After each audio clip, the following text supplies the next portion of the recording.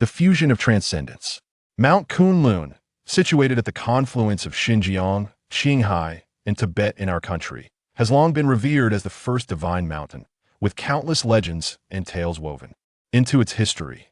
Deep within the Kunlun mountain range, the peaks stretch endlessly, where human presence is scarce. The air is filled with the melodious calls of birds and the distant howls of monkeys, creating an enchanting symphony of nature. Even rare species from the outside world occasionally emerge from the depths of the forest, frolicking together, revealing a serene paradise untouched by civilization. However, the tranquility of this idyllic haven was shattered by a piercing scream reminiscent of a drake's croak, causing a multitude of creatures to bolt in fright. "Look, quickly, what a gigantic monkey!" shouted a plump student clad in a blue uniform, startling not only the rare creature, but also his classmates who had accompanied him. "Damn it, you fatso! Why are you yelling? You scared the life out of me," retorted a young man dressed in leather, reminiscent of a gangster from a Hong Kong film. His words dripped with arrogance as he pushed the plump boy with a menacing gesture. The boy, intending to retort, shrank back in fear at the sight of the leather-clad youth's fierce gaze. "What a stupid fatso!" So easily startled, the leather-clad boy scoffed, clearly accustomed to bullying him. "Zhang Wei, we're all classmates, don't pick on him," interjected Lin Nan, the class monitor, who stood behind the plump boy. Although she often felt powerless against Zhang Wei's habitual arrogance, as the initiator of this outdoor activity, she could not allow her classmates to be bullied in her presence. Haha, Zhang Wei, noticing the beautiful class monitor speaking, relented, for he did not wish to tarnish his reputation among his peers, especially during the graduation season. "Stop talking. Look over there. What is that?" exclaimed Zhuang Xiaoyan, a typically introverted student from a less fortunate background. He had always been the impoverished one in the class, rumored to be an orphan. Given his reticence and average grades, he was often overshadowed by others, second only to the plump boy who had just spoken. As he pointed towards the distant sky, the group turned their heads in unison. Indeed, a fiery orb was hurtling toward them, drawing ever closer. "Run!" shouted the plump boy, his words barely escaping his lips before he bolted away. "Damn it!" Zhang Wei cursed before sprinting away as well. The other students, realizing the gravity of the situation, followed suit, all except for Lin Nan, who stood frozen in place. "Run!" Lin Nan felt as though she were ensnared by an unseen force, paralyzed in fear, her slender legs trembling uncontrollably as the fiery sphere approached. Despair enveloped her. She had long suffered from a condition that caused her legs to spasm in moments of danger, leaving her helpless. She never anticipated that this would become her death knell. Thoughts of her blossoming life, yet to begin, flashed through her mind, along with memories of her beloved parents, prompting her to close her eyes in desolation. In that critical moment, a pair of strong hands propelled her forward with great force, allowing her to narrowly evade the fiery projectile's wrath. It hurt. Zhuang Xiaoyan felt as though his soul was being seared by blazing flames, his limbs growing increasingly feeble. Yet, what tormented him even more was the clarity of his mind, as memories flickered before him like a poignant film, brief yet bitter, that he recalled his deceased grandfather, the arduous journey of collecting refuse to gain admission to university, and the 4 years he spent loving a girl, paralyzed by self-doubt, and unable to confess his feelings. Surely, death must be imminent. "Farewell, world, may you find happiness, Lin Nan." The sounds of Lin Nan's weeping, the voices of classmates, even the distant calls of birds reached his ears, yet everything seemed to fade away, diminishing into nothingness, as if a gentle breeze had passed through, leaving no trace behind. After a long while, a faint purple glow vanished beyond the horizon. Parallel world. Donghai City. What are we? Who bestowed upon us our names? Why are we called wolf fangs? Because we are resolute. Because we are fierce. Because we fear not death. Because we dare to embrace it. Having been in this world for a few days, Zhuang Xiaoyan's mind was a tumultuous whirlpool. Wolf Fang Special Forces, the Celestial Army, warehouses images of these kept resurfacing incessantly. At last, Zhuang Xiaoyan managed to consolidate the chaotic thoughts swirling in his mind. He had traversed realms. He had crossed over to the world depicted in the deeply etched memories of the film's Special Forces 1. Moreover, his consciousness had fused with that of the retired Special Forces soldier, little Zhuang, who had just perished in his dreams. In other words, the past Zhuang, You no longer existed. What remained was merely a version of little Zhuang, guided by the consciousness of Zhuang Xiaoyan. With this realization, Zhuang Xiaoyan could not help but smirk at himself. Well, it is what it is. At least I am still alive. That in my previous life, I was orphaned, taken in by my grandfather until the age of 14, when he too departed, leaving me to navigate the world alone. I had endured trials that most of my peers could scarcely fathom. I was weary. Besides, in my past life, apart from my unrequited affection for class monitor Lin Nan, I had no one else to miss, and Lin Nan seemed oblivious to my existence. Reflecting on my prior life, it could only be described as a pitiful existence and an equally muddled demise. Let the former Zhuang Xiaoyan be considered deceased. With this acceptance, little Zhuang rose and approached the computer desk, gazing at the page open for typing. The final bullet I had left only penned the prologue to my indelible military memories. This world diverged slightly from the special forces I once viewed. In this reality, little Zhuang had just graduated from the directing department of a film academy. At the age of 24, from his memories, it seemed he had yet to encounter the seasoned veterans. Yet he felt compelled to write this book for reasons unknown.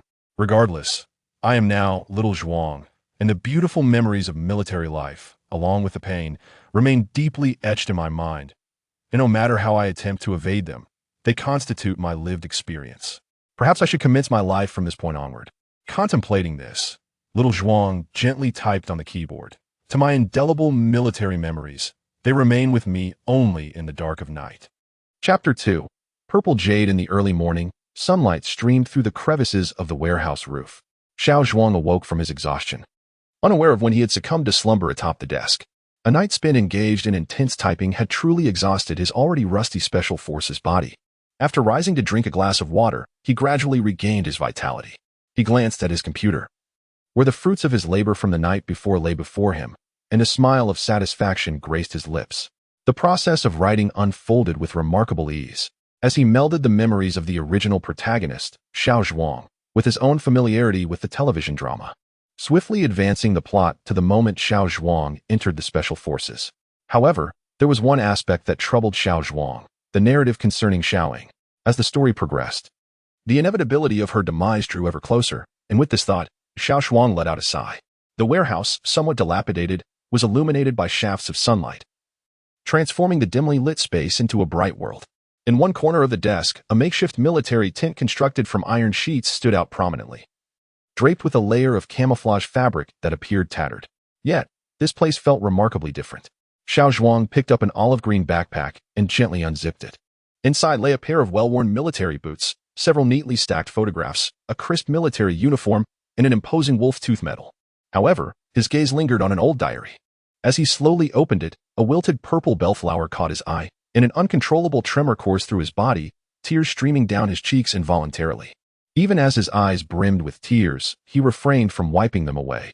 The pain etched deep within him resonated too profoundly. Suddenly, a flood of memories regarding Xiaoying surged through Xiao Zhuang's mind. In that moment, he felt an overwhelming ache. Dingling, the phone on the bed rang, snapping Xiao Zhuang back from his reverie. He wiped the corners of his eyes and glanced at the screen. It read Fatty. It was him, Xiao Zhuang. Affectionately known as Xiao Fatty, was Xiao Zhuang's classmate from the directing department and one of the few friends he had in this bustling city. With this thought, Xiao Zhuang answered the call. Hey, Zhuang, why haven't you been picking up my calls? Xiao Fatty's tone was somewhat anxious. Have I? I'm on the line now. Xiao Zhuang replied. I've called you several times since last night. Are you drunk again? Xiao Zhuang said. No, I haven't been drinking. Xiao Zhuang chuckled at this. He indeed had refrained from alcohol the previous night. Yet, this fatty knew him well. It was true that the original Xiao Zhuang had a penchant for drinking. Cut it out. I know you're worried. We just graduated. Everything will come in due time. Xiao Zhuang reassured him. Come on, just get to the point. About yesterday. Hey, you're not still hungover, are you? Oh, you mean that incident yesterday? As he spoke, Xiao Zhuang recalled the minor altercation he had with the director over a trivial matter, which had culminated in him storming off after throwing the script. Just as long as you know, I and Oppos, V've been pulling strings to get you into this production. All right, I know you're loyal, but when are you coming to work? Well, let us just hold off for now. I'll see how things go. If it doesn't work out, I might need to look for another job. I knew you'd be stubborn about this. Fine, let us leave it at that. Wait a moment, Fatty. Can I discuss something with you? Xiao Zhuang suddenly remembered his empty pockets. Sure, as long as it's not about borrowing money. Well, you know I haven't even received last month's paycheck. I'm a bit strapped for cash and can barely afford a meal. Beep. A busy tone followed, and the call ended abruptly. That fatso, always talking loyalty, but when it comes to borrowing money, he is unreliable, Xiao Zhuang muttered. Feeling a pang of frustration, with his pockets empty, he wondered if he would have to return to his old ways. Yet, at 24, that felt somewhat embarrassing. Ding. You have a new text message. Xiao Zhuang wondered who it could be. Hopefully, it wasn't a notification about his account being suspended for lack of funds. He opened the message and saw it was from Fatty. The text read, "Transferring 0, will arrive shortly. Don't say I'm not loyal. Remember to pay me back. Oh, and by the way, my birthday is on April 4th at Blue Moon Bar. There will be surprises." Fatty was truly a good friend. Reading his message warmed Xiao Zhuang's heart. As for the surprise, it likely involved gathering a bunch of art students for some artistic revelry, but he didn't mind. After all, engaging with art was always worthwhile. Xiao Zhuang set his phone down and approached the military tent. He lifted the olive green backpack and began to neatly arrange the military boots, diary, and other items he had previously picked up, ensuring these memories would be preserved. Ding! A sharp sound echoed, pulling Xiao Zhuang from his thoughts. What was that? He set down the backpack and leaned down to investigate. Before him lay a shard of purple jade. No, it seemed to be a fragment.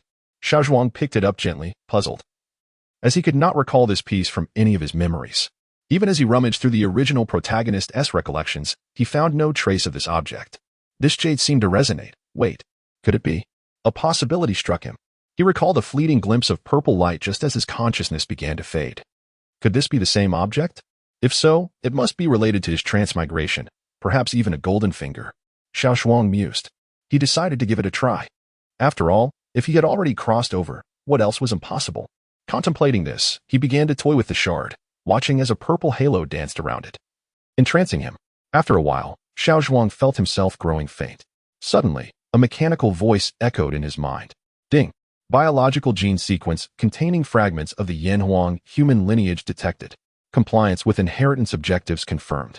Yanhuang civilization inheritance system commencing activation. Ding! Inheritance system is undergoing self-check. Please wait a moment. Hosting. Inheritance system activation in progress. The process may induce slight discomfort due to the assessment of host gene fragment viability. Please endure. With the mechanical voice trailing off, a wave of excruciating pain enveloped Xiao Zhuang, and he lost consciousness. On 11.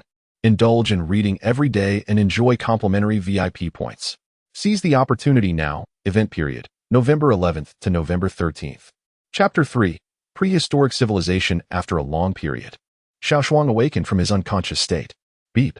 The host has been detected awake. Artificial intelligence number 1 is initializing. Beep. Greetings, host. Artificial intelligence no. 1 is at your service. The mechanical voice suddenly echoed within Xiao Zhuang's mind. The Yanhuang civilization inheritance system. What on earth is that? Xiao Zhuang pondered with confusion, wondering if it was a side effect of consciousness fusion. Beep. The Yanhuang civilization inheritance system is a product of the pinnacle of ancient human technology.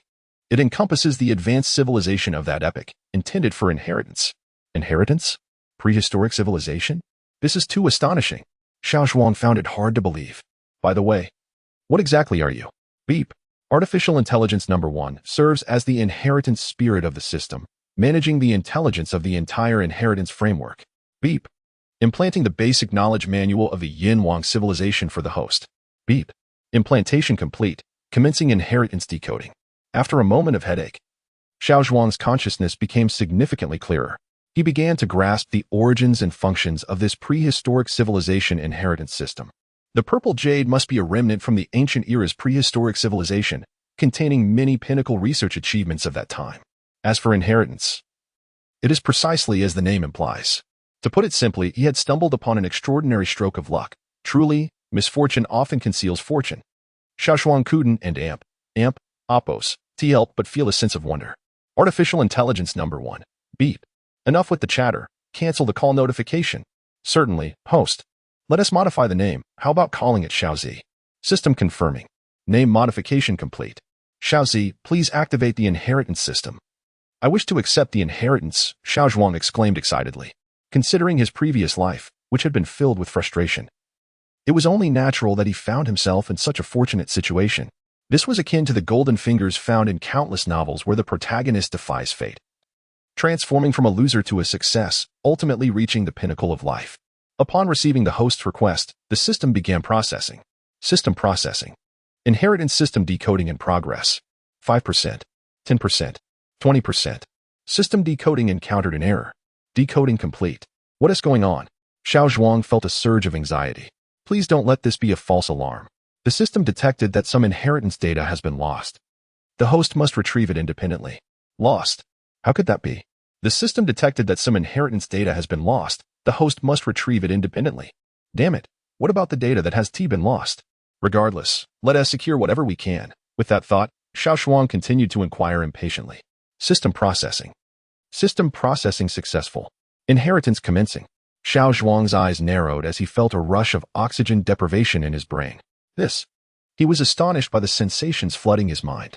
Gene refinement technique, a widely circulated method in the Yin-Wang civilization for unlocking the hidden genes of the human body.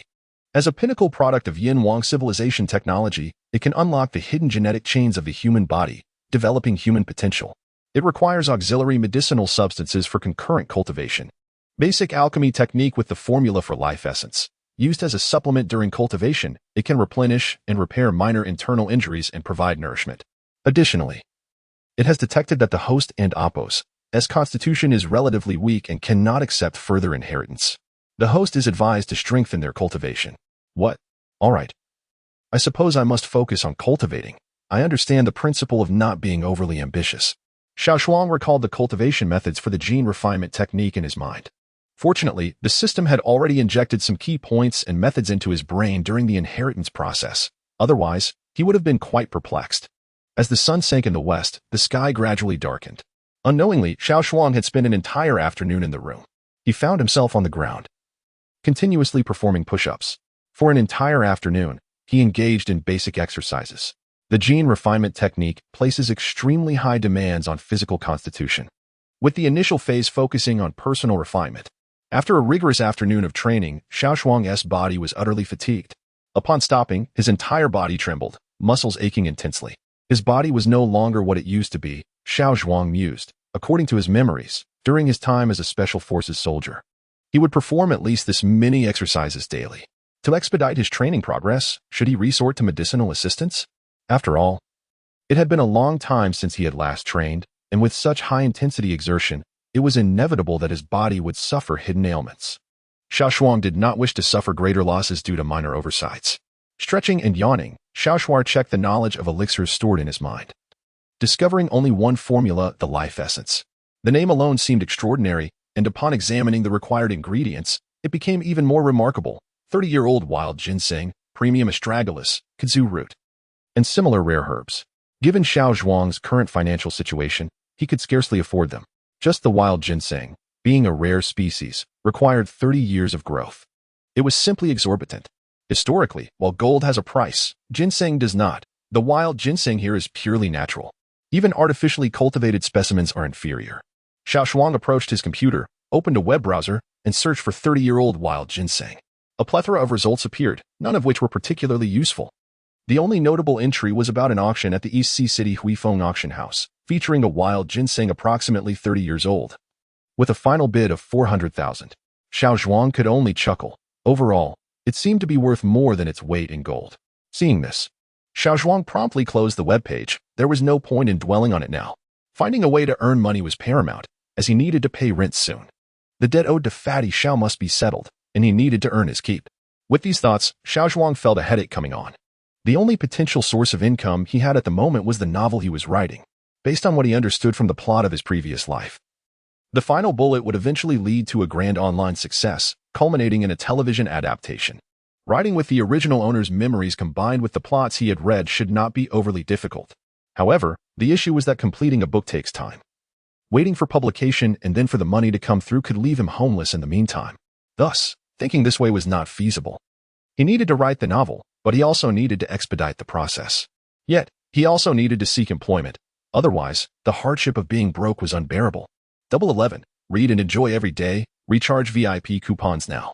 Act quickly. Event duration, November 11th to November 13th. Chapter 4. Mental illness once again.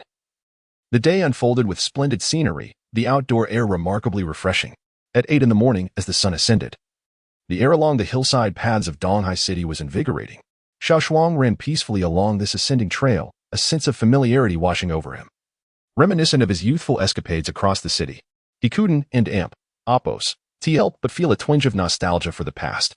Yet, gazing at the city nestled at the foot of the mountain, he felt no restlessness. He never anticipated that one day he would reflect on the past with such serene composure. His old friends would surely be astonished to witness this change. Good morning. On his way back, Xiao Zhuang greeted his neighbor with exuberance while wiping the sweat from his brow, passing by amidst his neighbor and amp, oppos, astonished gaze. What is up with him today? He seems a bit off, they murmured. In the past, he was always so glum. Today, he appeared as if he had won the lottery. As he arrived at the warehouse, Xiao Zhuang chuckled quietly at the gossip behind him, wondering if he had overdone it. After a brief rest and a refreshing shower, he donned a few formal garments and admired his reflection in the mirror. Not bad, he mused, quite handsome. No wonder I attracted girls back in the day. However, his long hair, cascading over his shoulders, made him somewhat uneasy. But as an artist, it could be considered a unique expression. He would simply need to get used to it. He couldn't help but wonder if this appearance would pose challenges in his job search. Approaching a corner of the warehouse, he noted its considerable size. As per his recollection, this space had been rented through a connection of Xiaopongzi, and since it was through an acquaintance, the rent was relatively affordable, certainly a bargain compared to the over 2,000 a month for other nearby properties. Lifting the camouflage cover, an old, battered off-road vehicle came into view. Purchased for 20,000, it had seen numerous hands and came with many issues. Thankfully, Xiao Zhuang possessed some mechanical knowledge and had managed to resolve minor problems himself. Where to go next? As he settled into the car, a moment of hesitation struck him. Oh well, I was up late writing my novel last night and didn't have time to check job postings. After some contemplation, he decided to head directly to the Human Resources Center in the city center. However, as he drove onto the main avenue, regret washed over him. He had forgotten to check the calendar, and now he found himself caught in the rush hour traffic. The congested flow felt excruciating. After quite a while, he finally parked and stepped into the recruitment center. Faced with the throngs of similarly desperate job seekers, he felt a sense of irony. Evidently, the employment challenge was universal. Wading through the lines, he discovered few opportunities aligned with his expertise. A theatrical director? It seemed no one was in search of such a position. Throughout the morning, he inquired at several job postings, only to receive polite rejections after they learned of his background. Some asked him to leave a phone number for future consideration. Though he sensed those prospects were dim, could it be that he, a distinguished former elite soldier of the Wolfang Special Forces and a graduate of a directing program, was facing continual setbacks in his job search? It felt somewhat embarrassing to admit. In truth, the difficulty in securing employment had its reasons.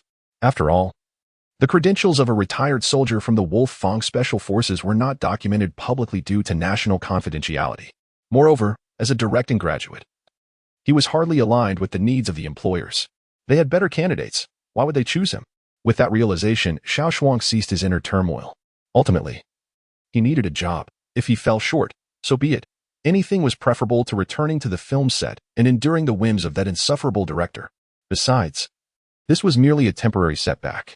Once his novel started generating income, he would quit immediately. Thus, he sought out positions that were easier to apply for.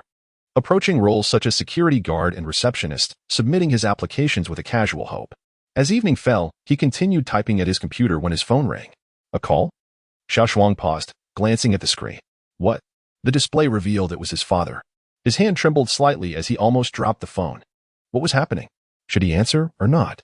A flurry of thoughts raced through his mind. Ultimately, he pressed the answer button. Hello, this is Xiao Zhuang. Why would I answer? The momentary hesitation stemmed from his past as an orphan. The mention of parents had instinctively caused him to withdraw. But now, with the memories of Xiao Zhuang merging with his being, he was indeed Xiao Zhuang. As he contemplated this, his resistance transformed into excitement. Recalling Xiao Zhuang's memories, he stammered. Dad. Uttering the word, he struggled to conceal his tremor. After all, he had parents now. Zhuang, how have you been? It's been months since you called home. Oh, I've been a bit busy. Busy with what? Your mother keeps nagging about you, saying she wants to come to Donghai to see you. No need for that.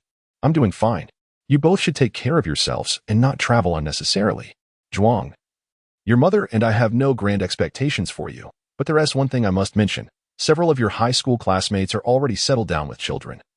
And here you are, still floundering. Aren't we allowed to worry? Dad, I understand. I'm just waiting for the right opportunity. A silence lingered on the other end. Zhuang, can I ask you something? Please be honest. Go ahead. Honestly, ever since you returned from the military, you seemed like a different person. Initially, your mother and I thought you were just going through a phase, but we soon realized you've been this way for quite some time. You often retreat to your room and cry. Today, you must share with us. As he listened to his father, Xiao Zhuang was drawn back to his memories. Upon returning from the military, he felt a profound sense of disconnection, as if he had lost his soul. Xiao Zhuang, are you listening? Yes. Hearing his father and Appo's voice crackle through the line, Xiao Zhuang snapped back to reality. Forget it, Zhuang. You're an adult now. Some matters you must navigate yourself. No amount of my words will change anything. All right, I understand. Wait a moment, Xiao Zhuang. There is one more thing you must promise me. Oh, do tell. You see, your mother and I have an old colleague whose daughter is a year or two older than you. I heard she is a renowned psychology PhD from a prestigious medical school abroad. She is currently in Donghai City. You should seek her out. What are you talking about? Dad, you needn't worry about my affairs. It all depends on fate. What nonsense, young man. Your mother and I do not expect her to take an interest in you. We merely wish for her to have a conversation with you. She is a doctorate in psychology, after all, a true professional. Ever since you returned from the military, you've not seemed quite yourself. Your mother and I are genuinely concerned that you may be suffering from depression or some psychological ailment. There is nothing wrong with me. I'm perfectly fine. You two should just take care of yourselves. Understanding their concerns, Xiao Zhuang felt rather speechless. To be honest, the old Xiao Zhuang might have considered it. But the current him is doing quite well. No, this matter is non-negotiable. We have already made our decision. Hearing his father's unequivocal tone on the other end of the line, Xiao Zhuang felt increasingly troubled. Why are you shouting? Honestly, I thought we agreed to speak calmly. You know how stubborn Xiao Zhuang can be. A female voice suddenly chimed in on the line. Xiao Zhuang immediately recognized it was his mother. And she was arguing with his father about this very issue. Then, his mother said, Xiao Zhuang, it's your mother speaking. Listen. Suli has just returned from studying abroad and is quite an expert in psychology. You're both young. Surely, you'll have plenty to discuss. Just think of it as a casual chat. I've already spoken to her about this. If you don't go, it will make things difficult for me. Well, in that case, I suppose I'll go and ease your minds. Seeing how concerned his parents were, Xiao Zhuang felt he had little choice. Oh, this will put your father and me at ease. Remember to go, all right? Goodbye. On the other end, his mother exclaimed, So, what's the verdict, Comrade Lao Zhuang? It seems I must take charge after all. Fine, you're impressive. Hearing his mother's triumphant laughter, Xiao Zhuang couldn't help but feel a bit exasperated. Truly, one must pity the hearts of parents everywhere. Chapter 5. Whether there is illness, I will know after I see. After a moment of reflection, one must still attend to their responsibilities. I find myself overwhelmed with numerous tasks. I need to write my novel, search for work, and attend to a psychological consultation. This situation is rather frustrating, yet it is necessary. Otherwise, my mother would have no peace of mind. Perhaps it is better for me to go alone to alleviate their worries. However, I may have to postpone contacting her for a while. As always, I immerse myself in writing. The last bullet point of my narrative has already been serialized online, though its reception has been rather average. Given the slow unfolding of the plot, the readers and Appo's responses have not been particularly enthusiastic. Nevertheless, I remain unconcerned, for the potential of this book is indisputable. Simultaneously, in Donghai City. At the Begiyuan community, Suli, having finished her workday, sits before her computer reviewing patient files, with her voluminous, dark curls cascading around her. She dons a pristine white robe and lounges comfortably in her chair, occasionally brushing back the strands of hair that fall across her forehead, exuding an air of allure. As she contemplates the approaching weekend, Suli prepares to conclude her tasks so she can indulge in a well-deserved break. Just then, her phone rings. Hello. Oh, what a busy bee you are. What made you think of calling me? Upon recognizing the caller as her close friend, Ganjing, Suli's mood shifts slightly, recalling the long absence of communication. Isn't it because our stunning Suli is on my mind? Or are you worried about being single for too long? Ganjing's voice, bright and teasing, fills the line, prompting a familiar banter. Suli retorts, Oh please, you're now attached. Why would you still think of me? When will you and your domineering CEO tie the knot? Let's not discuss that. I'm currently contemplating whether to marry him so soon. Is there trouble in paradise? Not exactly, just a bit of concern. I want to think it through. After all, marriage is a lifelong commitment. Indeed, it and Appo's It's wise to consider carefully before marrying. Don't be like me, who married only to divorce later. What a hassle. Suli concurs with her friend's sentiments. However, I must say, the way he adores you. He must be a reliable partner.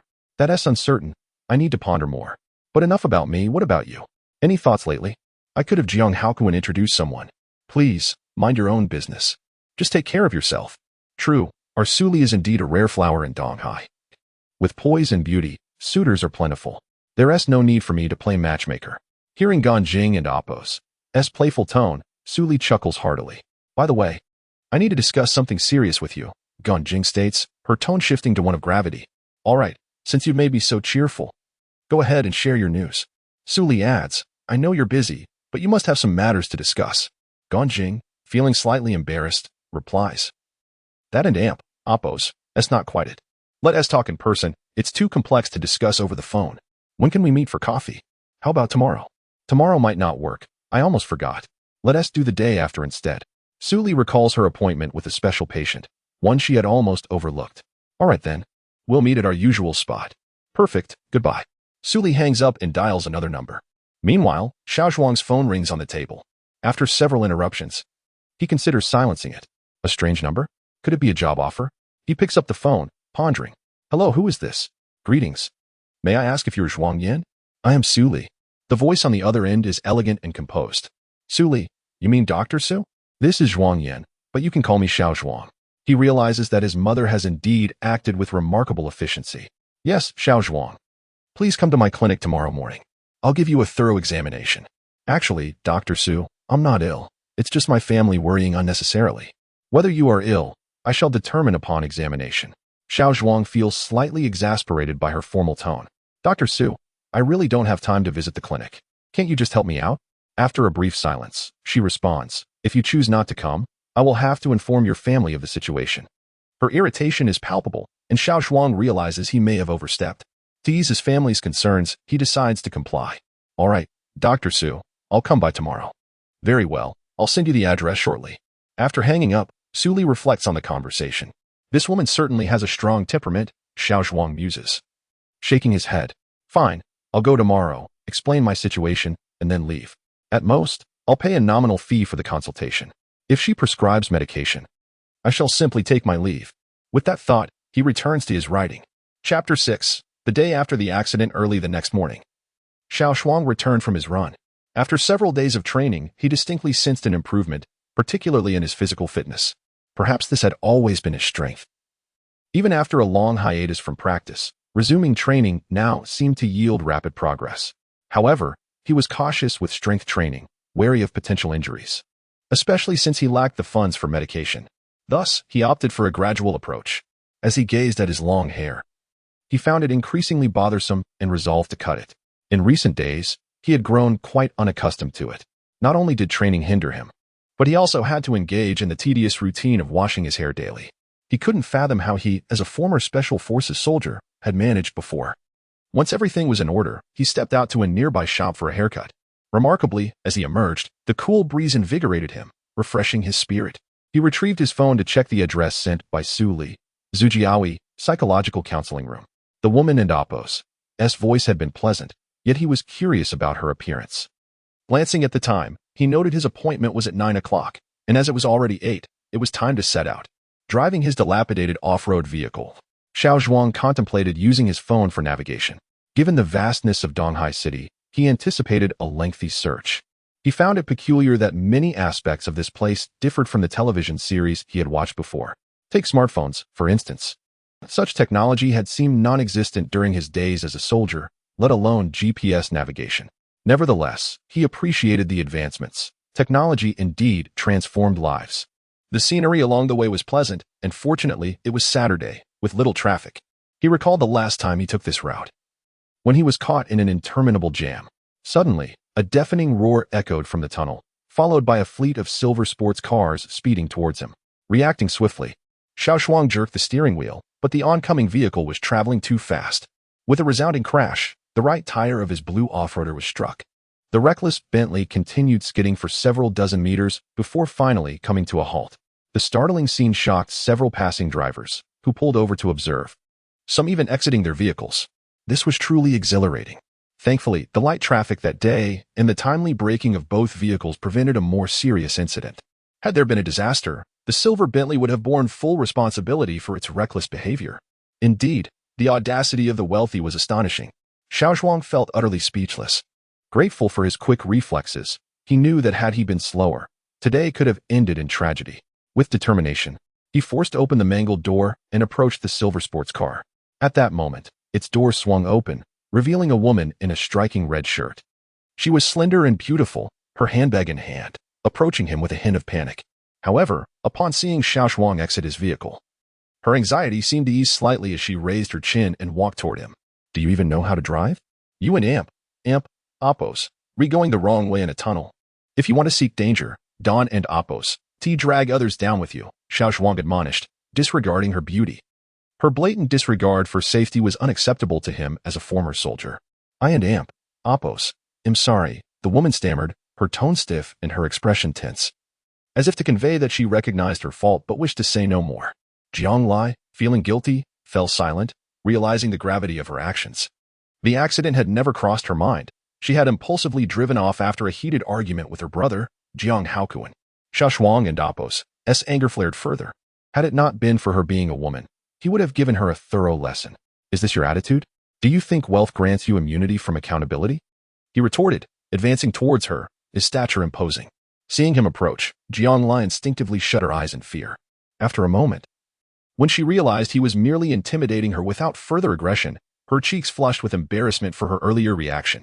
Go ahead, hit me. What kind of man bullies a helpless woman? She exclaimed defiantly. Xiao Zhuang felt a wave of helplessness. He couldn't possibly strike a woman. Forget it. I Don and Oppos, do you wish to converse further? I and Oppos, just call the police, he stated, pulling out his phone to dial. Wait, how about this? Don't call the police. I acknowledge my mistake and apologize. Will that suffice? Jiang Lai, not genuinely fearful of the police, was aware of her family's prominence in Donghai. However, given her current turmoil over her boyfriend Chun Hao and Oppos' death, she feared further complications with her brother if they were involved. Not waiting for Xiao Zhuang and Oppos' response, she continued. How about I compensate you? If necessary, I can buy your car. Xiao Zhuang was at a loss for words. You, a grown man, can't even speak? How much will you pay for it? He inquired. This isn't merely a matter of money. It's about your attitude. Do you realize how irrational you are?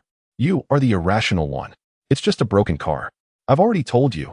How much do you want? Jiang Lai snapped, her agitation evident as she opened her bag to retrieve money. In that moment, Xiao Zhuang seized her wrist and pushed her down onto the Bentley and Oppos' hood. Today, he would not strike her, but he intended to impart a lesson. Jiang Lai's face drained of color. What are you doing? She exclaimed. He snatched her handbag and tossed it to the ground. I never hit women. I merely wish to convey a principle. Life is equal. Your reckless actions show a profound irresponsibility towards both your own life and the lives of others. As he spoke, he leaned closer, placing his hands firmly on the car's hood, effectively cornering the defiant woman. What do you think you're doing? She cried out. Upon hearing the shrill scream of the imperious woman, Xiao Zhuang suddenly realized that, due to his inattention, he had inadvertently collided with her, rendering their position somewhat ambiguous. Instinctively, he took a step back, releasing his grip on Jiang Lai, and calmly remarked, I shall forego the payment. Simply ensure the car is repaired. With that, he turned to leave, having arranged to meet someone else, and wishing to avoid further frivolity with this headstrong woman. Where shall I find you then? The address and phone number are in the car, he replied without glancing back. After all, it was merely a vehicle destined for the scrap heap. It would not be long before it was beyond use, and losing it could be deemed a sacrifice to the gods of misfortune. Hey, wait a minute. The voice trailing behind him went unheeded as he hailed a taxi. Driver, to Zujiawi, please. Seeing the taxi drive away, Jiang Lai approached Xiao Zhuang's car and kicked it with great force. You scoundrel, you pervert. Ouch, my foot. What a wretched vehicle. Zhuang Yan? What a ridiculous name. So pathetic, Jiang Lai muttered as she held the note left by Xiao Zhuang. Hello, is this the towing company? Chapter 7. First encounter with Su Li at Su Jiahui, in Su Li and Oppos' psychological counseling room. Su Li had already brewed 3 cups of coffee. She glanced at her watch with annoyance. It was 9:30. Having waited for another 10 minutes, considering that the client was a former colleague of her father's, she decided if they did not arrive, she would treat the matter as if the appointment had not been made. Su Li had contemplated calling to inquire, but traditionally, a physician does not intrude upon patients uninvited, nor does one hastily divulge their path. Moreover, their previous conversation had been far from congenial, indicating that Xiao Zhuang was not particularly keen on receiving her treatment. Why should she wade into murky waters? Footsteps echoed down the corridor. I apologize, Dr. Su. I'm late. There was an issue on the way. Xiao Zhuang entered the room and saw a woman seated at her desk, gazing intently at him. She wore a black long-sleeved top, her short hair slightly curled, and a pair of black-framed glasses adorned her face. Appearing to be in her late 20s, she regarded him with a serious expression. Xiao Zhuang felt a twinge of awkwardness, poised to offer an explanation when Su Li approached him. Having noticed his discomfort, she recognized that he was being truthful. As a psychologist, her observational skills were keen. Hello, I am Su Li. She extended her hand. Hello, I'm Zhuang Yan. You can call me Xiao Zhuang, he replied, shaking her hand briefly. Su Li then invited him to take a seat. Would you like some coffee? No, thank you. After a moment of silence, Su Li initiated the conversation. I hear you have served in the military? Yes. For how long? About 5 years. 5 years? How old are you now? Su Li's curiosity was evident, as Xiao Zhuang appeared quite youthful. I enlisted at 17 and attended a few years of university afterward. He replied nonchalantly. That's quite early. You should be 4 years younger than me. Su Li smiled, counting on her fingers. Perhaps her curiosity regarding his age stemmed from her professional instincts, as her initially cold demeanor had softened into a smile, surprising Xiao Zhuang. However, he found her smile quite charming. That seems to be the case, he conceded with a polite nod. Why did you leave the military early? Due to certain circumstances. Xiao Zhuang hesitated. Su Li sensed something amiss. It was likely related to him. Would you feel comfortable sharing? Unfortunately, I cannot discuss it. He shook his head. Why not? It could potentially be the root of your psychological barriers, Su Li inquired, perplexed. Thank you, Dr. Su, but I assure you, I am not unwell. I am aware of my own issues. Xiao Zhuang firmly declined to elaborate. All right. Su Li sensed his resistance and attempted a different approach. Do you have a girlfriend? No. Xiao Zhuang responded, somewhat bewildered by the question. Have you never had one? Or is it just the case currently? Su Li smiled playfully. Do I seem like the kind of person who cannot find a girlfriend? Xiao Zhuang replied, exasperated. Your response clarifies that. Su Li feigned understanding. What do you mean? Xiao Zhuang asked, confused. It likely relates to your previous girlfriend. I refer to the changes you've undergone since leaving the military, Su Li elucidated. Silence ensued, as Xiao Zhuang remained unresponsive. Su Li, observing his quietude, continued to speculate. This must also pertain to your departure stemming from your relationship. Xiao Zhuang still did not respond. Did you leave because of a breakup? She is not that kind of person, Xiao Zhuang suddenly spoke. What kind of person is she? Su Li quipped, her gaze playfully scrutinizing him. Let us not discuss it. I want to say anything. I am aware of your psychological tactics, Xiao Zhuang stated earnestly. While he had indeed encountered such strategies before, he refrained from disclosing that knowledge. All right. Realizing her usual methods had faltered, Su Li pressed her lips together in contemplation. This only heightened her intrigue towards Xiao Zhuang. How bothersome. I need to devise a strategy, Xiao Zhuang thought, feeling increasingly impatient with her inquiries. Suddenly, he noticed the hem of Su Li's black skirt. Ah, a discovery. Su Li stood to refill her coffee. Your stockings are torn, Xiao Zhuang remarked casually. What? Su Li paused, seemingly unaware of his implication. I said, your stockings have a hole. He gestured for her to look down. Understanding dawned on her, and her cheeks flushed crimson. She glanced down, gently tugging at the small tear that had formed in her stockings. She shot a glare at Xiao Zhuang. Xiao Zhuang merely smiled, unconcerned. However, Su Li quickly regained her composure, elegantly crossing her legs and casting a dark look at the impudent man before her. Su Li felt anger rise within her. She had never encountered such rudeness. Surrounded by courteous gentlemen throughout her life, she took a deep breath, striving for calm. I heard you recently got divorced, Xiao Zhuang suddenly jabbed. Recalling her inquiries on the way here, aimed at avoiding deception, she knew this was a fact. What do you mean? Su Li's expression darkened as she fixed her gaze on him. Nothing much, just curious, Xiao Zhuang replied with a cheeky grin. I'm divorced. What is so intriguing about that? Su Li asked, suppressing her irritation. You enjoy probing into others' secrets, don't you? He challenged. Is that a problem? It's a psychologist's occupational hazard, Su Li admitted, puzzled by his inquiry. Have you ever considered the reasons behind your divorce? Xiao Zhuang asked, maintaining a serious demeanor despite her growing displeasure. Leave. Su Li could no longer contain her frustration. She stood up and pointed emphatically towards the door, her meaning unmistakable. Xiao Zhuang, initially merely annoyed by the inquiries, sought a minor act of retribution, yet he did not anticipate Su Li and Appos' vehement reaction. "All right, I shall take my leave then," he said, attempting to smile. However, to his surprise, Su Li remained steadfast, her gaze fixed upon him. "Well, I will take my leave now," Xiao Zhuang declared innocently, gesturing towards himself. "You seem to be quite unwell." Su Li's voice dripped with ominous undertones.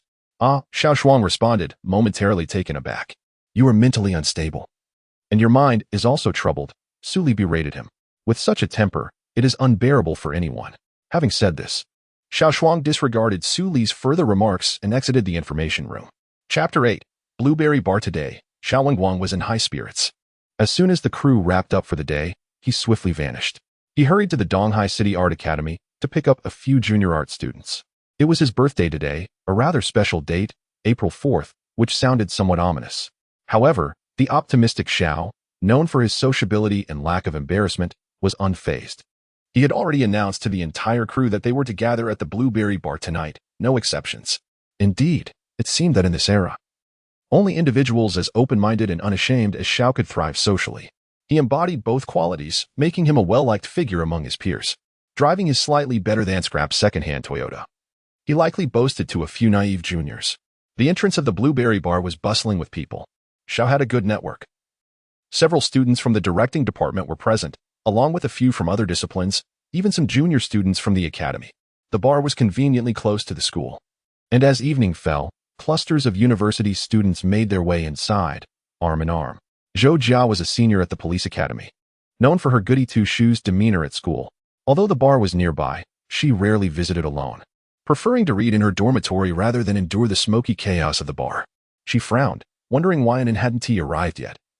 Glancing at her phone for the time, her adorable expression drew a few whistles from Xiao and Appos' friends nearby.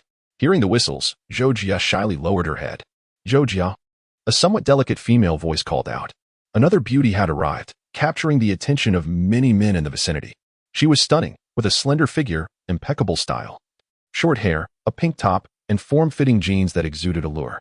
Yet, her large, sparkling eyes conveyed an inexplicable innocence that made the hearts of the onlookers race. And Jialu, nicknamed Anin, was the campus beauty of the police academy. "Let us go, Zhou Jia," she said, seemingly oblivious to the gazes around her. Accustomed to such attention as the school spell, she took Zhou Jia by the hand and led her inside. "Wow, which school is that beauty from?" Sui Fei from the directing department asked, clearly impressed. While the art academy boasted many beauties, none compared to the one they had just seen. "Who knows? She's definitely not from our school," another chimed in. "If we had such a natural beauty, I would have known." The men continued their discussion, while a few female students from the art academy felt a pang of jealousy. "Pfft, it's just some makeup. Those eyes might even be enhanced," Hanyu, another beauty, remarked, feeling slightly defensive. "I know. She's and Jialu, the campus flower from the police academy," Hu Jing suddenly interjected. "No wonder. I thought I hadn't seen her before," a directing student replied. "You all," Hanyu said, feeling slighted by being ignored. "Why is everyone just standing around? Come inside and sit." Xiao's slightly lewd voice interrupted. "Come on, you fatso, making us wait so long," they teased. "It's your birthday. Big deal. Where is Xiao Zhuang?" Xiao looked around. "Who knows? He's a bit of a ghost," Sui Fei scoffed, clearly mocking. Since the death of a fellow student, Xiao Zhuang had been living like a shell of his former self, often found drunk and scarcely noticeable at school. Over time, people had simply forgotten about him during social gatherings. Today, with Xiao bringing him up, the mood shifted slightly, as he was the guest of honor and could invite whomever he pleased. "You all go ahead. I'll give him a call," Xiao said, seemingly unfazed by the situation. "Zhou Jia, where are you?" "I and Appos, am on my way. You all enjoy yourselves," Xiao Zhuang replied, feeling rather dejected that no one had reached out to him for days. Regret washed over him as he realized he might have been too presumptuous about his old car, which now felt like a burden. "Don't you have a car?" Xiao asked, intrigued. "I lost it," Xiao Zhuang replied, a hint of frustration in his tone. "Where are you?" "At the south gate, by the discount store." "Not far. I'll be there shortly." "What's up with you? It's been days and you've lost your car?" Xiao was genuinely curious. "Let us just say it was a sacrifice to the gods," Xiao Zhuang said coolly. "Well, with that old heap, it was about time," Xiao chuckled, recalling Xiao Zhuang's dilapidated vehicle. "Can you lend me some money to buy a new one?" Xiao Zhuang asked, a sly smile creeping across his face.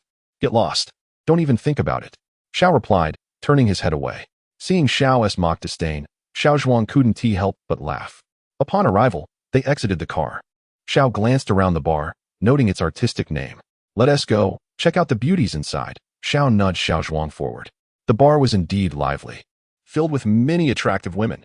This way, follow me, Xiao led Xiao Zhuang through the throng, reaching a table near the stage where everyone was already seated. Who was that guy? Han Yu whispered to Hu Jing, glancing at the newcomer. Not sure. He must be a friend of Xiao and Amp. Oppo's, S. They seem close, Hu Jing shrugged. Equally unaware. Chapter 9. The melancholy girl. After several rounds of drinks and a hearty meal, the atmosphere among the group had grown quite familiar. Xiao Zhuang could now call out some names, 5 men and 2 women. The person sitting next to him was Su Yifei, a fellow student from the directing department. The other 2 men seemed to be from the same field, though he had no recollection of them. As for the 2 girls, one was named Han Yu and the other Hu Jing, both from the arts department, and they were indeed quite attractive, if not the campus beauty. At least among the class favorites. Especially Hu Jing, whose figure was stunning, complemented by a doll-like face, which made the directors across the table shower her with attention. Xiao Zhuang felt somewhat overshadowed. The chubby guy, on the other hand, was engaged in a playful banter with Han Yu, exchanging brother-sister terms. It appeared that the evening would unfold into something artistic. Observing the lively scene around him, Su Yifei, slightly tipsy, stood up to head to the stage, claiming he wanted to request a song, and the others followed suit, rising to join the dance floor. Amidst the vibrant atmosphere, Xiao Zhuang suddenly felt out of place and couldn't help but chuckle at himself. He lit a cigarette and stepped out onto the balcony. Feeling somewhat alienated in this bustling metropolis, the blueberry green hues illuminated the night, and from the balcony, one could behold the splendid view, making it a favored spot among young romantics. The gentle evening breeze was refreshing, and gazing at the shimmering nightscape was indeed a pleasure. What a beautiful view! Xiao Zhuang mused, holding his cigarette in his left hand while his right rested in his pocket. Perhaps it was the intoxicating ambience that led him to crave a drink. After all, the chubby guy was footing the bill. He decided to treat himself to a little celebration for arriving in this new world. He approached the front desk, requesting a bottle of white tequila to be sent to the balcony, and then made his way to a chair near the riverbank. As he sat there, a light breeze caressed him while he continued to smoke, appreciating the splendid scenery. Gradually, the surrounding tables began to fill with people, men and women, creating a lively scene. Yet, the merriment merely added a touch of restlessness to the night. Before his drink arrived, 2 girls approached him. Hello, may we sit here? Their voices were sweet and melodious as they inquired about the empty seats across from Xiao Zhuang. He looked at the girl speaking. She had a refined short haircut and wore an oversized pink t-shirt tied at the waist, revealing a delicate figure, paired with simple long jeans that exuded charm and innocence. Noticing Xiao Zhuang and Oppo's gaze lingering on her, the other girl frowned slightly and said, Anin, why did you bring me here? Zhou, I broke up with Xiebin. Responded the girl named Anin, her tone tinged with sadness. Oh, what happened? Zhou replied, her eyes wide with surprise. Forget it. I don't want to talk about it. Just keep me company with a drink. But tomorrow we have assessments, Zhou protested, clearly taken aback. Sir, your drink. The staff announced, pouring a glass for Xiao Zhuang before leaving. Xiao Zhuang picked up the glass, savoring the flavor. A bit of drinking won't hurt. Besides, what else is there to do? He insisted, pouring a glass for Zhou as well. All right then, Zhou relented, accepting the glass. As they drank, the 2 girls engaged in conversation. What have you been doing cooped up in the dorm lately? Anan asked. Nothing much, just reading novels to pass the time. Zhou replied. Reading novels? I never imagined our top student at the police academy would indulge in that, Anan remarked, a hint of surprise in her tone. Why can't I? Zhou retorted. No reason, just didn't know you had that interest before. That's because I hadn't discovered such captivating novels until now, Zhou said, glancing at her phone. Ah, there and Oppo's, SA new update. Curiosity piqued, and asked, what novel are you reading? A military romance, Zhou responded. Military? About the army? Anan inquired. Yes.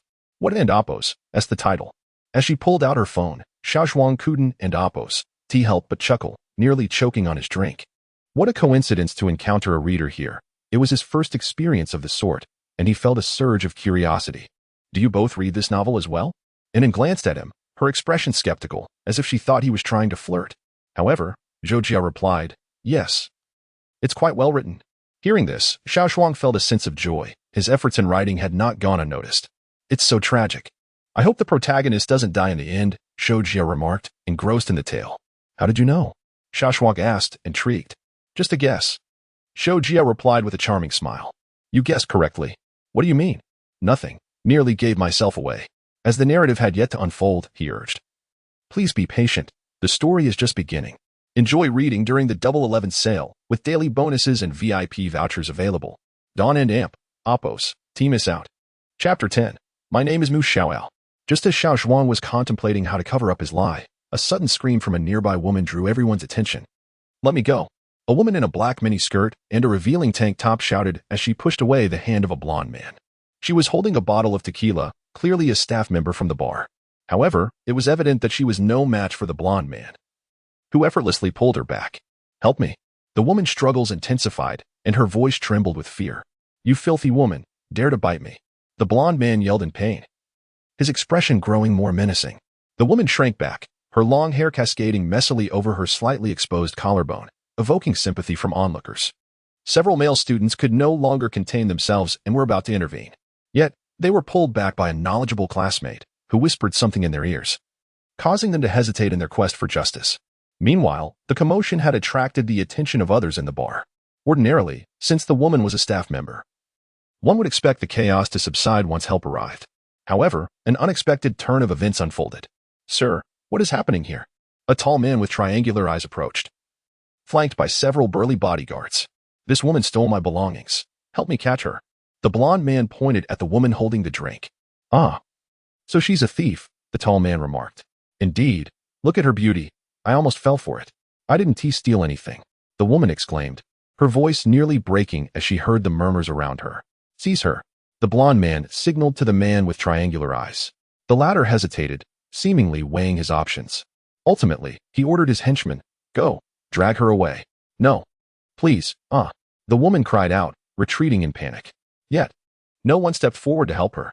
One of the henchmen had already approached the woman, his massive arm reaching out towards her. Just then, Xiao Zhuang, who had been observing, sprang into action. With a swift stride, he positioned himself in front of the woman, and before the henchman could react, he delivered a powerful punch. The entire exchange occurred in the blink of an eye, and the henchman was sent flying several meters away, leaving the crowd in shock. The other henchmen stood bewildered, as did the onlookers. Incredible! Is this a scene from a drama? Look, it's that guy from earlier. He's amazing. And Jia Lu couldn't believe that the peculiar man who had just flirted with her was so formidable. Nearby, a few foreigners cheered, exclaiming, Bruce, Chinese Kung Fu.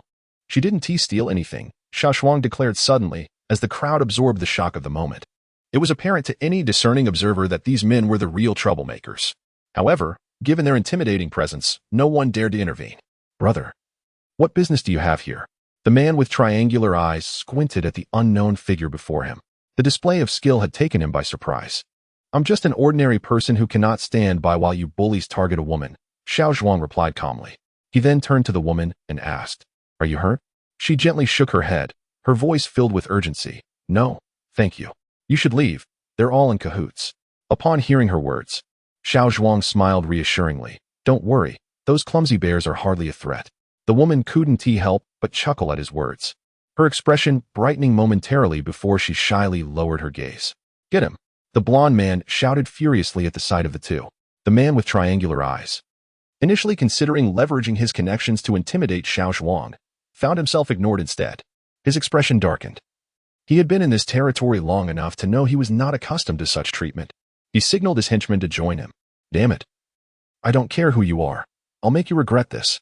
Triangular Eyes shouted as he charged at Xiao Zhuang.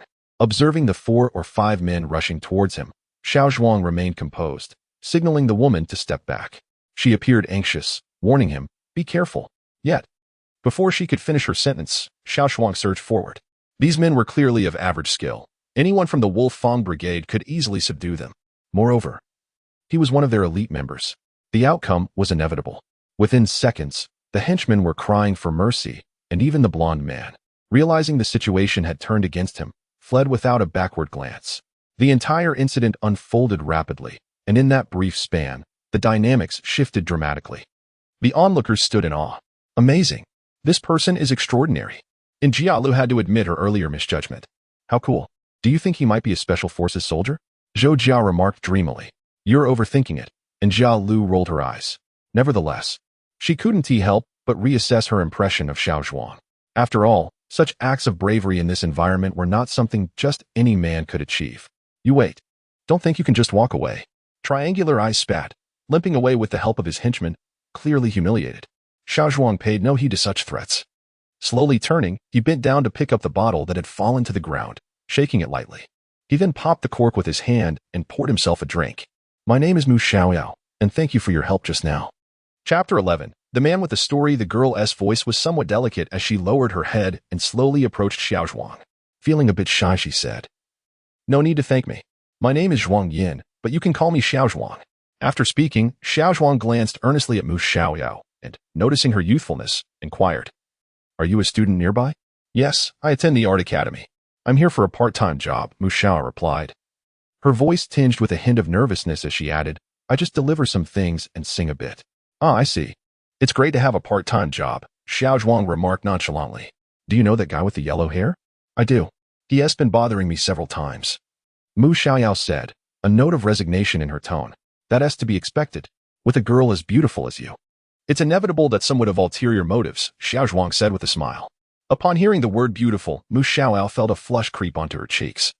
Lowering her head in embarrassment, Would you like to drink? Mu Xiaoyao nodded gently. The night was enchanting, and the wine was intoxicating. The two sat on the balcony, sipping wine and chatting.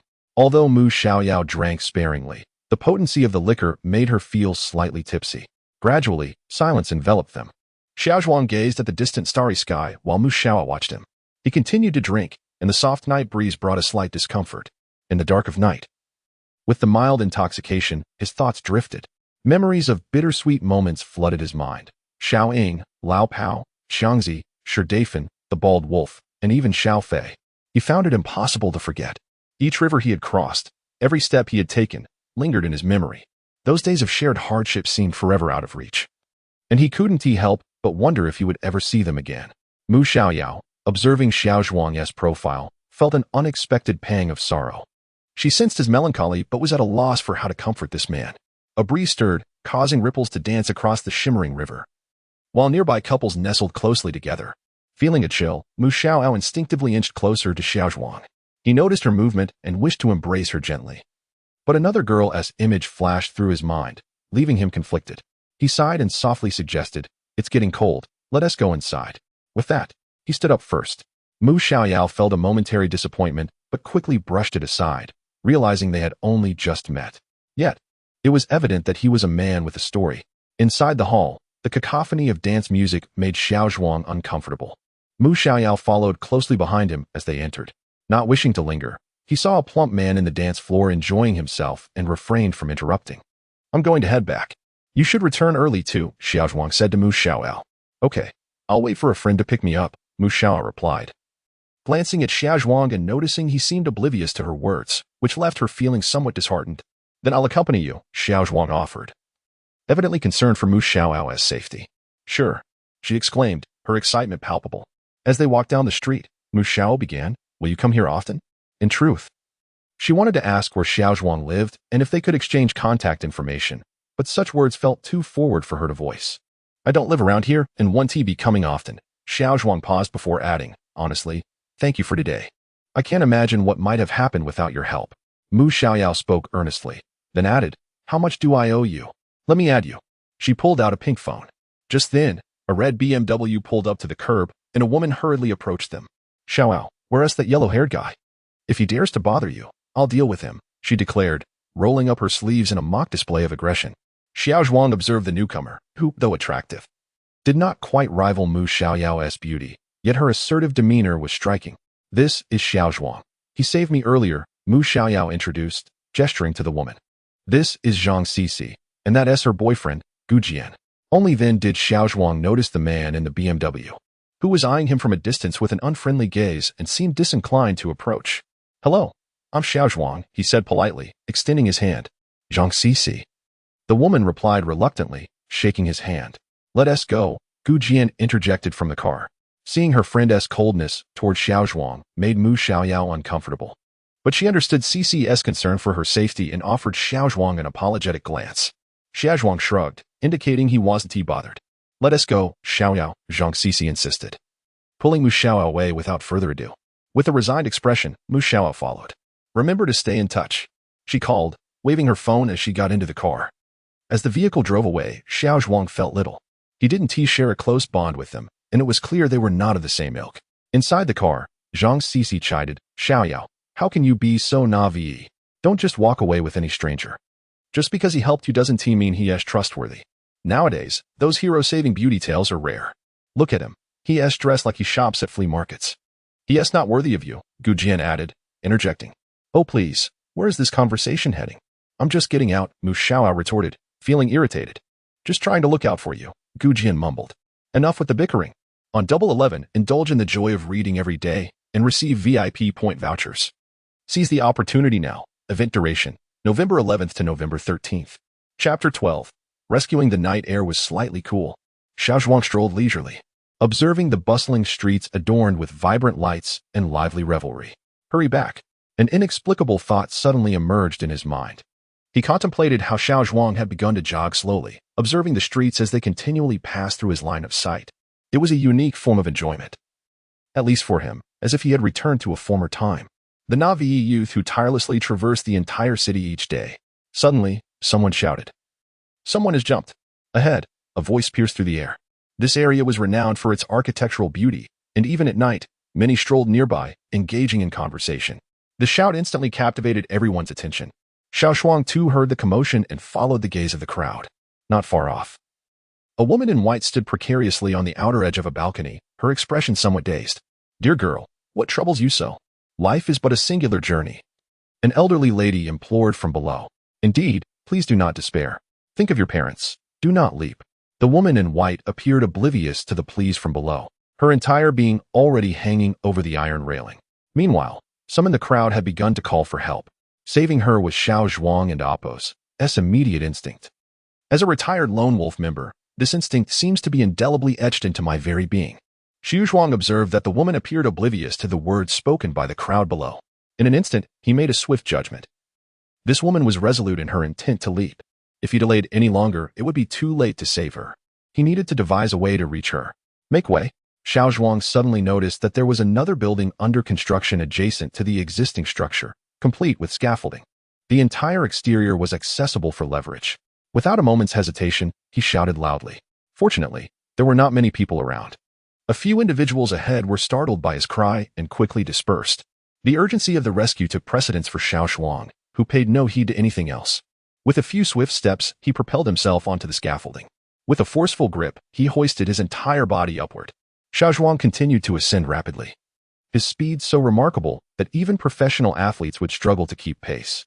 Those below were left in stunned silence. Moments later, Xiao Zhuang was nearing the floor where the woman was located. The tension among the onlookers was palpable, their hearts racing. Suddenly, a woman in the crowd screamed. Ah! She is jumping. Everyone feared the worst.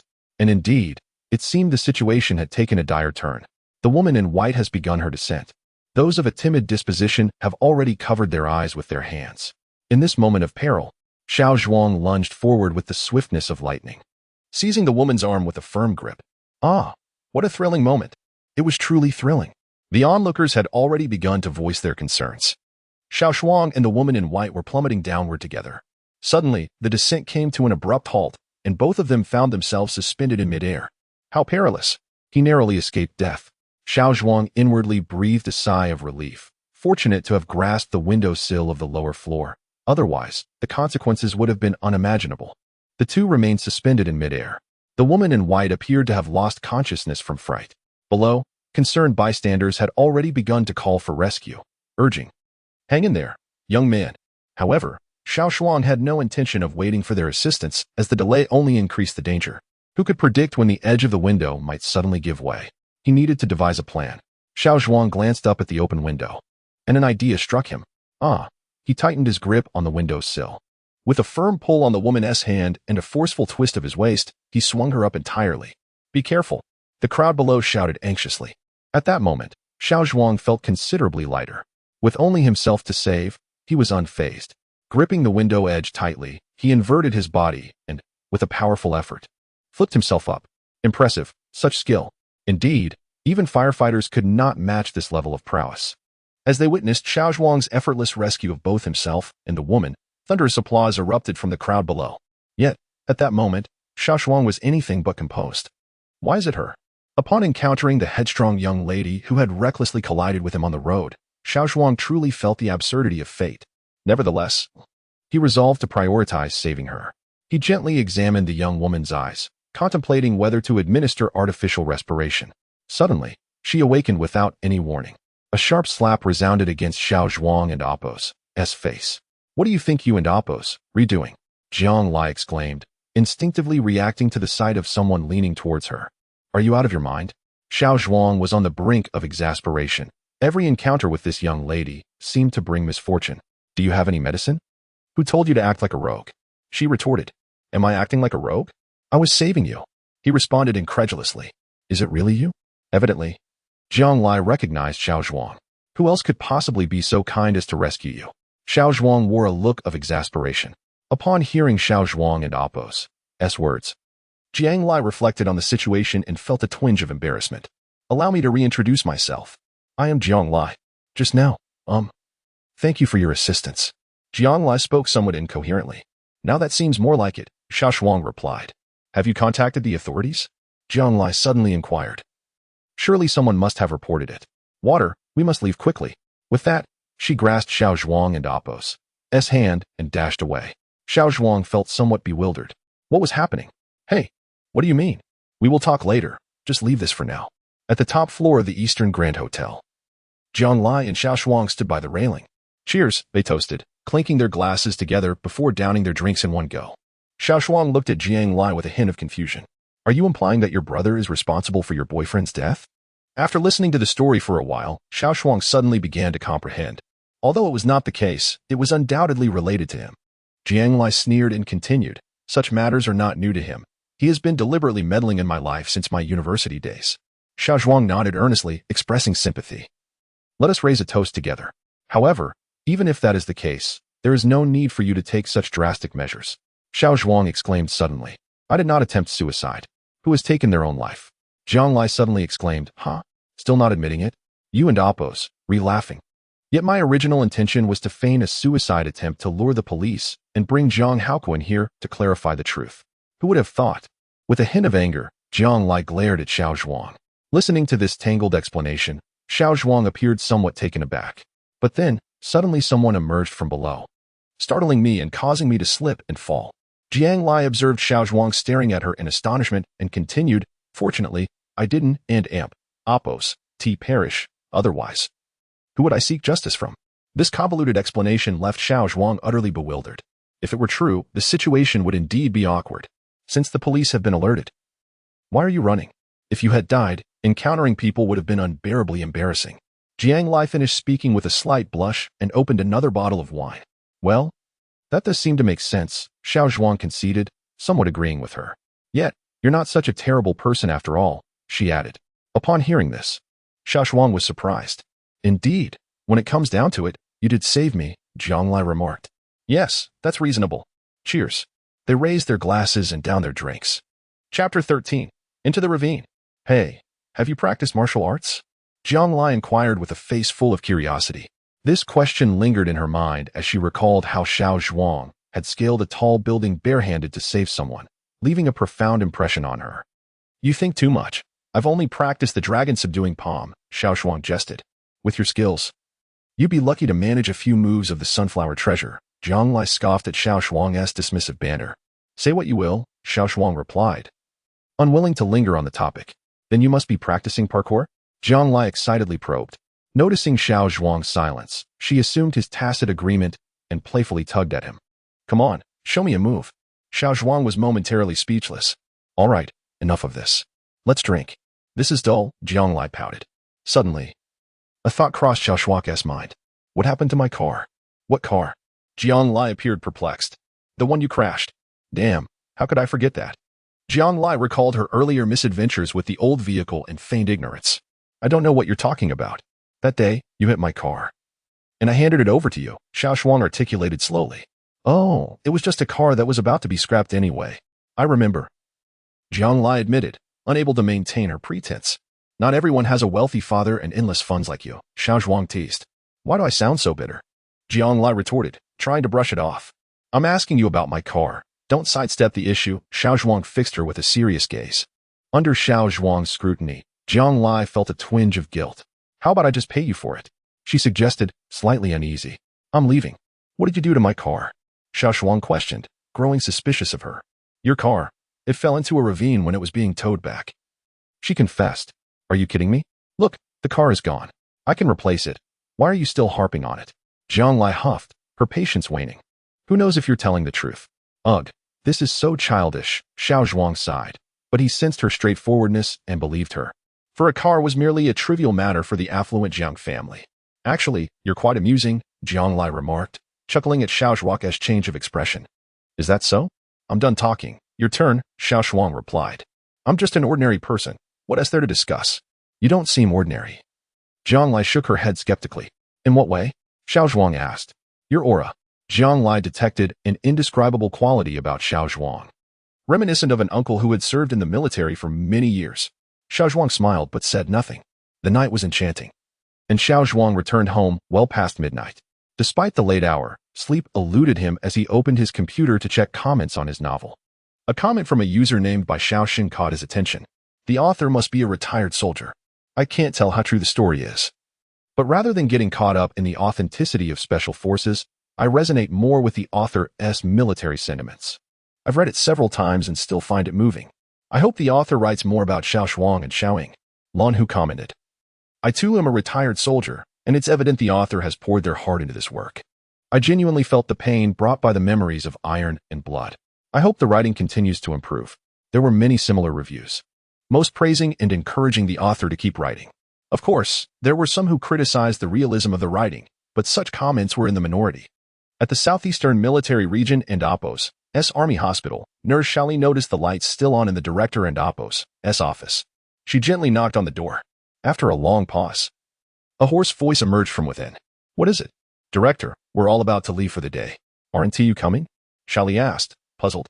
Typically, the director would have left by now, but since entering the office that afternoon, he had not emerged. Dinner had not been served, and the door was locked. Colleagues inquired, only to be told he was busy. Just go ahead. I'll leave once I finish this, came the voice from inside. Shali shook her head in resignation. All right. I'm off then. Inside the office, a woman delicately dabbed at her reddened eyes with a tissue, her expression sorrowful as she continued to read the novel on her screen. The girl gently placed a withered leaf on the boy's face and, in a moment of tenderness, kissed his forehead on tiptoe, whispering, from now on, write a poem dedicated to Xiao Fei, a girl who doesn't know why she came to this world. Upon reading this, the woman could no longer hold back her tears. At the same moment, in the archives of the East Sea City Police Department's Drug Enforcement Bureau, a man in a wheelchair gazed at his computer screen, his expression wrought with anguish. The quiet room was occasionally interrupted by the sound of his muffled sobs, as he pressed his hands against his nose, trying to stifle his cries. Suddenly, the archives door swung open. Kid, why are you hiding here crying? A middle-aged man in police uniform strode in. Miao Yan.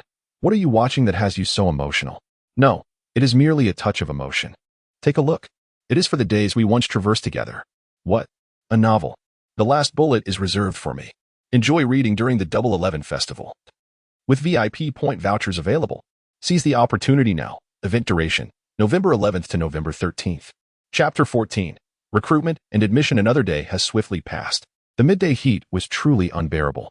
Xiao Zhuang had been at the computer for an entire morning, neglecting lunch, and upon patting his stomach, he realized he was indeed quite hungry. Thus, he stood up to order takeout. His novel had performed decently, though its brevity yielded little financial reward. The website editor had contacted him, suggesting a publishing route, which came as no surprise to Xiao Zhuang. He agreed to leave everything in the hands of the website for management. The editor, satisfied with his response, cheerfully ended the call. Shortly after, he received another call that genuinely astonished him. It was an acceptance call. The conversation unfolded as follows. Hello, may I speak with Mr. Zhuang Yin? Yes, this is he. Greetings. We are from the security department of Jiang Group. You have been accepted for a position with our company. Please report to the security department by 2 o'clock this afternoon. With that, the caller hung up. Xiao Zhuang could hardly believe it. He had casually filled out a recruitment form, yet here he was, accepted. What was going on? Should he go or not? The thought of working as a security guard was something he had not mentally prepared for. Conversely, if he chose not to go, his rent would soon be due, and he had little money left to sustain himself, as he had already depleted the 2,000 yuan borrowed from his friend, Xiao Pengzi. Xiao Zhuang lamented that he might be the most unfortunate time traveler, feeling genuinely embarrassed about his predicament. What to choose? He was torn. Ultimately, he decided to go and see. In the afternoon, at the office of the security department of Jiang Group, Xiao Zhuang had already been waiting for an hour. He observed the so-called security manager chatting and sipping tea with a group of unidentified individuals. Upon entering, the receptionist had clearly stated that the manager was expecting him. Yet all the manager did was nod before continuing his conversation with the group, which was not even work-related. They had not uttered a word about assigning him any tasks. This treatment was not to Xiao Zhuang and Appo's liking. He recognized that they were deliberately leaving him out. Rising, he decided to leave. If they did not want him, he would not stoop to beg for a job. This was simply not his style. The manager, Huang Hai, chuckled inwardly as he saw Xiao Zhuang depart. In truth, he bore no personal grudge against the young man. It was merely that his own nephew sought employment there. Despite the seemingly limited prospects of a security position, it was. After all, with Jiang Group, one of the top 10 enterprises in Donghai City, offering a respectable salary. However, most of the others had some connections, and Huang Hai, as a minor manager, had to tread carefully. The only one without any backing was this young man, so he deemed it necessary to let him go. Subsequently, Huang Hai called his nephew, instructing him to come to work the next day. Meanwhile, Jiang Lai was in high spirits. Since the near-fatal incident following her brother Jiang Haokuan's explanation of Chen Hai's death, she had learned that her brother was not involved at all. More importantly, she discovered that Chen Hai had been a fraud. Reflecting on the past, Jiang Lai felt she had been foolish and naive. However, as her brother had said, one must experience certain events to grow. After parking her car and preparing to enter the group, she suddenly spotted a familiar figure exiting through the main gate. Is that him? Jiang Lai wondered, puzzled. What was he doing here? Before she could inquire, the man hailed a taxi and left. What could he possibly want? Surely he could not be seeking her car? Jiang Lai dismissed the thought as improbable. Suddenly, a recruitment notice in front of the group caught her attention, sparking a mischievous smile. Entering the group, Jiang Lai intended to confirm her suspicions. The receptionist immediately stood up to greet her. Miss Jiang. Yes, may I ask you something? Jiang Lai replied, her smile replaced with seriousness. The receptionist, sensing the shift in tone, felt a twinge of anxiety. After all, everyone knew how difficult this young lady could be.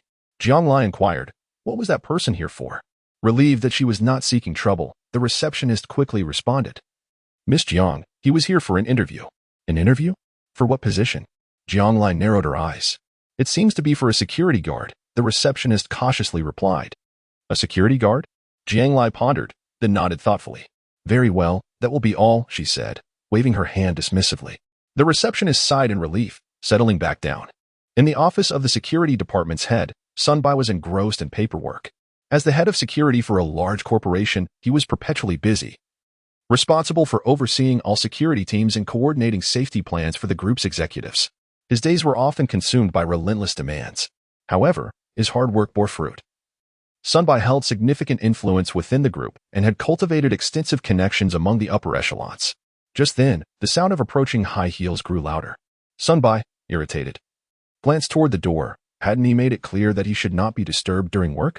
As he pondered this, a woman entered, striding confidently with her handbag. Upon recognizing her, Sun Bai's irritation transformed into surprise as he quickly rose to greet her. Miss Jiang, what brings you here? He exclaimed, relieved that he had been diligently working rather than indulging in frivolities. Yet, he was also puzzled as to why this esteemed individual had come to his modest office.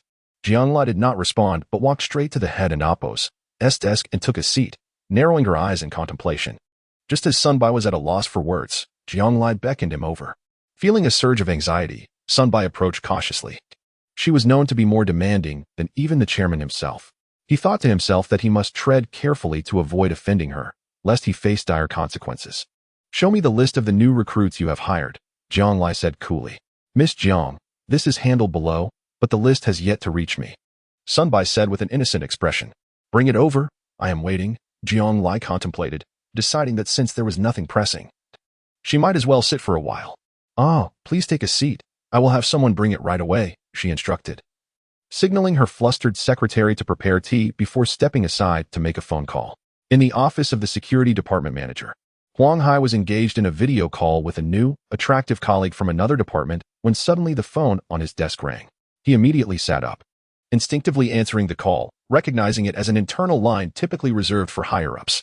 As a junior manager, he knew better than to offend anyone. Chapter 15. Is Zhuang Yan not here? Hello, Minister. This is Huang Hai. Upon hearing the voice on the phone, Huang Hai instinctively stood up straight. Oh. The list has been compiled, and I was just about to send it to you. After speaking, Huang Hai felt a tinge of confusion. Why was the minister in such a hurry for the list? Bring it over yourself, and make it quick. Came Sun Bo and Amp, Oppo's voice on the other end. After a moment and Amp, Oppo's thought, fearing that Huang Hai might delay, he added, Miss Jiang is waiting. Miss Jiang? Huang Hai was momentarily taken aback. It dawned on him only after the call ended. In the entire Jiang family, the only one the minister could be so attentive to and refer to as and Amp, Oppo's, Miss Jiang and Amp, Oppo's, must be that particular individual. As a seasoned professional, Huang Hai immediately recognized this as an opportunity to present himself before the higher echelons of the group. The minister was indeed generous. He resolved to make a splendid impression during the next holiday. With that thought, Huang Hai hastily organized the list and headed out. After a moment's consideration, he detoured to the restroom to adjust his attire, emerging with a newfound confidence. In the minister and Oppo's office, Jiang Lai had already finished a cup of tea. Rising, she scanned the room, her patience waning. Sun Bo, feeling a bit anxious, had mentally chastised Huang Hai numerous times for his incompetence. How could he fail at such a trivial task? Just then, a knock echoed from outside the office. Sun Bo immediately sprang up to open the door. Upon seeing Huang Hai, his expression softened slightly. Well, at least he is here. We'll settle the score later. He nodded at Huang Hai, signaling him to hand over the list. But would Huang Hai comply? Certainly not. He thought to himself, you called me here. I've worked hard to seize this moment. Why should I just hand it over? Opportunities must be seized. Noticing Huang Hai's furtive gestures, Sun Bo quickly realized his intentions and inwardly acknowledged Huang Hai's cunning. Nevertheless, considering the favors Huang Hai had done for him in the past, he decided to grant him a chance. Besides, Miss Jiang was still waiting. Miss Jiang. I am Huang Hai, the recruitment manager, Huang Hai said with a humble smile. Jiang Lai did not respond, merely extending her hand for the list. Noting her lack of attention, Huang Hai continued to smile, presenting the list with a near obsequious demeanor. Upon reviewing the list, Jiang Lai's confusion deepened. Where is Zhuang Yan? He is not in this department? The absence of Zhuang Yan puzzled Jiang Lai. In her recollection, an individual of his caliber would not fail to secure a position, especially since she had personally witnessed him leaving the company. Huang Hai felt a wave of dizziness wash over him. Could it be that the young lady knew Zhuang? As Jiang Lai's gaze fell upon him, he had no choice but to respond. He should not have applied here. Not applied? Let me see his resume. Jiang Lai said, her disbelief evident. Huang Hai felt a sense of impending doom. I might have it, Sun Bo interjected, having observed the exchange. He walked over to his desk, opened his computer, and began to explain. According to our company policy, resumes submitted for recruitment are generally stored in a shared file. As Sun Bo retrieved Zhuang Yan's resume, Huang Hai's frustration peaked. How could his luck be so unfortunate? The file opened, revealing the resume. Name, Zhuang Yan. Age, 24. Alma mater, Academy of Arts. Directing department experience, retired military officer. Phone, skills, free fighting indeed. Jiang Lai noted the details and thought to herself, as expected, this individual was certainly not ordinary. A young retired officer, not from a standard military academy. Combined with Zhuang and Amp, Oppo's astonishing skills, suggested he must have engaged in significant work during his service. Sun Bo, also taken aback, understood the implications. Having previously served in the military himself, he recognized the weight of such a background. However, after the initial shock, he was left perplexed. How could someone of this caliber fail to secure a position? Casting a sidelong glance at Huang Hai, Sun Bo noticed his discomfort and mused. Could he be responsible for this oversight? Feeling the weight of Sun Bo's gaze, Huang Hai averted his eyes, sensing trouble. Sun Bo, seizing the opportunity, smirked inwardly. Let us see how you handle this, you fool. Who is in charge of recruitment? Jiang Lai asked, her anger palpable. Huang Hai, feeling the heat of her glare, stammered, struggling for words. I want to see him come to work, Jiang Lai demanded. Seeing Huang Hai's flustered demeanor, she refrained from further comment, suspecting that such issues were not uncommon in any organization. Rest assured, Miss Jiang, I will personally ensure that Mr. Zhuang is invited to join us, Huang Hai asserted. You have 3 days. If he doesn't show up, you're out, Jiang Lai declared, turning her back on Huang Hai. Not at all, Miss Jiang. It is our honor to have you here overseeing our work, Sun Bo responded, attempting to assuage the tension. You can count on me to ensure Mr. Zhuang returns to us. Sun Bo immediately assured, yes, that is acceptable. Jiang Lai nodded in response. He turned to leave. Miss Jiang, I shall escort you. Upon returning to the office, Sun Bo found Huang Hai still standing there in a daze, which ignited a surge of anger within him. However, upon observing Huang Hai's despondent expression, akin to one mourning a loss, he sighed and ultimately suppressed his ire. After a moment of contemplation, he remarked, You have heard what Miss Jiang said. Upon hearing the director's words, Huang Hai immediately appeared as if he had found a lifeline. Director, you must rescue me. I have toiled beside you for many years, contributing my efforts, if not with merit, then certainly with diligence. He looked as if he were on the verge of embracing Sun Bo in tears. Sun Bo felt quite helpless in this situation. What could he say to such a shameless individual? Nevertheless, he found himself powerless in the matter. Chapter 16. Unwelcome New Book. Hello. May I speak with Mr. Zhuang Yan? Yes, this is he. Greetings. This is the security department of the Jiang Group. Beep. Upon hearing the busy tone from the phone, Huang Hai's expression grew increasingly grim. This marked the 5th call from the recruitment team. The moment the recipient realized it was a call from Jiang Group, they hung up without uttering a word. Manager, they still 1 and amp. Oppos. T answer. What should we do? Inquired the recruitment officer. The recruiter was equally frustrated. It was supposed to be the end of the day, and yet she had been inexplicably summoned by the manager to contact the candidates. However, she was still unclear about the situation, as the manager insisted she continue making calls. Why don't you take a break? Huang Hai wearily rubbed his scalp. Once the recruitment officer departed, Huang Hai suddenly sprang to his feet and forcefully slammed the phone onto the ground. At that moment, the question of whether he would be liable for damaging property became insignificant. If he failed to recruit someone, he would be packing his bags. And such matters were of no concern. He recalled the hope he had held when he personally called to invite candidates, only to be met with abrupt disconnection as soon as they recognized his voice, leading to outright blocking. With no other option, he had to summon the recruitment staff. Hoping she might succeed in reaching someone for a brief conversation, perhaps to offer an apology. There seemed to be a glimmer of hope. Little did he know how obstinate the candidates would prove to be. Huang Hai sank back into his seat, feeling utterly depleted. Reflecting on the events that had transpired, he was filled with regret. He realized he had dug a pit for himself, only to bury himself within it. If only there were a remedy for regret, he would never have engaged in such foolishness. What now? He had clearly underestimated the formidable backing of that young man. Sighing once more, Huang Hai was interrupted by the ringing of his phone. Upon glancing at the screen, he saw it was a call from his nephew. In a foul mood, he abruptly ended the call. Moments later, the phone rang again. What is it? Huang Hai shouted into the device. Have you lost your mind? Came the furious voice of Sun Bo from the other end. Director, it and amp. Oppos. SU. I thought it was my nephew, Huang Hai replied, somewhat dazed. How has the situation been resolved? Sun Bo, having just finished his meal, recalled his earlier promise to Jiang Lai and decided to check in. Director, that guy simply won't answer my calls. Huang Hai lamented. Sun Bo frowned at Huang Hai's words and suddenly exclaimed, Are you a fool? Why don't you just go and apologize in person? You've just offended him, and you expect him to pick up your call? How utterly foolish. After reprimanding Huang Hai, Sun Bo contemplated the absurdity of the situation. Well, Huang Hai fell silent, unsure how to respond. He had indeed considered going to offer his apologies, but ultimately, he could not bring himself to do so. Think it over. Do you want to save face or secure your future? Sun Bo, seemingly aware of Huang Hai's thoughts, delivered his message before abruptly hanging up. As dusk fell, the streets of the eastern suburbs were sparsely populated, with a few children gleefully chasing one another. A white Kia slowly entered an alley, halting in front of a dilapidated old warehouse. Huang Hai stepped out of the vehicle, a cigarette in one hand and a few bottles of liquor in the other. Consulting a piece of paper, he scanned the surroundings, muttering to himself, Number 18. Eastern Suburb Street. This should be the place. Huang Hai assessed the worn-out warehouse before gently knocking on the large door. Who is it? Xiao Zhuang inquired upon hearing the knock. Strangely, there was only the sound of knocking, with no response. Curiosity piqued, Xiao Zhuang rose to investigate.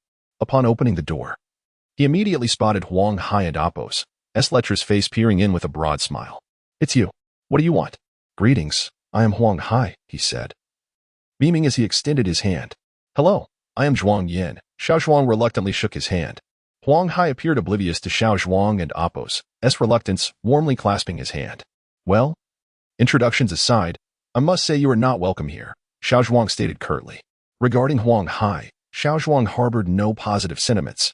However, as the saying goes, one should not strike a smiling face. Since the visitor had arrived, the necessary courtesies must be observed.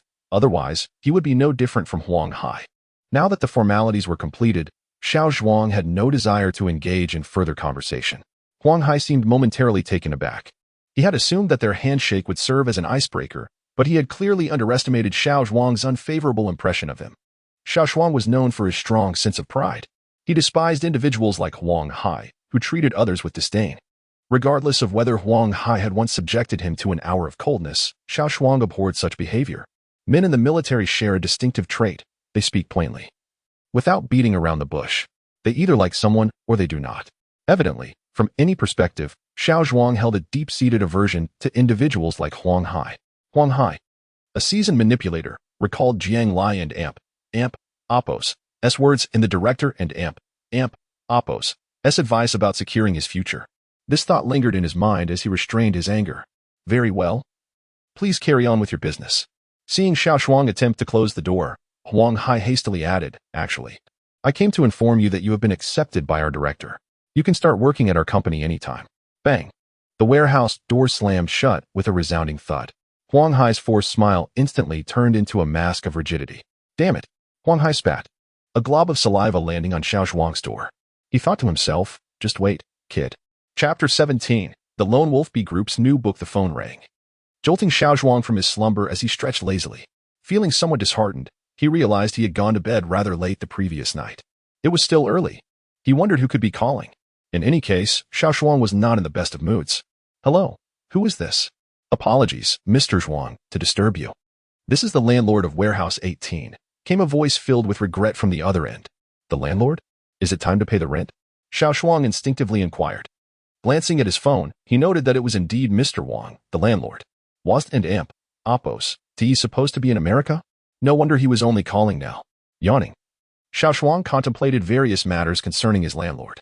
"I'm truly sorry, Mr. Zhuang, but I may need to reclaim the warehouse. I wish to discuss this with you." "What do you mean?" Xiao Zhuang asked, perplexed by the landlord's words. "Well, Mr. Zhuang, as the lease is expiring this month, we have decided not to renew it, as we plan to renovate it for our own use." "How can you not rent it out?" "What do you mean?" "I sincerely apologize, but due to personal business reasons, I find myself in a difficult position." The landlord paused and added, "However, to compensate for your inconvenience, I propose waiving this month and Apos' rent." "What do you mean?" the landlord inquired. "Is there a deadline?"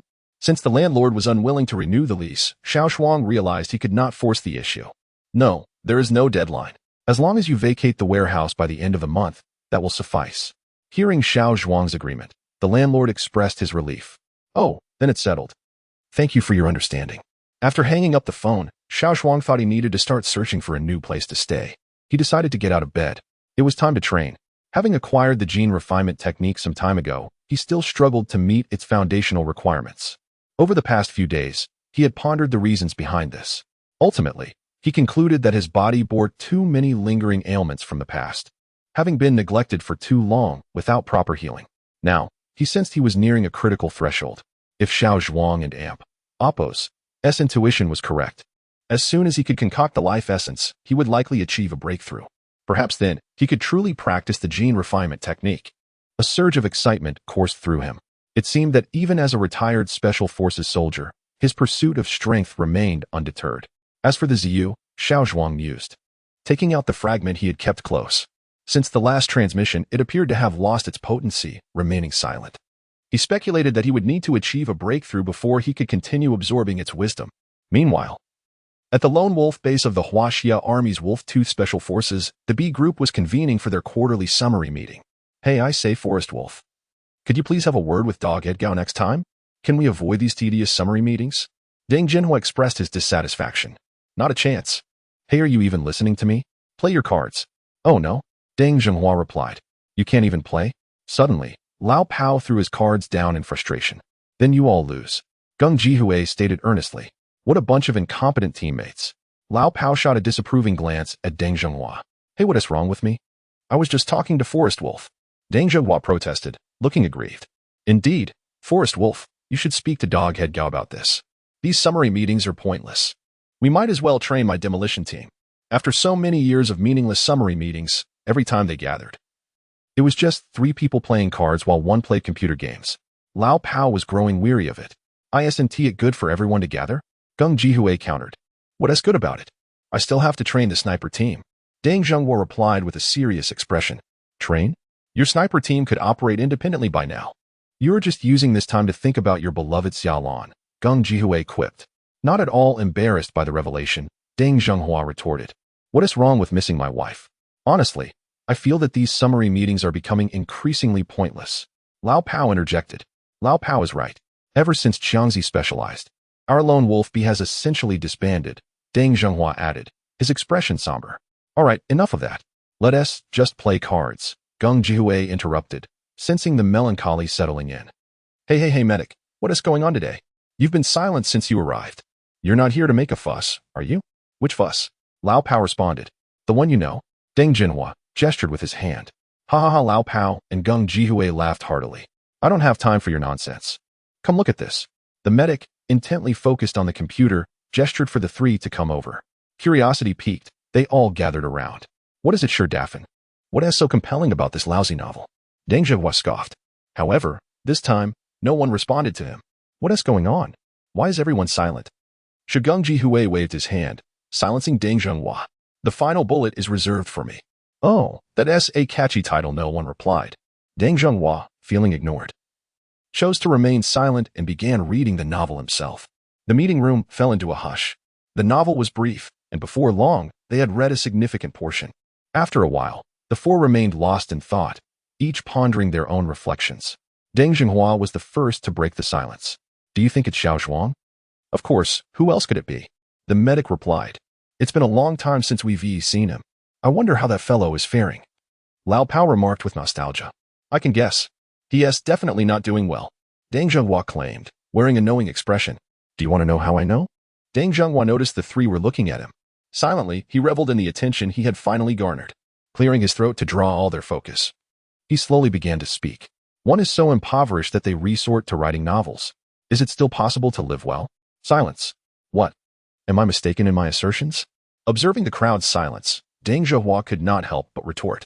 Chapter 18, Violation of Regulations. I have been pondering a question. Geng Jihui suddenly spoke up. Noticing the attention of the crowd, he frowned and continued, Have you all not noticed? What are you hinting at? Please. Do elaborate instead of keeping us in suspense, Deng Zhenghua replied, clearly exasperated. His sentiment was echoed by the seasoned veteran, Sir Daffin, as they both stared blankly at Geng Jihui. This seems to contravene the regulations of the Special Forces, Geng Jihui remarked, seeing that no one had considered this point. The regulations explicitly state that both active and retired members of the Special Forces must adhere to confidentiality agreements.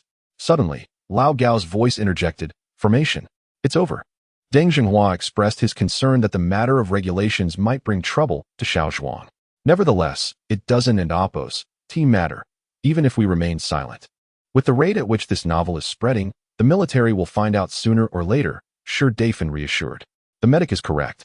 It is only a matter of time before the information comes to light.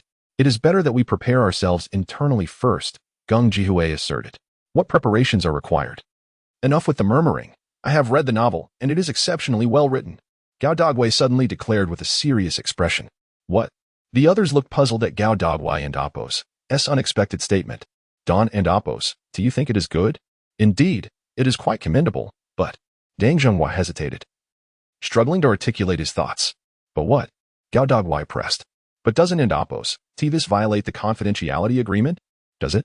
Gao Dogwei inquired, unusually curious. As he observed the silence from the group, Gao Dogwei continued. The Special Forces have clear regulations requiring retired personnel to uphold confidentiality. However, he paused, then added, the novel does not specify the location of the Wolfang unit. And all weapon specifications and the names of combat personnel are either vaguely described or referred to by code names. Don't you think the enemy is unaware of your code names? This is hardly a secret. They likely have a comprehensive understanding of our data, Geng Jihui replied. True enough, Deng Zhenghua mused, feeling relieved that they might not be in violation after all. You're quite the ostrich, aren't you? The medic chuckled as he playfully ruffled Deng Zhenghua's hair. Get away. Your hands are filthy, Deng Zhenghua retorted in displeasure. But what about number one? Geng Jihui expressed his concern. Number one and Oppo's intentions are quite clear. I will now convey his message, Gao Dogwei stated earnestly, straightening his posture. Seeing Gao Dogwei and Oppo's demeanor, Deng Zhenghua couldn't and Oppo's help but swallow hard, wondering if there would be a plot twist. Number one mentioned a few points. First, we are continually progressing. Second, our people need to be aware of the behind-the-scenes heroes serving the nation. Third, our warriors require the understanding of the populace, and such understanding is founded upon knowledge. The group erupted in joy upon hearing Gao Dogwei's words. What did this signify? It meant that Xiao Zhuang had not violated any military regulations. For them, there was nothing more gratifying than this revelation. After all, regardless of how long they had been apart, life or death, their bond was indelibly etched into their souls, an everlasting imprint. In Donghai City, hello, may I ask if you're the author Xiao Zhuang? Who wrote the last bullet is for me? A woman's voice inquired over the phone. Xiao Zhuang was somewhat puzzled, unsure of who was calling at this moment. I am. May I ask who you are? Hello, I am an editor from the Donghai City Phantom Novel Publishing House. I would like to discuss the specifics regarding the publication of your novel in physical form. After the woman introduced herself, there was a brief pause before she continued. When would you be available to meet and discuss this? I am at home and available at any time, Xiao Zhuang responded, a sense of surprise washing over him at the mention of the publisher. Finally, the opportunity for publication had arrived. He thought to himself. After such a long time of effort, rewards were finally on the horizon. Is there a specific time or location you have in mind? The woman politely inquired. You can decide. Just call me when you arrive at 18, Dongjiao Street, Xiao Zhuang replied. Very well, we will be in touch. The woman concluded before hanging up. Finally, the publication was imminent. As he contemplated this, Xiao Zhuang felt a tumult of emotions within him, joy mixed with reluctance. Publication meant that an amp, Oppo's, the last bullet is for me and amp, Oppo's, was nearing its end. The novel had reached its most challenging phase. Regardless, this was indeed a positive development. He needed to finish writing. Completing it would signify the conclusion of everything. It meant he would sever ties with the past and embark on a new life. With this thought, Xiao Zhuang approached his computer and gently tapped the keyboard. Chapter 19, Fire Phoenix New Book, Southeastern Military District. Fire Phoenix Women's Special Forces Training Base. Female Soldier Dormitory. The weather is splendid. Who will join me in savoring this delightful moment? A woman clad in black shorts and a military green short-sleeved shirt mused as she gazed out at the bright sunshine. Oh dear. Sister. Can you please quiet down?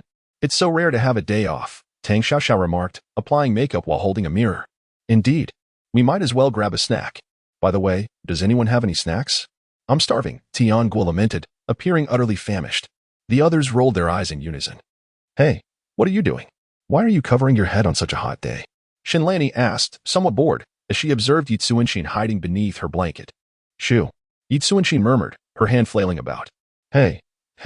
Shenlani teased, pulling at the blanket when Yi Tsuanshin ignored her. With a sigh of resignation, Yi Tsuanshin peeked out to see everyone occupied with their own activities. Lower your voice. I'm reading a novel, she whispered to Shenlani. What did you say? You and Oppo's rereading a novel? Shenlani exclaimed, taken aback. Sister, please lower your voice. Yi Tsuanshin urged, hastily covering Shenlani and Oppo's mouth. Are you not afraid of getting caught? Shenlani questioned. If she were afraid, she wouldn't and Oppo's TB Yi Tsuanshin, as Zhu chimed in from the side. Exactly. Tang Xiaoxiao, who had mysteriously appeared by Yi Tsuanshin's bedside, teased. What are you reading? Come clean. Shoo. Keep it down. If Thor discovers us, we and Amp, Oppo's, redoomed. Yi Tsuanshin said, lifting her blanket and revealing her phone, no longer hiding it. Tian Shaoling and He Lu, who had been reading, exchanged glances and rolled their eyes. She truly is an unyielding little rascal. Just take it easy, Don and Oppo's. Overdo it, Tian Shaoling cautioned. All right, I got it, Yi Tsuanshin replied nonchalantly. Her eyes still fixed on the screen. So serious. Are you perhaps reading something inappropriate? Tang Xiaoxiao quipped. Hey, don't expose that. It might embarrass her. Ouyang Qin joined in the teasing. What inappropriate content? Can you eat it? Tian Guo asked curiously. Well, actually you can end Oppo's Tang Xiaoxiao admitted, a hint of hesitation in her voice. The other female soldiers listened to the exchange with bemusement. Yi Tsuanshin, slightly aggrieved, retorted, "You and Amp, Oppos, re the one reading something inappropriate. I and Amp, Oppos, am reading an online novel. Is there a difference?" Tang Xiaoxiao feigned exasperation, directing her question toward the others. "No. It seems there isn't much difference. What on earth are you all talking about?" Tianguo pressed. "You don't even know about online novels?" Oh Yangqian scolded, lightly tapping Tianguo on the head. "I know about online novels, but that is not what I was asking," Tianguo replied earnestly. "Well, you can ask about the enemy's elimination network." Tang Xiaoxiao pointed at Yi Tsuanshin playfully. "Oh, you all are so annoying," Yi Tsuanshin exclaimed. "I'm reading military-themed novels." "Military-themed novels? You actually read those?" Shenlani finally interjected. "Yes, I've always enjoyed them," Yi Tsuanshin affirmed earnestly. "Are military novels still worth reading? How many of them have actually served in the military?" Oh Yangqian remarked, earning nods of agreement from the others. To be fair, the military novels online are rather chaotic. They often lack accurate military insights, Tang Xiaoxiao added, making a face of disbelief. At that moment, Yi Tsuanshin suddenly declared, "That may not be the case. This is a unique military novel." Intrigued by Yi Tsuanshin's earnest expression, the others leaned in with curiosity. "What's different about it? Is there no inappropriate content?" Tang Xiaoxiao interrupted, shattering the serious mood Yi Tsuanshin had tried to create. "Exactly. It's different," the girls chimed in teasingly. "This one is about special forces. It even features the Wolf Fang unit," Yi Tsuanshin announced. Tian Xiaoling and He Lu, who had been reading, suddenly paused. "Coincidence, perhaps?" He Lu suggested to Tian Xiaoling. Tian Xiaoling remained silent. "There's more. There are many unfamiliar elements, like the Lone Wolf Special Assault Team and a Shadow unit that doesn't actually exist." "Is that true? Are you pulling our leg?" "Yeah. You could just be making this up," another added. "I'm not lying, I swear." Yi Tsuanshin protested loudly. "Let me read it to you. What are we? We are Wolf Fang. Who gave us our name? The enemy. Why are we called Wolf Fang? Because we are precise. Because we are ruthless. Because we fear nothing. Because we dare to die." New book. Enjoy reading during the Double 11 sales. Recharge for VIP vouchers. Act now. Promotion period. November 11th to November 13th. Chapter 20. The edge of the game. As Yi Tsuanshin finished reading, she deliberately glanced at the crowd. As expected, their reactions were exactly as she had anticipated. She recalled how long she had been stunned upon reading that passage in the novel herself, noticing that everyone was still savoring the moment. Yi Tsuanshin couldn't help but feign a cough, her face radiating satisfaction. "So, what do you think? It's rather well written, ISN and Amp, Oppos, it? Absolutely, it exudes such dominance. I believe we should adopt this line as our Wolf Fang's declaration," one of the girls chimed in. "Indeed, you are right." The others unanimously agreed. "Come, let me have a look." Suddenly, Shenlani seized the moment and snatched the phone away. "What are you doing? Give it back." Yi Tsuanshin sprang up like a startled little tiger. In the dormitory, the two began to chase each other. "Hey, pass it here." Tang Xiaoxiao shouted from her perch on the bed. "Enough of this nonsense." He Lu suddenly interjected. "Do you want to summon Thor?" Tan Xiaoling added, standing up to support He Lu. Upon hearing this, everyone ceased their antics. Though they had established a clear hierarchy within the group. "Hand me the phone." He Lu approached Shenlani, extending her hand. Shenlani hesitated, glancing at Yi Tsuanshin. Seeing this, Yi Tsuanshin dejectedly waved her hand. "Just give it to her." Only then did Shenlani pass the phone to He Lu. He Lu took the phone and returned to sit beside Tan Xiaoling, casting her a glance. Tan Xiaoling immediately grasped the situation and took the phone, saying, "Sisters, let us gather around to take a look. If we find any violations of the confidentiality agreement, we must report it." The other girls, intrigued by the prospect of a novel to read, gathered around. Only Yi Tsuanshin rolled her eyes in annoyance. Shenlani approached to offer her some comfort, which lightened Yi Tsuanshin's mood slightly. "Oh, this is quite well written," the girls murmured as they read. "Indeed. It has such an artistic flair," another commented. "But I particularly enjoy this style," came a voice from the group. "Of course, you have always favored this tone." However, gradually, the room fell silent. Even the usually lively Tian Guo was now intently engrossed in the novel, her face serious. After a while, the atmosphere in the dormitory became somewhat oppressive, and it was unclear who initiated it. But soon, soft sobs began to echo through the room. At that moment, even Tan Xiaoling appeared momentarily stunned. Nevertheless, He Lu remained composed. After all, unlike the other soldiers, she was a seasoned veteran who had faced the battlefield. Compared to the others, her resilience was undeniable. Yet, as the story progressed, Hilu's brow furrowed deeper. An entire morning slipped away quietly. The girls read at a rapid pace, and soon, they had finished the updated sections of the short story. Tin Shaoling surveyed her fellow soldiers, collected her thoughts, and then said, "The novel has concluded. Does anyone have any observations to discuss? The protagonist is so unfortunate," Ouyang Qin said, wiping her tears. "Indeed. It's rather tragic," Tang Xiaoxiao added dramatically, pretending to cry. "And you, Lu Shui? What are your thoughts?" Tin Shaoling inquired, looking at Yilu. "As the instructor, perhaps you should lead the discussion," Yilu replied coolly. "Well then, allow me to share my perspective." Tin Shaoling paused, ensuring she had everyone and Appo's attention before continuing. Firstly, it is evident that the author possesses considerable skill. They are quite knowledgeable about the military's confidentiality regulations, skillfully walking the fine line. "What do you mean?" the others asked curiously. "Observe, in the novel, whether it be place names, weapon details, or the specific location of Wolf Fong, they all flirt with the boundaries of confidentiality." "Wait, can you clarify what you mean by and amp? Oppos, walking the fine line and amp, oppos?" Tianghua interjected suddenly. You can interpret it as a situation where it could be deemed a violation of confidentiality, yet also argued to be in compliance. Ultimately, it depends on how the higher-ups decide. Hilu chimed in. "Yes, that is precisely the point. However, I can assert one thing with certainty. The author is well acquainted with Wolf Fong, and it is highly probable that they are either one of our own or a retired Special Forces soldier." Tan Shaoling continued her analysis. "I concur with the instructor's assessment. However, this is not a favorable situation. Should we report this to our superiors?" Hilu inquired. "Perhaps we should refrain from doing so, after all. Writing a novel is not an easy task, and given its quality, I believe the higher-ups should commend it instead," Shenlani exclaimed, her eyes darting around. Tin Shaoling and Oppos' gaze shifted to Shenlani, who subtly gestured for her to look at Yi Zuanxin. "For now, there is no need to rush," Tin Shaoling remarked, casting a sidelong glance at Yi Zuanxin. Upon hearing this, Yi Zuanxin felt somewhat relieved. After all, if this were reported, her possession of prohibited items would inevitably lead to disciplinary action. Chapter 21, The Shadow Force New Book. "Do you think there really exists such a lone wolf special assault team?" Shenlani suddenly inquired. The others, intrigued, turned their gaze towards Tin Shaoling and Hilu. The two among them who were best suited to answer, one a major and the other a captain with combat experience. "I have not heard of it," Hilu replied. Looking at Tin Shaoling, "Neither have I. To my knowledge, the Thunderstrike team has already become the benchmark for all special forces in the military.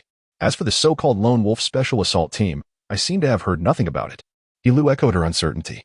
"Perhaps it is merely a phantom unit that does not exist?" Yi Zuanxin interjected unexpectedly. "A phantom unit?"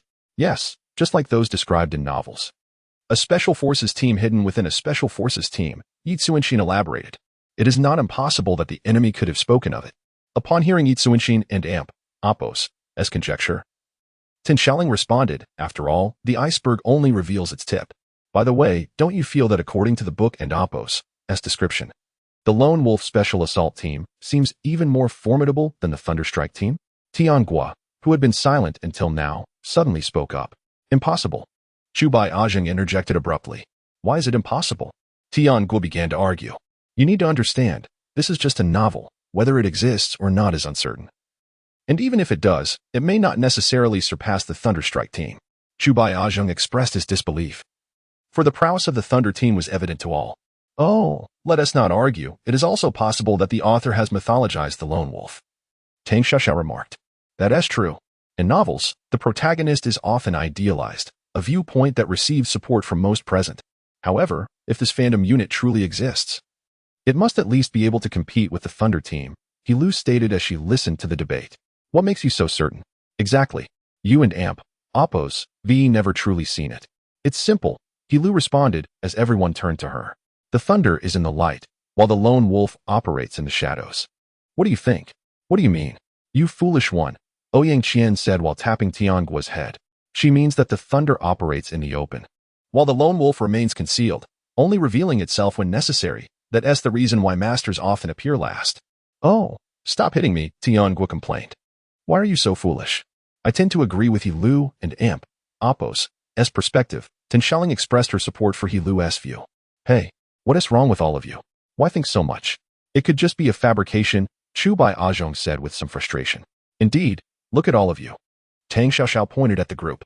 I'm not taking it seriously. It's clearly you all. Yi Tsuanxin pouted. You were the one who read it first. And now you talk about phantom units. How frightening. Tang Xiaoxiao made a face at Yi Tsuanxin.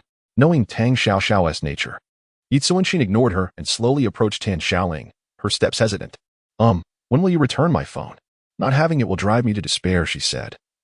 Feigning a pitiful expression, Tan Xiaoling, seeing her demeanor, felt both amused and exasperated. Take it. Take it.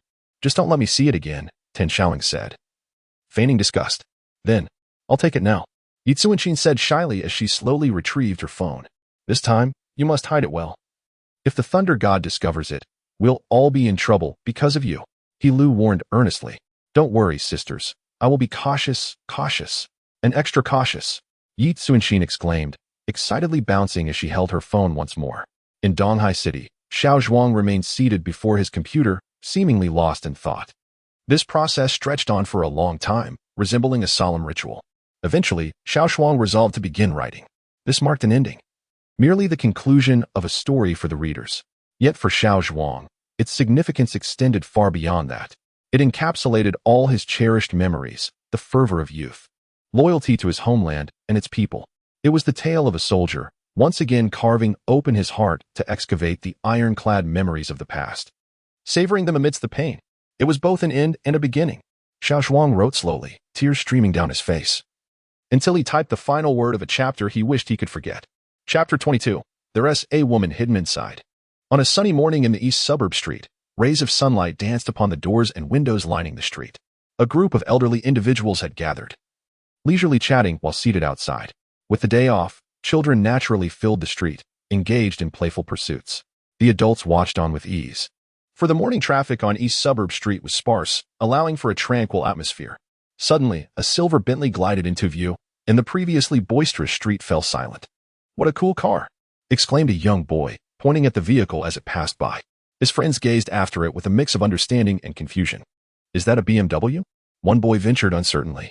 No, it ain't Oppos. It's a Mercedes. Another chimed in. The debate continued, with the young boy growing increasingly frustrated as he insisted. It ain't amp. Oppos. It's clearly a BMW. Nearby, the adults were equally curious, their eyes drawn to the luxury vehicle, perhaps eager to glimpse its esteemed occupant. The car came to a gentle halt, and its dazzling doors swung open. The crowd widened their eyes in anticipation.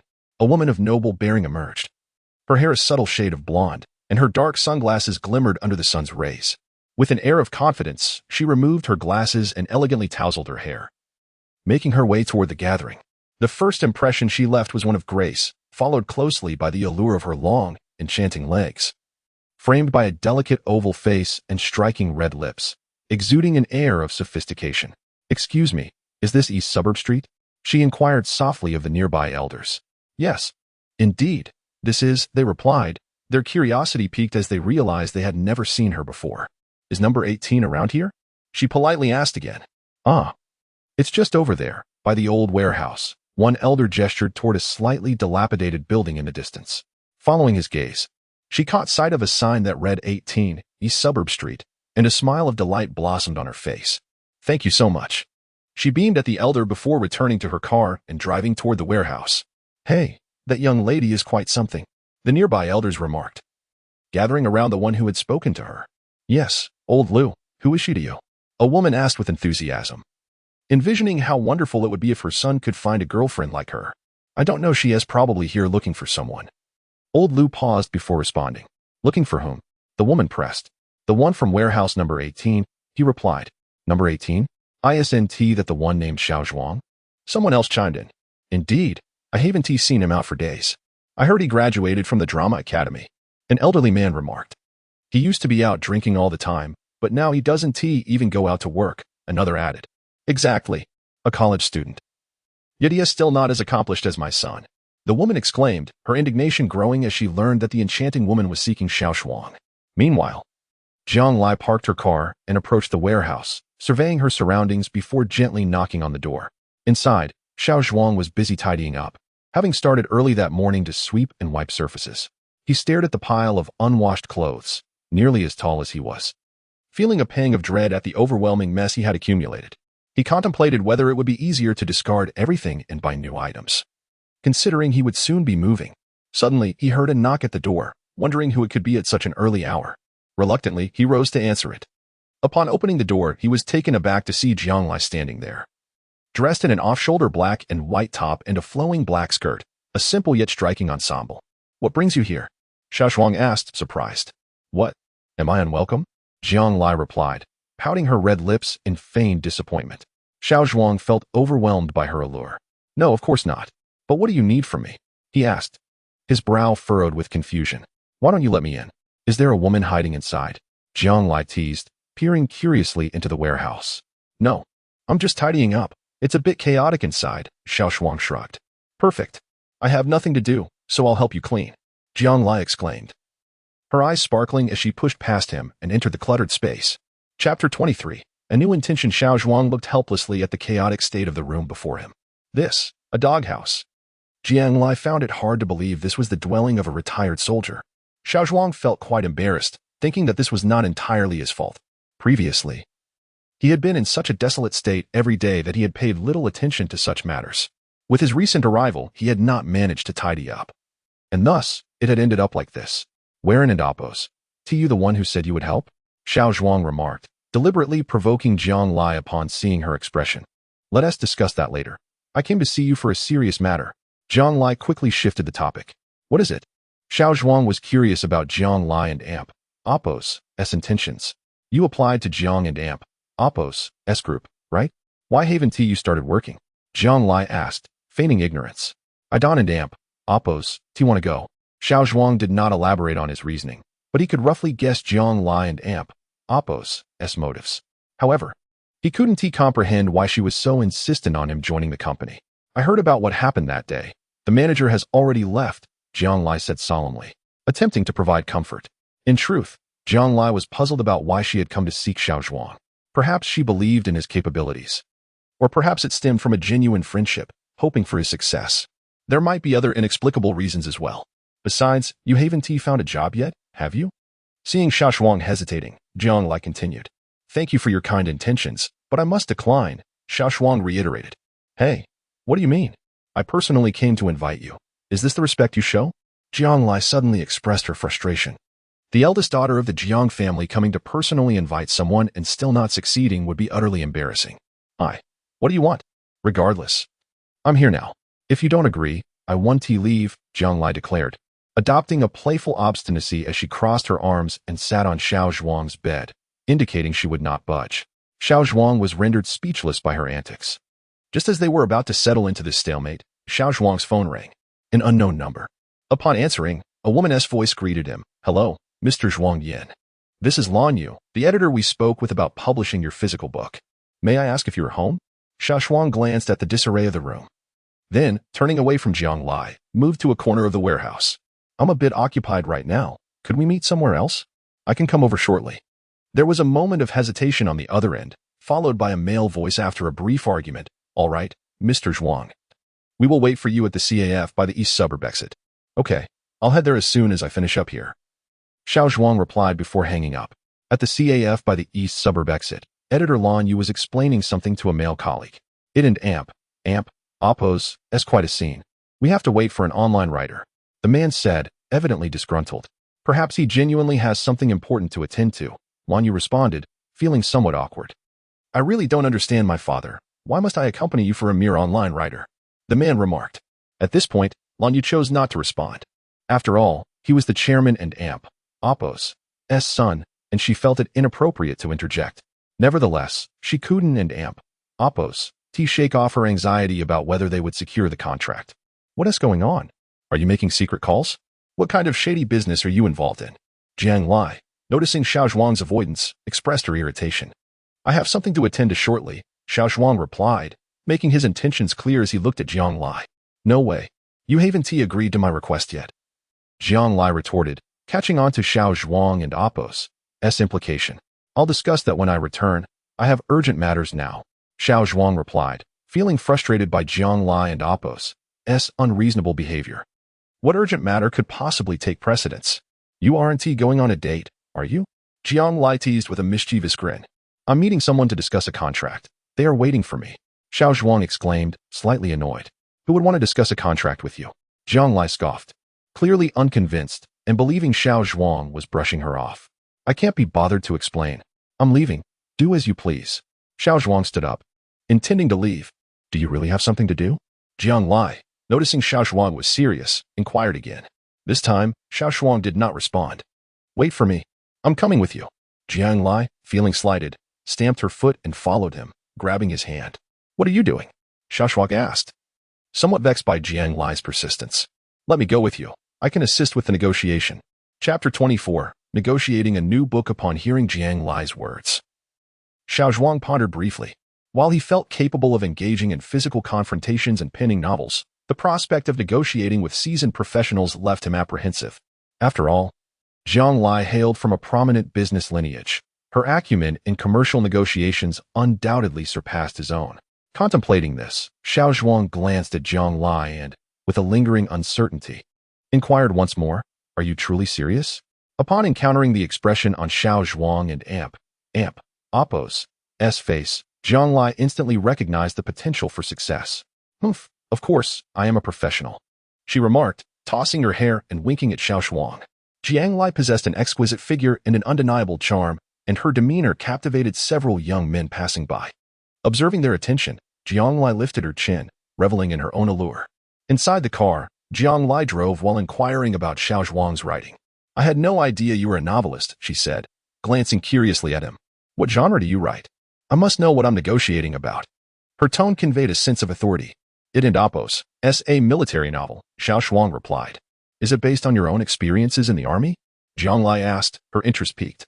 Yes, Xiao Zhuang responded, choosing not to elaborate further. Noticing his reticence, Jiang Lai rolled her eyes in mild exasperation. Upon arrival, Jiang Lai parked the car, and both stepped out. The luxury vehicle and the striking beauty of Jiang Lai naturally drew the attention of the youthful patrons outside the CAF, seemingly accustomed to such admiration. Jiang Lai confidently linked her arm with Xiao Zhuang's as they walked inside. With her noble demeanor and graceful posture, she attracted the gaze of most men within the CAF, leaving Xiao Zhuang feeling somewhat out of place. Regardless of his background as a special forces soldier or a literary figure, he had grown accustomed to a low-profile existence.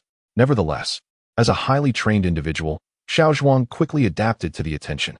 The duo made their way to the designated seat at table 21. Lan Yu and another gentleman had already noticed Xiao Zhuang and Jiang Lai, given the CAF's modest size and their conspicuous presence. They were somewhat taken aback by Jiang Lai's commanding aura and striking presence, especially when contrasted with Xiao Zhuang and Oppo's more rugged appearance and understated attire. Regaining her composure, Lan Yu stood to greet them. Hello, Mr. Zhuang. This is my colleague, Hao Jian. Hello, I'm Zhuang Yin, Xiao Zhuang replied, shaking hands with Lan Yu before extending his greeting to Hao Jian. Hello, I and Oppo's am Hao Jian. As their hands met, Hao Jian had been captivated by Jiang Lai since her entrance, utterly astonished by her beauty. This is the first impression of Hao Jian. He hails from a respectable family. His father has painstakingly built a business in the fiercely competitive metropolis of Donghai City. This has provided Hao Jian with a substantial foundation, and coupled with his good looks, he has naturally thrived in the realm of romance over the years. However, he has never encountered a woman of Jiang Lai's caliber, akin to a majestic swan, evoking a profound desire for conquest in men. Hello, Jiang Lai, he greeted. Jiang Lai, a friend of Xiao Zhuang, sensed Hao Jian and Oppo's gaze and frowned slightly in displeasure. Yet she politely extended her hand for a brief shake before withdrawing it. After all, she did not wish to embarrass Xiao Zhuang. Hello, I am Lan Yu.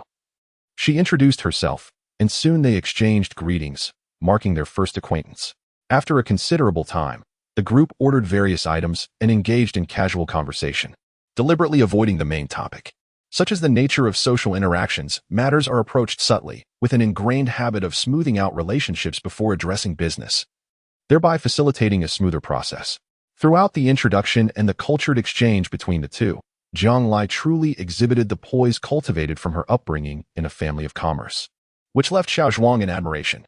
Indeed, the adage that nurturing an aristocrat requires generations of effort seems tailor-made for Jiang Lai. Today, we wish to discuss the contract with Mr. Xiao Zhuang, Lan Yu began.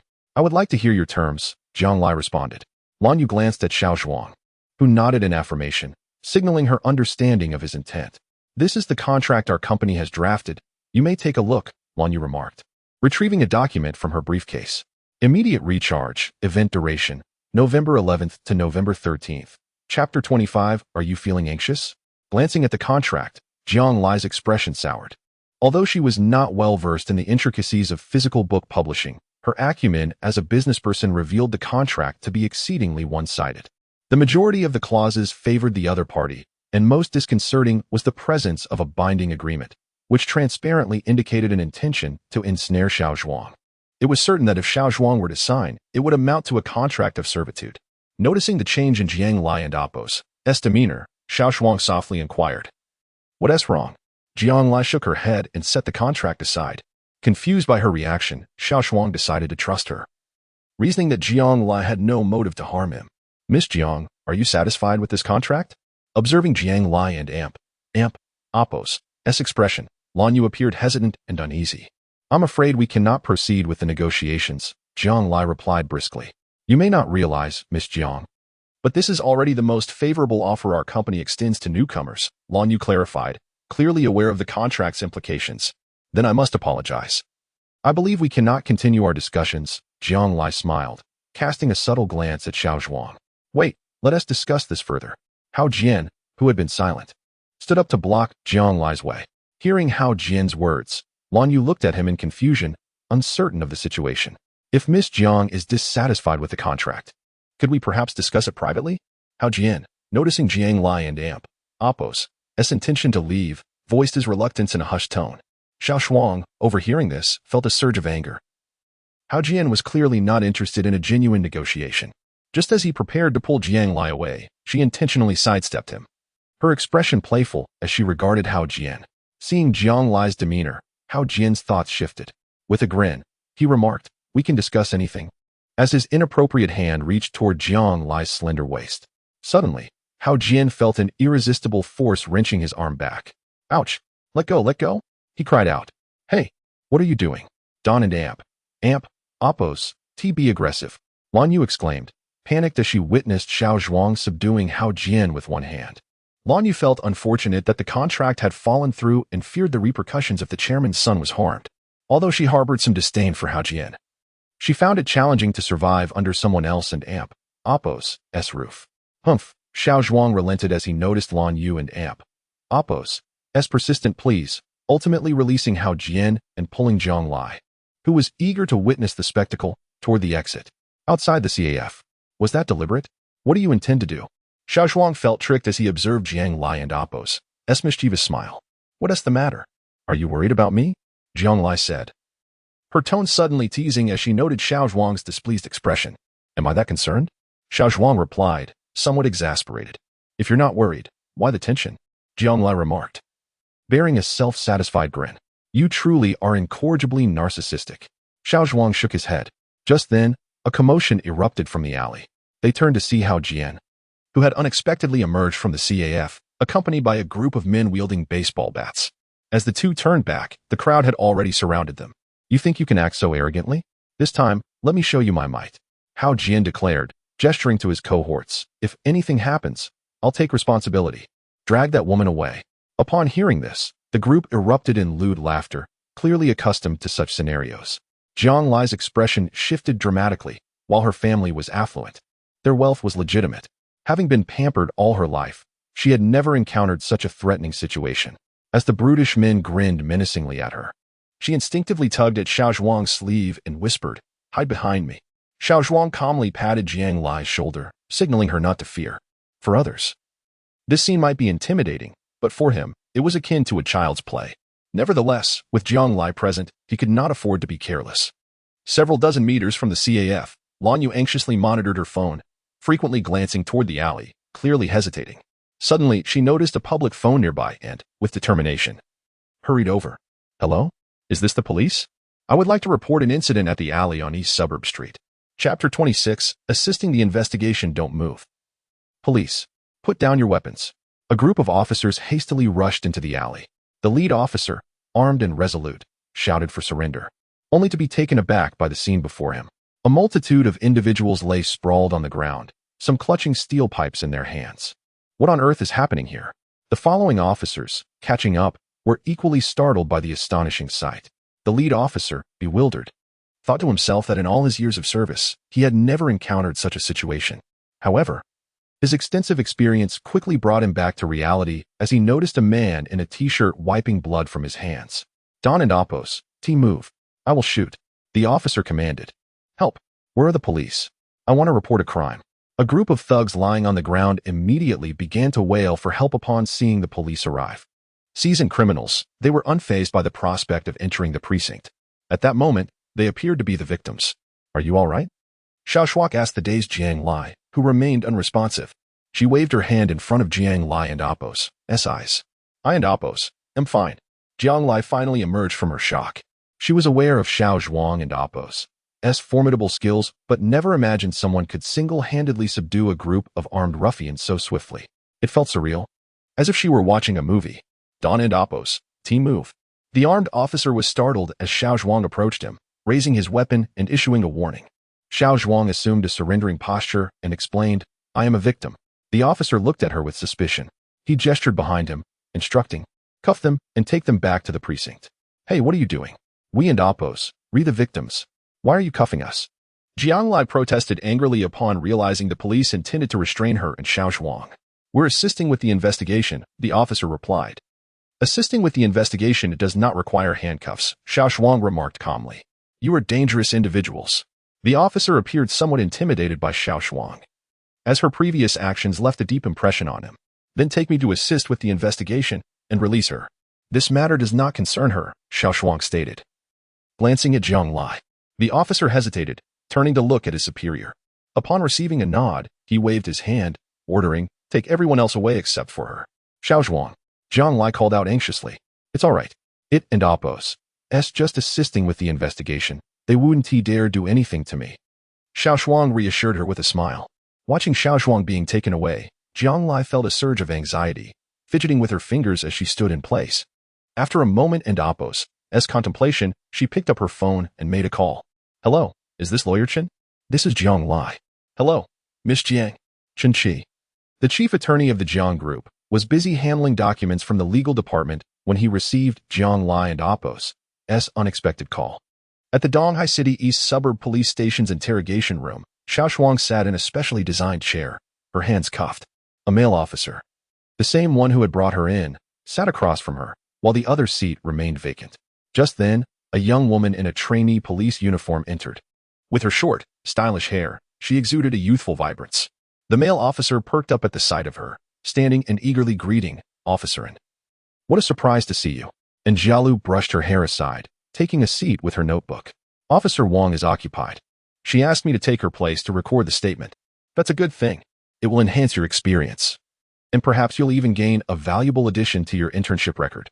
The male officer boasted, launching into a lengthy account of his own illustrious internship days. Feeling slightly embarrassed, and Jialu interjected, shall we begin the work? The male officer, momentarily taken aback, felt his cheeks flush as he awkwardly chuckled. Let an Apos' get started. Name, Zhuang Yan. Gender, male. As Jialu took notes, she scrutinized Xiao Zhuang, suddenly feeling a sense of familiarity, as if she had seen him somewhere before. Though she could not quite place it. Puzzled, she scratched her head. At that moment, the male officer asked, please explain what transpired. I am a web novelist. Yesterday, someone called to arrange a meeting, but we did not see the person you mentioned, Hao Jian. At the scene, the male officer interjected. Chapter 27. This man is incredibly mysterious. He had already fled before your arrival, Xiao Zhuang stated nonchalantly. How can you prove that? The male officer inquired. It seems he is affiliated with Phantom Network Fiction Publishing, Xiao Zhuang replied. You claim to be an online writer. What are your works? The officer pressed further. Is this relevant to the case?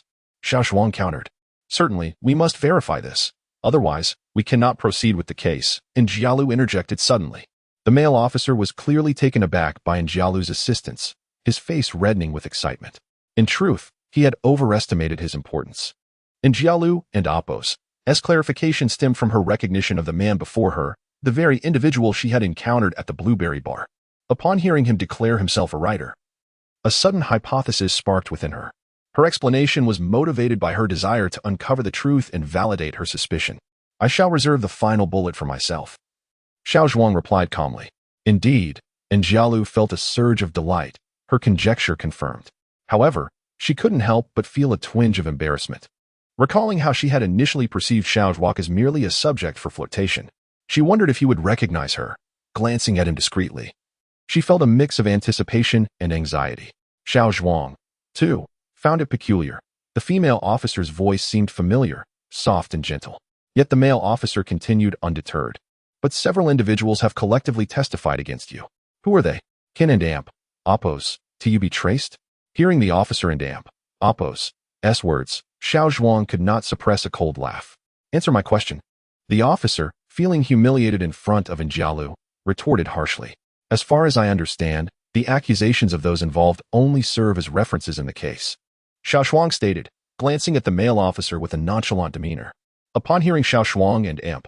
Oppos. S response, the officer and Amp. Oppos. S expression shifted. Though he ultimately found himself at a loss for words.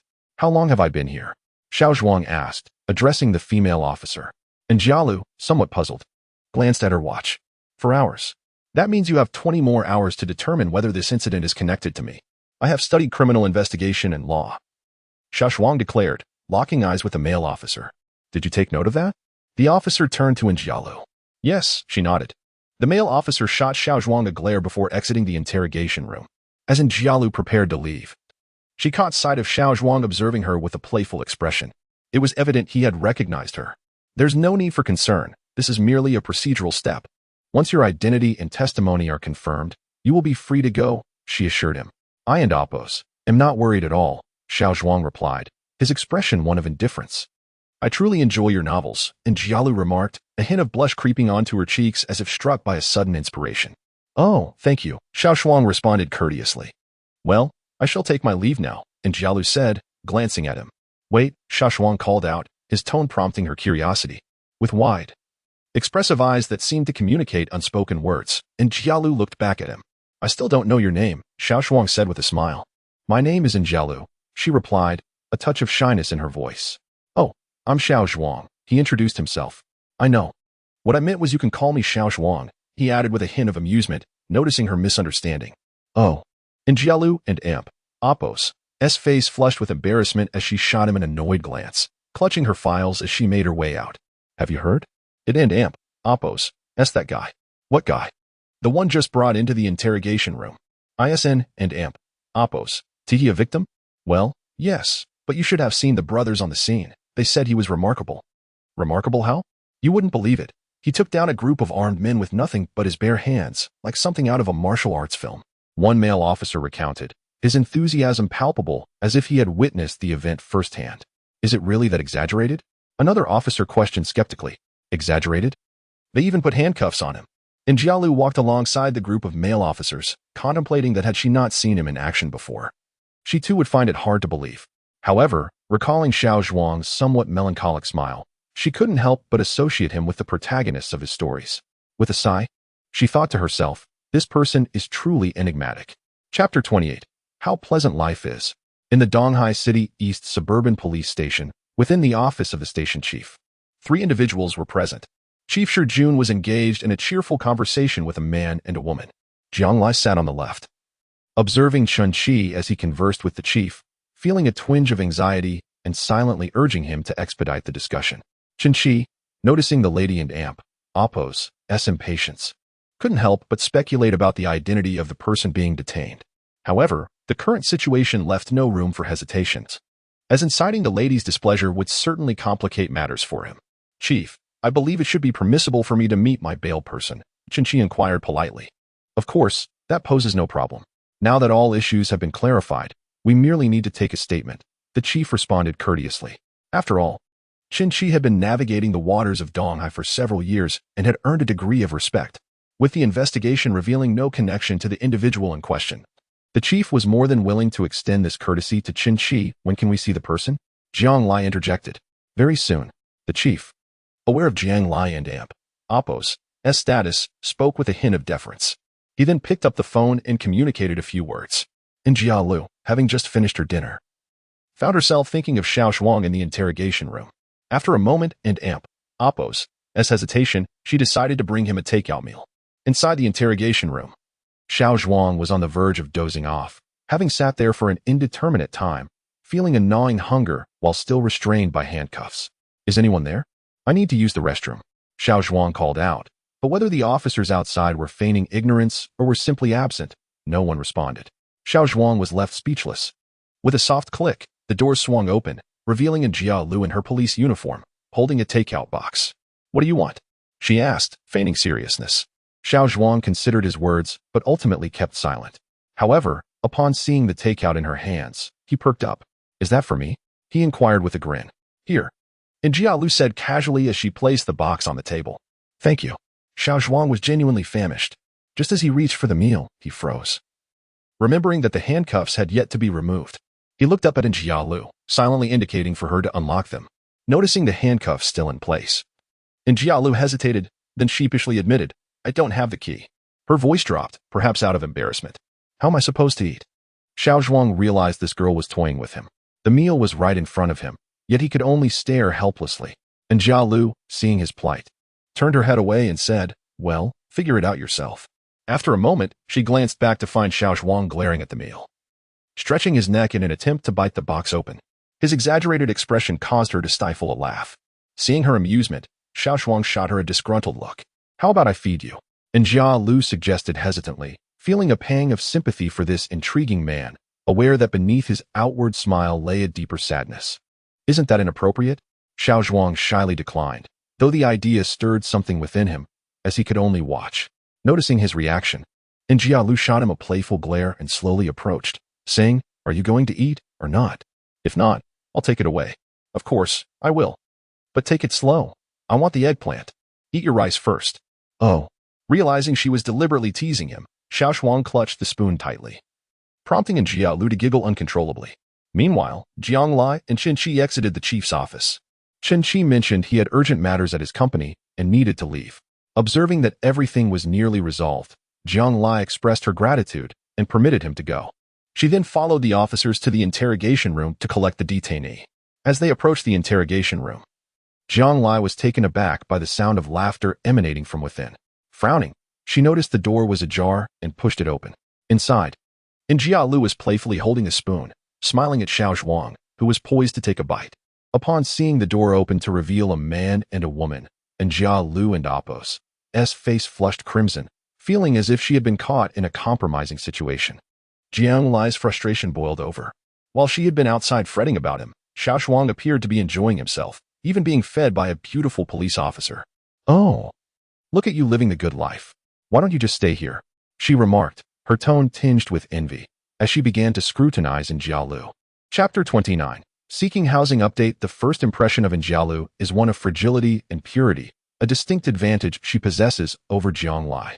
As Jiang Lai scrutinizes Jia Lu, the latter is equally attentive to the tall, graceful woman before her, silently speculating about the nature of her relationship with the man nearby. I haven't eaten yet, Xiao Zhuang explained with a smile, gesturing with her handcuffed hands to draw Jiang Lai and Apos' attention. Upon seeing Xiao Zhuang and Apos' restraints, Jiang Lai and Apos' expression softened slightly as she turned to the officer who had been observing the scene, exclaiming in irritation, Arin and Apos, "Are you going to unlock those?" The young officer, startled by her outburst, awkwardly smiled before quickly retrieving the key to free Xiao Zhuang. Jia Lu chose not to speak, silently tidying up the lunchbox. This is my friend Jiang Lai, Xiao Zhuang introduced. Jia Lu remained silent in response. Jiang Lai, however, stepped forward with a commanding presence and extended her hand, saying, Hello. I am Jiang Lai. Hey, little sister, what is your relationship with him? Jiang Lai inquired, her smile somewhat unsettling upon noticing Jia Lu and Apos' youth. Xiao Zhuang appeared taken aback by the question. We used to know each other, and Jia Lu replied evasively, diverting the conversation. Jiang Lai, sensing the shift, refrained from pressing further. Yet she remained observant. Later that night, in the Jiang family villa, Jiang Lai donned a pristine white robe as she sat in the study, gently opening her laptop to read the novel written by Xiao Zhuang. Upon returning home that evening, she felt an overwhelming urge to delve deeper into the enigmatic man. After a while, Jiang Lai rose and stepped onto the balcony, gazing up at the sky, seemingly lost in thought. Soon, she stretched her languid form and muttered to herself. He truly is an incomprehensible man, but that is what makes him intriguing. With this thought, Her spirits lifted considerably. She walked briskly to the living room, where her father was engrossed in a book, and her mother, in a good mood, practiced yoga. Her brother, Jiang Haokuan, was still away, busy with work. Jiang Lai approached her father and began to massage his shoulders. They engaged in light conversation. After a moment, Jiang Lai softly inquired, "Dad, does our group have a publishing division?" "Publishing?" Jiang Lai and Amp. Oppos. As father adjusted his glasses, slightly taken aback by his daughter and Amp. Oppos. S question. "Yes. I have recently developed an interest in online literature. But didn't you major in hotel management?" he asked, puzzled. "I enjoy it. Can I explore something different?" Jiang Lai pouted, adeptly using her charm on her father. All right, you can do whatever you like," he conceded, clearly swayed by her demeanor. "But do we have such a division? With so many ventures under the Jiang family banner, many are managed by professional managers. I'll need to think this through," he said, assuming a contemplative expression. As Jiang Lai continued to massage his shoulders, Xiao Zhuang had been scouring the internet for an apartment throughout the night. Finding suitable housing proved to be quite a challenge. With high rents in Donghai City, an international metropolis, the scarcity of available listings compounded the difficulty. Despite having some funds left, the amount was limited, just over 10,000, after paying off 2,000 to Xiao the overweight man, leaving her with just enough to sustain herself temporarily. I should continue searching for an apartment, Xiao Zhuang decided, and soon a listing appeared on her screen. Upon opening it, she found a 3-bedroom apartment, seemingly the only option available in the vicinity. Contemplating her next move, Xiao Zhuang made a phone call. The woman on the other end had a somewhat hoarse voice that was not particularly pleasant to hear. Nonetheless, she was quite cordial, enthusiastically outlining the apartment's features. ISN and Amp. Oppos. TA 3-bedroom too large? Do you have something smaller? Xiao Zhuang inquired. All our designs are 3-bedroom suites, primarily intended for shared living. The woman paused before continuing. Shared living? Xiao Zhuang fell silent, as she was reluctant to share her space with strangers, finding the idea rather awkward. Sir, you misunderstand. The woman quickly clarified upon sensing Xiao Zhuang's hesitation. Originally, our apartments were designed as 3-bedroom homes, but they have since been transformed into 3 independent units. Independent units? Xiao Zhuang echoed, intrigued. Although we refer to it as shared living, each room comes with its own bathroom and kitchen, the woman explained. I see, Xiao Zhuang hesitated, contemplating the arrangement. If you have the time, you are welcome to visit and see the apartment in person, the woman added. All right, I will come by tomorrow to take a look. On 11. Enjoy reading every day and recharge with VIP coupons. Act quickly. Promotion period, November 11th to November 13th, Chapter 30. Is that you? Xiao Zhuang rose early from his bed. Having suspended his practice of the gene cultivation technique over the past few days, sensing the lingering injuries within him, he realized that persisting in his training would yield no benefits. It would be more prudent to rest his body until he devised a solution. He opened his phone to check the address of the apartment from the previous day and promptly hailed a taxi. Driver, to the intersection of Chaoyang Road, please. The journey was indeed lengthy, yet it was evident that the driver was experienced, navigating through back roads and winding paths, thus arriving swiftly. After disembarking and settling the fare, Xiao Zhuang dialed the number of the woman he had met the night before. She instructed him to wait for her at the Chaoyang Road intersection. Moments later, he spotted a woman in a flowing purple dress waving to him from a distance. She was charming, appearing to be in her mid-30s, and her well-maintained figure indicated that she took great care of herself. Hello, you must be Mr. Zhuang Yin, the woman said politely, extending her hand. Hello, I am Zhuang Yin. You may call me Xiao Zhuang, he replied, shaking her hand and noting the softness of her grip, clearly unaccustomed to manual labor. You seem quite young. You can call me Sister Huang, she said with a warm smile. All right, Sister Huang, he responded. As they walked and chatted, Xiao Zhuang learned more about the apartment situation.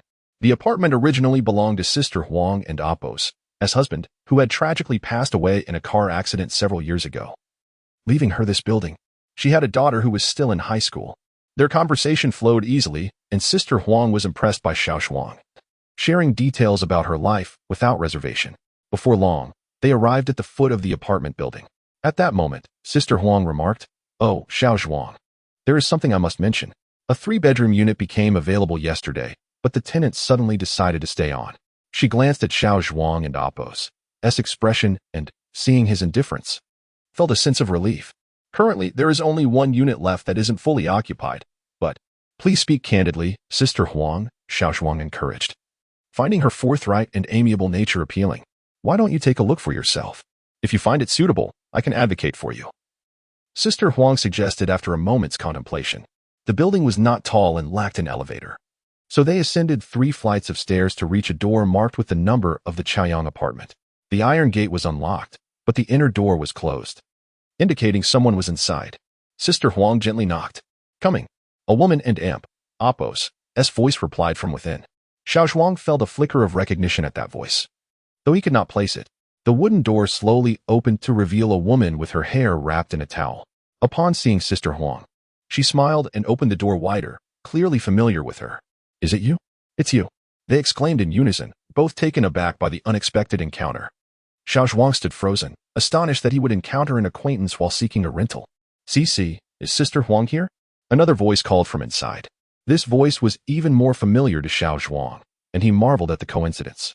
The woman who had just spoken was Mu Xiaoyao, the girl he had rescued at the blueberry bar.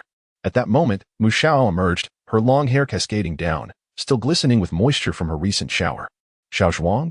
She said, her surprise and delight evident as she recognized him, the man who had frequented her dreams. What a coincidence! Xiao Zhuang waved at Mu Xiaoyao, seeing the interaction. Sister Huang chuckled. CC, Xiaoyao, I didn't realize you two knew each other. No need for introductions. Mu Xiaoyao's cheeks flushed at Sister Huang's comment, while Zhang Cici's expression darkened. She shot a glare at Xiao Zhuang and turned back to Sister Huang, saying, Sister Huang, what is he doing here? Xiao Zhuang is here to rent an apartment. You have an available room, right? I brought him to have a look. I was concerned you might object, but now it seems you are already acquainted. And he doesn't appear to be a bad person, Sister Huang explained with a smile. Absolutely not. This is unacceptable. Both Xiao Zhuang and Zhang Cici replied simultaneously. Zhang Cici glared at Xiao Zhuang once more. The atmosphere grew tense, leaving Sister Huang somewhat bewildered. They always bicker upon meeting, Mu Xiaoyao interjected with a wry smile, attempting to clarify the situation. Well, let him have a look. If all goes well, he can move in, Mu Xiaoyao said generously, though a hint of shyness and nervousness lingered in her tone. Xiaoyao, Zhang Cici protested loudly. Cici, just let Xiao Zhuang take a look first. I don't think he is a bad person, Sister Huang encouraged. 11. Enjoy reading every day, recharge with VIP points. Seize the opportunity now, promotion period, November 11th to November 13th. Chapter 31. Renting a new book with beauty. Huang Jing turned to Xiao Zhuang and said, Come in and have a look. Xiao Zhuang hesitated. Is this appropriate, Sister Huang? Don and Apos, worry. They all agreed. What is there to be embarrassed about? Besides, finding a place is quite challenging these days, Huang Jing encouraged. Xiao Zhuang glanced at Zhang Cici and Mu Xiaoyao. Mu Xiaoyao appeared slightly flushed, her head bowed in silence, while Zhang Cici squinted, evidently concocting some mischievous plan. Let us take a look, Huang Jing said with a smile. All right then, Xiao Zhuang conceded, following them into the living room. The space was modestly sized, adorned with several exquisite paintings, with a sofa at the center, upon which sat a life-sized teddy bear. A television completed the basic setup, which Xiao Zhuang found quite satisfactory. Noticing Xiao Zhuang's content expression, Huang Jing chuckled. Come, let me show you the bedroom. Upon entering the room, Xiao Zhuang was pleased to find it impeccably clean, devoid of any signs of disarray left by previous occupants. It seems the former tenant had a discerning taste, Huang Jing explained. A girl used to live here, but she seems to have graduated and returned home, leaving the place vacant. The apartment was quite appealing, offering ample personal space, a kitchen, and a bathroom. Xiao Zhuang felt a sense of satisfaction and was ready to discuss the rent. Sister Huang, I'm interested in renting this place. How much is the rent? Huang Jing replied, I don't consider you an outsider. How does $0 a month sound?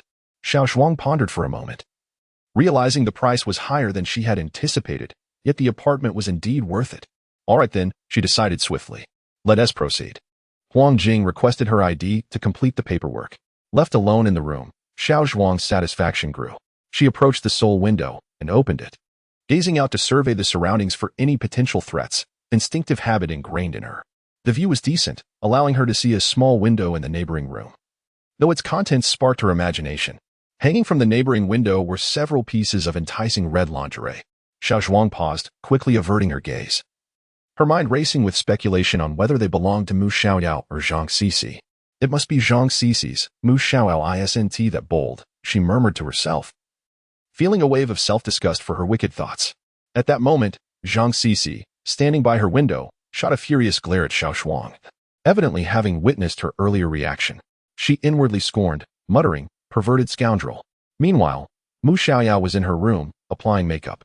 She changed out of her casual attire, revealing her slender physique, donned a new outfit, and admired her reflection with a satisfied smile before stepping out. The thoughts of most men at Donghai City SSD Bar. The management at SD Bar was lax, attracting many young men and women while concealing the unsavory darkness lurking beneath the city's vibrant surface. Outside the SD Bar, a nondescript van sat with a man wearing a black cap casually surveying his surroundings. "How and Oppos, is it going?" "Report to Eagle, no sign of the target. We're continuing surveillance. Maintain the watch. Report immediately upon locating the target." After the call ended, in a nearby room, gray curtains obscured the light, creating a stark division between brightness and darkness. "How's it going, Captain?"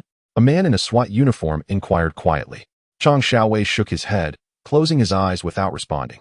"Is the operation still on?" a member of the Black Hawk team asked. After a lengthy pause, Chang Xiaowei opened his eyes, declaring, "Unless unforeseen circumstances arise, the operation will proceed."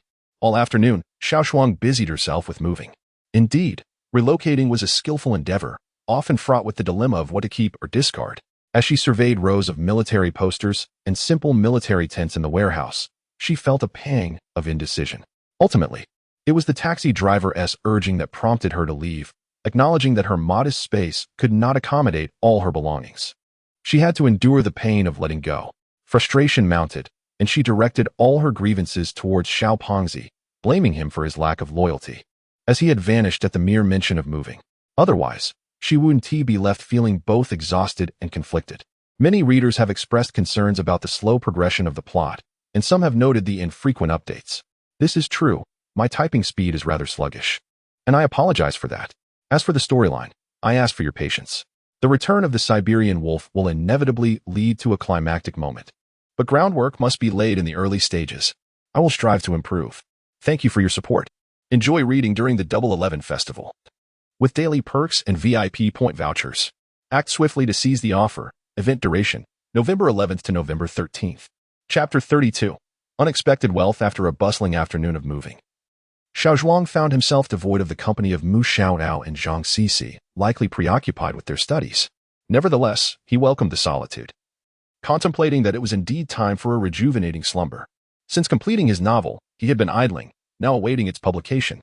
On that day, Jiang Lai had assured him that she would handle the matter of finding a publisher, to which Xiao Zhuang readily agreed, acknowledging her extensive connections far surpassed his own. "Oh, sleep." He tossed himself onto the bed, sprawled out like a starfish.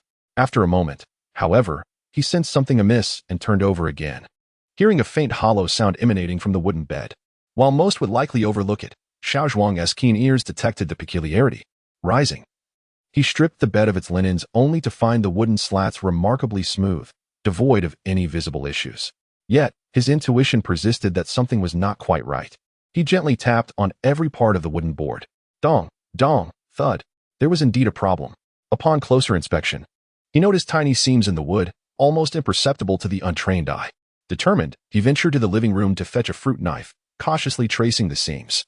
In no time, he had carved out a large rectangular opening in the bedboard. Lifting the cut piece revealed a massive red package nestled within. He grasped the parcel, feeling its weight, uncertain of its contents. As he set it down, the package spontaneously opened, revealing several stacks of red Huaxia currency, perhaps a dozen bundles at least. A wave of surprise washed over Xiao Zhuang, but he knew he needed to investigate further. At that moment, a rectangular wooden box emerged from the depths of the parcel. As he picked it up, he admired its exquisite carvings, suggesting it contained something of considerable value. Slowly, he opened the box, and an overwhelming sense of delight enveloped him. This, wild ginseng, at least 50 years old, its luster and robust roots resembled a human form. With some inherited knowledge swirling in his mind, he realized how fortunate he was. As he delicately lifted the ginseng, a slip of paper floated out. Curiously, he picked it up and found it was written in English. Though perplexed, he found the vocabulary quite manageable. The note, upon translation, read, "Dedicated to the esteemed Master Binla. Wishing you good health. Hummingbird." Binla? Hummingbird? What on earth? He had never heard of such names. Eager to explore more, Xiao Zhuang tugged at a corner of the red cloth, causing its contents to cascade onto the floor. To his astonishment, several more bundles of Huaxia currency tumbled forth, along with a firearm, in a land where gun control was notoriously strict. This discovery was indeed unexpected, yet it brought him a sense of relief. The presence of an English note and a weapon hinted that its previous owner was unlikely to be a benevolent individual. He recalled Sister Huang mentioning that a girl had lived in this house and had left in a hurry. Was she connected to this? After some time, Xiao Zhuang carefully stored the ginseng and the currency. As for the handgun, he toyed with it momentarily, growing increasingly comfortable in his grip. However, rationality prevailed, and he ultimately decided it best to return it to its hiding place. At present, he had no need for such an item. Gazing at the ginseng in his possession, he marveled at how splendid everything seemed, not to mention the substantial amount of Huaxia currency he now held. Reflecting on his time in this world, he could easily claim the title of the most beleaguered time traveler in history, all in pursuit of wealth. And his acquisition of that peculiar system? Undoubtedly the most exasperating golden finger ever. Embracing the ginseng, Xiao Zhuang felt as though life was truly magnificent. The sun shone brilliantly. Yet, back to the matter at hand. He was about to concoct the life essence. This was a task that could not be delayed. For days, he had refrained from practicing his gene-refining technique, fearing irreversible harm to his already frail body. Now, however, there was no time to waste. With determination, he emptied his backpack from the move and stuffed in all the cash. Glancing at the ginseng, he decided it too should join the treasure trove. Such a precious item belonged safely with him. Without changing his clothes, Xiao Zhuang hailed a taxi to the largest pharmacy nearby to procure his ingredients. However, some materials remained elusive. After visiting numerous pharmacies, he finally gathered everything he needed. And the tools for alchemy, these were less demanding, requiring only a heat-resistant vessel. The key to crafting the life essence lay in the quality of the ingredients, the order of preparation, and the techniques employed. All these procedures and precautions were etched in his mind, and he felt no hesitation as he prepared to put them into practice. Thus, he casually purchased a pot for brewing and made his way home. Chapter 33, Unlocking the Genetic Chain. From the moment he returned with the medicinal herbs until nightfall, Xiao Zhuang was tirelessly occupied, not out of sheer busyness, but due to the immense significance he placed on this alchemical endeavor. Each herb's addition and every step of the brewing process demanded his utmost attention. With his nerves taut, he felt an overwhelming sense of fatigue. In the evening, Mu Xiaoyao knocked on his door, but Xiao Zhuang chose to remain silent, feigning sleep. Not wanting to intrude, Mu Xiaoyao left him be. However, the pungent aroma of the concoction wafted through the air, becoming increasingly pervasive. Initially tolerable, it soon morphed into a potent blend of scents that provoked Zhang Sisi, his neighbor, into incessantly kicking his door and shouting in protest.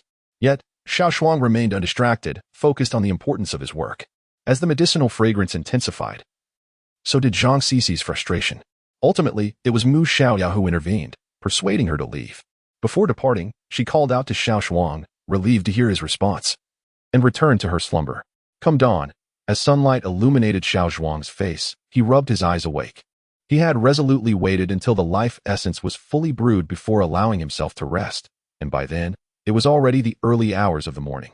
He collapsed into bed and now, upon checking the time, he realized it was 9 o'clock.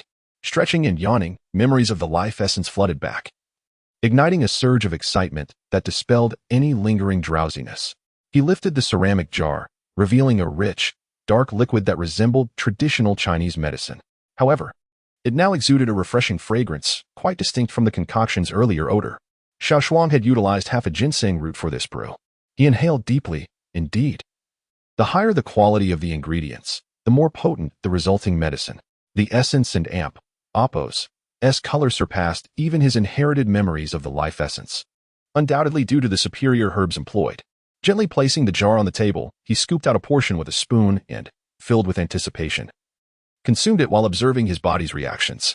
Yet, nothing seemed to change at first. Anxiously, he wondered if the recipe was a sham or if he had made a mistake in the brewing process. What could be the matter?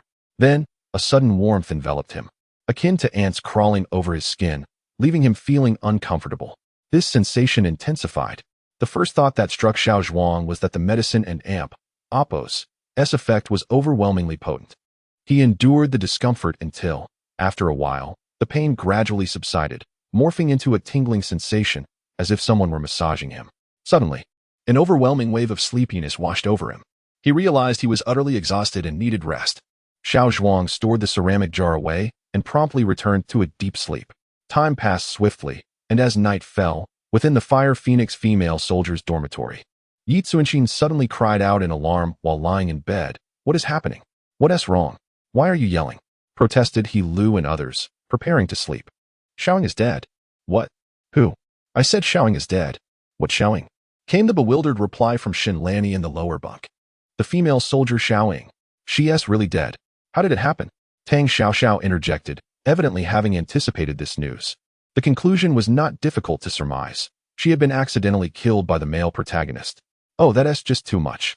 Ouyang Qian joined the discussion, intrigued. Don't you all get tired from training all day? Tin Xiaoling remarked, her frustration evident. We're used to it exactly. Please, go on. Tell me more. Tang Xiao encouraged, her curiosity piqued. As the female soldiers continued their discussion, He Lu suddenly turned to Tan Xiaoling and asked, Have you figured out what to do about that matter? What matter? Tan Xiaoling, still irritated from being woken, inquired. That issue we discussed. The breach of confidentiality. Upon realizing it was a serious topic, Tan Xiaoling's sleepiness vanished. Rubbing her eyes, she replied, That's a tough one. I think I'll need to find time to ask about it at location 1. For now, that's all we can do, He Lu agreed.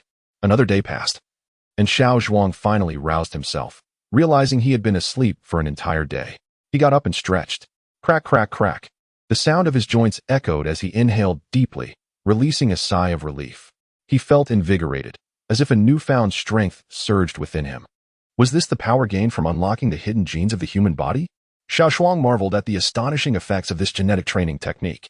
Having unlocked only the first genetic chain, he pondered eagerly what the second and third might yield. Would he one day possess the extraordinary strength of the prehistoric humans depicted in his inherited visions? As these thoughts filled his mind, a sense of anticipation welled within him. Ding, congratulations, host, for successfully unlocking the first hidden genetic chain, Xiao Zi announced. The hostess' physical strength has reached the required standard. Would you like to continue receiving the inheritance of the Yin Wang civilization? Xiao Zhuang was momentarily taken aback but quickly recovered. He hadn't expected the long-dormant system to activate at this moment. Yes, he exclaimed.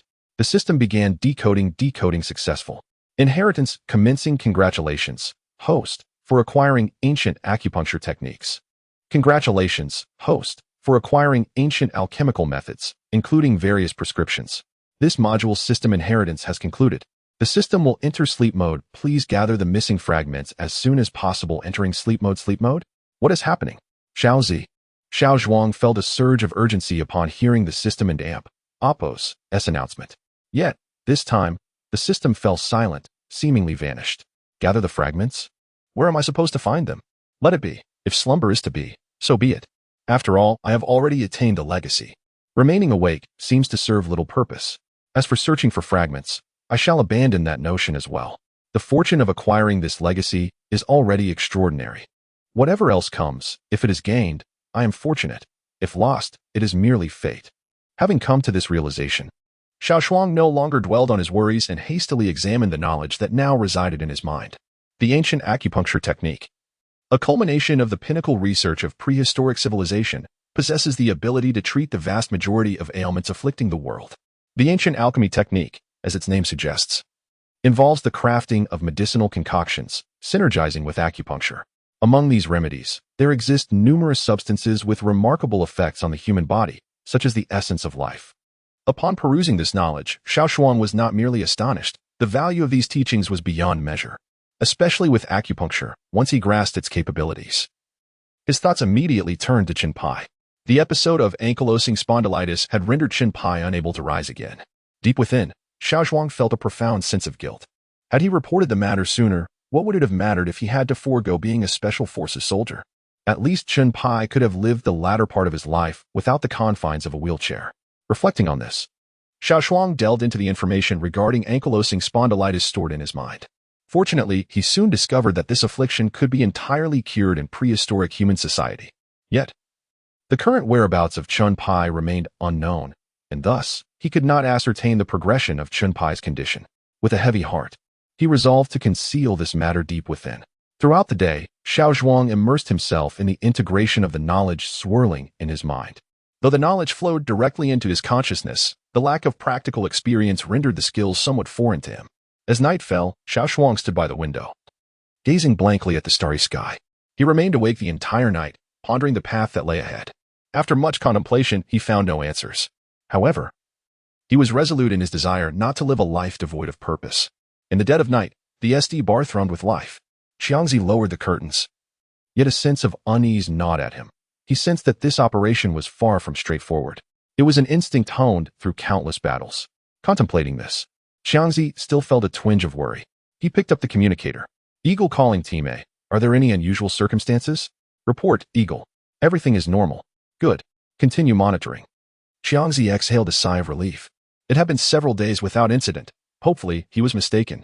Chang Team, you should go rest. I will keep watch here. A woman in uniform said. Xiangzi waved his hand dismissively. But you have a mission tomorrow, she replied, clearly concerned. It's fine. I just want to take a look. Team B will be here shortly to relieve me. Xiangzi reassured her. Very well. Seeing his determination, the woman ceased her insistence. The following morning, Xiao Zhuang rose early. Eager to test his newfound abilities, he jogged from his apartment to a secluded path, beginning to accelerate with all his might. Gradually, his speed increased. Indeed, the sensation was exhilarating. He felt that, in terms of physical prowess, he had surpassed even his days in the special forces. Moreover, with the medical legacy now within him, he could perceive his physical condition with greater clarity. This was a far cry from the effects of overexertion he had previously endured. As thoughts of the wondrous and almost miraculous substances contained within the alchemical legacy filled his mind, Xiao Zhuang's spirit soared. If he could master the crafting of those medicines, becoming the wealthiest person in the world would not be an impossibility. After all, no matter how rich one may be, one must have the means to enjoy life. The world is certainly not lacking in individuals of that kind. Chapter 34. The little demoness arranges a new book in the morning. Mu Xiaoyao knocked on Xiao Zhuang's door several times, but when no one responded, she felt a twinge of disappointment. Today marked a school holiday, granting both of them a rare leisure. Zhang Cici lounged on the living room sofa, applying a facial mask while engrossed in a Korean drama. Mu Xiaoyao, aside from occasionally emerging to fetch something or tapping on Xiao Zhuang's door, spent most of her time cooped up in her room, the nature of her activities a mystery. Observing Mu Xiaoyao's deep concern for Xiao Zhuang, Zhang Cici couldn't help but feel anxious for her friend. No matter how she tried to persuade Mu Xiaoyao, her words fell on deaf ears. Zhang Cici had nearly given up hope, secretly contemplating that her friend might have been enchanted by that perverse individual. Ever since Xiao Zhuang's arrival, her demeanor had noticeably shifted. With these thoughts weighing on her, Zhang Cici grew impatient, losing interest in the melodrama unfolding on screen. Just then, a message pinged on her phone. It was from Gu Jian, and Zhang Cici opened it with a hint of annoyance. Cici, there's a gathering at SD Bar tonight. Will you come? Another gathering? Can't they come up with something more novel? Zhang Cici muttered to herself in frustration. Then, a spark of realization hit her. Wait, a gathering. How did I not think of that? Suddenly, she began to laugh mischievously, envisioning how to make the perverse one suffer this time. Xiaoyao, are you in there? After a moment, Zhang Cici tiptoed to Mu Xiaoyao's door and knocked gently. What's up, Cici? The door swung open, revealing Mu Xiaoyao in slippers. Looking at Zhang Cici with curiosity, seeing Zhang Cici's secretive demeanor, Mu Xiaoyao chuckled. What are you up to this time, Cici? Aren't you asleep? Nope. What are you doing in there? Zhang Cici leaned her head into peek. Just playing on my phone. Hey, I've got something to tell you. Zhang Cici began. Go on, Mu Xiaoyao replied. Gu Jian's having a gathering tonight. Are you coming? Zhang Cici inquired. I don't want to go. Mu Xiaoyao replied with a hint of exhaustion. What and Oppos? That's wrong. You look so down, Zhang Cici noticed. I and Oppos am fine. There have been so many gatherings. Dawn and Oppos. Do you find it boring? Mu Xiaoyao retorted. But you could invite Xiao Zhuang to join us. The more, the merrier. Zhang Cici insisted earnestly. Mu Xiaoyao hesitated. Well, come on. Just come with me. Zhang Cici pleaded, pulling at Mu Xiaoyao's hand playfully. All right, I'll go. Mu Xiaoyao relented, seeing her friend's enthusiasm. Great, it's settled then. Zhang Cici thought to herself, feeling a surge of triumph. In the evening, after spending the day out, Xiao Zhuang returned, carrying a few small white porcelain bottles. The essence within them needed to be preserved. Prolonged exposure would diminish its potency. This was a serious matter, and Xiao Zhuang would not take it lightly. As for the cash left over from their previous purchase, only 50,000 remained. Hearing Xiao Zhuang's return, Zhang Cici took the initiative to pull Mu Xiaoyao out of her room. Knock, knock. A series of knocks resounded, and Xiao Zhuang opened the door to find Zhang Cici standing there with Mu Xiaoyao shyly following behind. Xiao Zhuang, we have a gathering tonight. Are you coming? Zhang Cici asked sweetly, her demeanor innocent and harmless. Yet, the tone sent a shiver down Xiao Zhuang and Amp Oppo's spine. He could tell something was amiss, especially with Zhang Cici and Amp Oppo's unusually soft approach. Given her temperament during their last encounter, he was wary of her sudden change. Meanwhile, Mu Xiaoao found Zhang Cici and Amp Oppo's peculiar tone amusing. Noticing Xiao Zhuang and Oppo's silence, she shyly added, "Yes, Cici and I are going to a friend and Oppo's gathering tonight. Since you and Oppo's I'll be home with nothing to do, why not join us? It could be fun. I have plans tonight. I think I'll skip this one." Xiao Zhuang declined politely. "What plans? Xiao Yao rarely asks you out. Don't brush her off like that." Zhang Cici and Oppo's words instantly flushed Mu Xiaoao and Oppo's cheeks as she pondered the oddity of Zhang Cici and Oppo's newfound friendliness toward Xiao Zhuang. However, Mu Xiaoao chose not to dwell on it. She was simply glad that her friend was attempting to reconcile. Xiao Zhuang, noticing Mu Xiaoyao's hopeful expression, felt his resolve waver. "All right, it's settled then. We'll be waiting for you in the living room," Zhang Cici declared, not giving Xiao Zhuang a chance to refuse. As they left, Mu Xiaoao glanced back at Xiao Zhuang, her eyes filled with anticipation. Xiao Zhuang shook his head in resignation. After some time, Xiao Zhuang emerged, dressed simply in jeans and a white t-shirt. Mu Xiaoyao had already changed into a striking black skirt paired with a delicate tank top, catching Xiao Zhuang's attention. "Okay, let's go." Gu Jian is here, Zhang Cici urged eagerly. "All right, I'm coming," Mu Xiaoyao said, shyly linking her arm with Xiao Zhuang's. This seemingly casual gesture held significant weight for Mu Xiaoyao, and she clutched his arm tightly. Xiao Zhuang felt a jolt at her boldness, instinctively wanting to pull away. Yet, the softness of her touch and the rhythm of her heart made him hesitate. He truly didn't want to hurt such a naive and kind girl. Chapter 35. Bar anecdotes. Gu Jian had been waiting downstairs for a while and was beginning to feel a twinge of impatience. He contemplated ascending to check if they were coming down. Just then, he caught sight of a man accompanied by two women approaching from a distance. The two women were familiar to him, but the man was a stranger, leaving Gu Jian puzzled. Upon noticing Mu Xiaoao intimately linking her arm with the man and Oppo's a surge of anger ignited within him. He had harbored feelings for Mu Xiaoao for some time, but had restrained himself out of respect for his girlfriend, Zhang Cici. Now, witnessing the fruit of his long-held desire being taken away, he could hardly contain his fury. As the trio drew nearer, Gu Jian could not help but inquire, "Cici, who is this person?" "Mu Xiaoyao's friend," Zhang Cici replied curtly. Before Gu Jian could respond further, Zhang Cici interrupted him sharply. "What does it matter to you? Let us go." She glared at Gu Jian, pushing him away. After all, it was a rare opportunity for her friend to escape from that creep. Her carefully laid plans could not be jeopardized by Gu Jian. Gu Jian felt utterly speechless, yet his eyes were aflame with rage directed at the newcomer. He was consumed by the desire to eliminate this rival. At the SD bar, the night air was particularly refreshing. And as Xiao Zhuang and the others alighted from their vehicle, they immediately sensed it. The bar and Oppo's entrance was already teeming with people. They settled at a table, and soon, guests began to trickle in.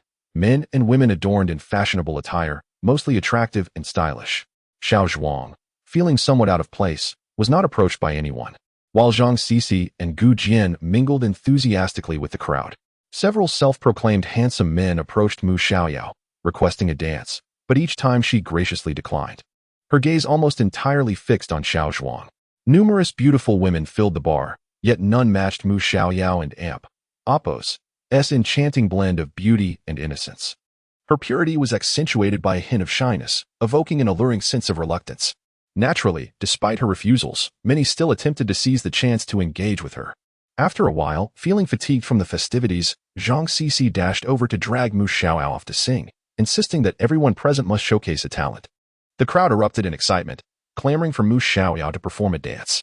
As they were all somewhat acquainted, the atmosphere was lively, and with Zhang Cici's encouragement, Mu Xiaoyao found it difficult to refuse.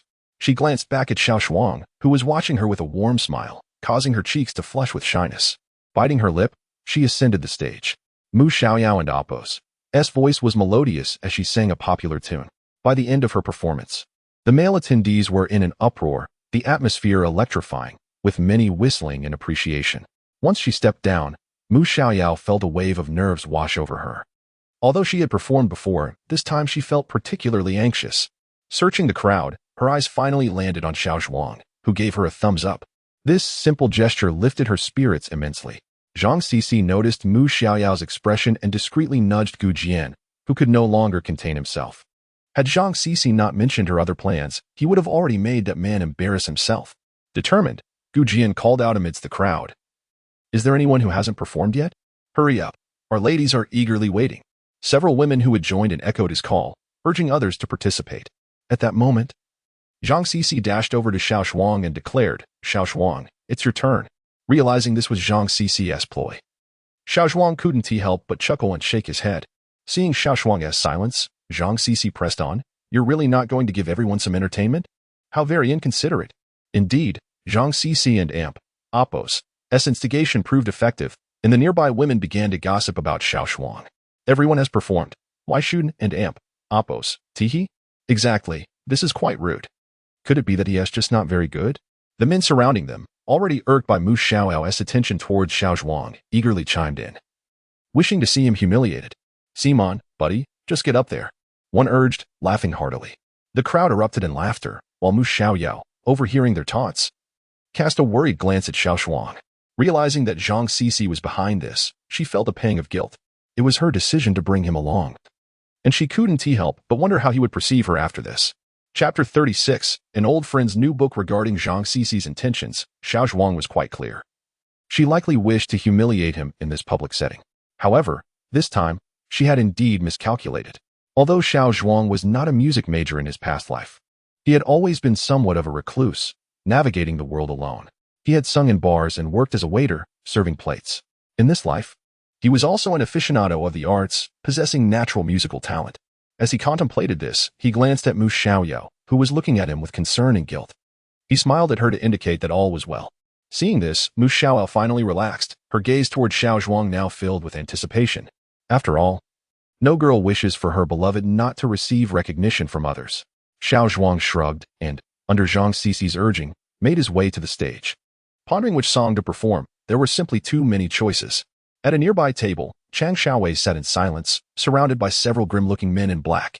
The atmosphere was oppressive, starkly contrasting with the surrounding revelry. After a long silence, a bald man finally spoke, Show me the goods before I hand over the money. Chang Xiaowei, unfazed, retorted, Money first, then the goods. The others glanced at their watches, then fell into silence once more.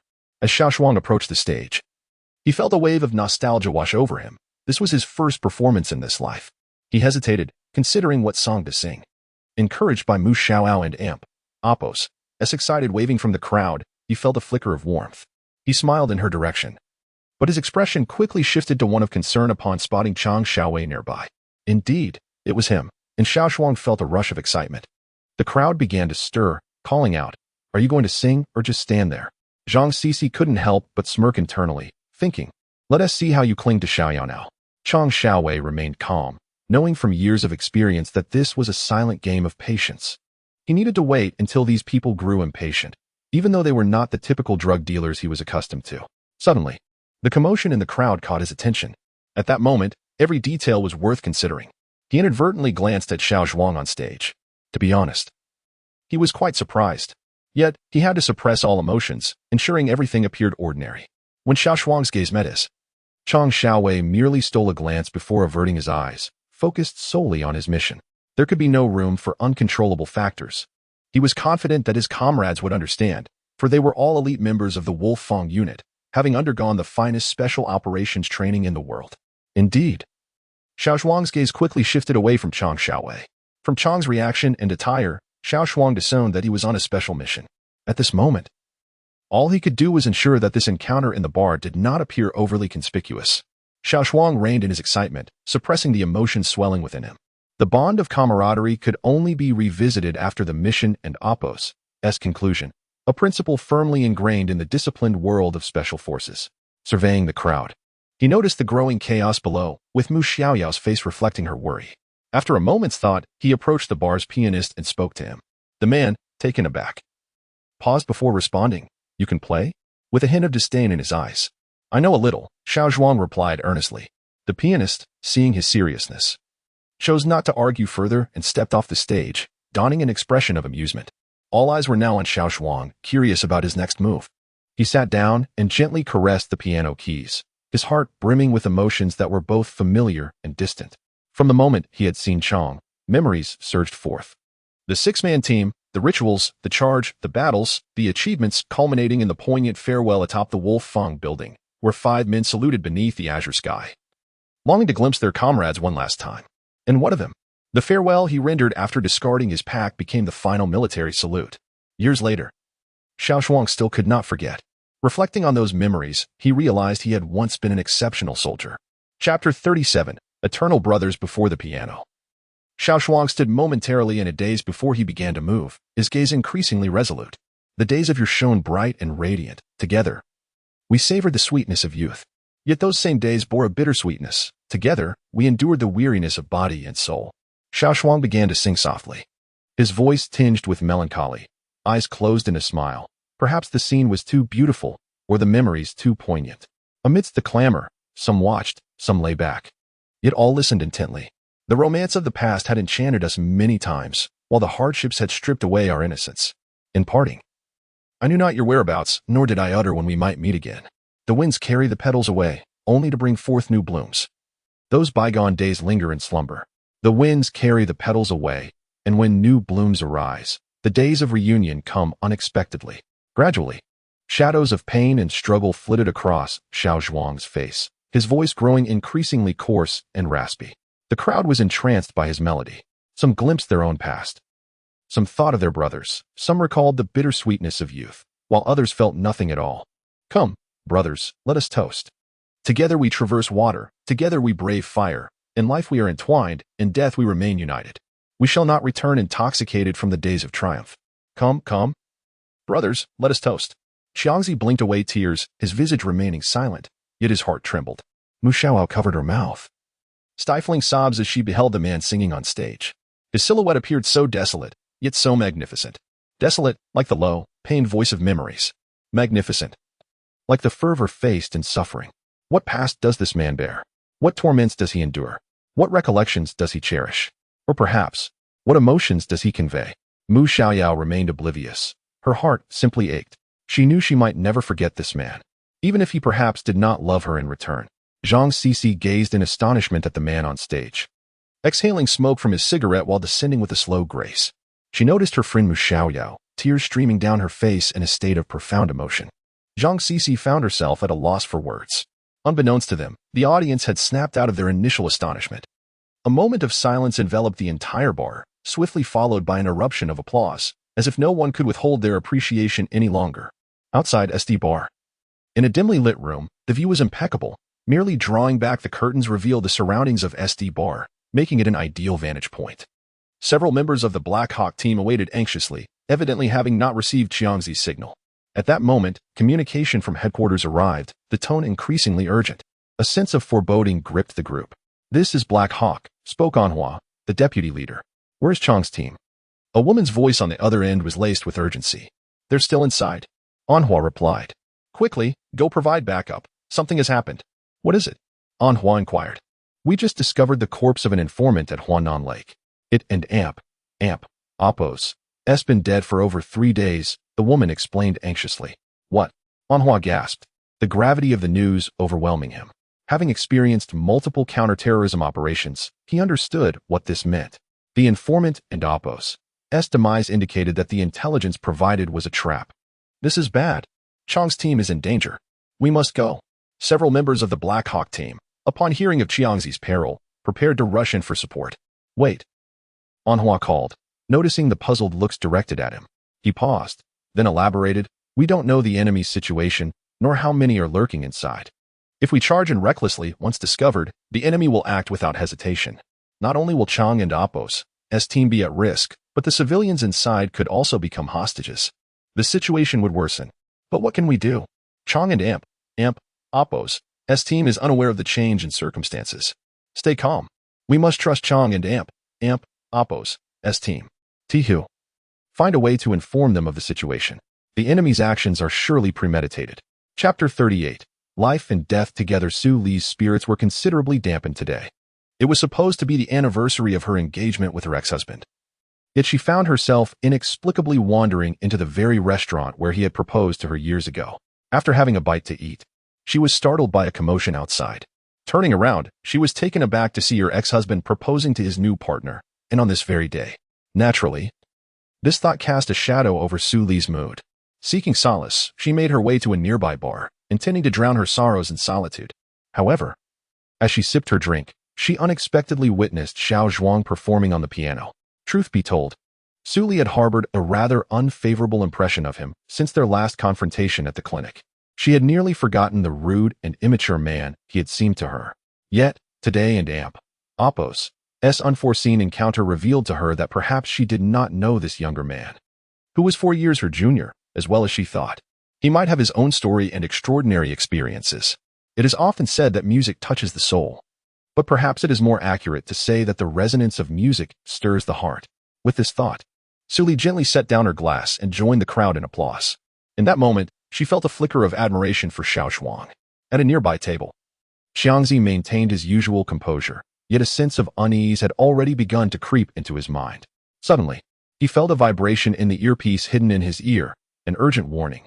Xiangzi, there in Oppos's been an incident. Evacuate immediately. His pupils dilated as a wave of danger washed over him.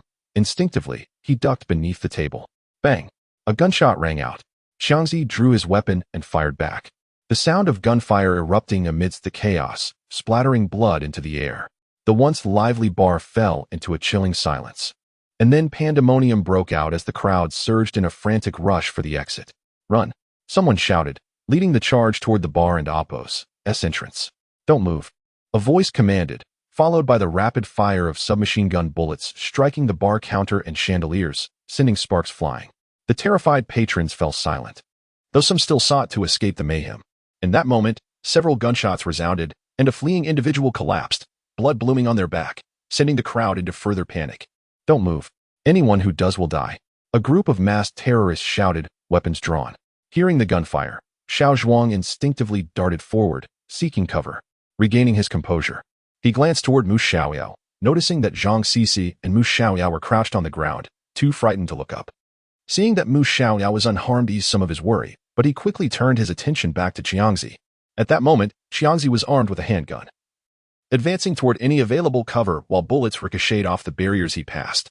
The situation was becoming increasingly perilous. What to do? Xiao Zhuang and Oppos's mind raced. Suddenly, he noticed that a recently downed assailant lay less than 5 meters away, with a bathroom just beyond, the direction where Xiangzi was headed.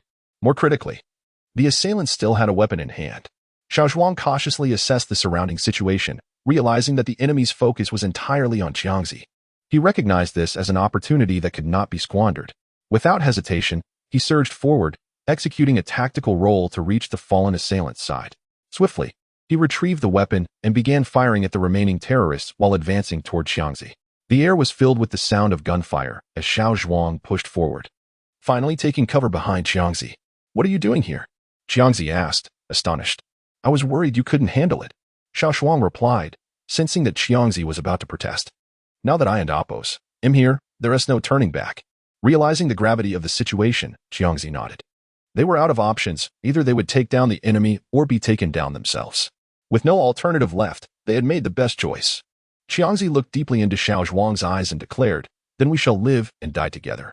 In that moment, Xiao Zhuang experienced a strange sensation. Those words felt hauntingly familiar, as if etched into his very soul. Live and die together.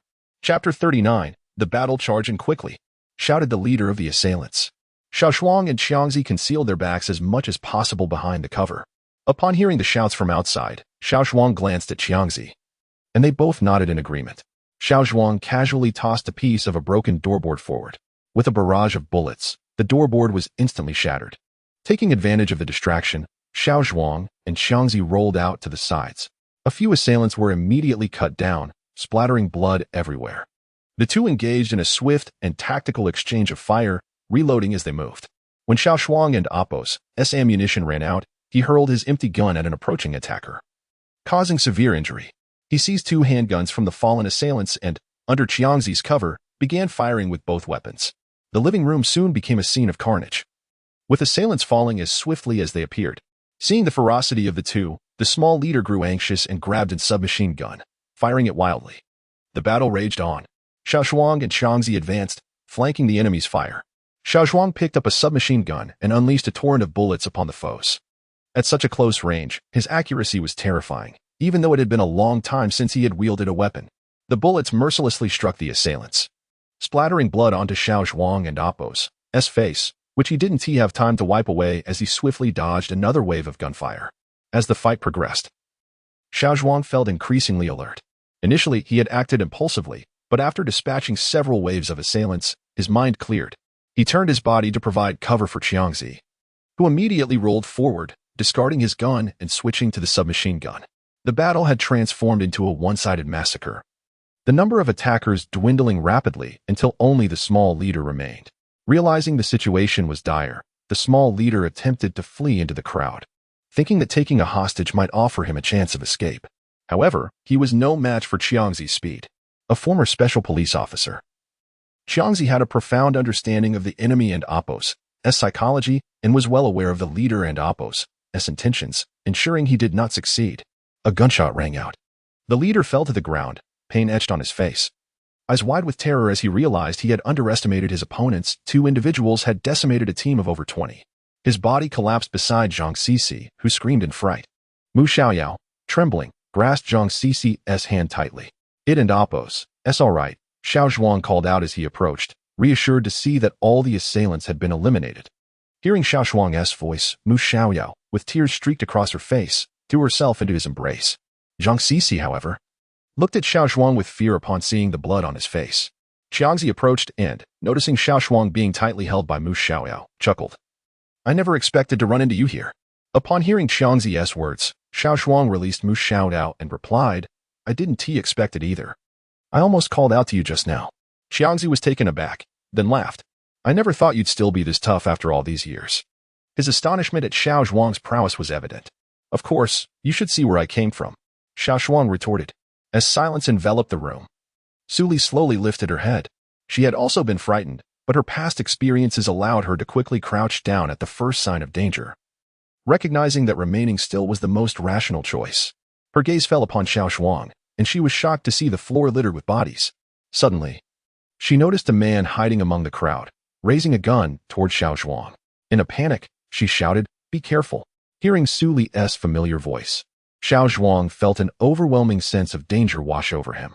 Just as he was about to react, Xiangzi had already fired at him. With a loud bang, Xiao Zhuang felt the bullet graze his head, striking the assailant behind him.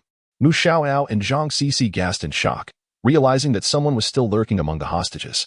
Xiao Zhuang reassured the frightened Mu Xiaoyao with a comforting pat, confident in Xiangzi's shooting skills, having trained together countless times. Don't move. Clear the way. I need a car. Hurry, shouted another assailant, hiding beside Suli. He grabbed Suli and pressed a gun against her head, threatening her. Chapter 40. Rescued, let her go. Xiao Zhuang shouted upon witnessing the scene. Suli had drawn the attention of the assailants while attempting to warn him. Help me. Suli cried out in panic. Neither of you move. Drop your guns. Hurry. The assailant, seeing their hesitation, fired a shot into the ground, causing Suli to tremble in fear. Xiao Zhuang and Xiangzi exchanged a glance and slowly lowered their weapons. Stay calm. We will consider your demands, Xiangzi said slowly, signaling Xiao Zhuang with a glance. Enough of your nonsense. Give me a car now. The assailant shouted loudly, evidently shaken by recent events and agitated. All right, I'll arrange it immediately, came the response. At that moment, a group of officers from the Black Hawk unit swiftly surrounded them. Don't move. Drop your guns. Police. Don't move. I have a hostage. The assailant pressed Suli against himself as the officers closed in. In that instant, Xiao Zhuang suddenly threw a coin with remarkable precision, striking the assailant in Appo's arm. The distraction caused by the sudden arrival of the police rendered the assailant momentarily ineffective, and he felt his hand go numb. Just as he prepared to fire, he realized his hand was no longer under his control. At the moment the coin was thrown, Xiao Zhuang surged forward, seizing the assailant's arm and executing a swift maneuver that sent the gun clattering to the ground. The entire sequence transpired in a mere second or two, leaving everyone astonished at how the assailant was subdued. Xiangzi, intrigued, observed Xiao Zhuang closely. Having witnessed how the coin's impact had rendered the assailant's arm uncontrollable, facilitating the subsequent successful capture. What is the situation? Xiao Zhuang inquired as he handed the assailant over to the police. Suli was breathing heavily, clearly shaken from the ordeal. Noticing her distress, Xiao Zhuang approached, and gently massaged the back of her neck. Su Li soon felt her rapid heartbeat begin to calm, and her overall tension eased. "Are you feeling better?" Xiao Zhuang asked. His technique, including the precise coin throw that struck the assailant's pressure point, was derived from ancient acupuncture knowledge he had acquired. After taking a deep breath, Su Li nodded, her eyes brimming with gratitude as she looked at Xiao Zhuang. Outside the Donghai City police station, having just completed his statement, Xiao Zhuang saw that Xiangzi was preoccupied. After exchanging contact information, Xiao Zhuang decided to leave. It was already past 11 at night, and the day had proven eventful, especially with his unexpected encounter with Xiangzi. "Wait, Xiao Zhuang?" At that moment, Su Li approached, dressed in a white dress. She had changed out of her black clothing and appeared refreshed. As she drew closer, Xiao Zhuang caught a whiff of a delightful fragrance that was neither perfume nor merely body scent, an intoxicating combination. "What brings you here?" Xiao Zhuang asked, surprised by her presence. "Why can't I be here?" Su Li replied with a playful smile, twirling her hair. "You experienced such a frightening ordeal today. Shouldn't you be resting?" Xiao Zhuang remarked, struggling to reconcile her current demeanor with the terrified person he had just witnessed moments ago. "Do you think I'm that fragile?" Su Li teased, a hint of mock indignation in her voice. "Not at all. You are remarkably brave," Xiao Zhuang replied earnestly, recalling how she had alerted him earlier. "And you were quite courageous as well," Su Li responded sincerely, reflecting on his fierce confrontation with the assailant in the bar. "It seems we had quite a conversation today," Xiao Zhuang said with a hint of mischief. "Indeed, I've come to realize you are quite the—" Su Li paused, hesitating to finish her thought. "Curious," Xiao Zhuang prompted. "Quite the what?" "Quite the not-so-jerkish person." Su Li laughed. "Were I a jerk before?" Xiao Zhuang asked, feigning confusion. "Absolutely. You had no idea how much of a jerk you were," Su Li replied, seemingly recalling a memory. Xiao Zhuang, understanding her implication, could only smile awkwardly. "Well, at least you don't consider me too bad now. Is that so? But weren't you at Zujiawi? What brings you all the way over here alone?" Xiao Zhuang inquired casually. "Do you really want to know?" Su Li asked, pausing for effect. Intrigued, Xiao Zhuang leaned in, eager for her answer. "Is it too inconvenient to discuss?" "Not at all." Su Li sighed, her mood visibly shifting. "Do you know when I'll be divorced?" Su Li suddenly asked. Xiao Zhuang, taken aback by her unexpected question, shook his head, signaling he was unaware. Chapter 41. Su Li fell silent for a moment, and the two began to converse as they walked. "Last year, around this time, I divorced my ex-husband." Xiao Zhuang nodded, and Su Li continued. "Today, he proposed to that mistress right before my eyes, in the very place he once proposed to me." Su Li shook her head in self-mockery. "So you went to SD bar?" Xiao Zhuang inquired, beginning to understand. "Yes," Su Li affirmed with a nod. "To drown your sorrows?" Xiao Zhuang asked curiously. "Not at all." It was a moment of reflection. Su Li replied earnestly. "You still think about him?" Xiao Zhuang questioned. "Not really. It's just a simple feeling of sadness," Su Li responded. As they chatted, they reached the edge of the road. Suddenly, a piercing scream shattered the air. "Help! Someone's being robbed!" Their attention was instantly drawn to the commotion. A woman behind them was shouting loudly, while a motorcycle sped past them. The woman was in hot pursuit, claiming her handbag had been snatched. Xiao Zhuang and Su Li exchanged knowing glances, realizing the motorcycle must have stolen the woman's bag. Xiao Zhuang glanced at the direction of the motorcycle. It was moving swiftly, yet he felt confident he could catch up. Observing the woman's urgency, he suspected there were valuable items in her bag. Without hesitation, he turned to Su Li and said, "I'll check it out." With that, he took off in pursuit. He ran with remarkable speed, gradually closing the distance to the motorcycle. The rider, evidently startled, revved the engine in a panic. Meanwhile, in a sleek black Maybach, Yi Xuanxin and Shen Lanny were also chasing the motorcycle. Ever since they heard the woman's cries, Yi Xuanxin had taken off after it.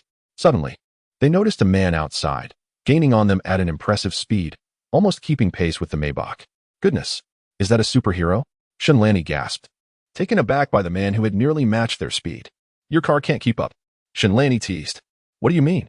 I haven't even accelerated yet," Yi Xuanxin replied, glancing at the man keeping up with them. She pressed down on the accelerator. "Are you even driving properly?" Shen Lanny exclaimed, startled by the sudden increase in speed. "Look at me surpassing him," Yi Xuanxin shouted in exhilaration as she noticed the man behind them falling further behind. "Traffic ahead," Shen Lanny suddenly called out. Yi Xuanxin realized this was true and immediately pressed down on the accelerator to overtake the motorcycle. She quickly swerved to the right and slammed on the brakes. The Maybach came to a halt just in front of the motorcycle, forcing the riders to brake hard, resulting in both of them tumbling off. At that moment, Xiao Zhuang reached the motorcycle and kicked the blonde-haired man, sending him sprawling. Another would-be helper, startled, turned to flee. With a loud bang, the door of the Maybach swung open, and Yi Xuanxin and Shun Lanny rushed out. Seeing the two women charging at him, the would-be robber steeled himself, brandishing a baseball bat and swinging it fiercely. However, he soon realized he was not dealing with ordinary women, and the outcome was anything but ordinary. He was swiftly kicked away, twice, leaving him dazed. He lamented that he should have checked the calendar before leaving home. It seemed he was encountering anything but normal people today.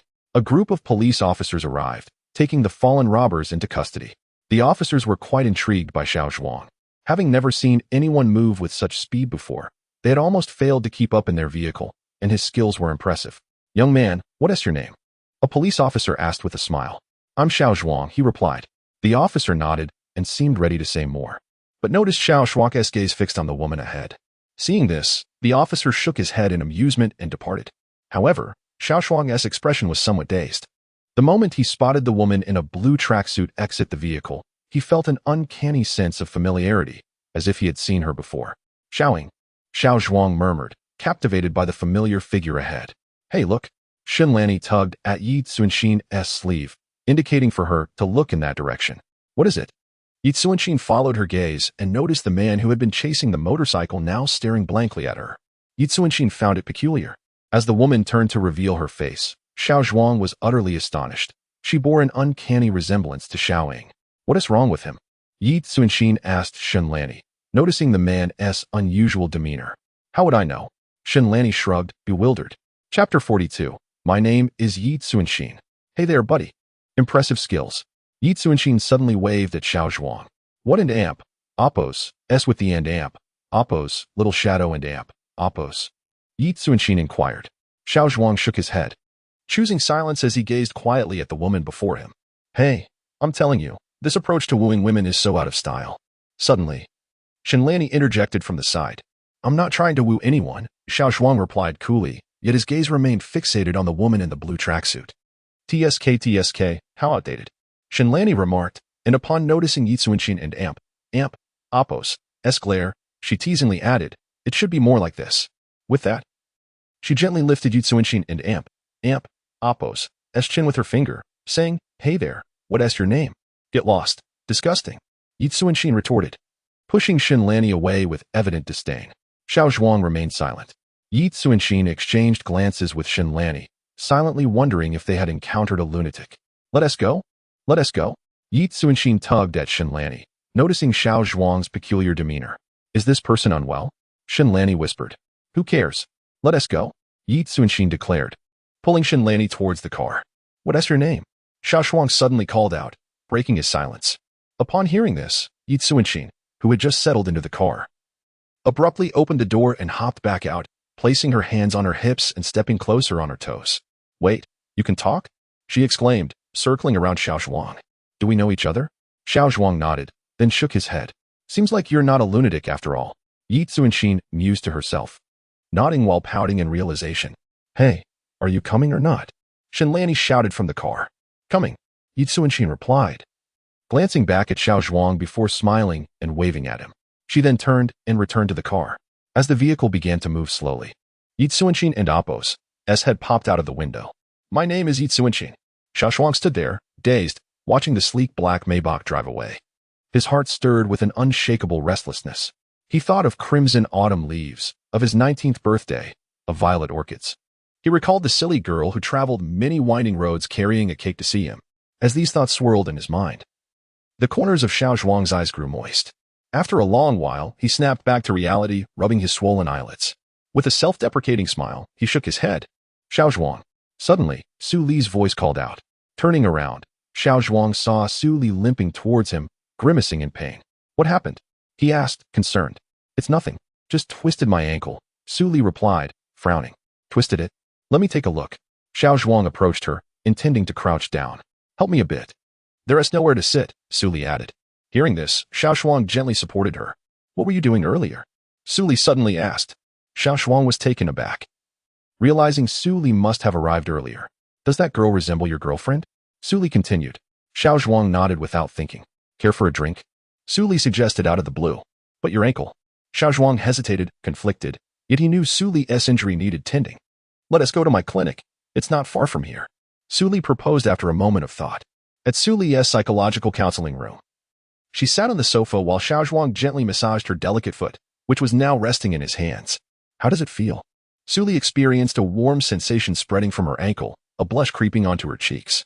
Hearing Xiao Zhuang's words, she instinctively moved her ankle, exclaiming in delight. It's better. It doesn't hurt at all. After saying this, Su Li looked at Xiao Zhuang with astonishment. How did you do that? I'm becoming increasingly curious about you. Xiao Zhuang shook his head in self-mockery. Suddenly, Su Li stood up and slowly walked into the living room. After a while, she returned with an open bottle of red wine and 2 elegant glasses. Shall we chat? Su Li poured a glass for Xiao Zhuang. Taken aback, Xiao Zhuang promptly accepted the drink. As they clinked their glasses, whether it was the allure of Su Li's wine or Xiao Zhuang's desire to escape, his spirits began to sink. Drunkenness is but a state of the heart. Once the heart seeks to indulge, who can remain sober? Chapter 43. The late night unfolds. The hour had grown late.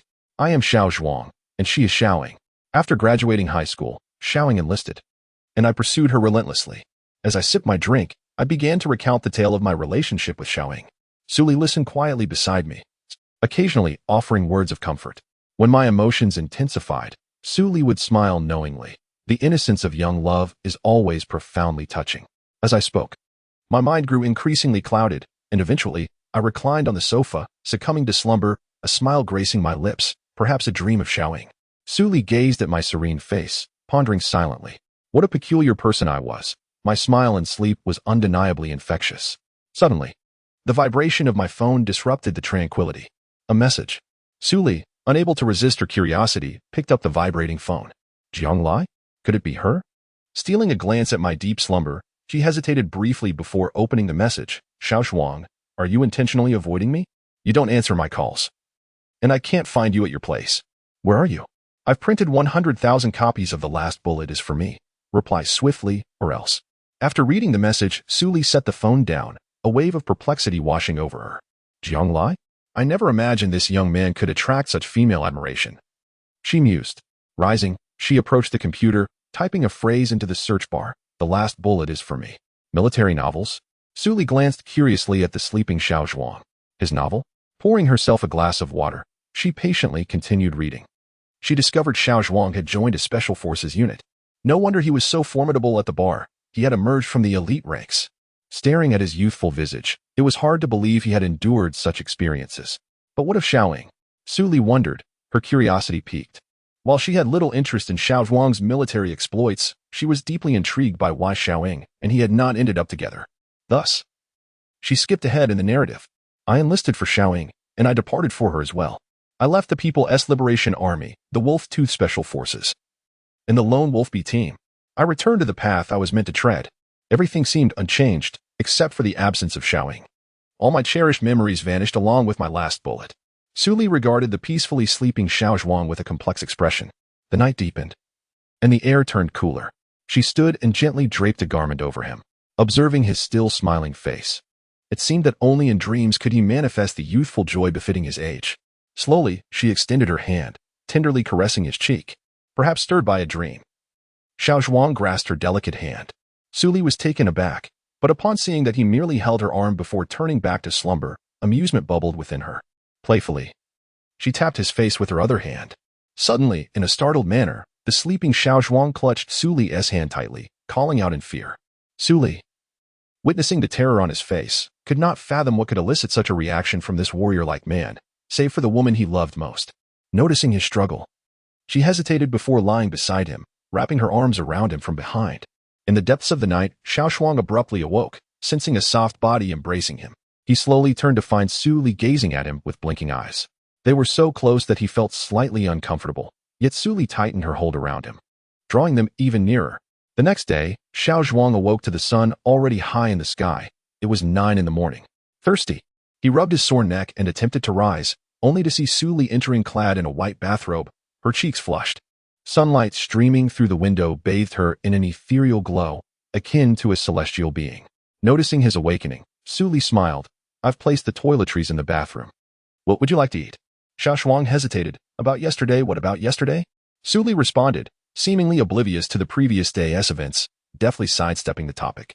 Understanding her unspoken wish to avoid the matter, Xiao Zhuang simply shook his head, signaling that all was well. Chapter 44. Farewell to Miao Yan. After Xiao Zhuang finished his morning routine, Su Li had already procured breakfast. As he ate, he frequently cast glances at Su Li. Noticing his behavior, Su Li playfully chided him, "Eat your food. If you keep staring, I might just poke your eyes out." Upon hearing her words, Xiao Zhuang hurriedly focused on his meal. Suddenly, Su Li, who had just risen, exclaimed. Xiao Zhuang quickly stood to assist her, anxiously inquiring, "What's wrong? Is your foot still not healed? That shouldn't be the case." Seeing Xiao Zhuang's concerned expression, Su Li gently pushed him away, saying, "It's nothing. But let me check for you." With that, Xiao Zhuang crouched down, wanting to examine Su Li's foot. Su Li, feeling a flush of embarrassment, quickly pushed him away again, exclaiming, "Not my foot." "Not your foot?" Xiao Zhuang replied, somewhat puzzled. Perceiving his slow reaction, Su Li sighed, "It's none of your concern." As she rubbed her lower abdomen and prepared to leave, Xiao Zhuang suddenly seemed to grasp the situation and began to chuckle to himself. "You're still laughing. You're still laughing." Su Li, feeling both shy and indignant, grabbed a pillow from the sofa and hurled it at Xiao Zhuang. Just then, Xiao Zhuang's phone rang. He picked it up from the table, seeing it was a call from Changzi. "Hello, Xiao Zhuang," came Changzi's voice. "Are you free right now? Come to the Drug Enforcement Unit." "What is going on, Changzi?" Xiao Zhuang inquired, puzzled about why the Drug Enforcement Unit would seek him out. "You'll find out when you get here. Someone wants to see you." "I'm hanging up now," Changzi said before abruptly ending the call. At the Drug Enforcement Unit, in a dimly lit room, a middle-aged man in plain clothes stood by the only window where light streamed in, seemingly lost in thought. Changzi entered after finishing the call. "Did he agree?" the middle-aged man asked. "No, I hung up right after I finished speaking," Changzi replied. "Will he come?" the man queried. "You should know him better than I do, Owl," Changzi remarked. "Indeed, he will definitely come," the man, referred to as Owl, sighed. "What do you need him for?" Changzi asked, puzzled. "Can't we just reminisce?" Owl replied, attempting to make a joke for once. "Sure, but is it only for nostalgia?" Changzi raised an eyebrow, clearly skeptical. "I watched the footage of your battle yesterday," Owl suddenly stated. "Really? They managed to get the surveillance footage out so quickly?" Changzi expressed surprise. Owl remained silent for a moment before continuing, "I never imagined that after all these years, I would have the chance to see him again." "I'm surprised too," Changzi agreed. It was something he had never considered, encountering Xiao Zhuang and fighting alongside him once more. "He is still young. The country needs him," Owl added after a brief silence. "Oh, do you mean?" Changzi asked, confused. "I believe he has always been an excellent soldier. Despite enduring numerous hardships, he has persevered," Owl reflected. "Yes, he continues to improve," Changzi remarked, recalling the remarkable skills Xiao Zhuang displayed while rescuing hostages the previous day, skills he had never witnessed before. "That's why I want him to continue serving the nation. Talents like him are vital," Owl asserted. "But will the military agree?" Changzi raised his concern. "I will do my utmost, even at the cost of my own reputation," Owl declared resolutely. "But how do you know he wishes to return?" Changzi countered. "He will. Because he is a soldier I trained myself," Owl stated with unwavering confidence and pride. "All right then," Changzi conceded, realizing that if Xiao Zhuang could continue fighting, it would fulfill his own aspirations as well. "Go and fetch him. He should be arriving soon," Owl instructed. Changzi nodded and turned to leave. Outside the Drug Enforcement Unit, Xiao Zhuang followed Changzi through various alleys. Soon, they arrived at a small, dark room. "Go in. He is waiting for you," Changzi told the dazed Xiao Zhuang. This time, Xiao Zhuang did not inquire who it was, but walked straight into the dimly lit room. With a creak, the door opened, allowing sunlight to pour into the once shadowy space. A middle-aged man in casual attire stood with his back to Xiao Zhuang. Recognizing that familiar silhouette, Xiao Zhuang immediately knew who it was. Who is he? He is the guiding figure on Xiao Zhuang's journey as a soldier. An indelible memory etched in his heart amid the iron and blood of his past. Miao Yan. Chapter 45. Your legs, I can heal. Observing the retreating figure, Xiao Zhuang's steps were somewhat unsteady and hurried. The days of yore shimmered with brilliance and warmth, filled with both anguish and beauty. Yet, without this person, he would not possess those fragments of memory that make him feel human. Behind it all, the presence of this individual was indispensable. Miao Yan slowly turned his head. The two exchanged gazes, neither daring to speak first. Xiao Zhuang's eyes glistened with unshed tears, yet he refrained from wiping them away. hoping that tilting his head back would stem the flow. I read your novel. Miao Lian suddenly broke the silence, and Xiao Zhuang could sense a tremor in his voice. How was it? Xiao Zhuang replied with a smile, longing for the approval and admiration of the person before him. Much like the time he first scored a perfect 10 in shooting. Good lad. Well shot. Truly worthy of being my soldier. Good lad. Well written. Truly worthy of being my soldier. Miao Lian echoed, the familiarity of the words and tone resonating deeply, spoken by a familiar voice. Nothing could be more stirring than this. Miao Lian, I miss you all. Xiao Zhuang could no longer contain himself. All right, Miao Lian said, patting Xiao Zhuang and Apos' shoulder, taking a deep breath. You've grown up and taller too. His voice trembled with emotion. Upon hearing this, Xiao Zhuang could no longer hold back. Tears flowed freely, unmasked this time. After a long moment, Miao Lian gently patted Xiao Zhuang and Apos' shoulder. Come, I will take you to see someone who misses you as well. They arrived at the door of the archive room. Miao Lian did not knock but simply pushed the ajar wooden door open. Inside sat a man in a wheelchair, evidently having waited for some time. His rugged features and piercing gaze rested upon the two standing at the entrance. Xiao Zhuang, long time no see. The man spoke slowly. His expression calm, devoid of laughter or tears, embodying a serene demeanor reminiscent of days past. Yet, Xiao Zhuang recognized him as Chen Pai, a man not one to openly express emotions, yet whose inner feelings were more profound than anyone else, and Apos' Chen Pai, Xiao Zhuang called out, his voice trembling. Wipe your tears. Chen Pai suddenly admonished, his tone serious. Yes, Xiao Zhuang replied, hastily brushing away the remnants of his tears. Then, as if recalling something, he turned to Chen Pai. Chen Pai, your legs. I am fine now, Chen Pai replied with a smile, showing no signs of anger at the mention of his affliction. May I take a look? Xiao Zhuang asked tentatively, uncertain of his own courage, afraid of causing Chen Pai further distress. Chen Pai paused, then nodded. Xiao Zhuang crouched down slowly, his hands trembling as he pressed against Chen Pai's unresponsive legs. Having endured much suffering, Chen Pai's spirit had grown remarkably resilient, his face still adorned with a smile as he watched Xiao Zhuang. Xiao Zhuang began to assess the vitality of Chen Pai's meridians based on his knowledge of treating ankylosing spondylitis. Chen Pai's legs had been paralyzed for 5 or 6 years. The vitality alarmingly low, yet there remained a glimmer of hope for recovery. After examining Chen Pai and Apos' legs, Xiao Zhuang was filled with excitement. As long as there was hope, even a mere 1% chance, it was worth trying. Chen Pai, your legs can be healed, he exclaimed joyfully. Let it go, Xiao Zhuang, Chen Pai reassured him. No, I mean your legs have hope. I can heal them, Xiao Zhuang insisted, shaking his head vigorously. Seeing Xiao Zhuang and Apos' earnestness, Miao Lian could not help but inquire, Xiao Zhuang, are you serious? Xiao Zhuang nodded repeatedly. I can try. There is definitely hope. Miao Lian, feeling stirred by Xiao Zhuang's conviction, believed that he would not jest about such matters. He glanced at Chen Pai, contemplating before finally saying, Xiao Chen, let Xiao Zhuang give it a try. Before he could finish, Chen Pai raised his hand to silence Miao Lian, nodding at Xiao Zhuang. Deep inside, Chen Pai appreciated Xiao Zhuang and Apos' concern for his injury. Even if he held no hope for recovery, he did not wish to disappoint Xiao Zhuang, for disappointment was but a trivial matter for him. Miao Lian, I need a few silver needles, alcohol, and gauze, Xiao Zhuang instructed. Upon hearing this, Miao Lian promptly turned and exited. Chapter 46, Chen Pai and Apos' injury after a while. Miao Lian had delivered the items that Xiao Zhuang required. Xiao Zhuang examined the silver needles sent by Miao Lian, immersed them in alcohol for disinfection, and then gently wiped them with gauze. Approaching Chen Pai, Xiao Zhuang had Miao Lian assist in rolling up Chen Pai and Apos' pant leg. Following the meridian pathways etched in his mind, Xiao Zhuang skillfully inserted the silver needles at the acupoints of Zhu Sanli, Shangju Su, Chongyang, and Liang Qiu, among others. After carefully removing and disinfecting the needles, he continued to puncture other significant acupoints on Chen Pai's body. After a considerable time, Xiao Zhuang slowly withdrew the needles. Noticing Miao Lian's eager expression, he leaned down, pressing firmly into Chen Pai's leg muscles. Do you feel anything?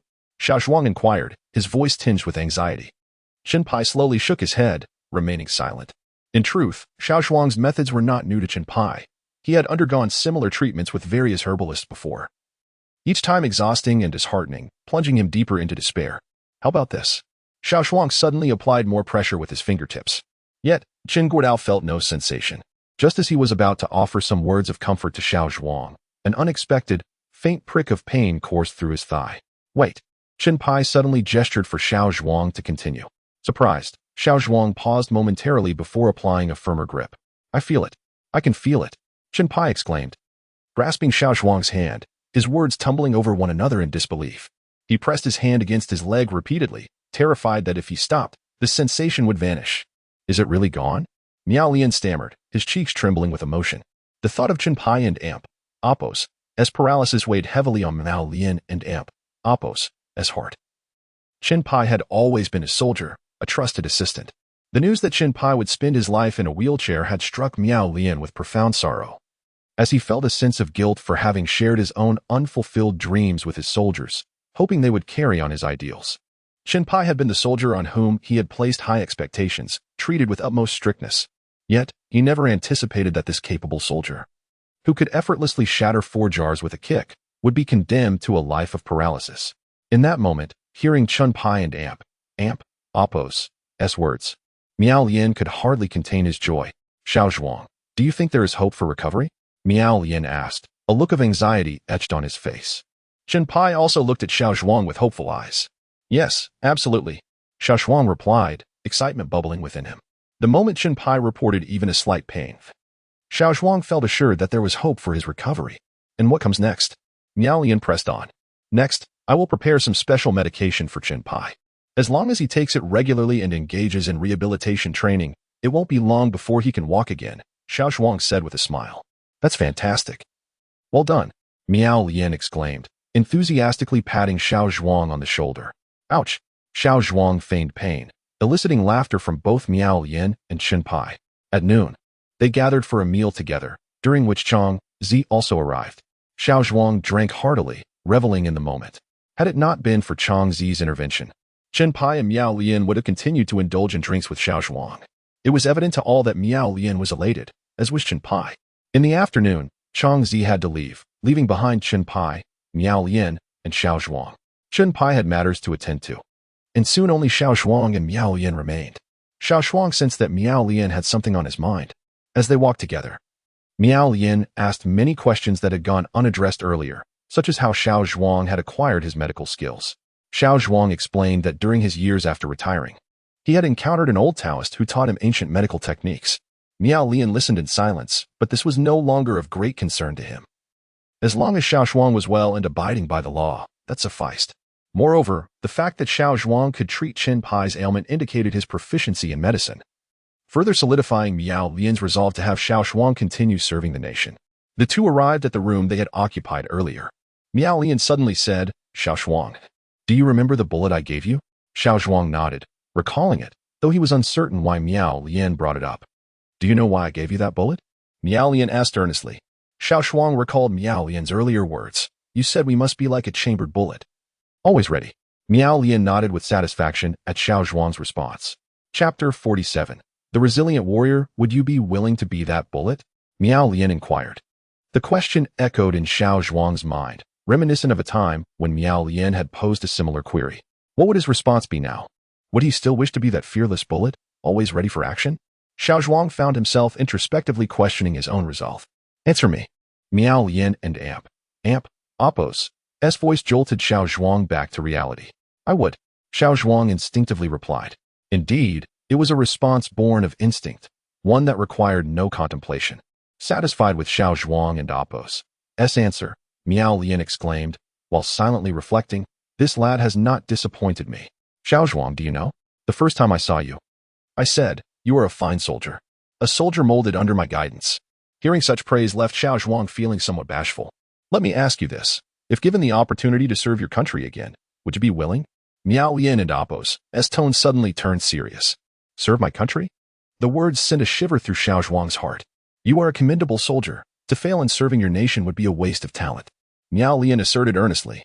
In that moment, Xiao Zhuang found himself at a loss for words. Take your time to contemplate, Miao Lian suggested, noticing Xiao Zhuang and Oppos' hesitation. He understood the weight of Xiao Zhuang and Oppos' past and the psychological impact of his words. Yet, he held firm in his belief that Xiao Zhuang would ultimately make the right choice. Nodding silently, Xiao Zhuang recognized that Miao Lian and Oppos' words stirred a tumult within him, prompting a desire for solitude to reflect. He quietly stepped out through the wooden door, his mind still occupied with Miao Lian's profound questions. How should I live? Am I still that bullet, always prepared? Remember, you are a strong warrior capable of facing all adversities. Miao Lian and Apos' voice resonated behind him. Indeed, a resilient warrior can confront any hardship. Inside the dimly lit room, Miao Lian watched Xiao Zhuang depart in silence. Suddenly, Chen Pai entered, pushing a wheelchair. Will he agree? Chen Pai asked Miao Lian. After a moment of contemplation, Miao Lian replied with conviction, he will. Surely, he will. Chen Pai nodded in agreement. If it's Xiao Zhuang, he certainly will. He is an excellent soldier. Miao Lian reiterated. He has truly matured over the years. Indeed, he has also acquired remarkable medical skills, Chen Pai added. This lad has undoubtedly been concerned about your health all these years. Miao Lian's expression was inscrutable, revealing neither joy nor sorrow. All of this has only strengthened your resolve. Chen Pai seemed to intuit Miao Lian's thoughts. Miao Lian was not surprised and remarked, tell me, does the nation not need someone as capable as him? As night fell, Xiao Zhuang did not return home. His mind was in turmoil, yearning for solitude to ponder deeply. He ventured to the outskirts, sitting alone, not to drink but to think. Could he return to the past? Did he even wish to? Without question, he did. Over the years, he had dreamt countless times of donning the blue beret. Laced military boots, adorned in camouflage, weaving through the jungle like a pack of wolves.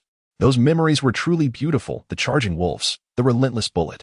Yet, what of the haunting past that lingered? How was he to confront it? How to face the honors of yesteryears? How to grapple with the memories he both cherished and dreaded? These questions ensnared Xiao Zhuang, leaving him uncertain of his path forward. How to confront them? What approach to take? He felt lost. As the night deepened, the fresh air of the countryside brought an eerie calmness. This sensation was familiar. Was this not the life sought after by wolves? Xiao Zhuang recalled Miao Lian and Apos' words, a strong warrior can face all hardships. Indeed, a resilient warrior can confront any struggle. What then was there to fear? What was there to shy away from? In that moment, it was as if Xiao Zhuang discovered himself anew. He was no longer the despondent artist. He was a warrior, a brave soul emerging from the depths of hell, a special forces soldier, Xiao Zhuang, the Siberian wolf. Chapter 48. The mission. Thank you all for your support. The next day, Xiao Zhuang awoke in his rented apartment. He had returned home quietly the previous night. Careful not to disturb anyone. Mu Xiaoyao was already asleep, and he chose not to interrupt her. After much contemplation the day before, he had come to understand the path he needed to take. But what about Mu Xiaoyao, that Navi girl? At this moment, Xiao Zhuang preferred not to dwell on such thoughts. He rose early and set out. At the anti-drug unit, Xiao Zhuang observed the vigilant soldier standing guard with the striking military emblem. He straightened his back, adjusted his clothing, and strode forward. After registering, he proceeded directly to the location where he had arranged to meet Miao Lian the day before. To his satisfaction, Miao Lian was already waiting for him.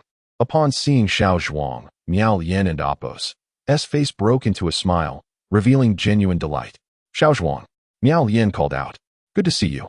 You look much more spirited today than yesterday. Xiao Zhuang nodded in acknowledgement. This is the medication for Chen, he said.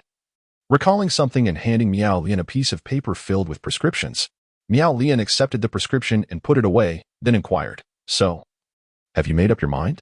Xiao Zhuang nodded again, remaining silent. Then it settled, Miao Lian declared. After a brief pause, he added, coincidentally, I have a task for you. A task? What kind of task? Xiao Zhuang asked, momentarily taken aback by the familiar term. Your mission is to protect someone. Miao Lian replied. Protect someone? I've never done that before, Xiao Zhuang admitted. Are you feeling anxious?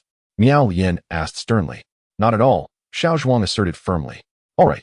I'll assign someone to accompany you on this mission, Miao Lian said, picking up the phone and making a brief call before hanging up.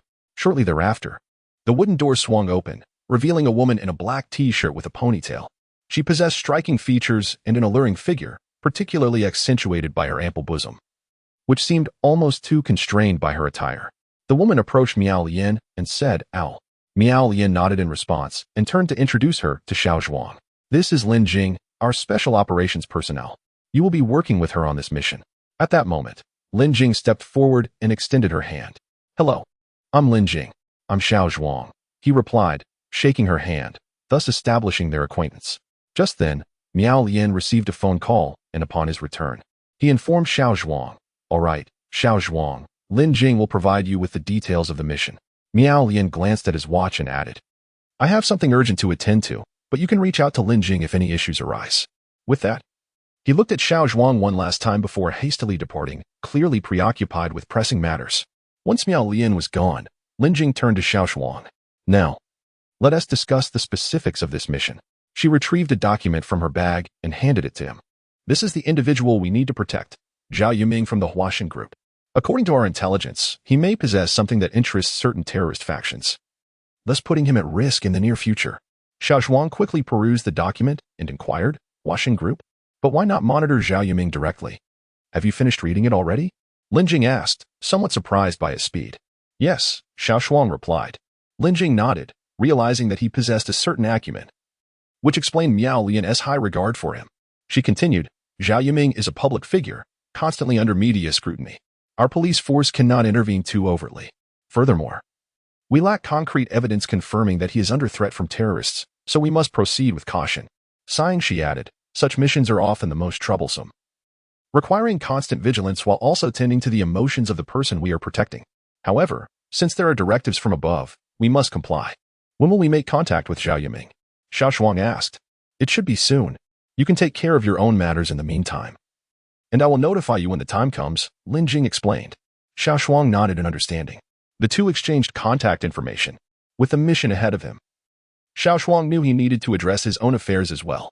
Chapter 49, Lover's Island. Grateful for the support of my brothers. For the past few days, Xiao Zhuang has been at home, procuring a multitude of medicinal herbs. As he was preparing to embark on a mission, it was only prudent to make adequate preparations. On a warm summer night, Xiao Zhuang packed the concocted medicines into a small backpack. Suddenly, a knock echoed through the air. Rising to open the door, he was met with the sight of Mu Xiaoyao, clad only in an oversized white shirt that concealed her lower half, revealing her long, fair legs. Standing before him, she wore an expression that suggested she was on the verge of tears. To be honest, this was the sight he dreaded most. Is there something you need? Xiao Zhuang inquired coolly. Why are you ignoring me? Mu Xiaoyao's tears began to flow as she spoke, her pitiful demeanor tugging at Xiao Zhuang's heartstrings. I have been preoccupied these past few days, he replied. Are you leaving? Mu Xiaoyao suddenly asked, having sensed Xiao Zhuang and Appo's avoidance, which saddened her greatly. How could that be? He opened the door wider, revealing the truth. In an impulsive moment, Mu Xiaoyao enveloped Xiao Zhuang and Appo's waist from behind, pressing her body against his back. Taken aback, Xiao Zhuang felt a warmth on his shoulder and, without turning around, understood that the foolish girl was weeping. I was just about to say something, Xiao Zhuang began. But Mu Xiaoyao and Appo's sobs intensified. Time passed in silence as he stood still, secretly acknowledging that he had felt a flicker of affection for Mu Xiaoyao. That day at the bar, her innocent charm had truly moved him. Had circumstances been different, devoid of the subsequent events, perhaps he and Mu Xiaoyao would have found themselves together. However, with the impending mission looming, he feared that their paths might soon diverge irreparably. With a heavy heart, Xiao Zhuang gently extricated her arms from around him and turned to wipe the tears from her eyes. You should head back. Classes resume tomorrow. In a sudden surge of emotion, Mu Xiaoyao stood on her tiptoes, wrapped her arms around Xiao Zhuang's waist, and kissed him.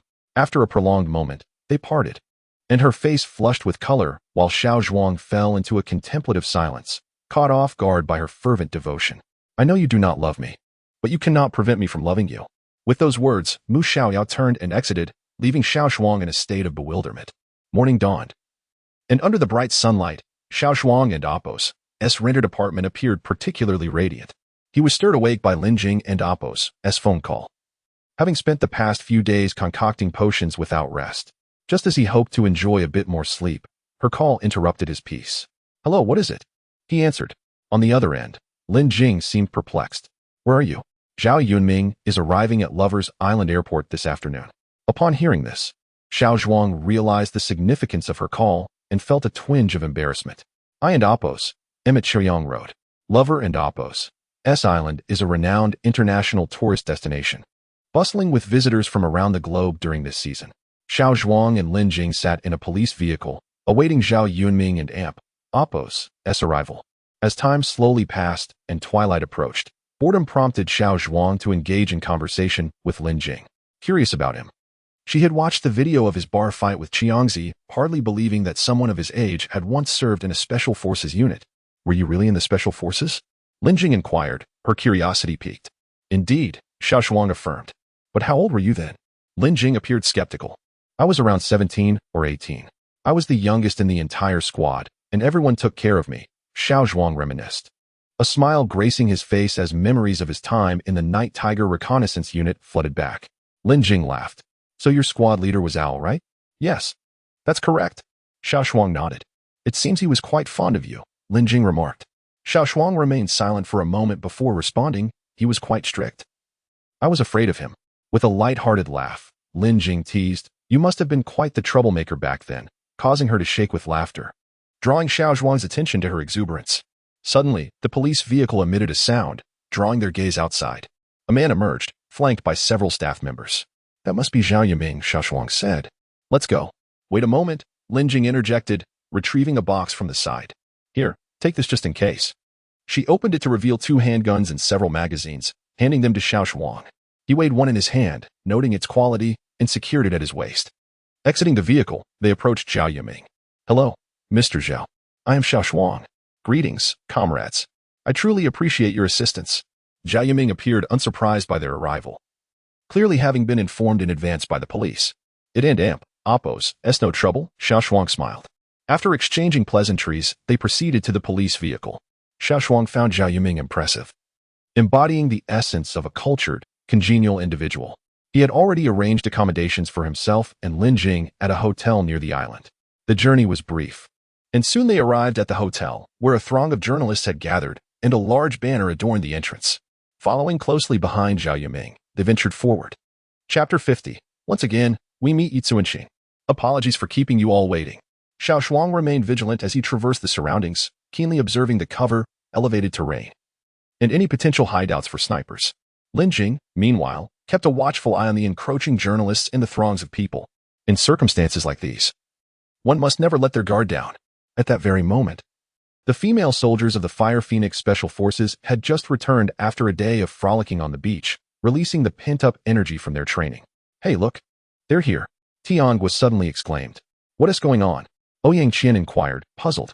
The chairman of Huaxing Group. Is it true? Ouyang Qian's interest peaked immediately. Let us go, sisters. It's barbecue time, Tang Xiaoxiao suddenly announced. Barbecue? Tiang was swallowed hard at the thought, her reaction eliciting laughter from the other female soldiers. Come on, what are you staring at? Shenlani urged as she pulled the bewildered Yi Zuanxing along. Hey, look at that person, Yi Zuanxing suddenly pointed out. Who? Shenlani followed Yi Zuanxing's gaze. Isn't that the peculiar individual we encountered the other day? What is he doing here? Well, our tomboy has an eye for handsome men, Tang Xiaoxiao teased, popping up from the side. Shush, you don't understand. This is called yearning for spring, Shenlani exclaimed loudly, prompting a chorus of laughter from the group. Upon hearing the laughter of her sisters, Yi Zuanxing's face flushed crimson. Pouting, she retorted. You're the ones who are yearning. Ah, look who has flustered. Tang Xiaoxiao pointed at Yi Zuanxing's rosy cheeks, amused. At that moment, Ouyang Qian chuckled. Stop it. He.S. looking over here. The female soldiers began to cheer, their playful teasing escalating. Xiao Zhuang, initially focused on his surroundings, suddenly noticed the unusual posture and demeanor of several women on the second floor, which gave him a sense of military presence. However, they didn't and oppos. T fit the mold of artistic soldiers. What was this sensation? A realization struck him. Xiao Lan. Yes, it was the essence of combat personnel. With this thought, Xiao Zhuang became increasingly alert. If such individuals were present, it couldn't merely be a coincidence. What's wrong? Lin Jing approached, concern etched on her face. Xiao Zhuang shook his head and scrutinized the women above. Yi Zuanxing, he mused, observing a woman with a wig resembling that of Xiao Ying. What is she doing here? Wearing a wig? His perplexity deepened. Are you watching something? Lin Jing's irritation surfaced as Xiao Zhuang continued to ignore her. Nothing. Let us go, he replied, resuming his course with Zhao Yunming, leaving Lin Jing in a state of frustration.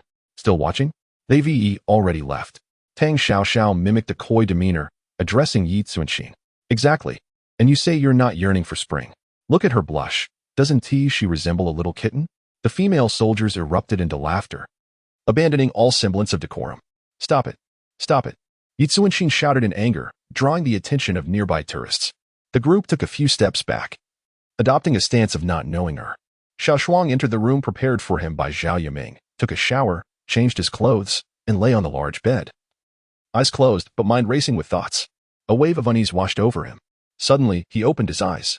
Something's not right. Xiao Zhuang sat up immediately, securing a handgun at his waist. After a moment's contemplation, he grabbed a small bag and swiftly exited. Just then, a barrage of gunfire erupted, prompting Xiao Zhuang to draw his weapon and hasten towards Zhao Yunming and Amp, Oppo's room. Open the door, he whispered urgently after pressing the doorbell. Seeing the door remained shut, he pressed the doorbell again. Something was amiss. A sense of impending danger washed over him. Suddenly, the door swung open. Xiao Zhuang instinctively pivoted against the wall, narrowly avoiding a hail of bullets that obliterated the door. Assessing the trajectory of the bullets, he leaped into action, firing several shots midair. The assailants, clad in black hoods, hadn't even registered his presence before blood splattered across their masks. As he landed, Xiao Zhuang executed a roll, evading another flurry of bullets, and burst into the suite. He fired a shot to the left and another to the right, taking down 2 terrorists. 4 assailants had entered the room, and within moments, they were all neutralized without having a clear view of Xiao Zhuang. Chairman Zhao, are you all right? Xiao Zhuang called out to Zhao Yiming, who was cowering by the bed. Hearing Xiao Zhuang and Amp, Oppo's voice, Zhao Yunming slowly lifted his head, relief flooding over him as he took in the fallen terrorists. He exhaled deeply, trembling as he supported himself on his hands. Thank you. If you hadn't arrived, the consequences would have been unimaginable. Xiao Zhuang replied, It's nothing. It was my duty. After a brief pause, he added, This place isn't safe anymore. We must evacuate swiftly. With that, he led the way toward Lin Jing's room. Chapter 51. The battle at the hotel. Xiao Zhuang advanced with a firearm, glancing at the gun dropped by a terrorist on the ground. It was an MP5, quite advanced. He slung the weapon over his shoulder, recognizing that in close-quarters combat, a handgun would afford him greater agility. Leading the way, Xiao Zhuang scouted ahead while Zhao Yiming followed closely behind. Suddenly, Xiao Zhuang gestured for silence. Zhao Yiming paused, instinctively shrinking back in fear. Sounds of a struggle emanated from Lin Jing's room. Hearing the commotion, Xiao Zhuang signaled Zhao Yiming to wait there. Zhao Yiming wanted to speak but was abruptly silenced by the sound of gunfire from within, suggesting that the situation inside was perilous. He swallowed his words. Xiao Zhuang approached cautiously, silently assessing the unfolding battle. The fighting within intensified, prompting Xiao Zhuang to accelerate his movements. He swiftly darted from behind cover, aiming at a target. With a sharp crack, a terrorist fell lifelessly to the ground. The scene inside became clear. Lin Jing gripped a corner of a towel with one hand while grappling with another terrorist. Spotting Xiao Zhuang, she cried out for assistance. Startled, Xiao Zhuang regained his composure and fired, landing a precise shot to the terrorist and Amp, Oppo's head. A splash of blood hit Lin Jing and Amp, Oppo's face, as she witnessed the enemy and Amp, Oppo's demise. Lin Jing exhaled a sigh of relief, her tension easing. However, she soon realized that the towel wrapped around her had slipped, revealing her fair skin and voluptuous figure. Both Xiao Zhuang and Lin Jing were momentarily taken aback. Reacting swiftly, Lin Jing hastily pulled the towel back around herself, glaring at Xiao Zhuang. He felt a rush of embarrassment, scratching his head and innocently stating, I saw nothing. Lin Jing rolled her eyes in response, snatched up a piece of clothing, and retreated to the bathroom. Xiao Zhuang reflected inwardly, realizing he had underestimated her. Shortly after, Lin Jing emerged, her demeanor cold and detached. Xiao Zhuang shrugged, saying, We need to leave quickly. Lin Jing nodded in agreement, suddenly recalling something. What about Zhao Yunming? He is hiding, too scared to come in. Xiao Zhuang replied, gesturing. Upon hearing that Zhao Yunming was unharmed, Lin Jing sighed in relief. After all, their mission was to protect him. They must be targeting Zhao Yunming, Xiao Zhuang suddenly stated. How do you know? Lin Jing countered. Who else would they be after? Besides, when they captured Zhao Yunming, they inflicted no harm and brought 4 of them. Clearly, they wanted something from him, Xiao Zhuang analyzed. Then we should evacuate, Xiao Zhuang declared. Shuden and Oppo's, we call the police? Lin Jing inquired curiously. Xiao Zhuang looked at her and replied, If there were a signal, surely someone on Lover's Island would have alerted the authorities by now. Conversely, if you cannot connect, it is best to leave swiftly. After a moment and Oppo's thought, he added, Can you reach the owl? That might be difficult. The owl is engaged in a special mission, and our communication is limited, Lin Jing responded. Nodding, Xiao Zhuang said, Then let us evacuate first. Suddenly, Xiao Zhuang paused, signaling to Lin Jing. Someone's coming. He pressed himself against the wall, listening as footsteps approached 2 individuals. Not many, he assessed quickly. Lin Jing silently moved to the other side with her firearm ready. Xiao Zhuang holstered his weapon and whispered, Let us keep it silent. He gestured for Lin Jing to wait until the enemies drew closer before acting. Lin Jing nodded in understanding. As the footsteps grew louder, they exchanged glances, and Xiao Zhuang made a signal. In an instant, he sprang into action, launching a flying kick at one of the intruders. However, the assailant reacted swiftly, raising both hands to block. The force of Xiao Zhuang's kick sent the attacker sprawling. Only then did he recognize her, a woman with short hair, often seen alongside Yi Zuanxin. The woman quickly regained her footing, adopting a combat stance, but was momentarily stunned upon realizing it was Xiao Zhuang. Meanwhile, Lin Jing engaged in her own battle, initially gaining the upper hand. She found herself increasingly pressured as the woman's attacks intensified.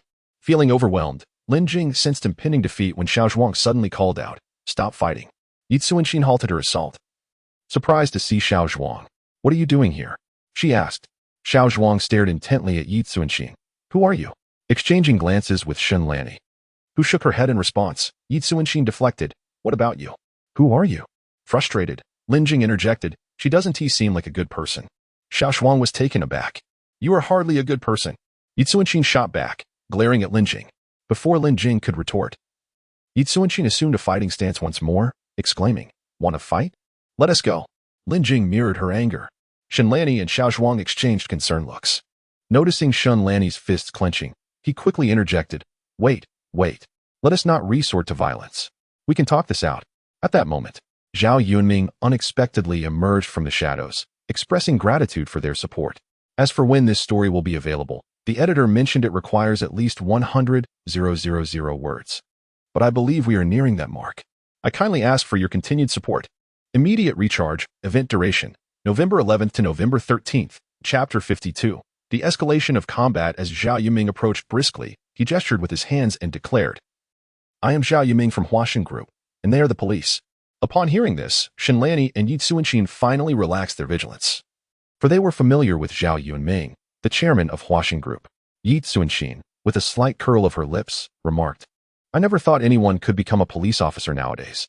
She cast a sideways glance at the increasingly sullen Lin Jing, shaking her head disapprovingly. Lin Jing felt her temper rising, nearly boiling over, but fortunately, Xiao Zhuang sensed the awkwardness of the situation and stepped in to restrain her. "So who are you?" he inquired. "Do we really need to be so vain?" Yi Zuanxin suddenly asked Shen Lanny with utmost seriousness. "Let us keep a low profile," Shen Lanny replied, trying to maintain decorum. At that moment, Yi Zuanxin's eyes sparkled mischievously as she exclaimed, "Have you read the novel? Leave the last bullet for me." Xiao Zhuang was momentarily taken aback, but nodded in acknowledgement. "I and Oppos, V read it. We are the special forces from the Wolf Fang Brigade mentioned in the book," Yi Zuanxin asserted, exuding an air of confidence. Xiao Zhuang chuckled. "But since when does the Wolf Fang Brigade have female special forces?" He found her quite intriguing at that moment. "Perhaps you are simply uninformed," Yi Zuanxin retorted, looking at Xiao Zhuang with disdain. He chuckled in response to her comment. "What should we do next?" Zhao Yunming interjected. After a brief pause, Xiao Zhuang suggested, "We should retreat for now." "How do we retreat?" "The exits above are all guarded, and we can and Oppos break through with just the few of us," Shen Lanny remarked, glancing at Zhao Yunming, her meaning clear. Xiao Zhuang was taken aback, realizing that they also had to protect Zhao Yunming, a non-combatant. It truly was a difficult situation to escape. "Why Don and Amp, Oppos, you come with us? We have other team members in this building," Yi Zuanxin suddenly proposed. "How can you prove you are special forces?" Lin Jing, who had remained silent, finally spoke up. "And how can you prove you are a police officer, my ample-chested sister?" Yi Zuanxin replied mockingly. Lin Jing struggled to contain her anger, knowing that the matter at hand was urgent. She turned to Xiao Zhuang and said, "We still don't have clarity on their identities. We can and Oppos, just follow them." Suddenly, a series of gunshots rang out. Yi Zuanxin and Shen Lanny exchanged glances and immediately readied their weapons for combat, while Zhao Yiming crouched beside a trash bin, seeking refuge. Xiao Zhuang gestured for Lin Jing to stay alert, securing his handgun at his waist and retrieving the MP5 from his back. Lin Jing nodded, her heart racing as she watched Xiao Zhuang. He swiftly checked the magazine for bullets before closing it, glancing at Yi Zuanxin and Shen Lanny, who were preparing to charge forward. "Be careful, that sounds like a machine gun," he warned. The two women paused, realizing the danger of rushing in. "What should we do?" Shen Lanny asked Yi Zuanxin, who also appeared anxious, biting her lip in contemplation. Seeing their distress, Xiao Zhuang hesitated, then quickly sprang into action. grabbing a piece of clothing from a female tourist who had been shot. Are you really in the mood for this? Yi Zuanxin chastised him. However, Shenlani understood Xiao Zhuang and Appo's intention and countered. What intelligence do you have? Xiao Zhuang ignored their bickering, focusing on the task at hand. He suddenly threw the clothing to distract the machine gunner, and as the gunfire shifted, he sprinted forward, launching himself against the corridor wall. He fired at the gunner mid-leap. And the MP5 and Appo's high accuracy came into play. Thud. He landed, and the gunner fell in response. At that moment, Shenlani and Yi Zuanxin charged out, astonished to find the gunner had been neutralized. Shenlani exchanged glances with Yi Zuanxin, both assessing Xiao Zhuang with newfound respect. Xiao Zhuang suddenly aimed his gun at Yi Zuanxin and shouted, "Get down." The two women were momentarily stunned but quickly complied. The two terrorists behind them were swiftly cut down by gunfire. Turning around, Yi Zuanxin exhaled a sigh of relief, thinking to herself, that was close. Xiao Zhuang then asked, "Are you really special forces?" Upon hearing his question, both women's faces flushed crimson. Yi Zuanxin felt a wave of embarrassment wash over her, thinking, what a disgrace. "You're bleeding," Shenlani exclaimed, pointing at Yi Zuanxin's ear. Ah, Yi Zuanxin touched her ear, only to find blood on her hand. "Are you okay?" "Let me take a look," Xiao Zhuang said, noticing the injury, likely a scratch from the shrapnel. "It's nothing. A little blood is no big deal," Yi Zuanxin insisted. Though internally she felt the pain. Xiao Zhuang couldn't and Appo's help but find her stubbornness amusing. She truly was concerned about her appearance. Thinking quickly, Xiao Zhuang retrieved a small white porcelain bottle from his backpack, uncorked it, and approached Yi Zuanxin. He poured some yellow powder from the bottle, intending to treat her wound.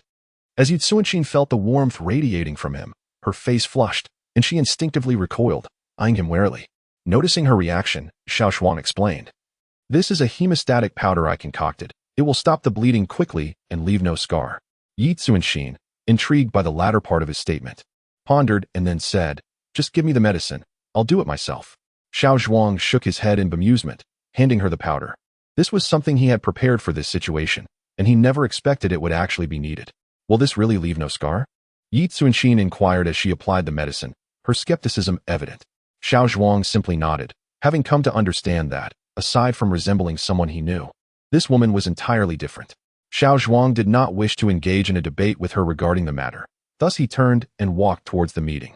Don and Appo's move. Suddenly, two women clad in white bathrobes emerged from the distant corridor, brandishing guns aimed at Linjing and Zhao Yuming. Upon witnessing this, Xiao Zhuang immediately raised his weapon, prepared to fire. At that moment, Yi Zuanxin and Shenlani called out from behind. Yunk, Chapter 54, Gather Together, Fire Phoenix and Appo's new book seeks initial subscriptions. The enemy has killed you, but you are still alive? What does that mean? I'm just overly excited. Tan Shaoling quickly corrected herself. Seeing her comrades unharmed filled her with exhilaration. Lu also felt a surge of emotions, but perhaps she noticed Xiao Zhuang and the others. Who are they? Lu inquired. They are the police protecting Zhao Yunming, Yi Zuanxin swiftly explained. Right. Thor has ordered us to gather the other team members quickly. We must hurry. Tan Shaoling suddenly remarked. Have you contacted Thor? But where did you get a phone? Shenlani asked from the side. Fool. There are so many tourist phones. Yi Zuanxin scoffed. Oh, upon hearing this, Shenlani felt a bit embarrassed and scratched her head. The enemy is correct. We need to collect phones as much as possible. They will be useful later, Tan Shaoling added. What should we do now? Linjing suddenly asked Xiao Zhuang. Just then, the sound of a vibrating phone echoed. Yi Zuanxin exclaimed, There's a call. Should we answer it? Yes. Tan Shaoling pondered for a moment. Hello, Barbie? Are you still there? And sure, Xiang. Upon answering the call, Yi Zuanxin was immediately filled with joy. Have them set up a defense line. We will join them soon, Tan Shaoling instructed quickly. Wait, I'll go with you. Also, contact your command center and inform them that Chairman Zhao is with us. Xiao Zhuang, who had been observing for some time, suddenly interjected. Xiao Zhuang. Linjing hesitated and tugged at him. All right, Tan Shaoling said seriously, glancing at Xiao Zhuang and Linjing, then at Zhao Yuming. At the same time, at the temporary command center on Lover's Island, Director, the Black Hawk Squad, Tiger Assault Team, and Thunderstrike Team have assembled. Other assault teams and the chemical defense units are en route, the Director and Appo's aide reported. Good, that and Appo's excellent. This way, the enemy 1 and Appo's achieve their objectives. Comrades, we must recognize the severity of this situation. We cannot allow the enemy to obtain what they desire, and we must ensure the safety of our hostages. Completing the mission is imperative. Meanwhile, as the group traversed several corridors, they stumbled upon a gruesome scene, bodies strewn across the floor, blood staining the pale yellow walls a deep crimson. Several female soldiers, unaccustomed to such sights, were visibly shaken. Yi Zuanxin could barely endure it. Lu crouched down to examine one of the corpse's airways and declared, "It's breathing. These people are utterly deranged." Yi Zuanxin exclaimed in anger. At that moment, Xiao Zhuang remained silent, slowly approaching the body. The others looked at him with curiosity, but he paid them no mind. He reached down and felt the neck of the corpse. There was residual warmth, and even a faint pulse. Feigning death was Xiao Zhuang's immediate response. This state was not true death, but a temporary suspension. Generally, modern medicine would deem it hopeless. Yet, this was a human life. As a soldier, he felt it was his duty to save those he could. "What are you doing? The person is already dead." Lu exclaimed in irritation upon seeing Xiao Zhuang's actions. He did not respond, instead retrieving a silver needle from his bag. This time, he did not disinfect it, but directly inserted it into the tourist's philtrum. In the blink of an eye, Xiao Zhuang had punctured nearly 10 vital acupuncture points on the tourist's body. Tin Xiaoling and the others watched in astonishment as he diligently worked. "What is he doing?" Shenlani asked in confusion. Yi Zuanxin shook her head, equally perplexed. "Are you insane? The person is dead." Lu was genuinely incensed. As a military medic, she could hardly fathom someone doubting her professionalism during such a crisis. More importantly, she believed it was disrespectful to the deceased. At this moment, Xiao Zhuang supported the tourist upright and patted their back. Suddenly, the tourist, who had been without breath moments before, erupted into a fit of violent coughing, expelling clotted blood. The bystanders were left in shock. "A zombie!" Yi Zuanxin yelped, startling Shenlani beside her. Lu was dumbfounded. Tin Xiaoling was taken aback, and Lin Jing and Appo's eyes sparkled with astonishment. Could this be feigned death? Zhao Yunming stammered, astonished. As the chairman of an internationally renowned pharmaceutical company and an authority in biotechnology, he possessed extensive knowledge of medical science. Yet, this phenomenon of feigned death generally mirrored true death. There seemed to be no hope. However, witnessing this young man revive a person with merely a silver needle was truly astonishing. It was Zhao Yunming and Appo's first time witnessing such medical prowess. Indeed, it and Appo's feigned death. Xiao Zhuang affirmed, retrieving a small red vial from his backpack, his eyes flickering with hesitation. The medicine was rare and complicated to concoct, and Xiao Zhuang had very little left. Nevertheless, he resolutely poured out a single pill. "Is there any water?" Xiao Zhuang inquired. "Wait a moment," Lu, regaining her composure and feeling a bit embarrassed, immediately sought out water upon hearing Xiao Zhuang and Appo's request. "Who is this person?" Shenlani observed Xiao Zhuang with curiosity. "What a search!" Tan Xiaoling's eyes glimmered with doubt. At this moment, Lu returned, holding a bottle of water she had acquired from an unknown source. Xiao Zhuang accepted the water, glanced at Lu, and noticing her embarrassed expression, smiled reassuringly. "Such situations are quite rare. This is merely an exception." After saying this, Xiao Zhuang prepared to administer the pill to the tourist. "I apologize. I sincerely apologize." Lu's determined voice rang out. Xiao Zhuang was taken aback and smiled at Lu, secretly acknowledging, "This woman has a good heart." "Now, what about the tourist?" Lu inquired, gazing at Xiao Zhuang. "He is fine. As long as the bullets are removed within 12 hours, his life will be out of danger," Xiao Zhuang replied. Upon hearing this, the crowd became intrigued. What kind of medicine had Xiao Zhuang administered to the tourist that could sustain his life for 12 hours? Zhao Yunming, upon listening to Xiao Zhuang, was immediately filled with envy. If such a drug were to fall into his hands and be marketed, it would be truly remarkable. Chapter 53, He is my comrade. However, we cannot possibly take him with us, can we? Yi Zuanxin suddenly remarked. Upon reflection, the others concurred. How could they fight if they brought him along? At that moment, Xiao Zhuang surveyed the surroundings and suggested, "Let us carry him to a room and conceal him until the battle concludes. Can someone lend a hand?" Upon hearing this, the group realized there was no alternative. "I and Appo's do it." Yi Zuanxin volunteered eagerly. Consequently, the two of them carefully lifted the injured tourist and hid him in the room. Afterward, Xiao Zhuang emerged and began examining each tourist and Appo's neck with his hands. After a thorough inspection, he found no living souls remaining. Only then did he stow away the silver needles and medicine into his backpack. "All right, we must depart," Tan Xiaoling stated, glancing at Xiao Zhuang as if seeking his approval. Upon hearing Tan Xiaoling's words, Xiao Zhuang nodded in agreement. The group swiftly made their way towards the positions of the other members of the Fire Phoenix team. After navigating through several corridors, they suddenly encountered the lifeless bodies of terrorists strewn across the hallway.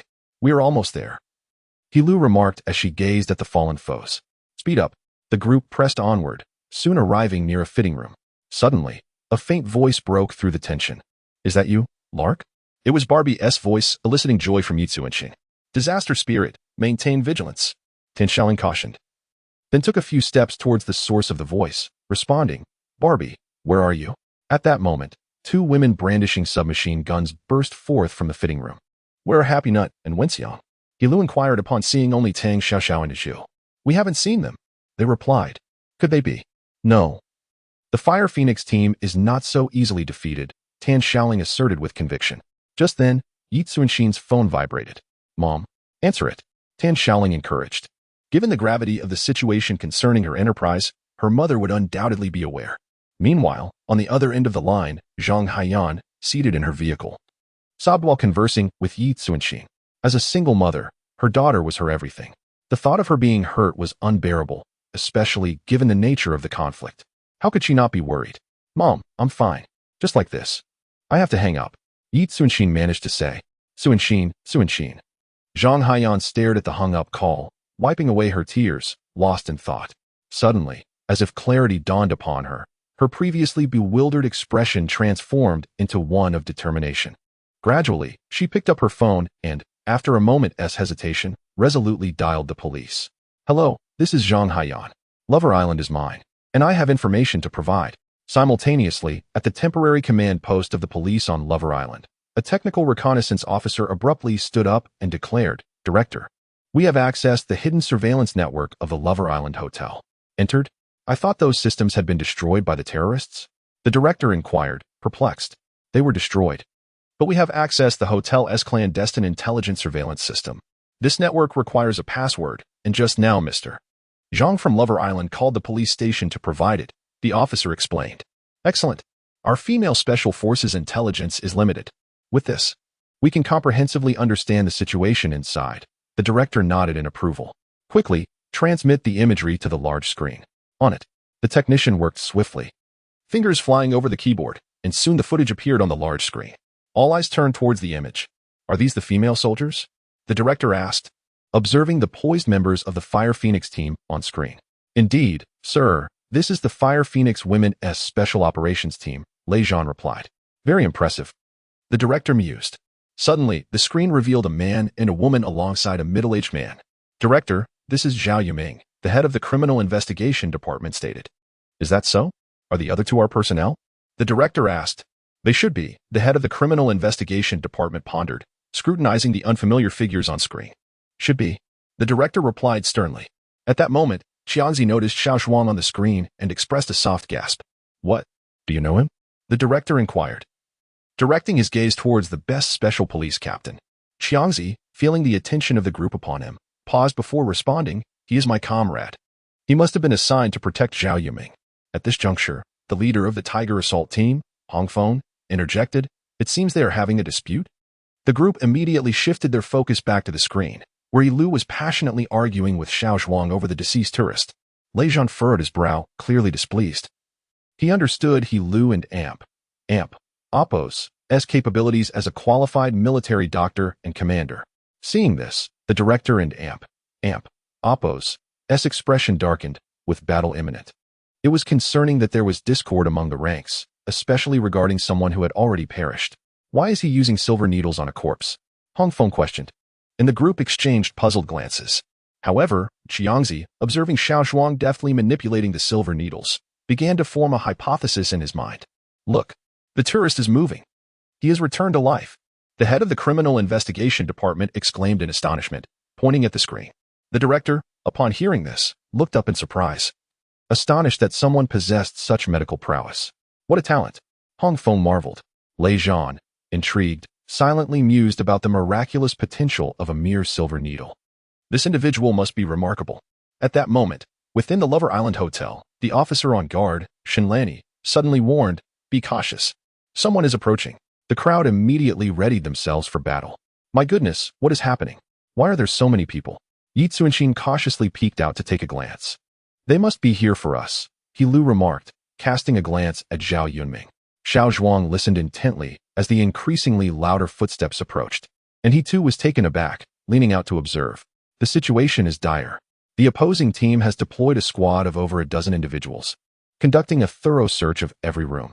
What should we do? They will inevitably discover our location. There are still 5 non-combatants here. We must devise a plan swiftly. Eureka! Xiao Zhuang suddenly exclaimed, I have an idea, but it requires your cooperation. Chapter 54. Attracting firepower for initial support. Everyone was momentarily stunned. Their gazes shifting towards He Lu and Tan Xiaoling, the commanding officers of the Fire Phoenix. Tan Xiaoling was the first to speak. Why don't you go ahead and explain? Xiao Zhuang nodded in response. Do you have any snipers? Tan Xiaoling and He Lu exchanged puzzled glances, unsure of the relevance of snipers at this juncture. Noticing the group and Oppos, as confusion, Xiao Zhuang insisted, just tell me if you have them or not. I do, exclaimed Shenlani, raising her hand upon seeing Yi Zuanxin do the same. Very well, Xiao Zhuang nodded. As you can see, the positional space here is limited. While snipers may not play a significant role, their marksmanship is indeed commendable. And so, Tan Xiaoling pressed further. Thus, I propose this. My speed is my asset, and I will attract the fire. I noticed 2 individuals outside wielding light machine guns. You 2 snipers should eliminate them as swiftly as possible while the rest of you provide alternating cover and utilize the surrounding barriers to take down the remaining foes armed with submachine guns. Xiao Zhuang spoke rapidly, unsure if they grasped her strategy. No, you cannot attract fire, Lin Jing interjected, having remained silent until now. Indeed, with so many of us, won't we be shot to pieces? Tang Xiaoxiao added, glancing at the unfamiliar man before her. Tan Xiaoling and He Lu fell into silence. Suddenly, Yi Zuanxin proposed. Why not send the pest exterminator? Why should I go? Shenlani retorted, visibly displeased. Because you have a noticeable figure. Yi Zuanxin replied earnestly. Is it wrong to have a prominent figure? Shenlani glared at Yi Zuanxin. At this moment, even Lin Jing, who was nearby, shot a disapproving look at Yi Zuanxin. Enough with the jokes. What time is it? He Lu snapped in frustration. Also, take note that the door opposite us is ajar. I will quickly attract the fire and then retreat into the room across, Xiao Zhuang added, reinforcing her plan. Do you have confidence in this? Tan Xiaoling asked seriously. You must realize that once you step outside, a dozen guns will surely be aimed at you. He Lu cautioned, having formed a favorable impression of Xiao Zhuang. Do you have any alternative plans? Xiao Zhuang countered. The group fell into contemplation. Tan Xiaoling and He Lu exchanged glances, acknowledging the lack of options as the enemy was rapidly approaching. Then be careful, Tan Xiaoling finally said. Yes, I will. Xiao Zhuang swiftly approached the door, cautiously peering outside, before turning back to the others and declaring, prepare at my command. With that, she gradually retreated. Upon hearing her words, the women began to ready themselves, with Shenlani trailing closely behind Xiao Zhuang. In the temporary command center, the team observed the corridor situation on the large screen, their anxiety mounting. The opposing team comprised over a dozen members, including 2 light machine guns, and the corridor layout was decidedly unfavorable for them. Thunder God watched the screen, concern for the Fire Phoenix creeping into his thoughts, knowing that these were his soldiers, and it was their first real combat experience. He felt a chill of apprehension. Everyone present was seasoned. They fully recognized the threat posed to their personnel in such a scenario, and their hearts raced with urgency. Can we establish contact with them? The director suddenly inquired. Report. Our combat personnel are not equipped with digital individual devices, Thunder God replied. Damn it. So we just sit and watch.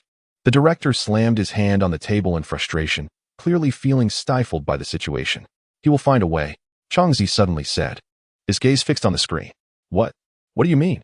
The director turned to Changzi, confusion etched on his face. Everyone and Appo's curiosity was piqued as they looked at him. I mean, he will definitely find a solution, Changzi reiterated confidently. Look, they and Appo's V moved. That individual is incredibly fast. Hong Feng and Appo's excited voice drew everyone and Appo's attention back to the large screen. At the Lover and Appo's Island Hotel, as soon as Xiao Zhuang and Appo's words fell, she dashed outside with remarkable speed, her feet propelling her forward. Upon reaching the door, she launched herself sideways, minimizing her exposed surface area. A barrage of bullets whizzed past her. Thanks to Xiao Zhuang and Appo's rapidity and proactive approach, the enemy and Appo's reaction time was hindered, allowing her to evade their fire, effectively drawing their attention. In that moment, Yi Tsuanxin and Xin Lanni surged forward, seizing the opportunity to aim and fire. The two machine gunners fell swiftly. Both were undoubtedly prodigies among the Fire Phoenix snipers. Despite lacking advanced training, they exhibited an inherent aptitude for marksmanship. What followed was a showcase of the remaining female soldiers. They coordinated seamlessly, engaging in shooting, alternating cover, and reloading. In no time, the entire enemy presence in the corridor was eradicated. In the temporary command center, the director, witnessing the rapid neutralization of over a dozen terrorists, exclaimed, "Excellent. Well done, everyone." Thunder God and Hong Feng exchanged astonished glances, both recognizing the extraordinary nature of what they had just witnessed. As seasoned Special Forces elites, they had experienced countless battles, thus they discerned much more than the average observer. The speed and awareness displayed by the individual who had just charged out were far from ordinary. Even they would hesitate to claim they could achieve such feats in a similar situation and emerge unscathed. Consequently, as everyone watched the female soldier's impressive combat performance, they understood implicitly that had it not been for the individual who had drawn enemy fire with terrifying speed and awareness, the subsequent success would have been unattainable. Who exactly is that person?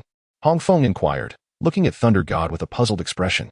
Upon hearing this, Lei Zhan shook his head, while simultaneously pondering the issue concerning Hong Feng in his heart.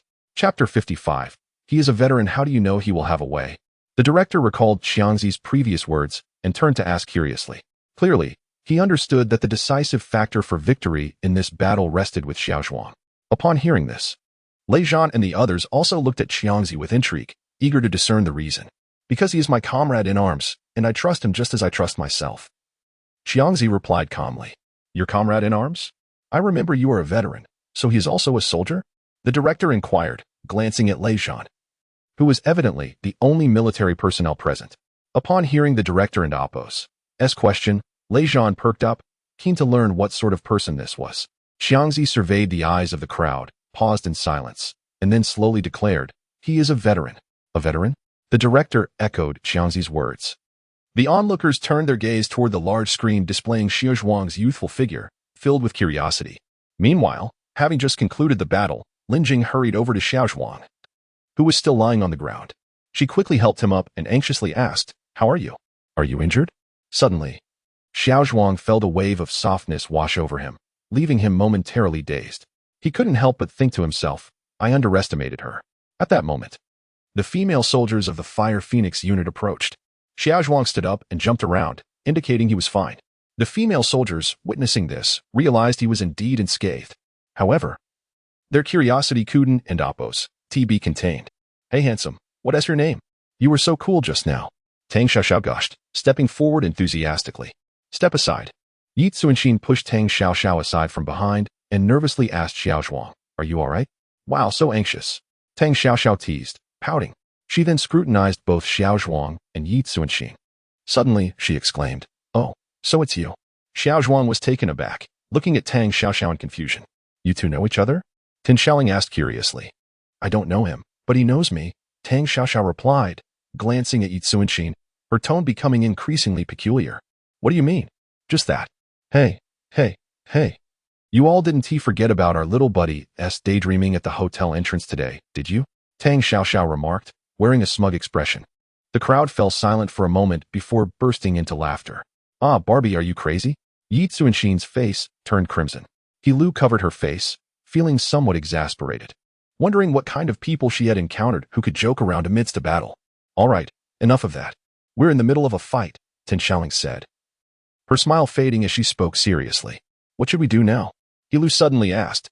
Contact the command center and report the situation. At that moment, an urgent announcement echoed through the hotel corridor, coming from the emergency speaker. Attention, female soldiers of the Special Forces. I don't wish to repeat myself. Hurry up and hand over what I want, or you will regret it. In the hotel lobby, a group of terrorists were scattered around, with the wild dog holding a megaphone, his expression disturbingly calm, as if narrating an everyday occurrence. After a moment, the wild dog suddenly smiled at the hostages, saying, You've heard me, I don't want to kill anyone. I just want to get what I need. But he paused, his face contorting into a snarl. They are forcing me. As he spoke, he pulled out a gun and shot at two hostages. Screams erupted from the crouching hostages, their panic palpable. Do you want to die? shouted a terrorist not wearing a mask, aiming his gun threateningly. The previously panicked crowd fell into a deeper silence, paralyzed by fear. The lobby was enveloped in an eerie stillness, punctuated only by the sounds of shouting, gunshots, and cries. The chaotic sounds echoed through the speaker, reaching the ears of everyone present. Damn it, they are killing hostages. Hearing the distorted voices from the speaker, Xiao Zhuang felt an uncontainable fury rising within him. They are innocent. Xiao Zhuang gritted his teeth. Do you hear that? What beautiful background music. If only I had a piano, I could perform a piece for you, but alas, I can no longer play the piano. That was my dream. The voices from the speaker grew increasingly frenzied. That person must be insane, Tang Xiaoxiao remarked, frowning. No one responded. Report the situation to the command center, Tin Xiaoling said through gritted teeth. Aren't we going to save them? Yi Zuanxin suddenly asked. How can we save them? He Lu replied. Dear soldiers of Huaxia, where are you? I want to see you. I told you I want what I want. And from now on, if I don't see you, that beautiful music will not stop. A twisted male voice emanated from the speaker, evoking a sense of nausea. In the lobby of the Qingtian Island Hotel, the wild dog asked, Are we really going to continue killing hostages? What's the matter? Can't you bring yourself to do it? Of course not, but we don't have many hostages left. The wild dog paused, realizing, right? There aren't too many hostages left, but that is fine. They still have that thing. Mom, someone help me. Hearing a little girl's cries, the wild dog grinned, slowly approaching her and scooping her up. The little girl immediately burst into tears. Did you hear that? Guardians of Huaxia, what beautiful voices. But the wild dog and Appo's face, once smiling, twisted into a sinister grin. If I don't see you, she will go boom and then vanish. That monster. I'm going to kill him. Yi Zuanxin seethed. Don't be impulsive. We can't let the enemy kill. Tin Xiaoling pulled Yi Zuanxin back. What should we do? She is still a child, Shenlani remarked. Indeed, she remains but a child. Xiao Zhuang was also contemplating this. Chapter 56. He did not choose to seek subscription support. Was he to watch her perish before his eyes? Xiao Zhuang couldn't help but ponder. Yet, if that were the case, he could never forgive himself. Not ever. Such a fate would forever shroud his life in shame. As a soldier trained by the Wolf Fang, one day a Wolf Fang, a lifetime a Wolf Fang. At this moment, he had no choice. At least, he still had some assurance, he thought, glancing at the backpack he carried. Suddenly gritting his teeth, he rose and declared, I will go. The others were taken aback, not comprehending Xiao Zhuang's intent. I will stabilize him. You all hurry to contact the command center for reinforcements. Xiao Zhuang exclaimed. But there are no buts. I cannot stand idly by as one hostage after another falls before me. Xiao Zhuang did not continue, his expression somewhat indifferent. He understood this far more deeply than these newly deployed female soldiers. We will report to the command center and make a decision then. Tin Xiaoling intervened. There is no time. You need to find the entrance to the central air conditioning ducts. They should lead into the hall's air conditioning system, allowing us to monitor the entire hall. Xiao Zhuang suddenly recalled. He had observed the hall's layout upon entering the hotel, noting how the air ducts could conceal the gunmen. After speaking, he disregarded the expressions of the female soldiers and Lin Jing, unstrapped his weapon, picked up his backpack, and strode forward. In the hotel lobby, Xiao Zhuang had already arrived on the first floor. The terrorists stationed around had long since noticed him. Raising his hands, he advanced. Do you have what I need? The wild dog asked, eyeing Xiao Zhuang. I am an aide to Zhao Yuming. You should recognize me. Xiao Zhuang replied, confident that he would be recognized as he had entered the establishment with Zhao Yunming, orchestrating this intricate game. Indeed, a terrorist whispered something to Wild Dog, who nodded and gestured to the surrounding terrorists. Instantly, several approached, seizing Xiao Zhuang. One searched him, confirming he bore no weapons before nodding to Wild Dog.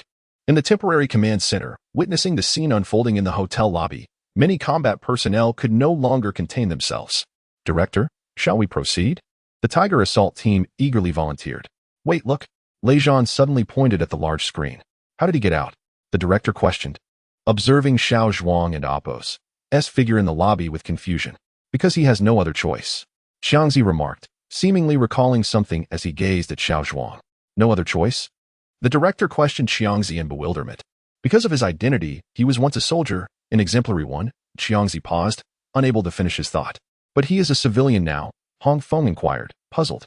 Xiangzi shook his head, refraining from responding. Such sentiments were not easily comprehended by everyone. Upon hearing Xiangzi's words, Lejean felt a tremor in his heart, as if he began to grasp the concept.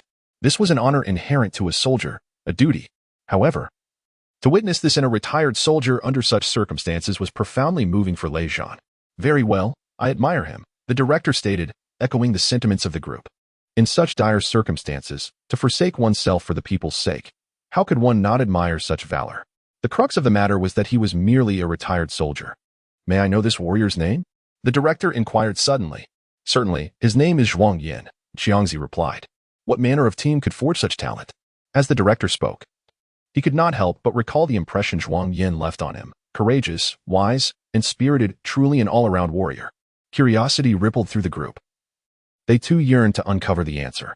Noticing all eyes upon him, Xiangzi hesitated momentarily. Is it inappropriate to disclose? The director prodded. Not at all. I merely hope everyone can adhere to the confidentiality agreement. Xiangzi shook his head. The others nodded in understanding. Gazing into the distance as if lost in recollection, Xiangzi spoke slowly. That was my old unit, the Lone Wolf Special Assault Team. The Lone Wolf Special Assault Team.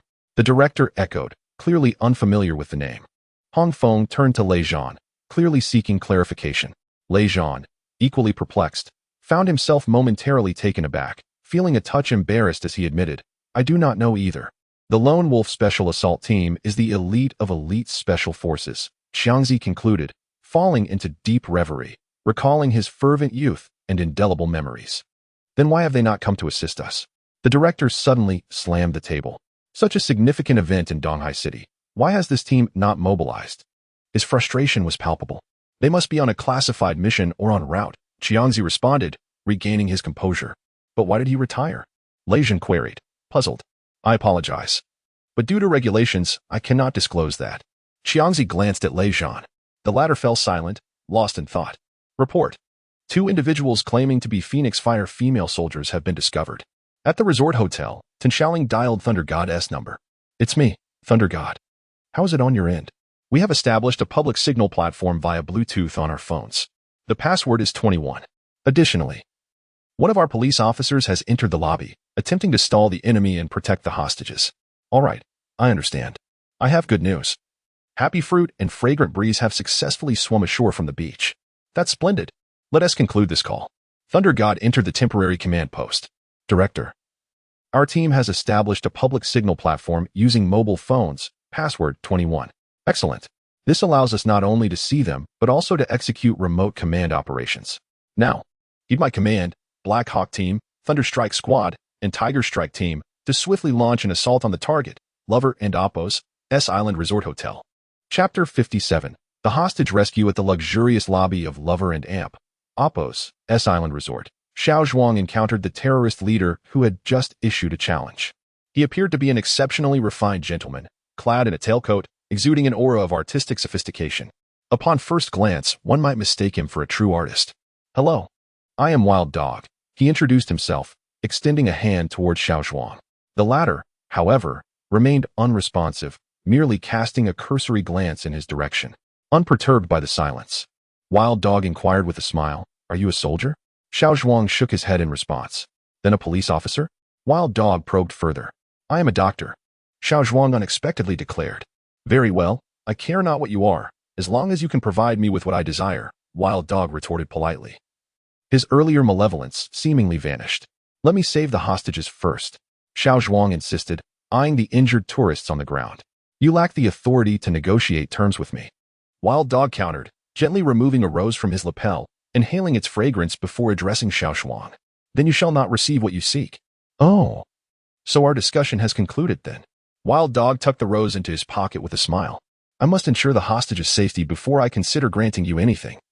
Xiao Zhuang replied coolly. If you were Zhao Yunming, I might entertain your words. Wild Dog laughed heartily. Believe what you will, until you secure the hostages.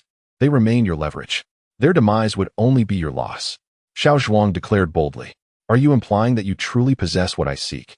Wild Dog questioned, observing Xiao Zhuang intently. Allow me to save the hostages. Xiao Zhuang reiterated firmly. In that moment, Wild Dog brandished a firearm, aiming it at Xiao Zhuang and Amp, Appos' head. Hand over the item. Or, from the air conditioning duct, Yi Tsunshin tightened her grip on her weapon, anxiously communicating through her Bluetooth earpiece. Lark, request permission to shoot. Negative. We still have too many hostages in enemy hands. Firing is not an option. What shall we do? Just watch him get killed? Shenlani queried. Stay calm. Let's observe. He is not an ordinary character. He Lu and Amp, Oppo's steady voice interjected. Xiao Zhuang gently nudged the gun away from his head, smiling as he asked, "What benefit would killing me provide you?" Wild Dog paused at this, seemingly taken aback. "Ah, I admire those with courage. But how can you assure me you are not merely stalling for time? Are you afraid of death?" Xiao Zhuang countered. "I do not understand your meaning. I know you fear death, yet you are not afraid of the West." Wild Dog nodded in acknowledgement. "It appears you are an astute individual. I enjoy conversing with the clever." Xiao Zhuang paused before continuing. "Therefore, since you do not fear death, my potential delay becomes less significant. The crux lies in whether you will receive the item." Wild Dog hesitated, glancing at his watch before declaring, "I will allow you to save the hostages. However, if you fail to hand over the item afterward, we shall bid farewell to this world together." He brandished a remote control, waving it at Xiao Zhuang. Xiao Zhuang glanced upward at the bomb suspended from the ceiling, suddenly grasping Wild Dog's intentions. It seemed he was aware that the police were outside. Faced with the prospect of being shot without acquiring the item, Wild Dog opted to gamble for a slim chance of success, knowing he had a bomb at his disposal. Having reached a conclusion, Xiao Zhuang silently prayed that his concoction would prove effective. Otherwise, the situation would become far more complicated. He approached the injured female hostage. Upon seeing Xiao Zhuang approach, the young girl wiped her face with her small hands, pleading, "Please save my mother. Do not worry, little sister. I will certainly rescue your mother." Xiao Zhuang reassured her, gently ruffling her hair. "Let the rescue begin." Xiao Zhuang retrieved silver needles from his backpack, casually opening a blue vial while preparing the medicine. Wild Dog observed Xiao Zhuang's actions in silence. To the side, the subordinate leaned closer to Wild Dog, asking, "What is he doing? Is it a trick?" Wild Dog remained silent, intently watching Xiao Zhuang and Oppo's every move.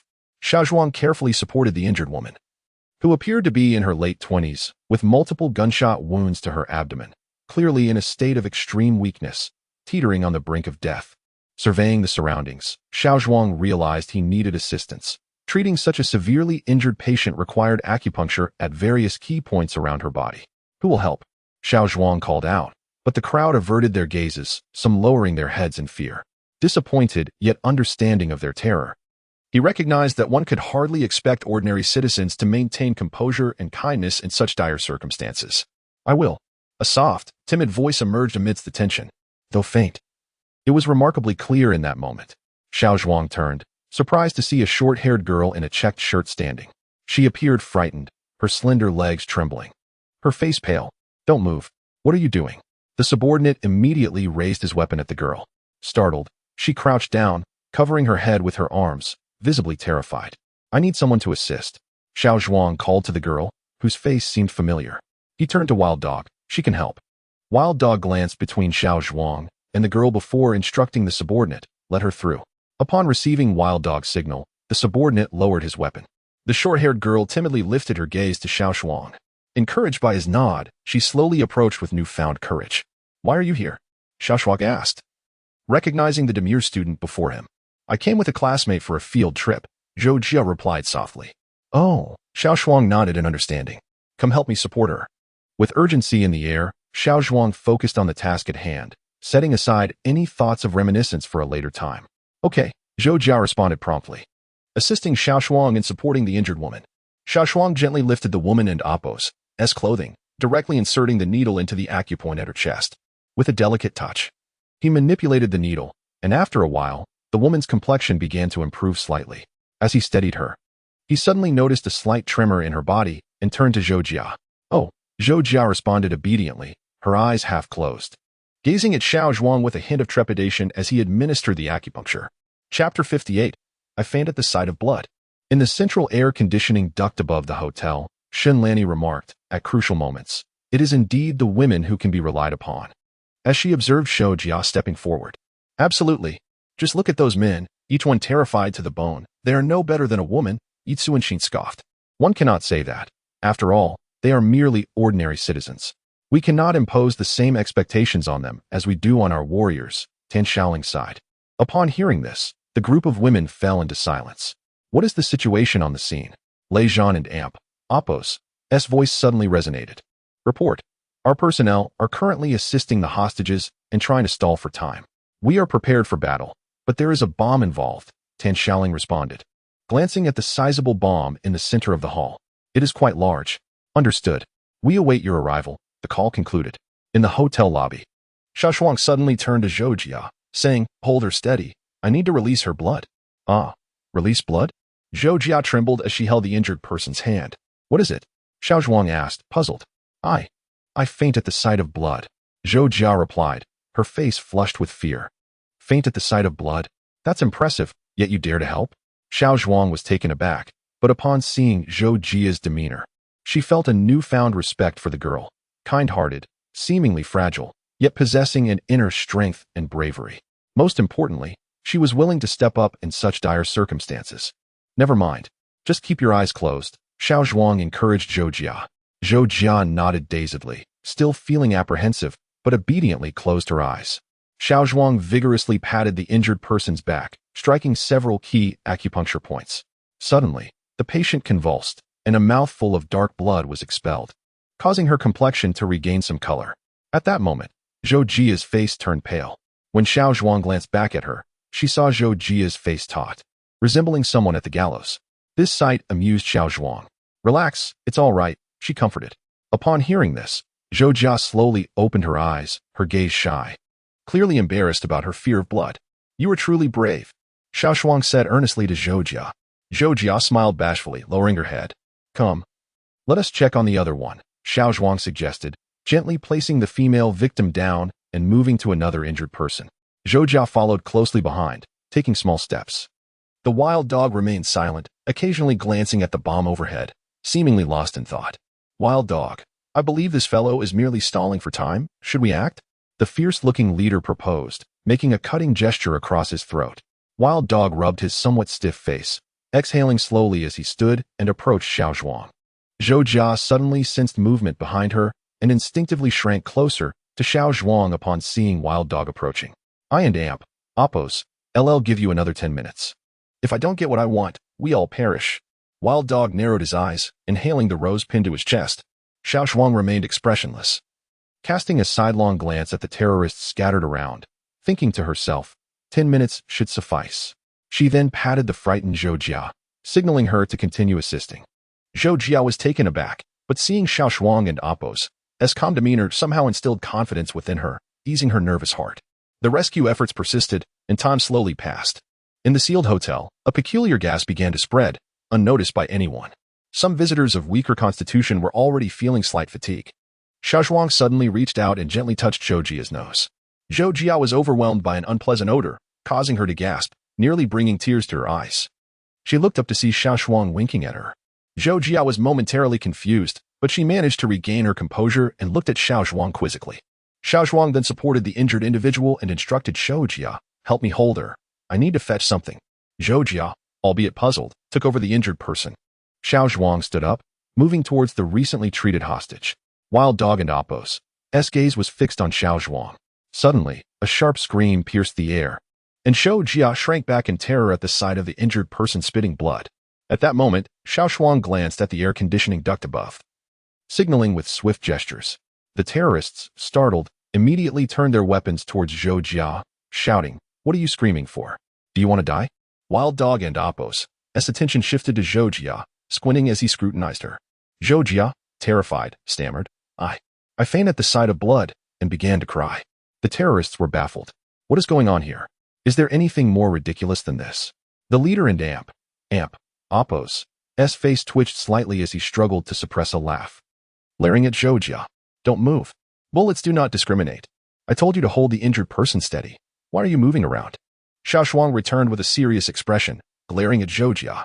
Zhou Jia felt extremely wronged. From a distance, Shenlani observed and remarked, what is he looking at us for? Is he not afraid of being exposed? I don't know, but it seems like he is making some gestures.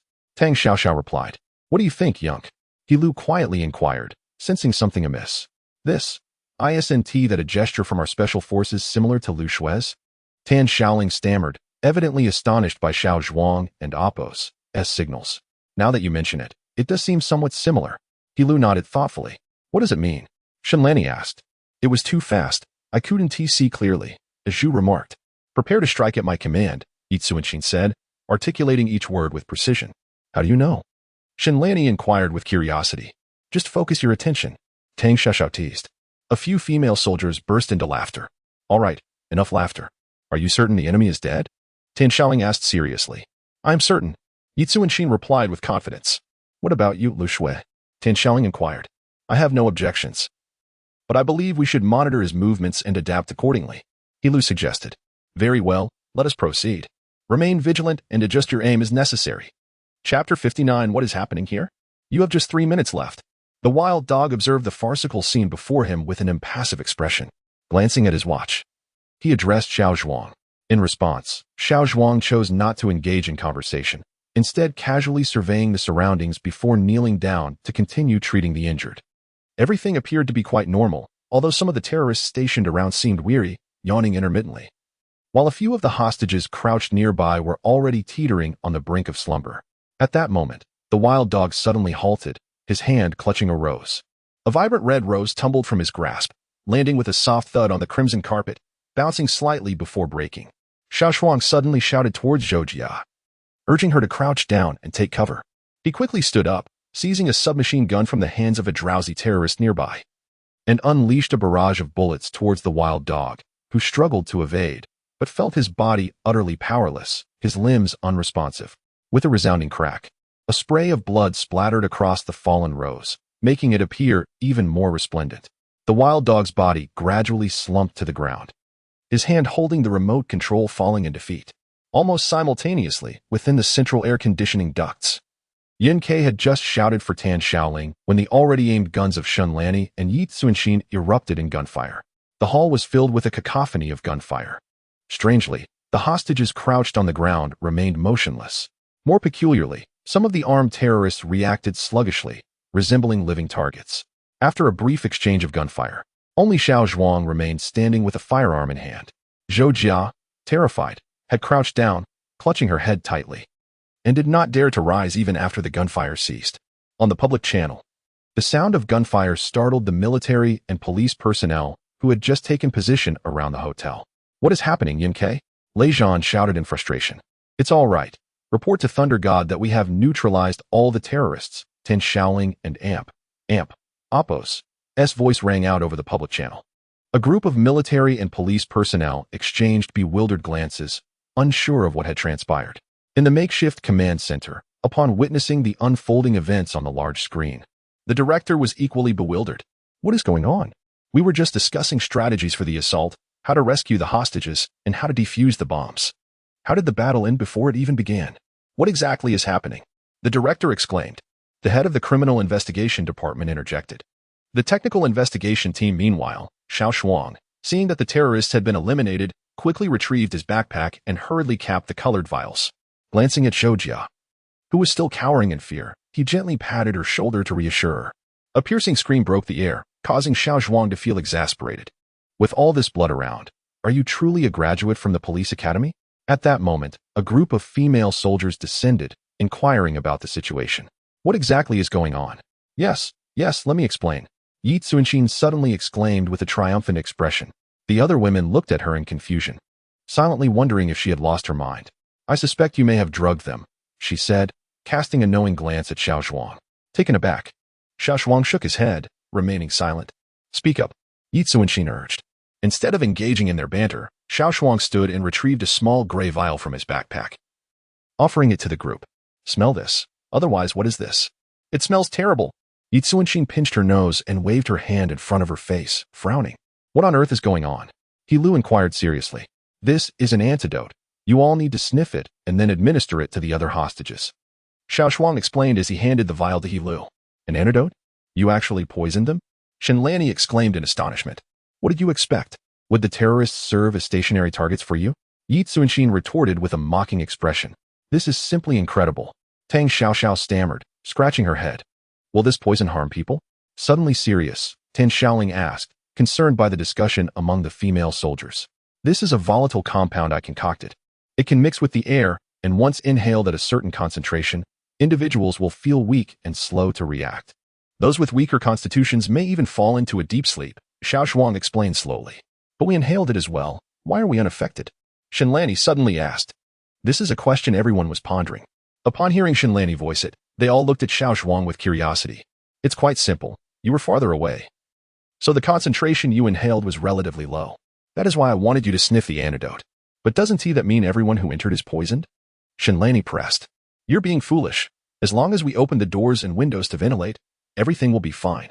Yitsuanxing quickly responded. Xiao Zhuang nodded in agreement, explaining that the terrorists had sealed the doors and windows out of fear of snipers outside, which inadvertently increased the concentration of the drug in the air. The outcome was evidently predictable. However, since it is not truly toxic, recovery would occur swiftly even without the antidote, Xiao Zhuang added. Such a substance exists? Shenlani exclaimed, astonished. The world is vast and full of wonders, Xiao Zhuang remarked as he left the group of astonished female soldiers and began to approach Lin Jing. He Lu and Tan Shaoling exchanged glances, their eyes reflecting a sense of inquiry. Are you all right? Did you sustain any injuries? Lin Jing asked. I'm fine. It's all someone else's blood. Xiao Zhuang replied, noticing Lin Jing's worried expression, stirring something within him. Have I truly come to know you? Lin Jing suddenly remarked. How so? Xiao Zhuang asked, puzzled. How could someone as remarkable as you retire? Lin Jing scrutinized Xiao Zhuang, her eyes glinting with intrigue. Xiao Zhuang merely smiled, shaking his head without responding. Young comrade, are you unhurt? Zhao Yunming suddenly approached, warmly grasping Xiao Zhuang's hand and inquiring with genuine concern. This left Xiao Zhuang feeling somewhat bewildered. Chapter 60. The curtain falls on trivial matters at the entrance of the Lover's Island Hotel. Members of the Black Hawk team, Thunderstrike team, and Tiger Assault team stood solemnly, saluting a departing police car. Inside the vehicle, Zhao Yiming, with a smile, turned to comrade Xiao Zhuang and inquired about their earlier conversation. Mr. Zhao, even if I were to share the recipe with you, it would be futile. This medicine can only be concocted by me, Xiao Zhuang stated. Visibly irritated by Zhao Yunming's persistent inquiries. I am willing to offer 10 million for your recipe, Zhao Yunming declared earnestly. The figure of 10 million left Zhou Jia, who sat beside him in stunned disbelief. Even Lin Jing, seasoned by years of experience, was taken aback.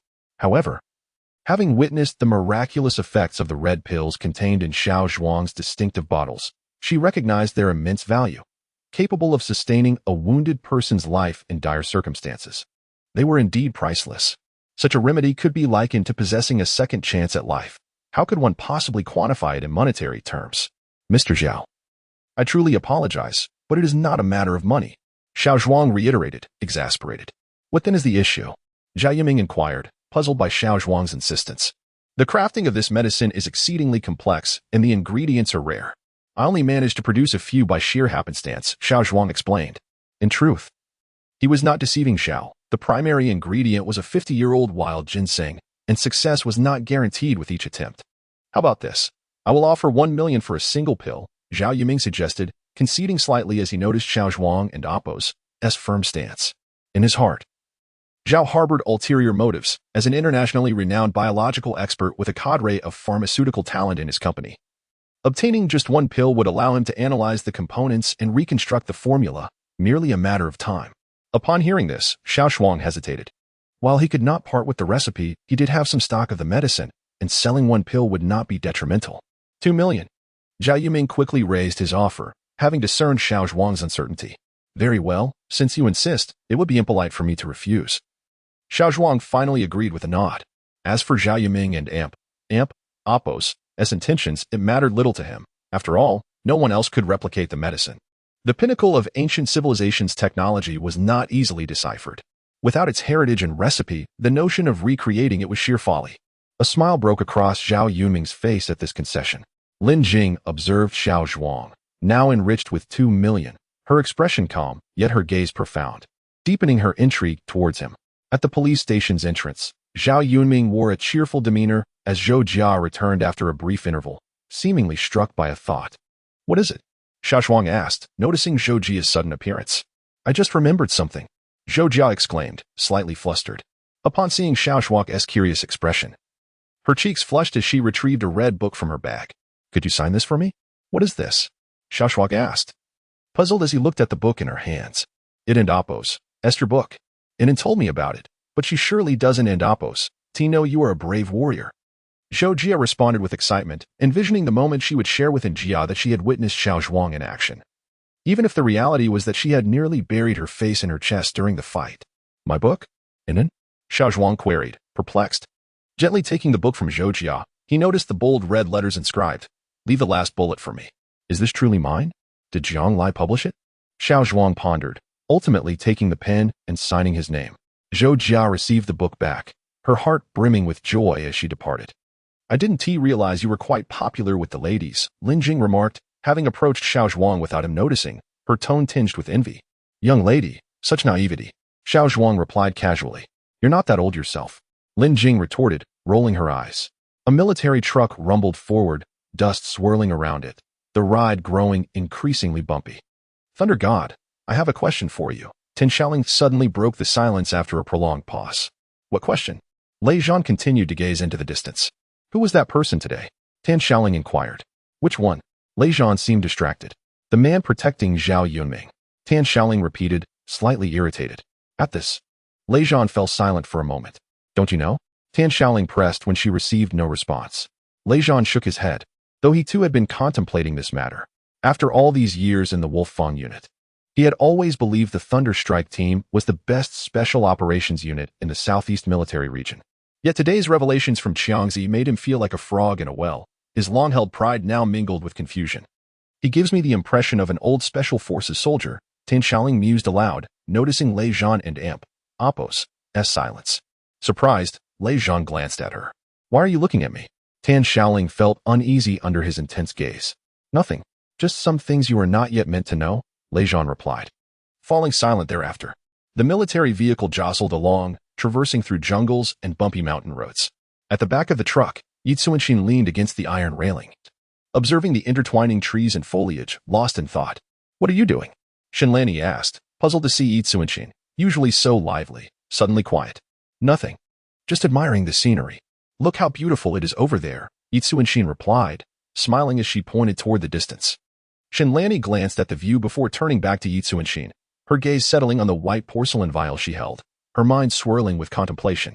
Chapter 61. In a somewhat dim and secluded ancient fortress, a middle-aged man hesitated while holding his phone. After a moment of contemplation, he dialed a number he had been pondering for quite some time. Hello, who is this? Came the voice on the other end. It's me, Lao Miao. The middle-aged man replied. Lao Miao, you busy person, what made you think of calling me? The voice on the line expressed excitement. Lao Gao, I heard you've been promoted to a colonel. Miao Lang and Amp, Appos, voice revealed a hint of joy. Are you calling to congratulate me? Gao Dazhuang responded. Why can't I? As an old comrade, congratulate you? Miao Lang retorted. Yet I feel there and Amp, Appos, more to it. You always call when there's something significant, Gao Dazhuang teased. Ha ha. It seems you truly understand me, Lao Gao. Miao Lang laughed, having been caught. Now, tell me, what is it that requires your busy self to personally call me? Gao Dazhuang inquired. It's nothing much, just a small matter I need your help with, Miao Lang said with a smile. Go on, Gao Dazhuang. Well acquainted with Miao Lang, knew that when he came calling, it was never trivial. Lao Gao, do you still remember Xiao Zhuang? Miao Lang paused before continuing. What do you mean? Gao Dazhuang awaited further explanation. Lao Gao, you know, Xiao Zhuang has become quite impressive. Miao Lang suddenly exclaimed, his pride evident. These are the soldiers he has cultivated, and he has achieved such success. Of course, I am delighted. Gao Dazhuang was momentarily taken aback. Indeed, I've read his novels. They're quite remarkable. I heard he is now a national bestseller. Did you know that, Lao Gao? Miao Lang added. I wasn't aware. But what does that have to do with what you're saying? Gao Dazhuang asked. Of course it matters. Do you know about the recent incident on Lover and Appos, Island? Xiao Zhuang played a significant role.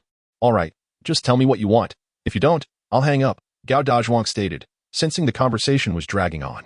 Well, Lao Gao, I think Xiao Zhuang is a talent that shouldn't be wasted, Miao Lang said, his tone shifting to one of concern. Gao Dazhuang fell silent. As an old comrade, he understood Miao Lang and Appos' implication. Do you not agree with my assessment? Miao Lang asked seriously. After a moment of contemplation, Gao Dazhuang hesitated before responding. Of course not.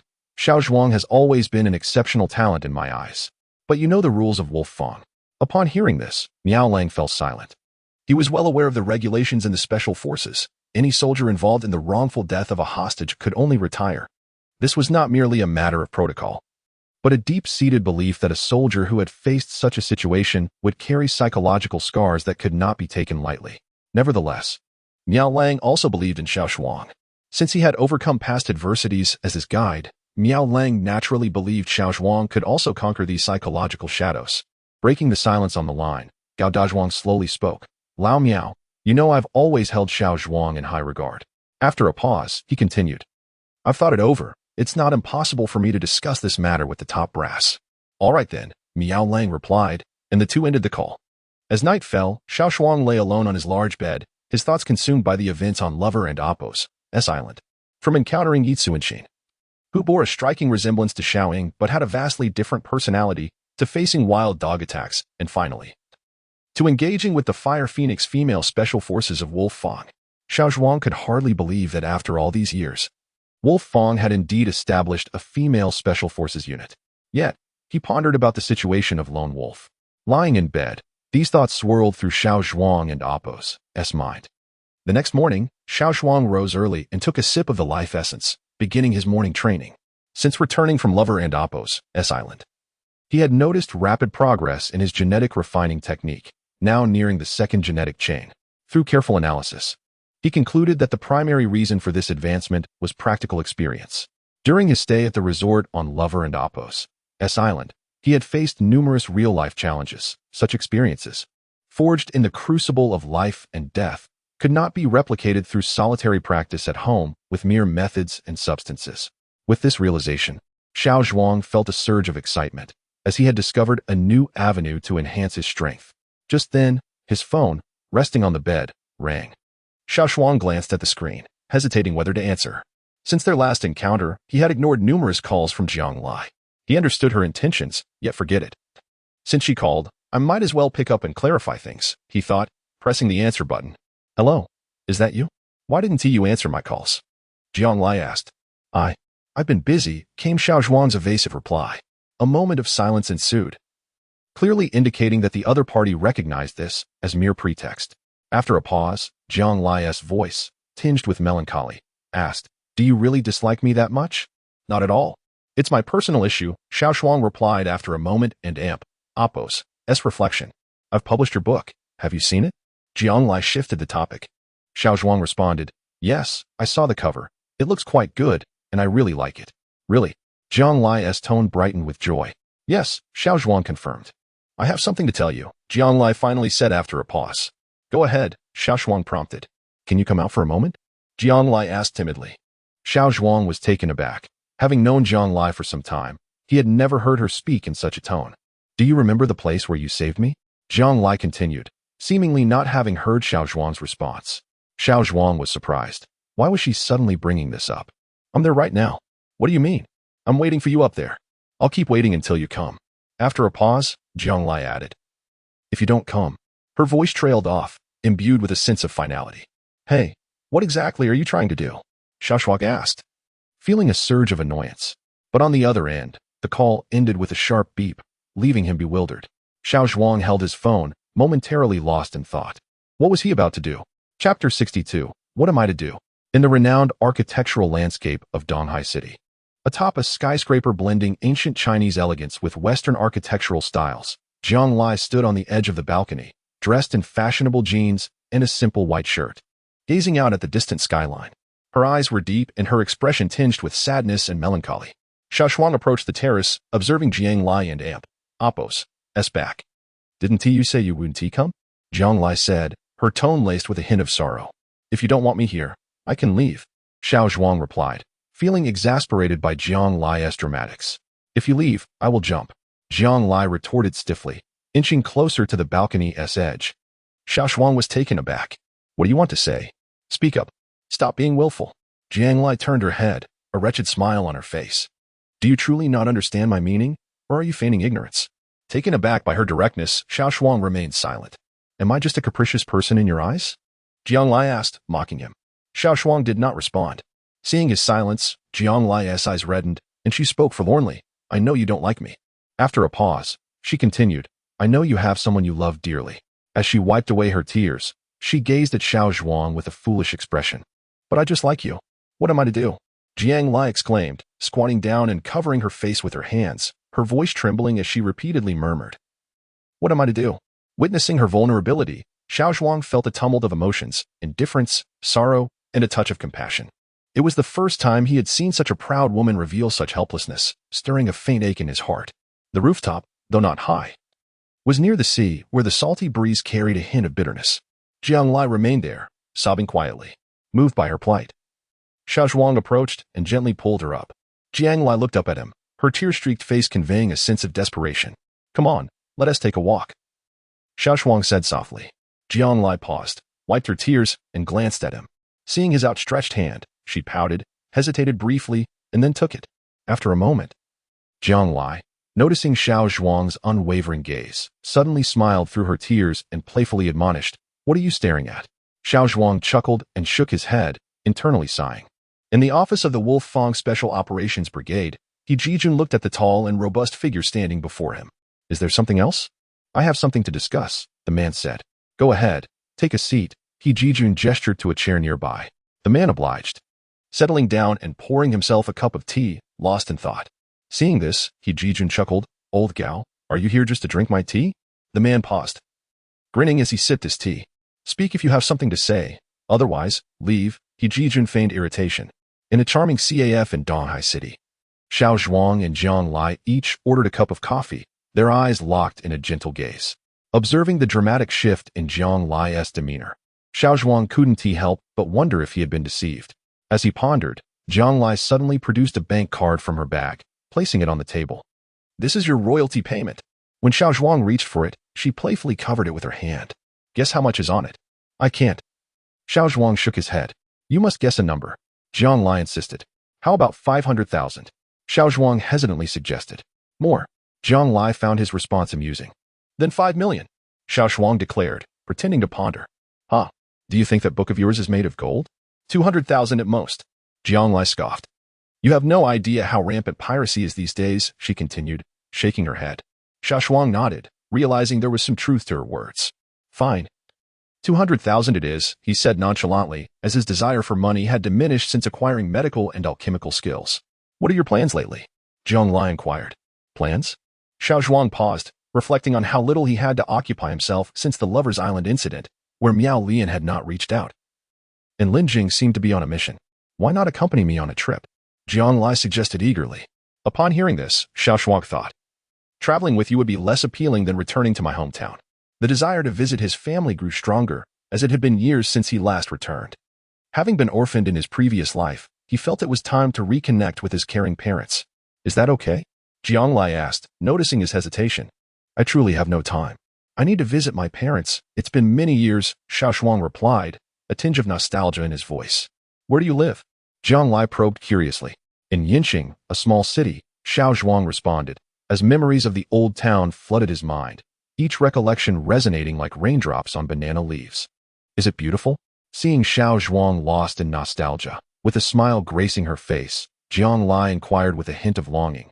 "Is it truly beautiful?" "Indeed it is," Xiao Zhuang replied. "Then I shall accompany you. I too wish to behold it," Jiang Lai exclaimed, her eyes sparkling with excitement as she addressed Xiao Zhuang. Chapter 63. Car Purchasing and Subscription. In the misty, rain-drenched ancient city of Yin, gentle drizzles, old pathways, and the historical ambience are the indelible memories of its past wanderers. Within a somewhat secluded courtyard, in a tranquil room, Suli sits alone at the bedside, her gaze flickering slightly, and her expression revealing a hint of fatigue. She gazes at the familiar old house, her beloved family, and everything she knows. Having just returned to her hometown, Suli finds herself ensnared in sleeplessness. Rising slowly, she approaches the window, peering out at the stillness beyond, yet her heart feels even more desolate. After much contemplation, Suli decides to reach for her phone, contemplating the address given by her father. After a prolonged moment of reflection, she resolves to go and see for herself. With this thought, she returns to her room and gently lays down on her bed, fully clothed, finding a peculiar sense of security in this simple act. As she drifts into slumber, a hint of blush graces her cheeks, perhaps a product of her dreams. Meanwhile, in Donghai City, Xiao Zhuang rises early, excited for his planned excursion with Jiang Lai to purchase a car. Recalling Jiang Lai and Appo's enthusiastic suggestion from the previous day, he feels a rush of exhilaration, especially with 4 million in his account, ample to acquire a splendid vehicle. However, he remains uncertain about which brand to choose, knowing that Jiang Lai possesses greater familiarity with such matters. As he steps outside, he encounters Mu Xiaoyao, who coincidentally opens her door at that moment.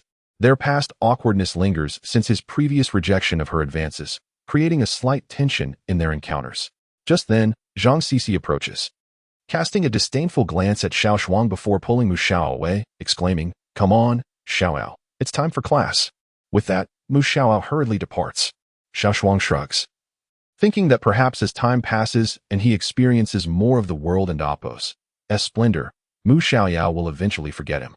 Arriving at the Huaxing automotive flagship store, Xiao Zhuang and Jiang Lai deliberate for a considerable time before finally entering the 4S dealership. According to Jiang Lai, this establishment offers a comprehensive selection of models, featuring renowned domestic brands alongside classic American imports. Xiao Zhuang appreciates Jiang Lai's recommendation, recognizing that he has yet to settle on a specific vehicle. Thus, a broader view would be advantageous. After all, Huaxing and Oppo's reputation guarantees excellent service. Inside the dealership, a friendly female sales representative greets them warmly, her demeanor reflecting the unique charm that has propelled Huaxing and Oppo's success. "Ladies and gentlemen, these are our latest model offerings," she says, guiding Xiao Zhuang and Jiang Lai through the selection. As Xiao Zhuang diligently examines the cars, Jiang Lai merely glances at them before dismissively stating, "These are too low-end," and falls silent thereafter. The sales representative, taken aback by Jiang Lai's remark, internally questions the judgment but maintains her professionalism, quickly responding, "Very well, please follow me." As they continue to browse, Xiao Zhuang remains unimpressed, while Jiang Lai persistently suggests various luxury models. "I desire performance," Xiao Zhuang finally interjects, breaking his silence. "How about this midsize SUV, the Hummer H3? The sales representative proposes, pointing to a nearby vehicle. Xiao Zhuang follows her gaze, finding it appealing. He glances at the price tag, 810,000, which feels steep yet manageable. "What about the H6? Jiang Lai interjects, a hint of dissatisfaction in her voice. "Unfortunately, this model is in high demand, and we do not have the H6 in stock," the sales representative explains with a smile. "I'll take this one." Xiao Zhuang's calm voice rings out. The sales representative pauses in surprise, while Jiang Lai casts a doubtful look at him, suggesting, "But I think this car is outdated. At least it should be an H6. It simply resonates with me," Xiao Zhuang replies with a smile. "Will that be a down payment or full payment?" The sales representative inquires. "Full payment," Xiao Zhuang declares. "Excellent, I will process the paperwork right away," she responds with evident excitement, knowing that a sale of this magnitude would yield a substantial commission and elevate her standing within her team. Before long, the sales representative returns, asking, "Sir, will you be paying by card?" Her tone carries a hint of anxiety, as many customers falter at this juncture. "I will pay by card," Xiao Zhuang responds.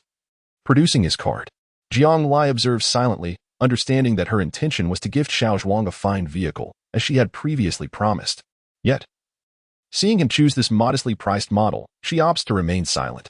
A woman of discernment, Jiang Lai knows how to uphold a man and Oppo's dignity. At noon, Jiang Lai departs to attend to some matters at her publishing house, leaving Xiao Zhuang somewhat speechless. It seems she is resolutely determined to accompany him to Yin. Later, the dealership contacts him to inform him that the paperwork is complete. The efficiency of Huaxing and Oppo's staff is commendable. At the entrance of the flagship store, two elegantly dressed women enter. Both possess striking features, but one, with a cherubic face and an alluring figure, captures the attention of the male sales staff. "Hello, ladies. May I assist you in selecting a vehicle?" A self-assured male representative approaches. "Excuse me, we are looking for Wang Hong," the one with the doll-like visage begins. But before she can finish, another female sales representative interjects. "Han Yu, Hu Jing, what brings you here? What, are we not allowed to browse for cars?" Hu Jing playfully retorts. "Of course you are." Wang Hong clarifies, amused by her friend's banter. Wang Hong spoke as if recalling something, saying, however, "I have a significant client coming to pick up a vehicle this afternoon, so I might be quite busy." "A significant client? It seems your performance has been commendable lately," Han Yu remarked with a tinge of envy. The three of them had all graduated from the Academy of Arts, yet she felt as though she was the only one struggling. "Ah, speak of the devil, here comes Xiao Zhuang," Wang Hong said upon noticing someone entering through the front door. Chapter 64. A disturbance seeking subscription. As Xiao Zhuang drove his Hummer H3 slowly into the flow of traffic, Hu Jing and Han Yu exchanged glances, each reflecting surprise in their eyes. Unable to contain herself, Han Yu spoke first. "Why is it him?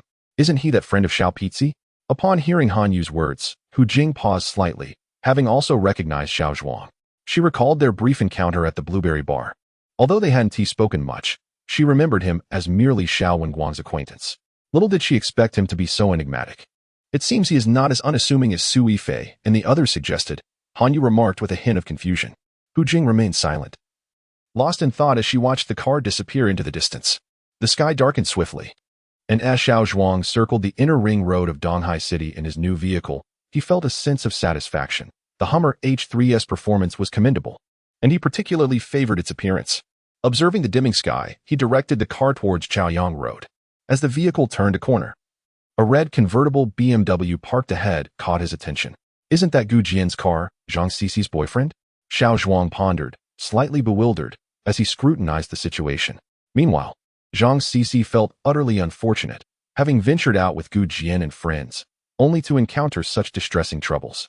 Initially, everyone was enjoying themselves until two men and a woman, seemingly of some background, appeared out of nowhere. What began as a harmless gathering quickly escalated into chaos, with Gu Jian embroiled in a conflict with the newcomers. In mere moments, several of the men on their side were knocked down.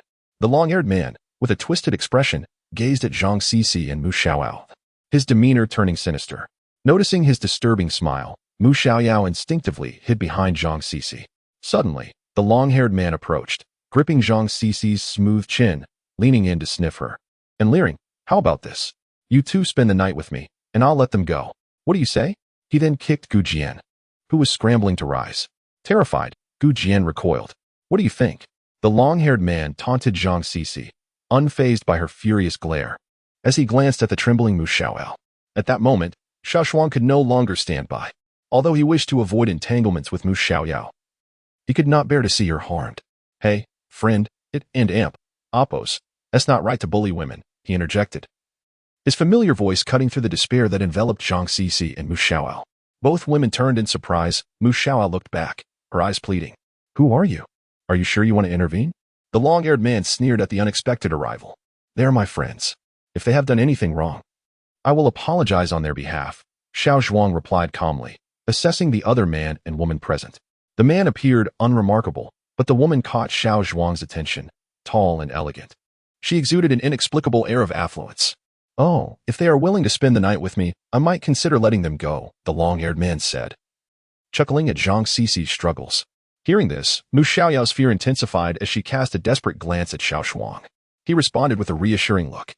Xiao Zhuang scrutinized the long-haired man before speaking. "Even if they agreed to accompany you, what could you possibly do?" The crowd fell silent, perplexed by his words. However, the man and woman alongside the long-haired man exchanged shocked glances. The long-haired man, known as Deng Jingguang, hailed from the prestigious Deng family in Beijing, and his impotence was no secret in their circles. To be exposed so brazenly was unexpected. He must be either someone from Beijing's elite or an astute physician. "Did you discern something?" the man inquired of the tall woman, who shook her head in response. At that moment, Deng Jingguang released Zhang Cici, his eyes blazing with fury as he charged at Xiao Zhuang. "You brat, I'll take your life." Xiao Zhuang stood his ground, retaliating with a punch. Their fists collided, and Deng Jingguang was knocked back several steps, nursing his pained hand, astonished by Xiao Zhuang and Amp Oppo's strength. The onlookers exchanged glances, surprised by Xiao Zhuang and Amp Oppo's dominance. "Hold on, friends. Let us not escalate this. It's all a misunderstanding. Why don't we each take a step back?" The man who had been observing spoke slowly. Xiao Zhuang hesitated at his words. "No way," Deng Jingguang protested, struggling with his emotions.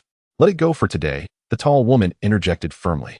Seeing her resolute expression, Deng Jingguang reluctantly lowered his head.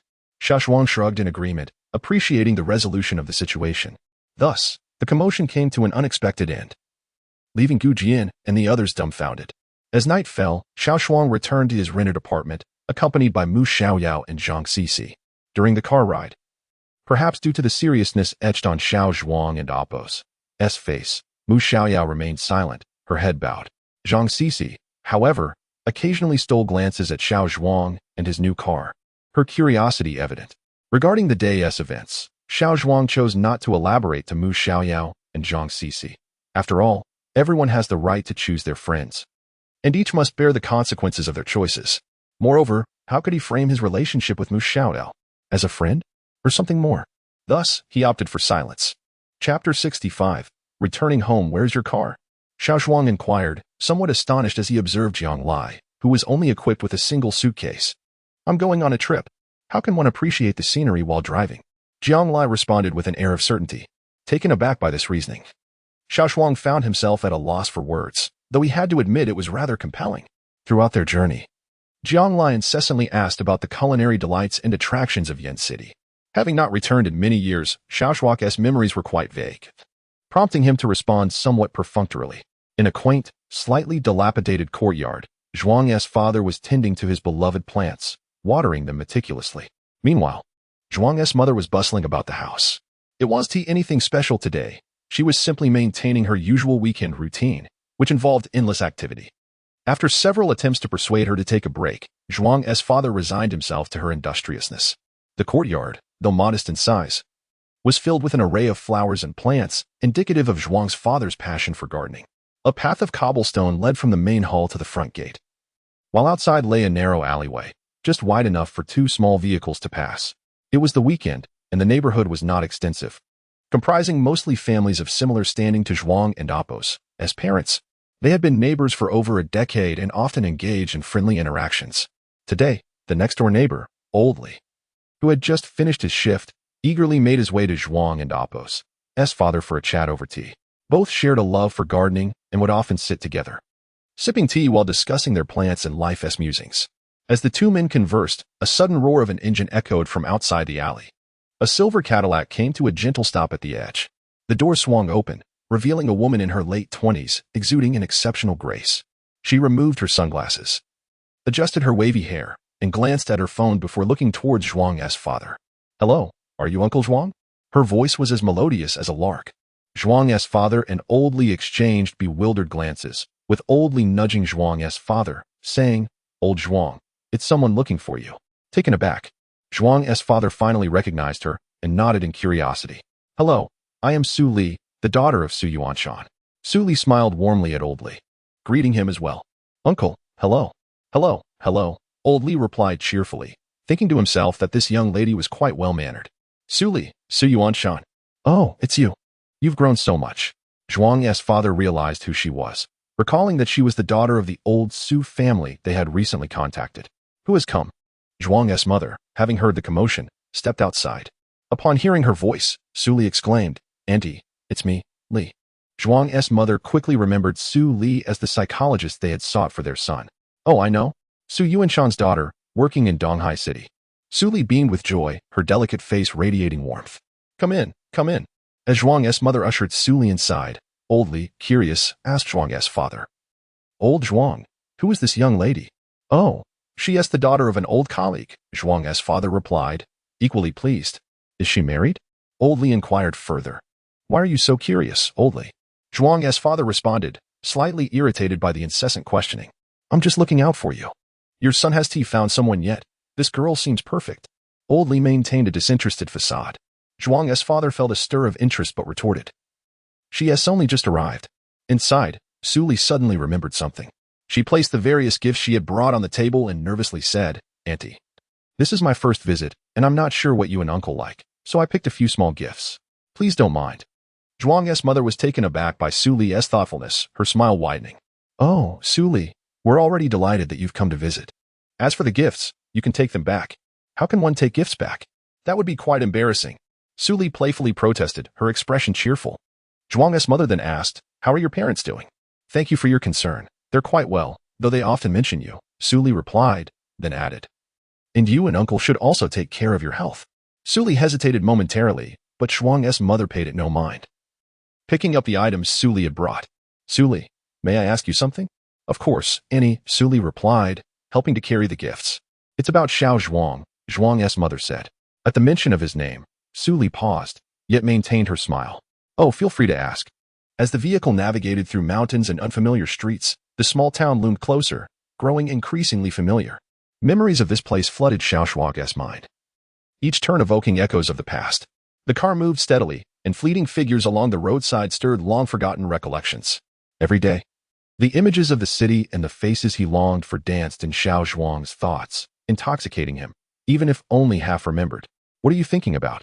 Jiang Lai, seated in the passenger seat, Notice Xiao Zhuang's alternating expressions of joy and melancholy. Nothing. Where do we get off? Xiao Zhuang shook his head, casually inquiring. Get off? Why would we do that? Jiang Lai feigned confusion. Xiao Zhuang shot her a glance, noting her earnest demeanor, and felt further puzzled. Aren't you going to appreciate the scenery? But having come this far, how could I not pay a visit to your parents? Jiang Lai replied as if it were the most natural thing in the world. You still want to visit my home? Xiao Zhuang exclaimed, astonished. Are you trying to drive me away? Jiang Lai pouted, wearing an expression of grievance. Chapter 66. The elder sister requests subscriptions. Rest assured, Andy, I have checked on him. And he is doing quite well, Su Li said with a smile to Mrs. Zhuang. That's good to hear, Mrs. Zhuang replied, feeling relieved. To be honest, when Su Li first arrived, she thought it was due to Xiao Zhuang's illness. Now that she knew her son was fine, her anxiety dissipated. Have we arrived? Jiang Lai asked as Xiao Zhuang parked the car at the end of the alley. Yes, Xiao Zhuang nodded, stepping out of the vehicle to survey the surroundings. The alley appeared unchanged, retaining its familiar charm. Help me with my things. Jiang Lai suddenly called out to Xiao Zhuang. Xiao Zhuang turned around, stunned to see Jiang Lai retrieving numerous health products from her suitcase. When did you buy all this? He asked, surprised. In Donghai City, and at Apos. That's not for you. It's for uncle and auntie, Jiang Lai teased, noticing Xiao Zhuang's astonishment. As Xiao Zhuang approached the courtyard, a wave of nervousness washed over him. After all, it was his first encounter with his parents in this lifetime. Yet, a long-lost sense of familiarity reminded him that these were indeed his parents. Dad, Xiao Zhuang called out, spotting his father, who was tidying up the tea table. Xiao Zhuang's father turned in surprise, saying, You're back. You rascal, you didn't even call home. I forgot in the rush, Xiao Zhuang admitted sheepishly, scratching his head. Who is it, Lao Zhuang? Mrs. Zhuang inquired curiously as she came out. Mom, it and Appos, es me, Xiao Zhuang. He replied, Xiao Zhuang, why did you come back without letting us know? Mrs. Zhuang complained. Feeling embarrassed, Xiao Zhuang merely scratched his head again. Who is this girl? Mrs. Zhuang began to scrutinize Jiang Lai, her eyes glimmering with anticipation. Hello, uncle and auntie. My name is Jiang Lai. I am a friend of Xiao Zhuang. Jiang Lai introduced herself politely. Oh, come in, come in. I'll go prepare a meal. Xiao Zhuang, please entertain your friend, Mrs. Zhuang said cheerfully. After a moment, she turned to Mr. Zhuang, saying, Lao Zhuang, go buy some groceries. Mr. Zhuang nodded, glancing at Xiao Zhuang and Jiang Lai before leaving.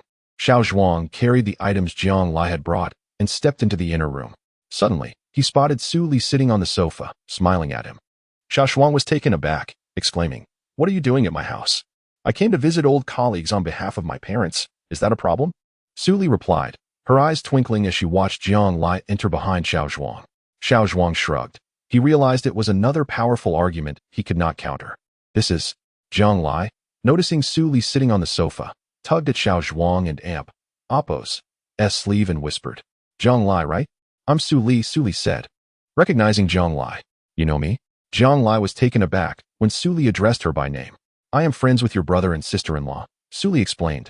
Seeing Jiang Lai and Appos' puzzled expression.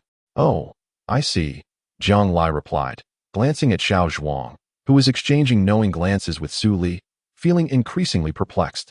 I am his elder sister, Su Li stated, glancing at Xiao Zhuang, who had retreated to drink water, deliberately provoking him.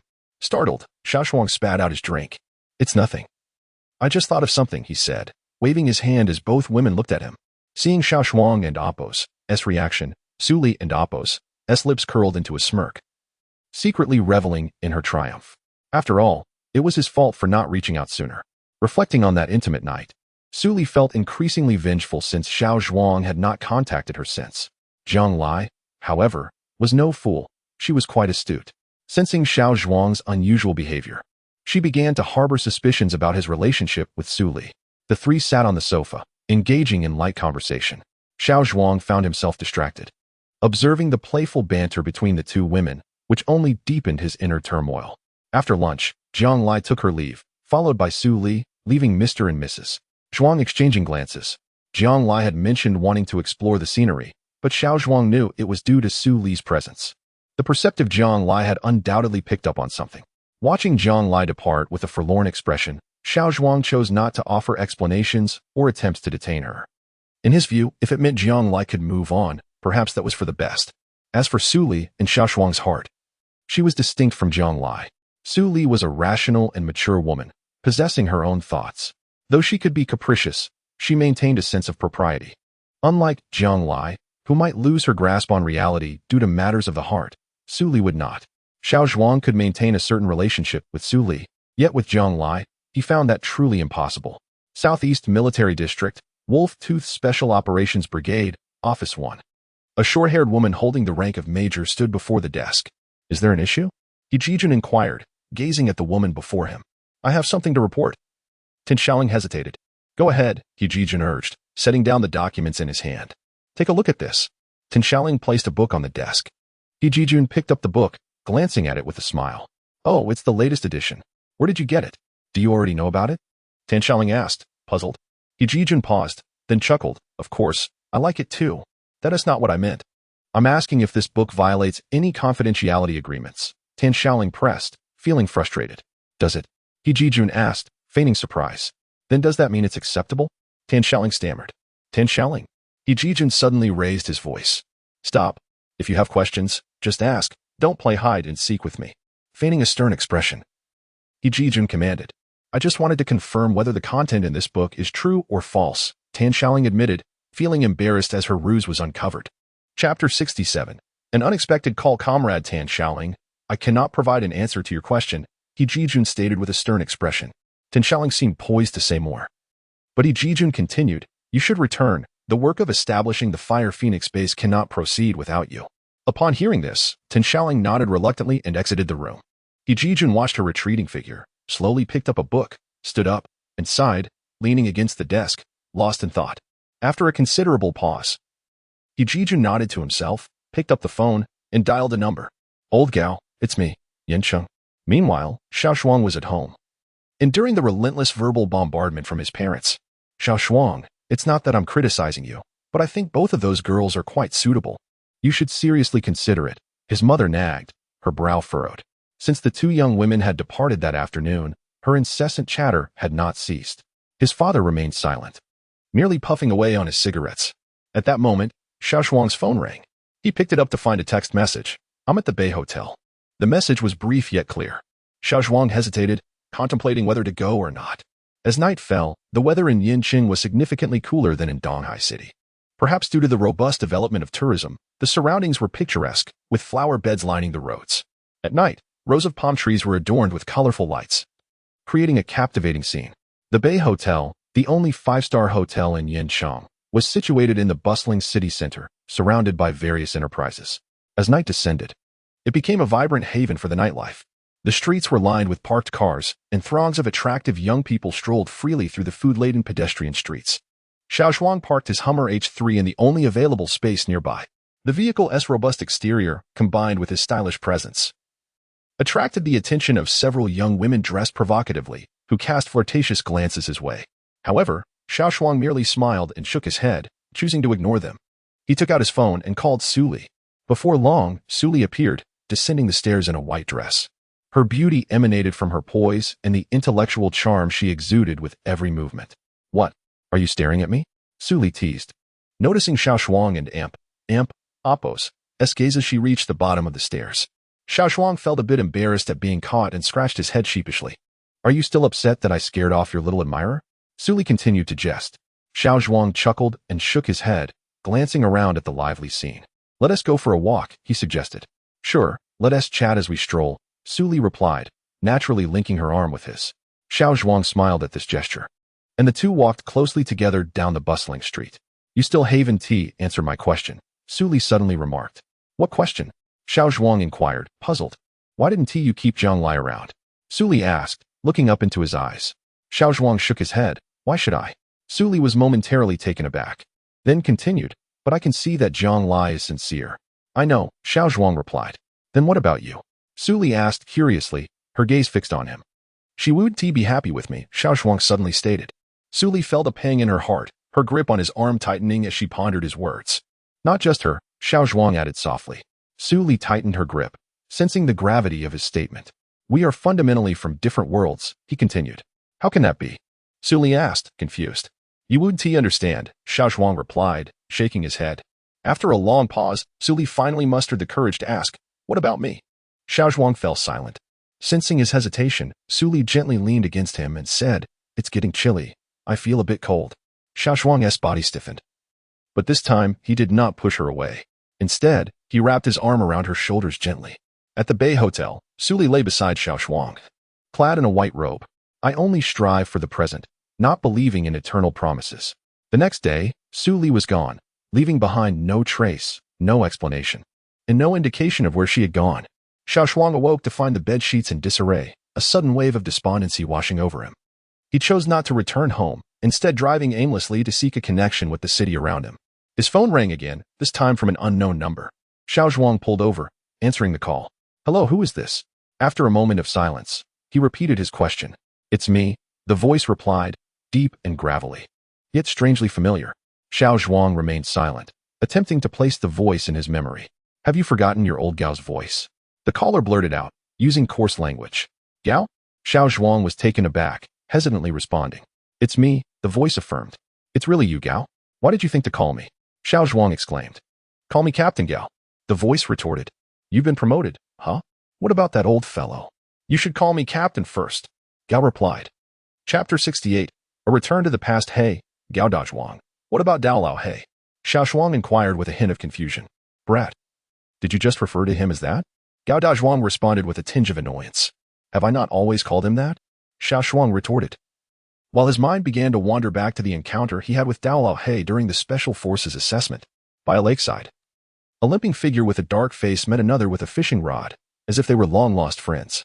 "That brat is now to be called Number One," Gao Dazhuang declared with a hint of displeasure. "Number One? He has been promoted?" Xiao Zhuang exclaimed, a spark of excitement igniting within him. "Enough with the chatter. I don't have time for this. Number One is looking for you. Come to Wolf Fong." Gao Dazhuang abruptly ended the call. Xiao Zhuang held the phone in a daze for a long while. "Dao Lao He is looking for me? To come to Wolf Fong? What could this mean?" For an entire day, the words of Gao Dazhuang echoed in Xiao Zhuang's mind. Wolf Fong? Did it mean he was to return? The answer was undoubtedly affirmative. As for why Dao Lao He sought him out, Xiao Zhuang had a few inklings, yet he hesitated to confirm them. The following day, after bidding farewell to his parents, Xiao Zhuang drove away. An instinct whispered to him that this journey to Wolf Fong might be a pivotal turning point in his life. Southeast Military District. Fire Phoenix Training Base. How frustrating. The training has concluded, yet we are not allowed any time off. We have truly become an isolated group, Yi Tsuanxin lamented, wielding a broom with a look of disillusionment. "Indeed, I've nearly been bored to death these past few days," Shinlani remarked, glancing at Yi Tsuanxin. Hey. The old fox has arrived. Form up." A group of female soldiers quickly aligned in a row, awaiting the old fox's orders. "The old fox? Is there a mission?" Tian Gua, who had the closest rapport with the old fox, asked eagerly. "Ah, you are all quite perceptive." The old fox smiled at the assembled soldiers. "What mission?" "Old fox? Please tell us." "All right, quiet down. What is the matter, old fox?" Ilu inquired earnestly. After careful consideration from the higher-ups, Fire Phoenix is to undertake the Special Forces training mission for the first phase of the Southeast Military District, the old fox announced. "What does that mean? Are we finally being recognized?" Tang Xiao asked, her eyes gleaming with anticipation. "At this point, besides your regular training, you will also serve as instructors for this Special Forces selection," the old fox confirmed with a nod. "Does that mean we can train the male soldiers?" Tian Guo exclaimed with excitement. "Yes, this decision was made after thorough deliberation by the higher-ups, believing you would yield better results training male soldiers." The old fox replied. "When does this begin?" Hilu asked, equally exhilarated. "We are still awaiting directives from the higher-ups, but it should not be long now," the old fox proclaimed loudly. Once the old fox departed, the female soldiers erupted in cheers, feeling as though they had finally emerged from the shadows. "Hey, Yinshuan, what an amp? Oppos, what's wrong with you lately? You seem down," Tang Xiao asked, playfully nudging Yi Tsuanxin's shoulder. The others, too, looked at Yi Tsuanxin in curiosity. Normally, such good news would prompt her to jump for joy, yet today she merely smiled and remained silent. "How can I be happy? We are finally training the male soldiers." Yi Tsuanxin feigned excitement, attempting to jump.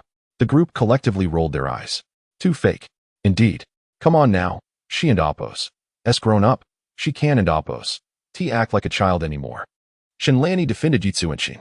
Wolf Fong Special Operations Brigade Office Building. "Hello, comrade. Number One requests your presence," a communications soldier stated after verifying Xiao Zhuang's identity. casting a curious glance at him.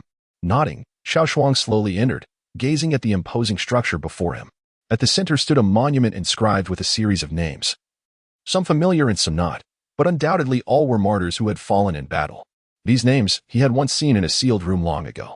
At that time, Dao Lao He had personally guided him, recounting the stories of each martyr with red-rimmed eyes, recalling the battles of yesteryear.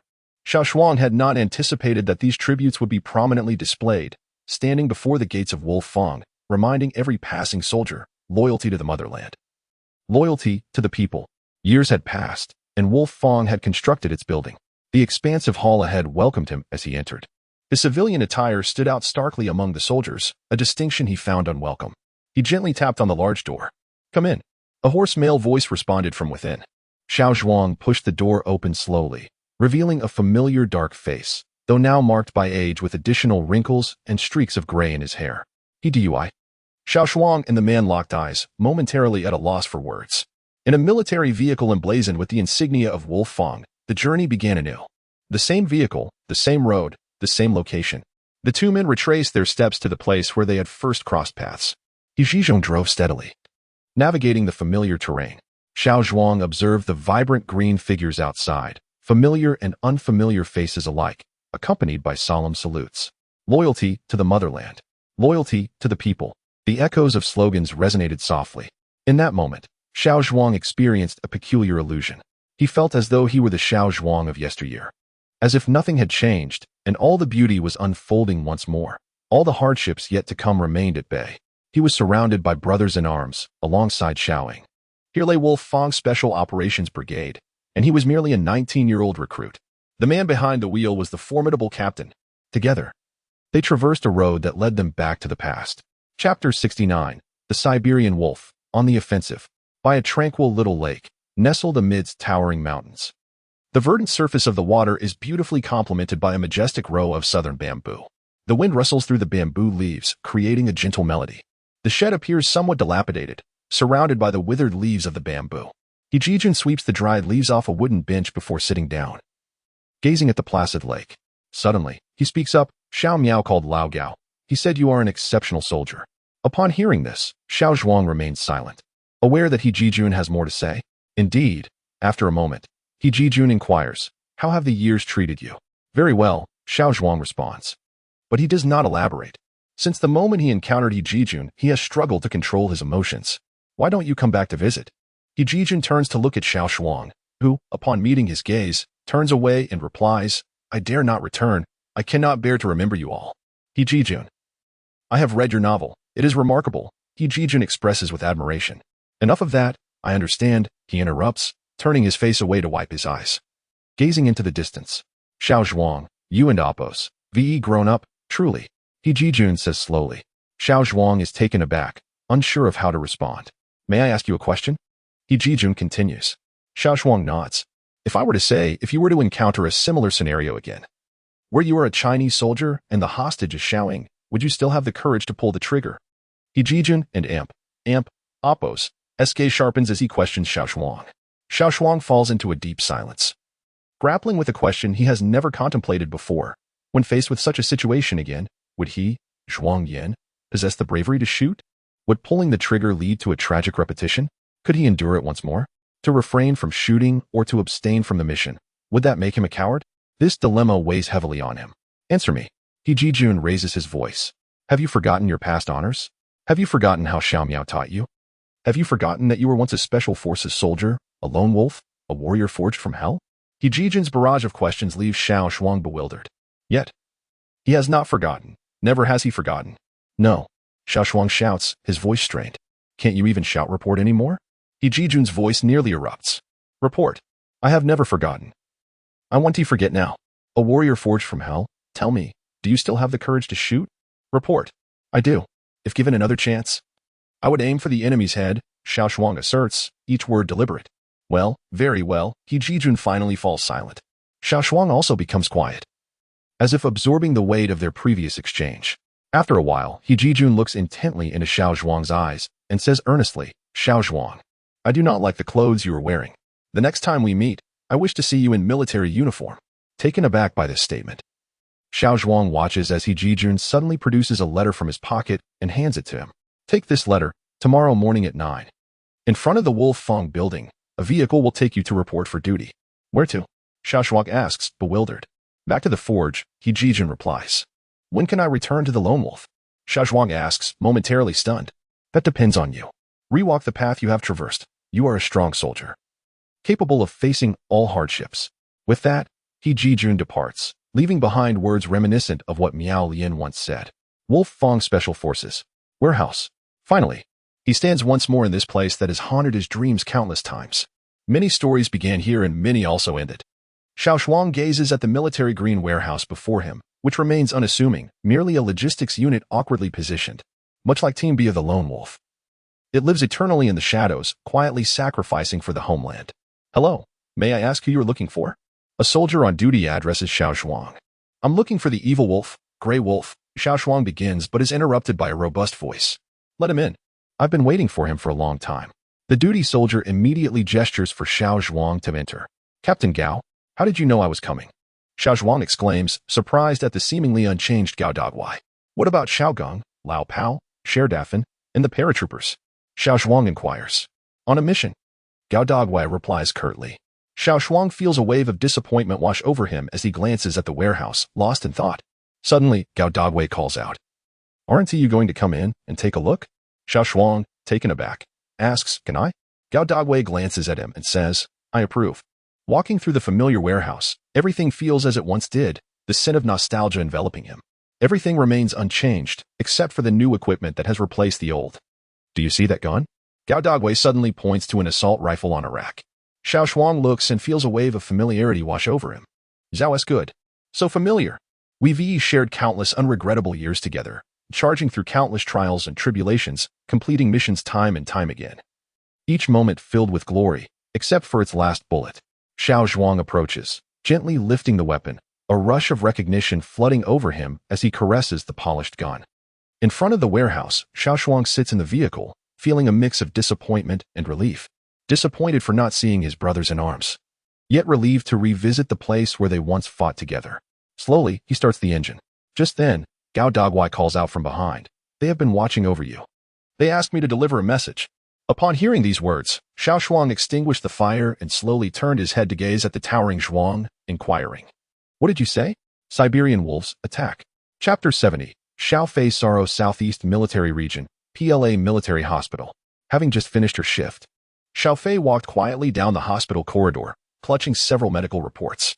Her expression was somewhat absent-minded, and the reports in her hands remained largely unexamined. Suddenly, a man in a white coat, approximately 50 years old, approached her, calling out anxiously to the frail figure ahead. Director Du, Director Du. Upon hearing her name, Xiao Fei paused, momentarily taken aback, before turning to see the man in the lab coat. Feeling slightly embarrassed, she replied, Professor Lang, I sincerely apologize. I was lost in thought and didn't hear you. The man affectionately known as Professor Lang smiled at her. It's quite all right, I understand. The two walked side by side for a moment, and then Professor Lang hesitated before speaking again. Director Du, I must clarify Commander Wang and Appo's condition with you.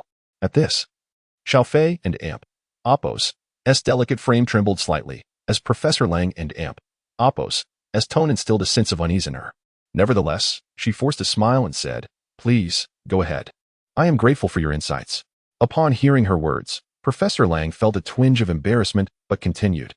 The situation is such that Commander Wang has numerous hidden injuries throughout his body, the result of years of accumulated ailments. When he was younger, it was manageable, but now. He shook his head. What is the current state? Xiao Fei inquired anxiously. Alas, Commander Wang is currently suffering from lower limb paralysis, but his condition is deteriorating. In time, all four limbs may become paralyzed, Professor Lang concluded, leaving his statement hanging in the air. Xiao Fei understood the gravity of his words. With only her grandfather as family, the thought of losing him rendered her world devoid of meaning. Struggling to suppress her sorrow, she asked, Professor Lang, you are the finest doctor in our southeast military region. Surely, there must be something you can do? Feeling a sense of inadequacy, Professor Lang replied, Director Du, I am also at my wit's end. Given Commander Wang's current state, all I can offer is conservative treatment. Xiao Fei fell silent. As a medical staff member herself, she fully grasped the implications of conservative treatment. After a moment, She managed a strained smile and said, "Then I must thank you for your efforts, Professor Lang." "Not at all. I feel quite ashamed," he said, shaking his head as he walked away. Outside the hospital gates, Xiao Fei stretched wearily. In the days spent caring for her grandfather, she had scarcely rested. Yet, she remained bewildered about the exact nature of his illness, despite numerous tests yielding no answers. Observing her grandfather and Apos, S's diminishing figure filled her heart with unease. She wished fervently that this mysterious ailment could afflict her instead. Her grandfather had always been kind to her. Even if she desired the stars from the sky, he would have found a ladder to fetch them for her.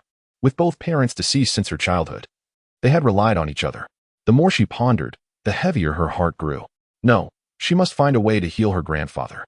Xiao Fei endeavored to calm her racing thoughts. Yet, concern for her grandfather nagged at her. A man of such strength reduced to this state made her fear he might lose hope. Quickening her pace, she headed towards the intensive care unit. Outside the door, she gently pushed it open. Inside, she saw her grandfather, clad in a white hospital gown, sitting alone at the bedside, lost in thought, displaying an expression of desolation and despair. Upon seeing her grandfather in such a state, her eyes instantly filled with tears. "Xiao Fei, is that you?" The elderly man suddenly inquired. Quickly wiping her tears with her sleeve, Xiao Fei took a deep breath to compose herself before slowly entering. "Grandfather, why are you still awake at this late hour?" she asked as she sat beside him. "Ah, my dear, I am old and sleep less these days," he replied playfully. Xiao Fei's heart quivered, realizing he spoke this way to spare her feelings. Since his illness, she had not seen him smile. "You're not old at all. In my heart, you will always be young and handsome," she retorted with a smile. The old man sighed softly, reflecting on his life. "I have experienced both glory and suffering over the years. Life is but a fleeting moment, and I have few regrets." He looked affectionately at his granddaughter, adding, "If I do depart, it's you I will worry about. You are so innocent, my dear. And I fear no one will stand up for you when I am gone." Unable to contain her emotions, Xiao Fei began to weep. "Grandfather, I cannot bear the thought of losing you." "Xiao Fei, please do not cry," he said kindly, patting her shoulder to comfort her. "I have yet to see you married or have children. How could I possibly leave you? I will find a way. I will, I promise." She cried, her determination unwavering. "Dear child, why are you crying? I am still here, and for your sake, I will persevere," he said, gently ruffling her hair. Xiao Fei finally managed to stifle her sobs, forcing a smile. "Grandfather, we have a deal. You must not leave me." "Of course. How could I ever leave my precious granddaughter?" he replied, embracing her tenderly and gently patting her shoulder. As night fell, Xiao Fei watched her grandfather, who had finally drifted off to sleep. She quietly tucked him in and slowly exited the intensive care unit. With a soft click, the door closed behind her. The elderly man turned over in bed, slowly opening his eyes.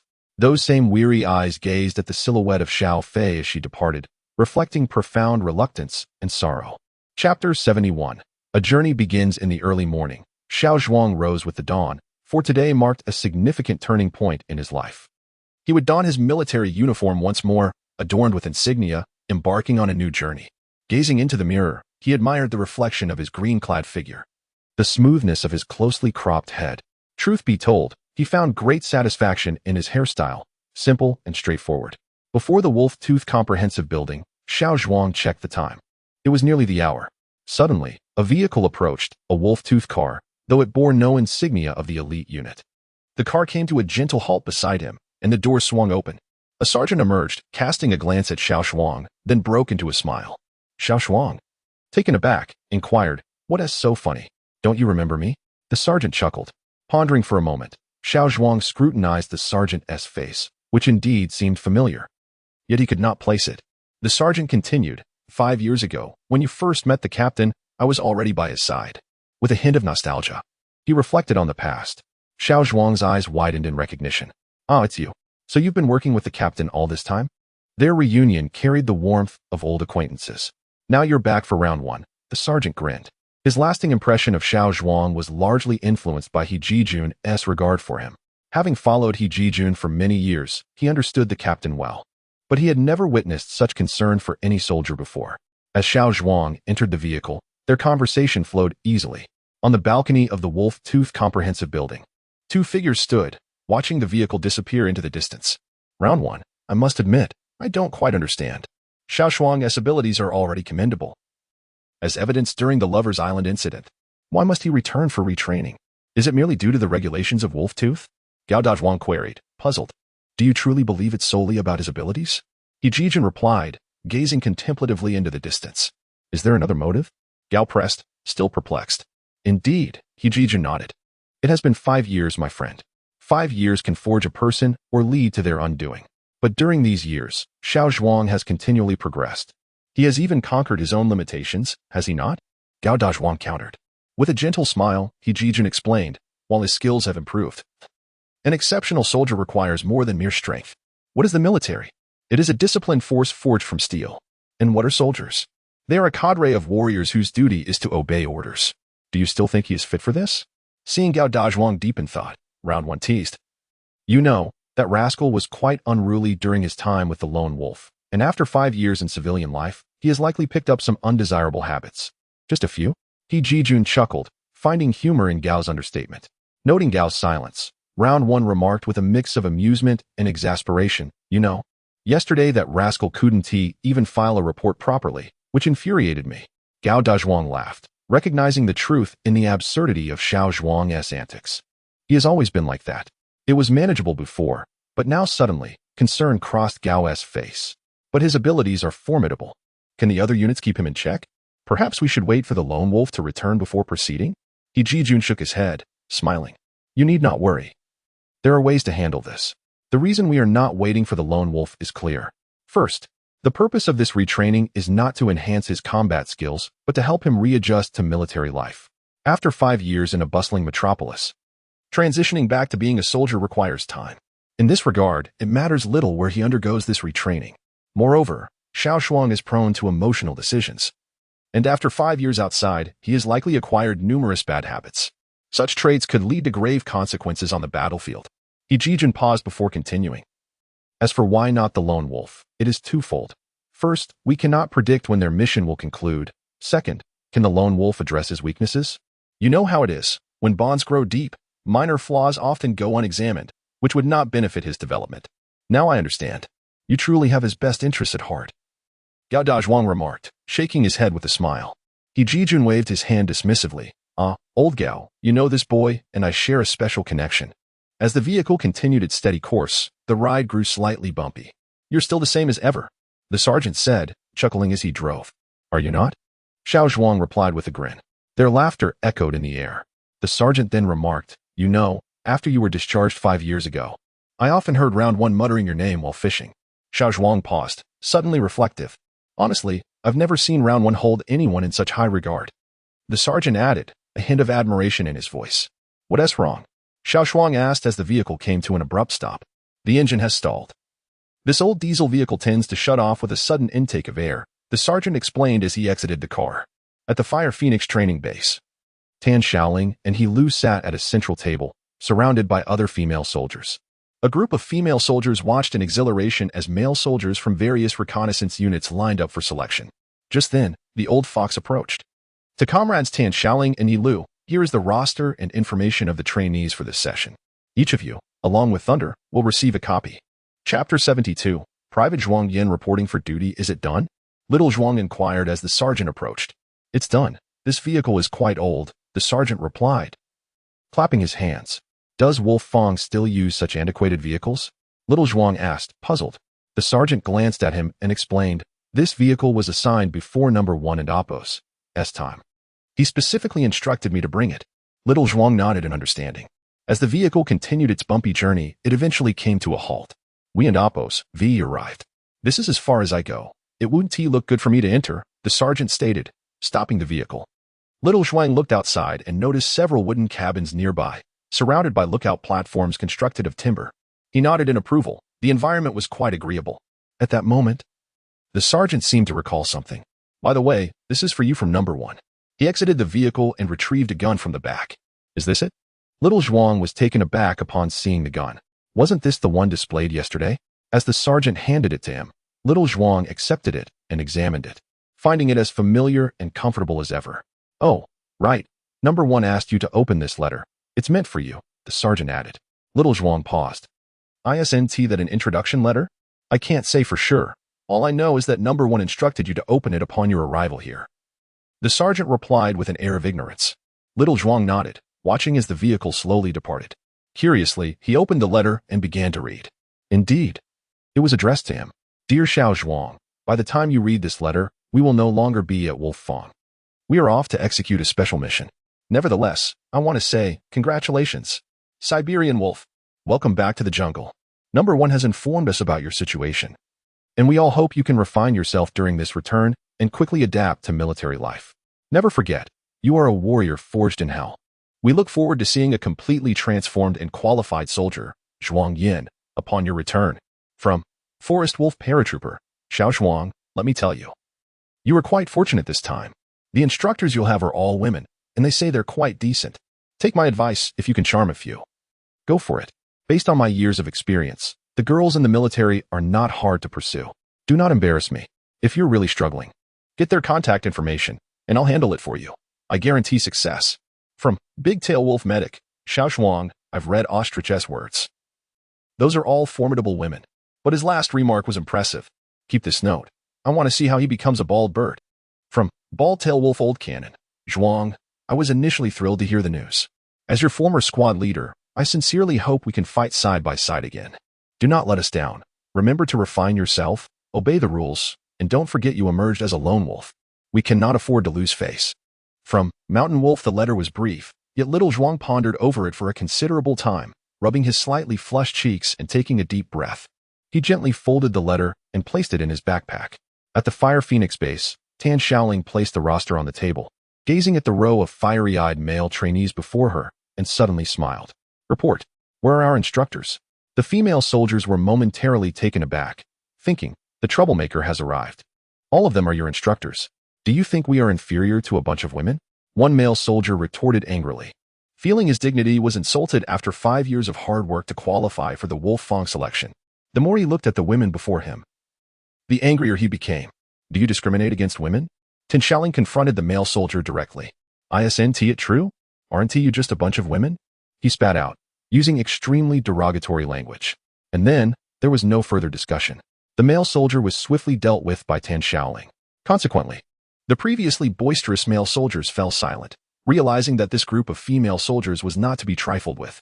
In the Thunderbolt Assault Team Lounge, the Thunder God remarked, "It seems Tan Shaoling is quite capable. She has truly learned from your teachings." Old Fox nodded in agreement, satisfied with Tan Shaoling's performance thus far. Why has the training started yet? Pondering this, Lei Jun picked up a file on the trainees and flipped through it.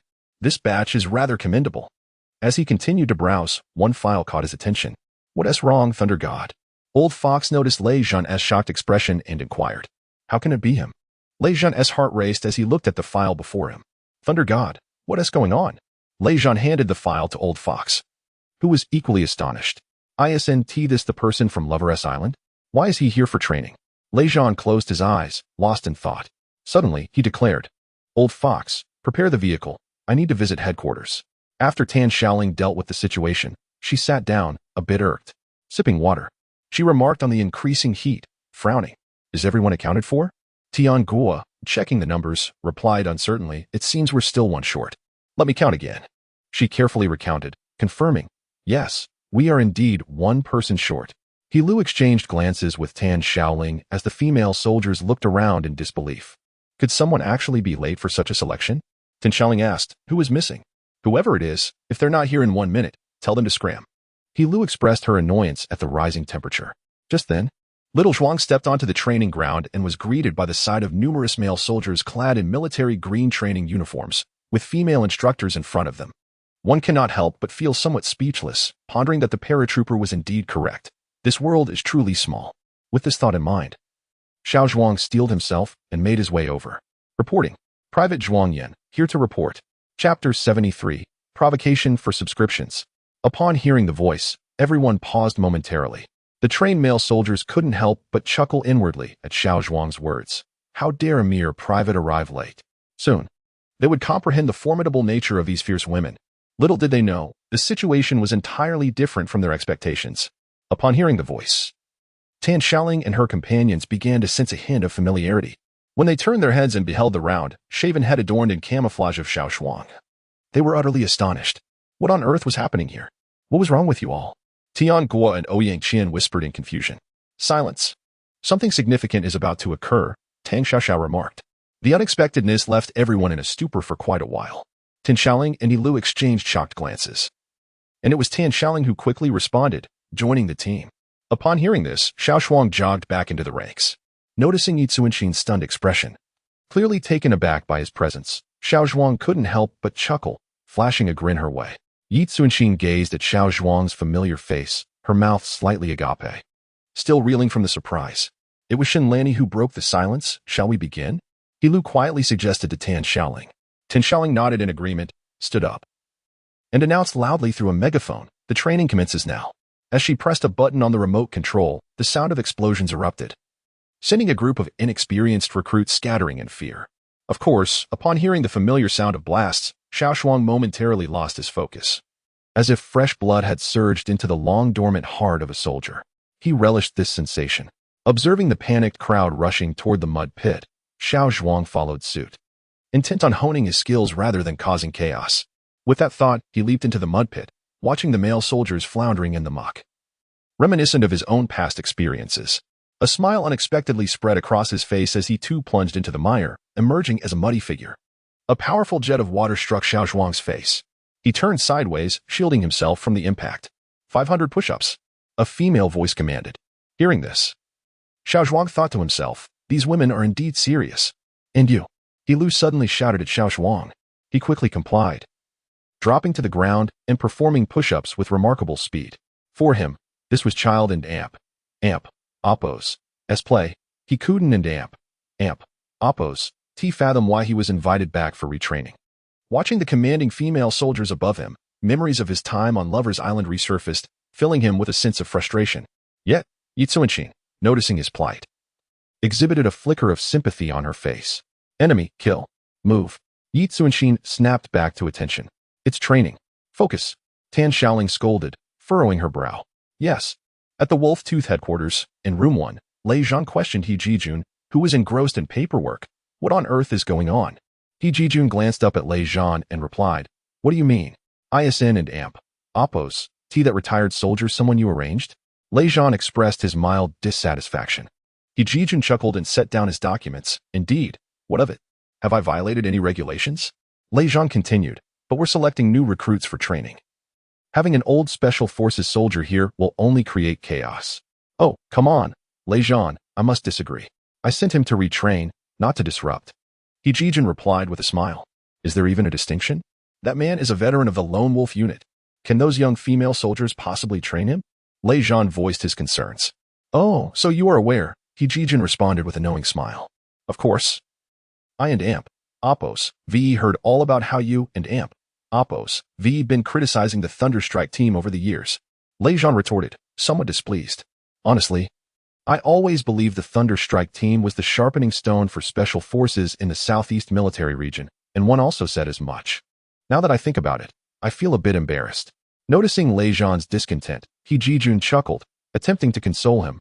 Lei Zhan, the existence of the Lone Wolf is a matter of national military secrecy, so I must adhere to that. Lei Zhan turned away, refraining from further comment. After a moment, he inquired, how do we resolve this? We can't seriously let those female soldiers train him, can we? He Jijun regarded Lei Zhan earnestly. Aren't you all available for this? You are the primary trainers. Us? Lei Zhan exclaimed in surprise. What? Are you scared? He Jijun teased. Lei Zhan fell silent, feeling somewhat exasperated. Come on, Lei Zhan. Are you afraid that your Thunderstrike team won't be able to sharpen that lone wolf into a fine blade? He Jijun remarked with a hint of mockery. Upon hearing this, Lei Zhan's frustration flared. I'm worried that we might break his dull blade. Ah, I see. If you can hone him down, it would be a significant blow to the lone wolf. He Jijun nodded seriously, secretly amused. Lei Zhan suddenly realized, oh, why didn't Oppos, I think of that? If we can eliminate Zhuang Yan, it would prove that our Thunderstrike is even more formidable than the lone wolf. With that thought, his competitive spirit ignited. He had always harbored reservations about the emergence of the lone wolf unit, feeling it tarnished the reputation of the Thunderstrike team. Now, with Zhuang Yan as an anomaly, he was determined to find a way to surpass the lone wolf. Sensing Lei Zhan's newfound determination, He Jijun deliberately stoked the flames. Lei Zhan, are you genuinely concerned about your Thunderstrike and AMP, Oppos, reputation being tarnished? Upon hearing this, Lei Zhan promptly replied, 1. Rest assured.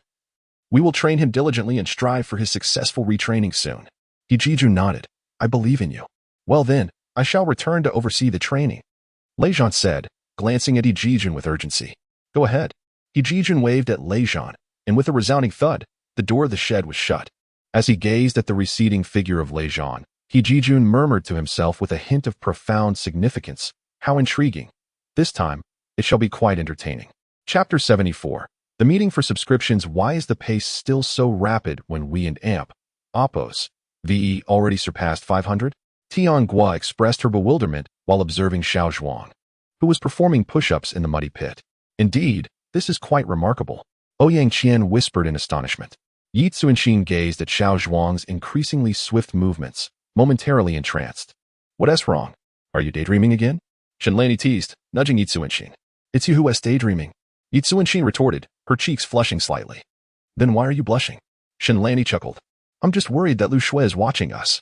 Shenlani glanced at Yi Lu, who was glaring at them from a distance, and nudged Yi Tsuanxin. Let the extreme cross-country training commence, quickly. Tin Shaoling shouted. In the Thunderbolt Lounge. The members of the Thunderbolt assault team were fixated on the electronic screen. Suddenly, Lei Zhan spoke up.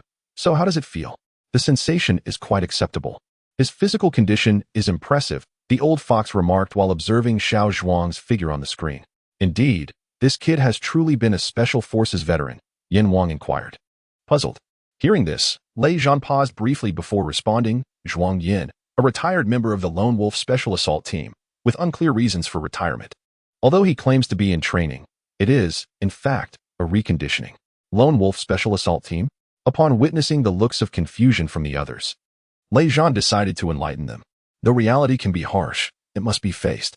The Lone Wolf Special Assault Team is an elite unit among special forces. A highly classified shadow force, he explained. Are you sure you and AMP, Oppos, re not telling me a fictional story? Yuan Bao stuttered. Yes, Lei Zhan, after all my years in the military. I've never heard of such a unit. The old fox expressed skepticism. Not having heard of it does not imply it doesn't exist. Lei Zhan replied, somewhat helplessly. What should we do then? Allow this kid to pass? The old fox expressed his reluctance. Of course not. We cannot rely on these female soldiers to train him. We must take matters into our own hands. We cannot allow him to pass through so easily, Lei Zhan asserted as he stood up. Yin Wang chimed in, exactly. If we let him through like this, it would be a slap in the face for us Thunderbolt. What can we do? Yuan Bao inquired. What to do? Let's make it as tough as possible. Ideally, we want him to quit. Hale suddenly interjected. Hey Hale. I didn't realize you had such a high level of awareness this time. I like it. Yin Wang remarked to Hale. Alright everyone. Let us hear what Lei Zhan has to say. The old fox interjected. Upon hearing this, everyone turned their gaze toward Lei Zhan, who pondered briefly before stating. This is also the purpose of this meeting. From now on, we will join the ranks of the instructors. We cannot let him pass easily. We must regard this as a contest with the Lone Wolf and showcase our best skills. We cannot allow ourselves to be underestimated. Indeed, the Thunder God affirmed. We must take this matter seriously. It concerns the honor of Thunderbolt, brothers, the old fox said earnestly. Then let us take action now. What are we waiting for? Yin Wang exclaimed impatiently. Just follow my arrangements and don't break the rules, Lei Zhan replied. All right, it's my turn to step in. Yin Wang said excitedly as he walked out. On the training ground, rows of male soldiers lay sprawled on the ground. After an extreme cross-country session, Xiao Zhuang still felt somewhat fatigued. After all, this was the so-called death cross-country project. He straightened his body, lightly moving his limbs to alleviate some soreness. At this moment, the female instructors from the Fire Phoenix had arrived.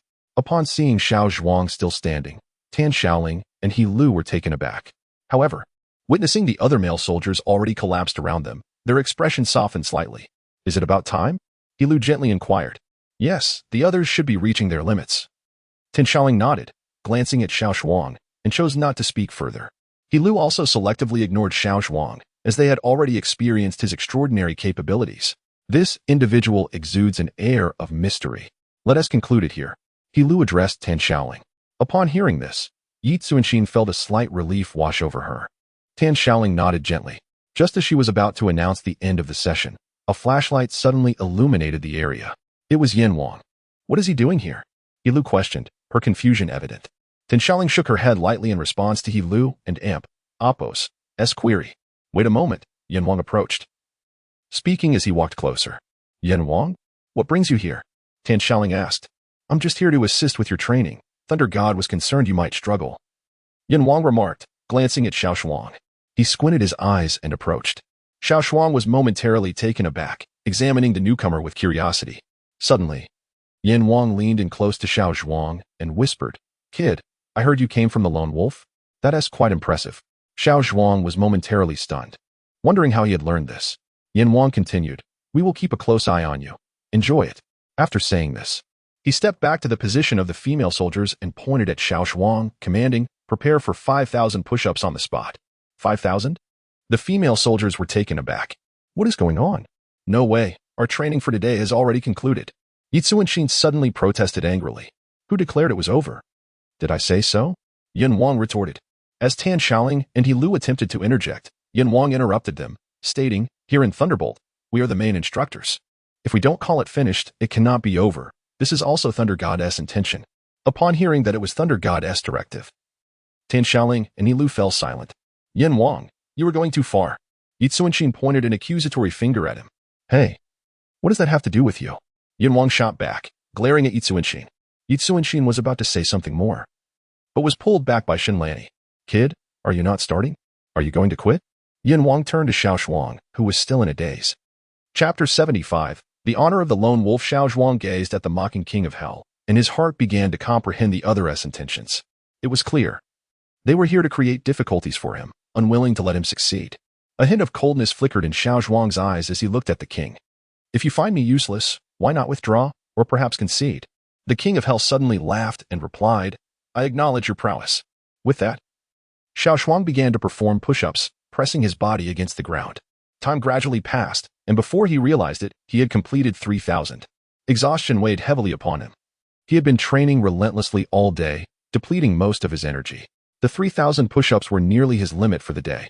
Beads of sweat cascaded down, soaking his military uniform, which even began to drip with perspiration. The female soldiers of the Fire Phoenix unit observed this scene with a twinge of sympathy. He Lu and Tan Xiaoling exchanged glances and shook their heads. They too recognized that Xiao Zhuang was nearing his breaking point. Particularly, Yi Zuanshin clenched her teeth, wishing she could leap forward and bite the smiling king of hell. You must be on the verge of collapse. Perhaps you should concede, the king remarked, stepping closer to Xiao Zhuang with a grin. 2,000 more, Xiao Zhuang responded slowly. Ah, not bad. You seem quite lucid. Continue then. I'll take a seat. Standing is exhausting. Ah, sitting is far more comfortable, the king said, finding a rock to sit on while observing Xiao Zhuang. Unperturbed by the king's mockery, Xiao Zhuang continued his push-ups, unwilling to squander his dwindling strength. He closed his eyes, his lips twitching slightly as his inner turmoil raged. In the Thunderbolt restroom, the other members of the Thunderbolt assault team were fixated on the large screen. Thunder God, this kid has reached his limit, has he?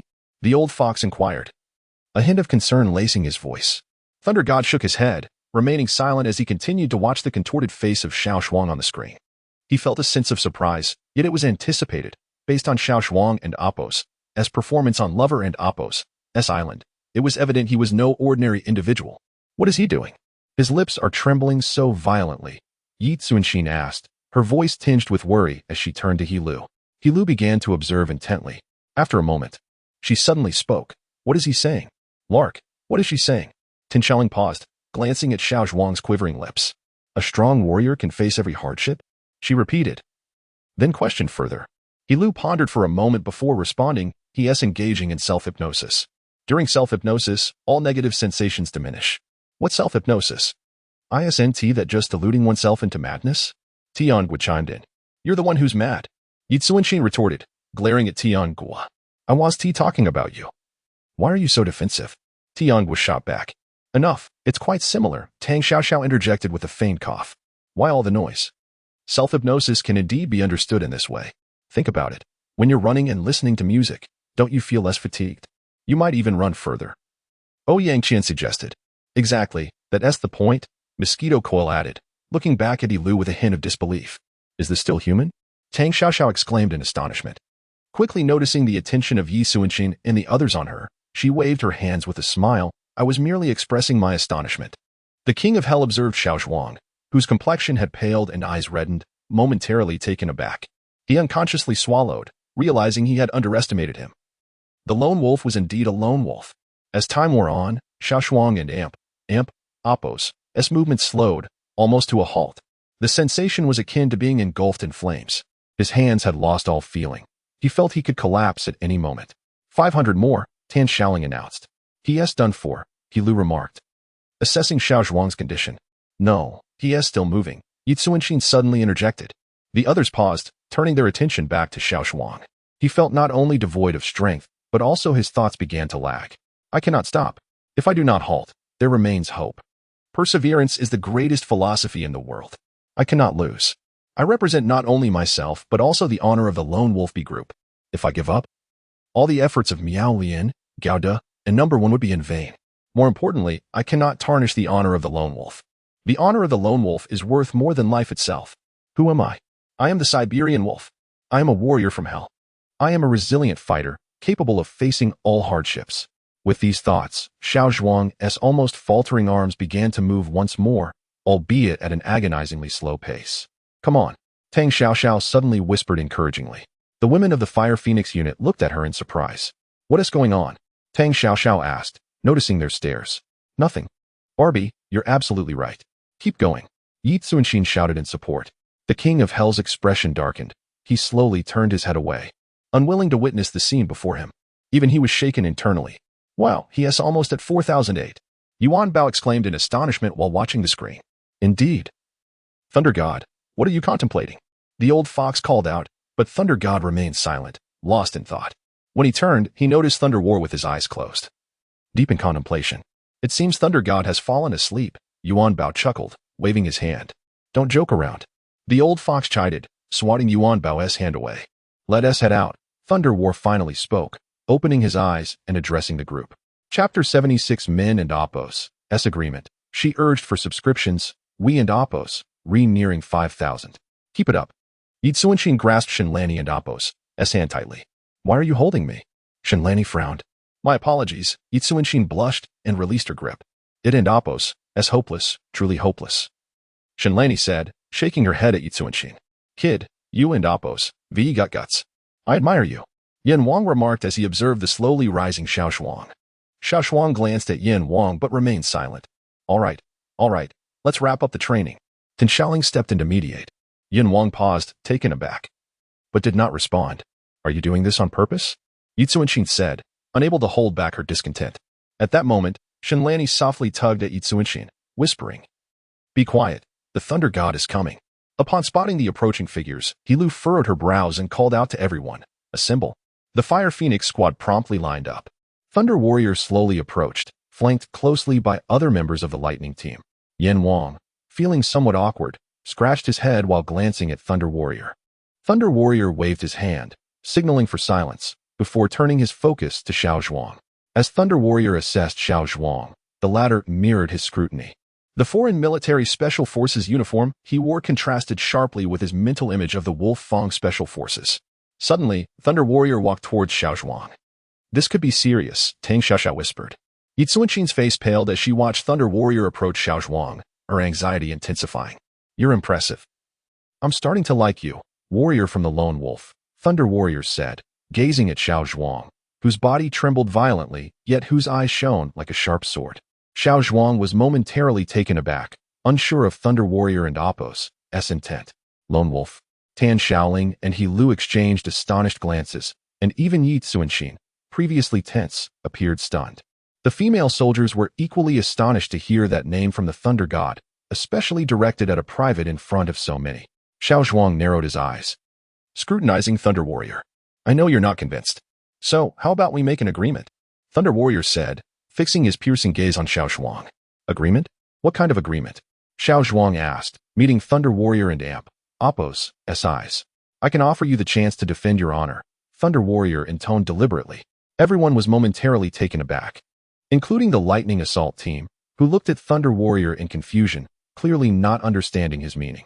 Seeing this, Xiao Zhuang shrugged, waiting for further explanation. After a pause, Thunder Warrior continued, You can challenge any one of us. The old fox, the Thunder God, suddenly revealed his cards, and the other members of the Lightning Assault team exchanged puzzled glances. Thunder Warrior waved his hand, signaling them to remain silent while continuing to lock eyes with Xiao Zhuang. No? Xiao Zhuang asked, his spirit ignited. fully realizing that these individuals were targeting him, or rather, the lone wolf. Naturally, he could not retreat. Not yet. At this moment. You are not yet a true warrior in my eyes, Thunder Warrior declared. What do you mean? Xiao Zhuang inquired. We will provide you with additional training under the rules. And afterward, we will have a battle to defend your honor. How does that sound? Thunder Warrior proposed. Xiao Zhuang paused, contemplating the notion of a battle for honor. Is that possible? Of course. Who is stronger can only be determined through competition. This is an eternal tradition in the army. This was precisely what Xiao Zhuang desired. He met Thunder Warrior's gaze and nodded. Excellent. Thunder Warrior exclaimed, casting a glance at the Fire Phoenix squad, pausing on Tan Shaoling and He Lu. He continued. From now on, his training regimen will be tripled. What? He Lu began to protest, but Thunder Warrior interrupted. Do you not understand my words? Yes, Thunder God. Tan Shaoling promptly replied, pulling He Lu along. Thunder Warrior turned to Xiao Zhuang and suddenly asked with a smile, what do you think of my arrangement? Xiao Zhuang lifted his head and responded, of course, I eagerly anticipate our battle. Thunder Warrior nodded in acknowledgement and suddenly shouted, Lightning Assault Team. The members of Lightning quickly lined up. Starting tomorrow, aside from overseeing others' training, all your daily training tasks will be doubled. After issuing his command, Thunder Warrior disregarded the reactions of the others and strode ahead. The Lightning members exchanged glances, bewildered, before eventually following suit. Thunder God, what are you really thinking? The old fox queried, catching up in confusion. The other team members regarded Thunder Warrior with equal perplexity. Thunder Warrior gazed into the darkened forest ahead and replied, Old fox. I considered this earlier. Even if we were to eliminate him today, it wouldn't prove our superiority over the lone wolf. Rather, it would invite further disdain towards the Lightning Assault Team. The old fox fell silent for a moment, then nodded in understanding. So, what is your intention? He has been retired for 5 years. Even if we were to defeat him now, it would be an unworthy victory. I want to give him time. We must triumph over him honorably, Thunder Warrior proclaimed with a hint of pride. Honorably triumph over him. The members of the Lightning team suddenly echoed in unison. As soldiers, to win is to win with dignity. Seeing the response from his team, Thunder Warrior smiled knowingly. In truth, he understood that this performance orchestrated by the mastermind was merely the beginning. The true purpose was to foster mutual growth and challenge among them. Certainly, such endeavors would not be without merit for the Lightning Assault Team. Chapter 77. Midnight Conversations as night fell. Xiao Zhuang did not succumb to the slumber that enveloped his fellow trainees in the dormitory. Instead, he ventured alone to a tranquil lakeside, a secluded spot he had discerned to be the only blind spot in the surveillance of the entire base. Sitting quietly by the lake, he took a couple of sips from the vial of life essence he had retrieved from his sleeve. With the life essence coursing through him, he felt reassured that this rigorous training would not leave any lingering ailments. The warmth flowing within him revived his spirits somewhat. Despite the day's grueling training, he had gleaned some progress. He sensed that his genetic refinement technique had advanced, bringing him a step closer to unlocking the second chain of his genetic locks. Rising to stretch, he realized it had been a long time since he had engaged in such training. The sensation was reminiscent of his initial days in the Special Forces selection alongside Shen Pai, Xihua, Changzi, and Lao Pao, a rush of youthful vigor and fervor. The night air was serene, far removed from the clamor of the day, instilling a profound sense of peace within him. He drew forth a harmonica and began to play a simple melody, one that resonated with memories from his past life as a Special Forces soldier. He cherished this tune. Its ordinary notes possessed an extraordinary ability to melt even the most hardened hearts. Meanwhile, in the Fire Phoenix female soldiers' dormitory, a group of women were engaged in spirited discussion about the events of the day. Yun-Kei, are we truly going to triple his training tasks tomorrow? Shenlani inquired. Yes, that is the Thunder God's directive, Tan Shaoling replied. But why would the Thunder God do such a thing? Tang Shishao asked, perplexed. Tan Shaoling shook her head and said, I am not certain, but it likely relates to his identity as a lone wolf. The lone wolf? I never imagined such a figure truly existed. I wonder how he compares to Thunder. Tian Guo remarked, her curiosity piqued. I believe he is indeed the lone wolf. Just think, he is a retired soldier and yet possesses such formidable skills, let alone others, Tang Xiaoxiao asserted. Speaking of which, I found it odd during the Lover and Appos Island incident. How could a veteran soldier know more than us? Shenlani interjected. Indeed, after the Lover and Appos Island incident, I inquired of the Thunder God, but he remained tight-lipped. However, I sensed he exuded the aura of an old Special Forces operative, Tan Shaoling reminisced. What an amp, Oppos, S up with you, Lu Shui. Why so quiet? Tan Xiaoling asked. Noticing He Lu lost in thought. Nothing, I just find it a bit strange, He Lu replied, shaking her head. I can and Oppos. To shake the feeling that the name Zhuang Yin and the term and Oppos, lone wolf and Oppos, seem oddly familiar. The others paused, contemplating her words. Now that you mention it. It does sound familiar, Tang Xiaoxiao agreed after some reflection. Oh, forget it. Let and Oppos sleep. We have much to do tomorrow. Tin Xiaoling remarked, glancing at the time. Where is Yi Tsuanxin? Why is her bed empty? Shenlani asked, noticing the vacant space. Oh, I think she mentioned she couldn't sleep and went for a walk. Tang replied with a yawn. Outside the Fire Phoenix base training area, Yi Tsuanxin wandered, clutching a piece of wild grass she had plucked from somewhere, murmuring, Zhuang Yin. Xiao Zhuang, Zhuang Yin, lone wolf. Since Thunder God had referred to Xiao Zhuang as lone wolf, her heart had been in turmoil. The Special Forces lone wolf, Xiao Zhuang. Thoughts swirled in her mind, leaving her wide awake. As she walked along the training area path, her suspicions deepened. How could events align so coincidentally? She felt her head might burst from the weight of it all. Suddenly, a distant harmonica melody wafted through the air, tinged with a hint of melancholy, nostalgia, and a myriad of intertwined emotions that stirred deep within her. Who could be playing the harmonica at this late hour? Yi Tsuanxin wondered, instinctively following the sound. Approaching the serene lakeside, she walked slowly, listening intently. Before long, a somewhat indistinct figure emerged by the water and Oppos' edge. The beam of a searchlight occasionally swept across, casting shadows that mingled with the tranquil harmonica notes. Yi Tsuanxin recognized the familiar silhouette, and in that moment, it felt as though time itself had come to a standstill. All that remained in her vision was the melancholic figure and the sorrowful, nostalgic harmonica tune. Abruptly, the music ceased without warning, jolting Yi Tsuanxin from her reverie. She saw the figure turn towards her, scrutinizing her with curiosity. The moment she recognized Xiao Zhuang's inquisitive gaze, her cheeks flushed crimson. Why are you still awake at this hour? Xiao Zhuang asked, a smile gracing his face. I stepped out for a stroll. What about you? Shouldn't you be resting after a full day of training? Yi Tsuanxin replied, concern etched on her face. I, too, cannot find sleep, Xiao Zhuang admitted, his gaze calm as it rested on the lake's surface. Noticing his tranquility, Yi Tsuanxin slowly approached and sat beside him, tilting her head with curiosity as she observed him. Suddenly, she asked, what was that song you played just now? It was beautiful. Xiao Zhuang turned to her, taken aback by her gaze, which mirrored that of Xiaoying.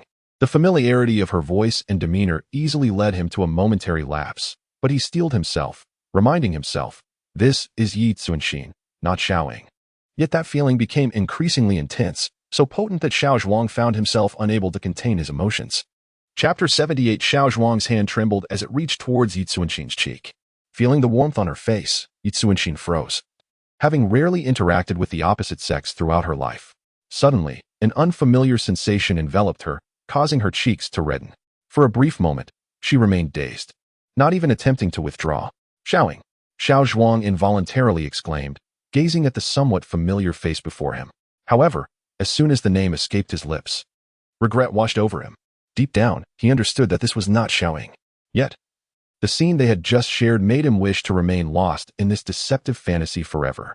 A tremor coursed through Yi Tsuanxin's heart, and she felt a surge of grievance. Without thinking, she pushed Xiao Zhuang away. Soon, both were awkwardly staring at each other. After a long silence, Xiao Zhuang finally spoke. I'm sorry. Yi Tsuanxin, maintaining a serious expression, said nothing, turning her head away, lost in thought. Seeing her reaction, Xiao Zhuang managed an awkward smile and fell silent once more. Is Sister Xiaoying really gone? Yi Tsuanxin suddenly asked. Xiao Zhuang's heart ached at her question, but he slowly nodded. The earlier embarrassment was swiftly eclipsed by a wave of sorrow. Noticing his pain, Yi Tsuanxin gently tugged at Xiao Zhuang's hand and inquired, May I hear her story?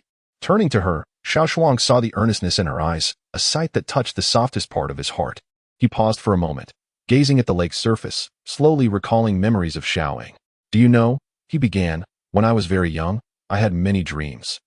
I dreamed of becoming a pilot, a scientist, a director, but among all my dreams, the only constant leading lady was Xiaoying. As he said this, he glanced at Yi Tsuanxin, who was leaning against him, attentively listening. He smiled at her, continuing, the only unchanging heroine was Xiaoying. We lived in the same city. In fact, throughout my beautiful youth, her presence was always there. I enlisted in the military for her, and as for what happened later, you already know. Upon hearing his words, Yi Tsuanxin felt a sharp pang in her heart. She could sense Xiao Zhuang's helplessness and guilt as he spoke. Wanting to comfort him, she realized she had never been good at offering solace. Biting her lip, she lowered her head in silence. As the night deepened, they continued to converse. A wave of fatigue washed over Xiao Zhuang. When he looked down, he saw that Yi Xuanxin had fallen asleep against him, her cute, lazy demeanor evident as her lips slightly puckered, seemingly lost in dreams. A gentle breeze stirred by the lakeside, bringing a coolness to the night air. Instinctively, Yi Xuanxin nestled closer to Xiao Zhuang. Seeing this, Xiao Zhuang slowly wrapped his arms around her, and they drifted off to sleep in each other's embrace. As dawn broke, heralded by the rising sun and the sound of a distant horn, Yi Xuanxin was suddenly awakened. Feeling the coolness around her, she rubbed her eyes, only to be taken aback by Xiao Zhuang's face, so close to hers. In a moment of panic, she realized she was tightly clinging to him. Her cheeks flushed, and she cautiously glanced at Xiao Zhuang, relieved to find he was still asleep. Secretly breathing a sigh of relief, she carefully began to detach his hand from her. The entire process was executed with utmost caution, fearing she might startle him. If Xiao Zhuang were to see her in this state, the embarrassment would be unbearable. However, the situation unfolded contrary to her expectations. With Xiao Zhuang's keen awareness, he had already awoken at the sound of the horn and noticed her movements. Seeing Yi Xuanxin's flustered demeanor, he decided to tease her. "What are you doing?" he suddenly asked. Startled by his voice, Yi Xuanxin yelped. Turning to see Xiao Zhuang grinning at her, she realized she had been tricked. He had been awake all along. As Xiao Zhuang and Apos' smile grew wider, Yi Xuanxin felt a surge of annoyance. Seizing the opportunity, she stealthily aimed a kick at him from behind, catching him off guard and sending him tumbling into the water. With a cheeky grin, Yi Xuanxin made a face at him before turning to flee. At the training ground, Tan Xiaoling glanced at the time, her expression fraught with concern. "Where's Disha? Why has Tishi returned?" she suddenly asked. Shenlani shrugged, indicating her uncertainty. Just then, Lu approached Tan Xiaoling and whispered something. "What? She hasn't come back all night, and you're not going to look for her?" Tan Xiaoling exclaimed, shock evident on her face. Lu quickly hushed her. "Shh. Keep your voice down." Realizing the gravity of the situation, Tan Xiaoling quieted down but still expressed her frustration. Where could she have gone in the middle of the night? Tang Xiaoxiao interjected. "Last night, she mentioned she couldn't sleep and went out for a walk, but it seems she hasn't returned." Tan Xiaoling and Apos' expression shifted dramatically. "Why are you all still dawdling? What if something happened? We need to split up and search." Just then, a voice rang out. "Report." They turned to see Yi Xuanxin running towards them. Upon spotting her, the female soldiers of the Fire Phoenix unit breathed a sigh of relief. Although there were no immediate threats at the base, the unpredictability of the night loomed large, especially with so many male trainees recently arriving. The concern for Yi Xuanxin and Apos' safety had weighed heavily on them. What would they tell her family if something had happened? "Disha!" Tan Xiaoling nearly shouted. "Here." Yi Xuanxin straightened up, presenting herself with an air of willing submission. Seeing her demeanor, the other women chuckled lightly, shaking their heads. Yi Xuanxin had a knack for getting into trouble, yet her youth often spared her from serious consequences. After all, she was the youngest in the group, and they often regarded her as the little sister, turning a blind eye to her mischief. Tan Xiaoling, observing Yi Xuanxin's antics, felt a mix of exasperation and amusement. She realized they had indeed spoiled her. With that thought, she exchanged a knowing glance with Lu. A scheme began to formulate in her heart. The enemy must be eliminated. Return and compose a 10,000-word reflection, elucidating the entire sequence of events, Lu declared. Must I really write a reflection? Sister, can we possibly forego this?" Yi Xuanxin's petite face instantly fell at the mention. "No, this time there will be no compromise," Lu replied firmly. Yi Xuanxin felt tears welling up. The prospect of crafting a 10,000-word reflection was already daunting, and now she was expected to narrate the events as well? How could she possibly articulate that? Should she write about her night with Xiao Zhuang? Ugh, how embarrassing. In any case, it was all too convoluted to explain. Chapter 79. At the training ground, a group of trainees had gathered. The female soldiers of the Fire Phoenix stood in their instructor uniforms. Yi Xuanxin scanned the crowd and, upon locking eyes with Xiao Zhuang, quickly averted her gaze. At that moment, Tianghua quietly inquired, "Where did you go last night?" Yi Xuanxin shot her a glance and replied, "I couldn't sleep, so I took a walk." "I don't believe you. You weren't secretly on a date with that male soldier, were you?" Tianghua teased, her face aglow with mischief. "Go away." Yi Xuanxin turned her head, trying to ignore her, yet her heart raced with an unsettling feeling. "Now, the mud pit training begins," Tan Xiaoling announced, taking up her gun and firing a round into the sky. You 500 push-ups. Lu shouted through a megaphone. Turning to Xiao Zhuang, she added, and you. Prepare for 1,500 push-ups. Another morning had passed. Although each task was thrice the amount others had to face, it was quite an eye-opener. After all, 3 times the volume was substantial, and even if one completed the tasks at twice the speed of others, it left many feeling despondent. In the afternoon, on a relatively flat lawn, Lu declared, we now commence the 10-kilometer weighted run. Timing starts now. The last 5 will be eliminated. Standing on a vehicle with a timer in hand, she addressed the group below. Begin. Wait. The voice of Yin Wang echoed through the air. The Fire Phoenix soldiers paused. Perplexed, as Yin Wang approached slowly, carrying a large backpack. What is going on, Yin Wang? Lu asked, somewhat puzzled. Without answering, Yin Wang flashed a mysterious smile at Xiao Zhuang and said, Kid, I'm here to give you a little extra challenge. Here. He placed the backpack in front of Xiao Zhuang and grinned as he walked away. What's in it?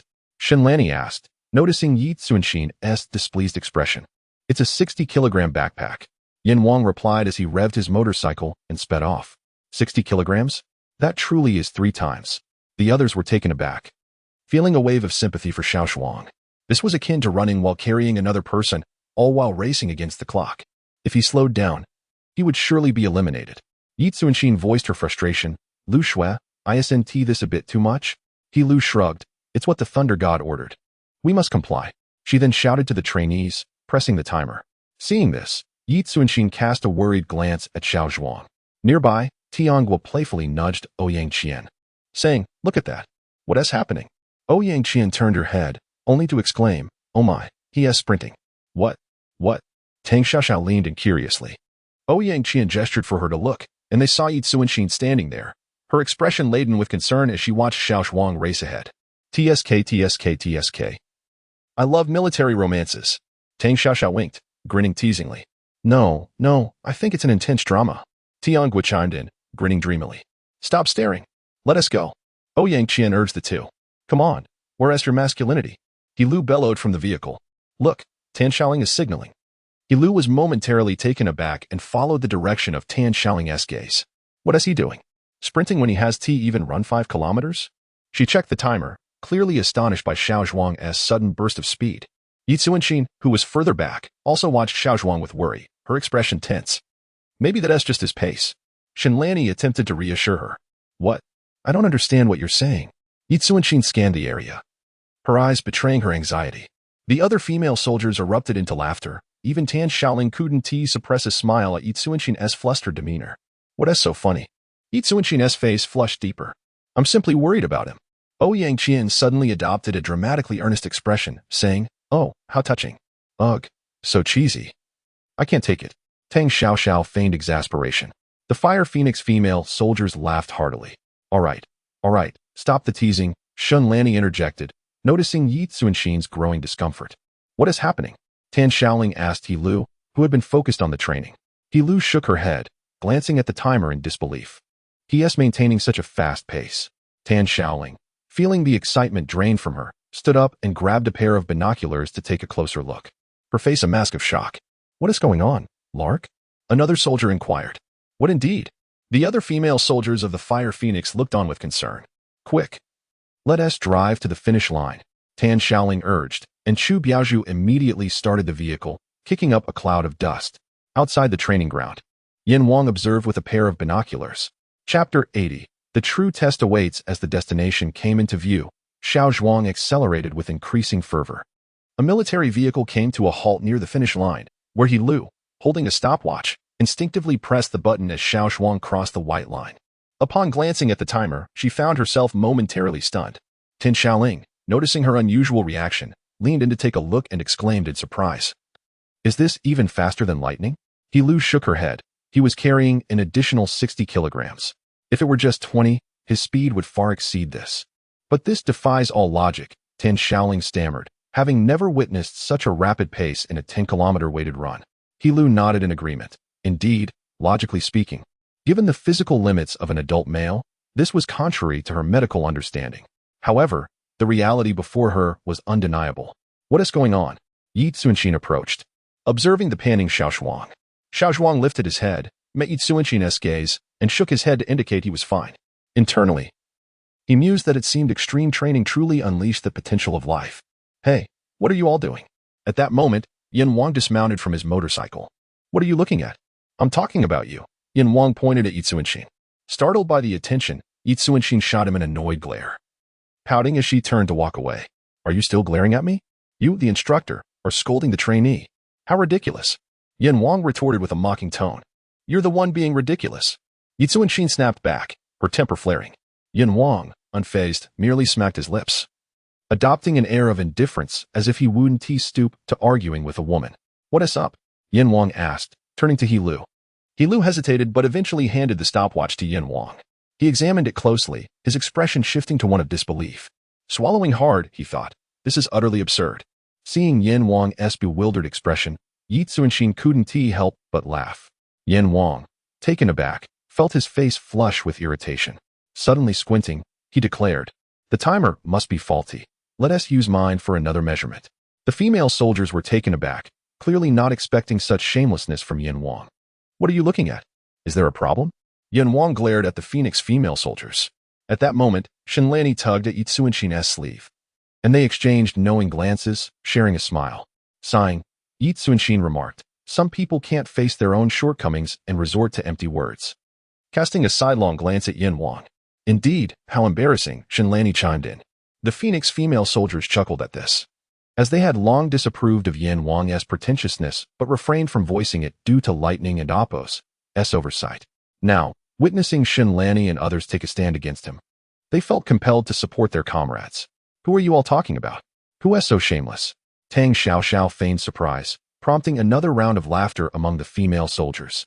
Yin Wang's expression flickered between red and white, clearly infuriated.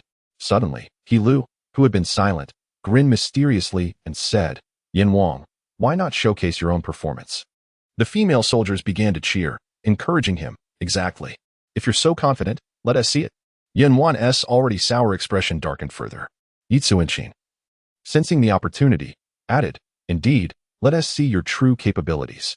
Yin Wang glanced at Xiao Zhuang, who was observing the unfolding drama with interest, and thought, fine.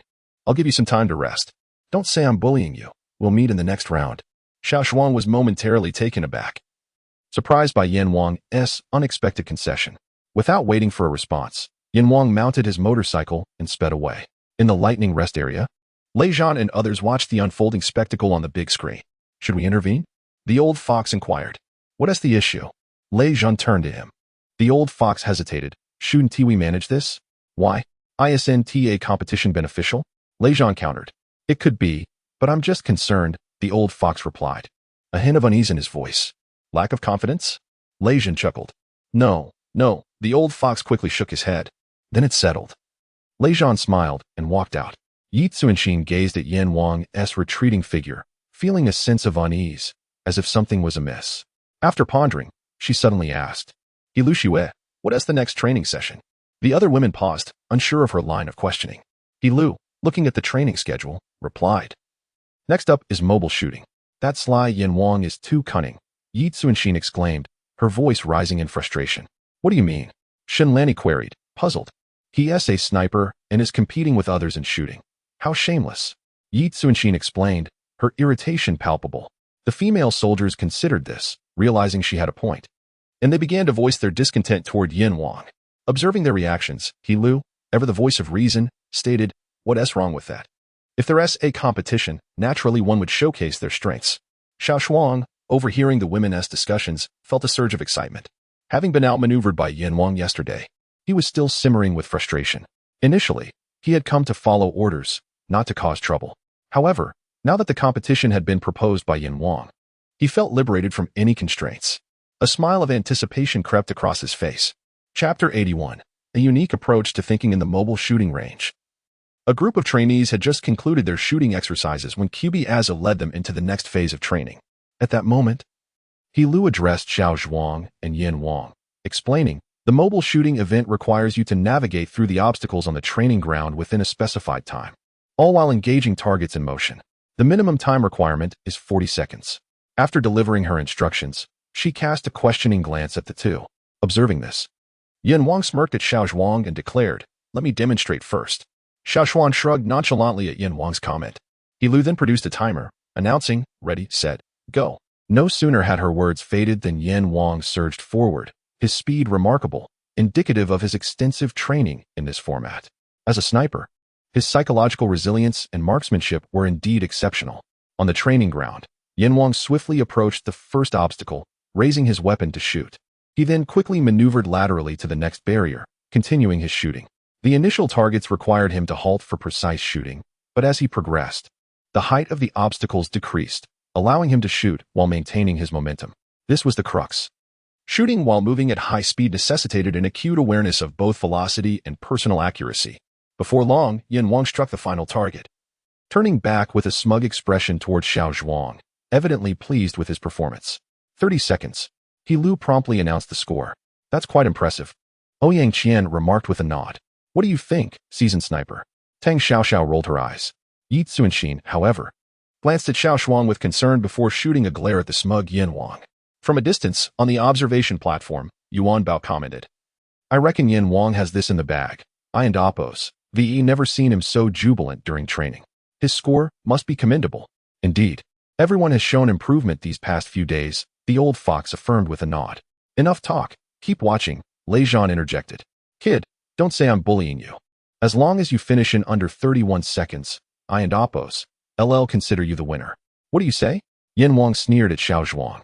The latter chuckled, genuinely perplexed by Yan Wang's confidence.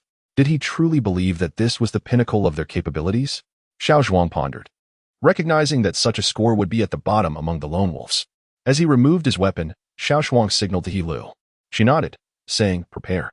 At her cue, Xiao Zhuang sprang forward, astonishingly accelerating as he approached the first obstacle without slowing down, instead increasing his speed towards it. The onlookers gasped, aware that the obstacle stood at the height of a fully grown man, necessitating an abrupt stop for shooting. What is he attempting? The old fox questioned, perplexed. Has he lost his mind? Not hitting the target while bypassing it would be a violation. Yuan Bao chimed in. Lei Zhan shook his head, remaining focused.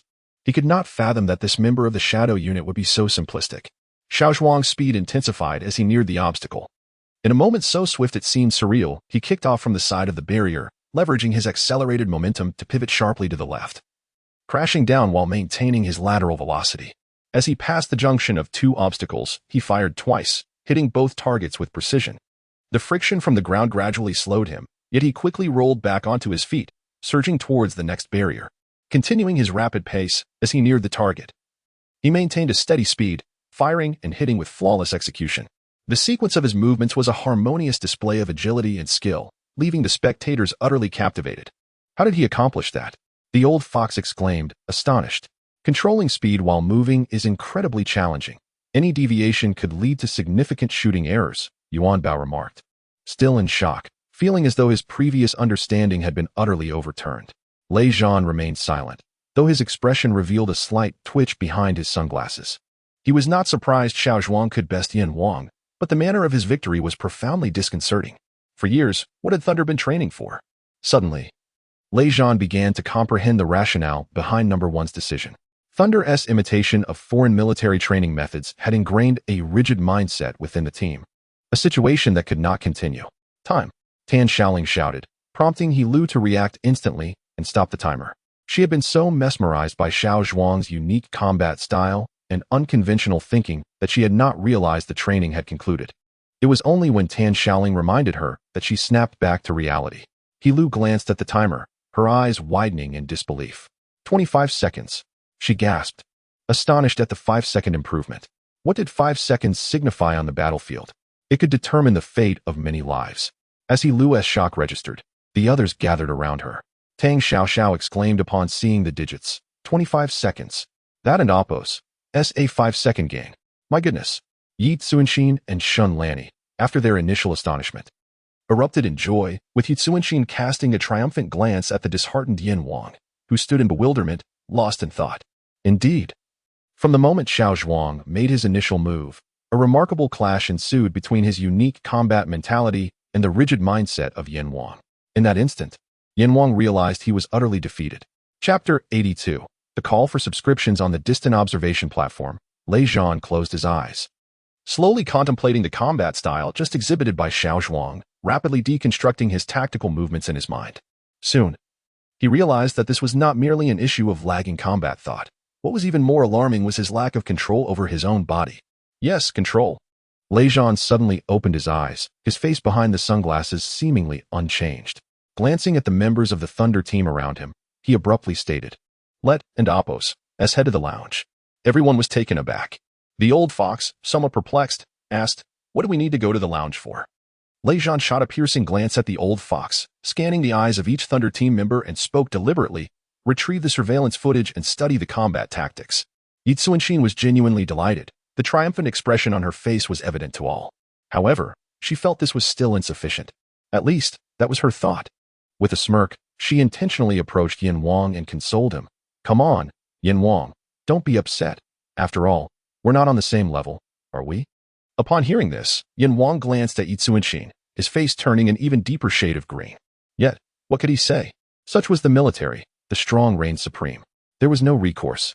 Yet, in his heart, Yin Wang felt a tinge of unwillingness. As a sniper, although he had some advantages in this competition, they paled in comparison to the advantages of an assault soldier. He believed he had fully showcased his strengths. Muttering to himself, he remarked, "What is the point of comparing kills? Anyone can kill the dead." His voice was barely audible, but it was caught by He Lu. Upon hearing this, He Lu smiled mysteriously. Ever since she learned of the existence of the Lone Wolf organization, she had been curious, eager to see who was truly stronger, the legendary Lone Wolf or Thunder team. As for who was stronger, that could only be determined through comparison. This was precisely why she had orchestrated the match between Xiao Zhuang and Yin Wang. Now, hearing Yin Wang's words, He Lu was determined not to let this opportunity slip by. With a tone of feigned lament, she said to Yin Wang, you didn't really get to showcase your advantages in that match." Yin Wang was momentarily stunned, his iron-gray face softening as he thought, "This girl understands the game." His gaze towards He Lu flickered.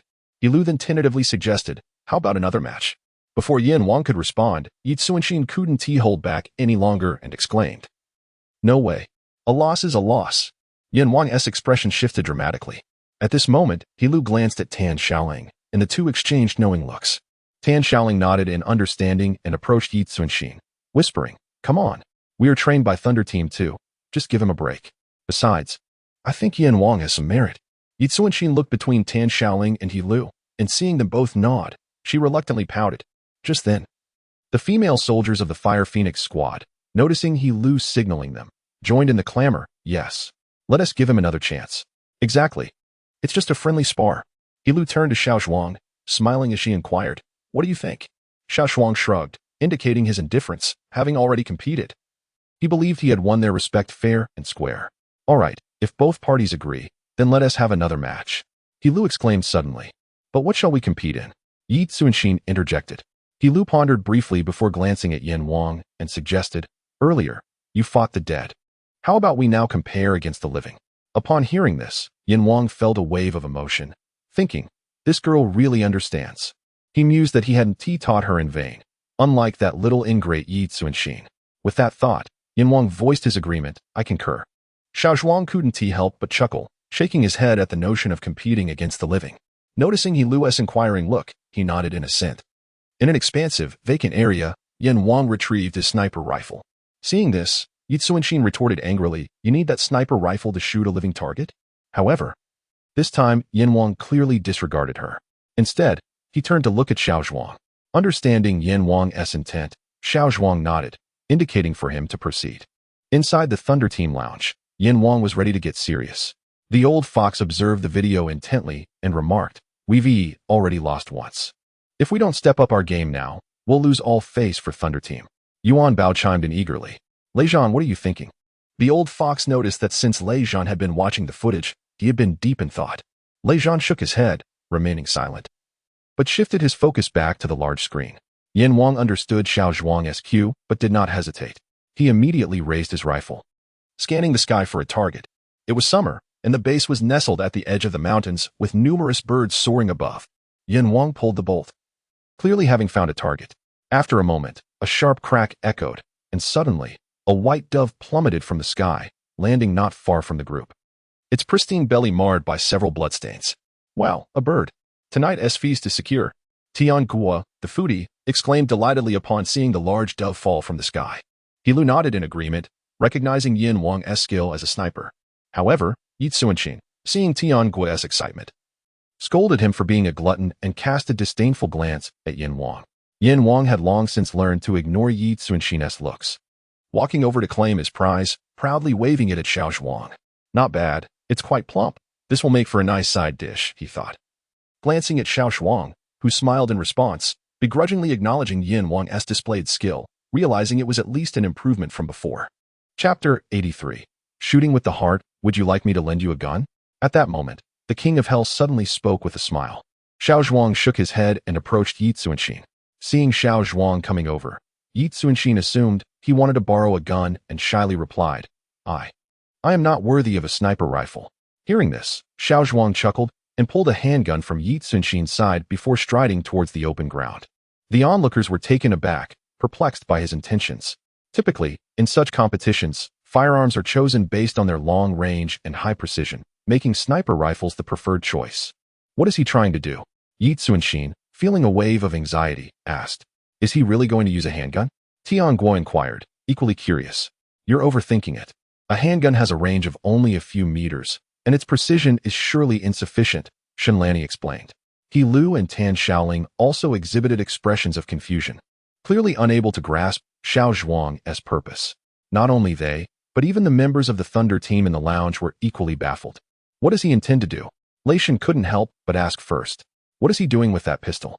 Can someone tell me? Yuan Bao echoed, puzzled. The old fox remained silent this time. He had come to understand, much like Lei Zhan, that this individual was truly extraordinary. Each time, he displayed thoughts that were utterly unpredictable, leaving no one able to fathom his intentions.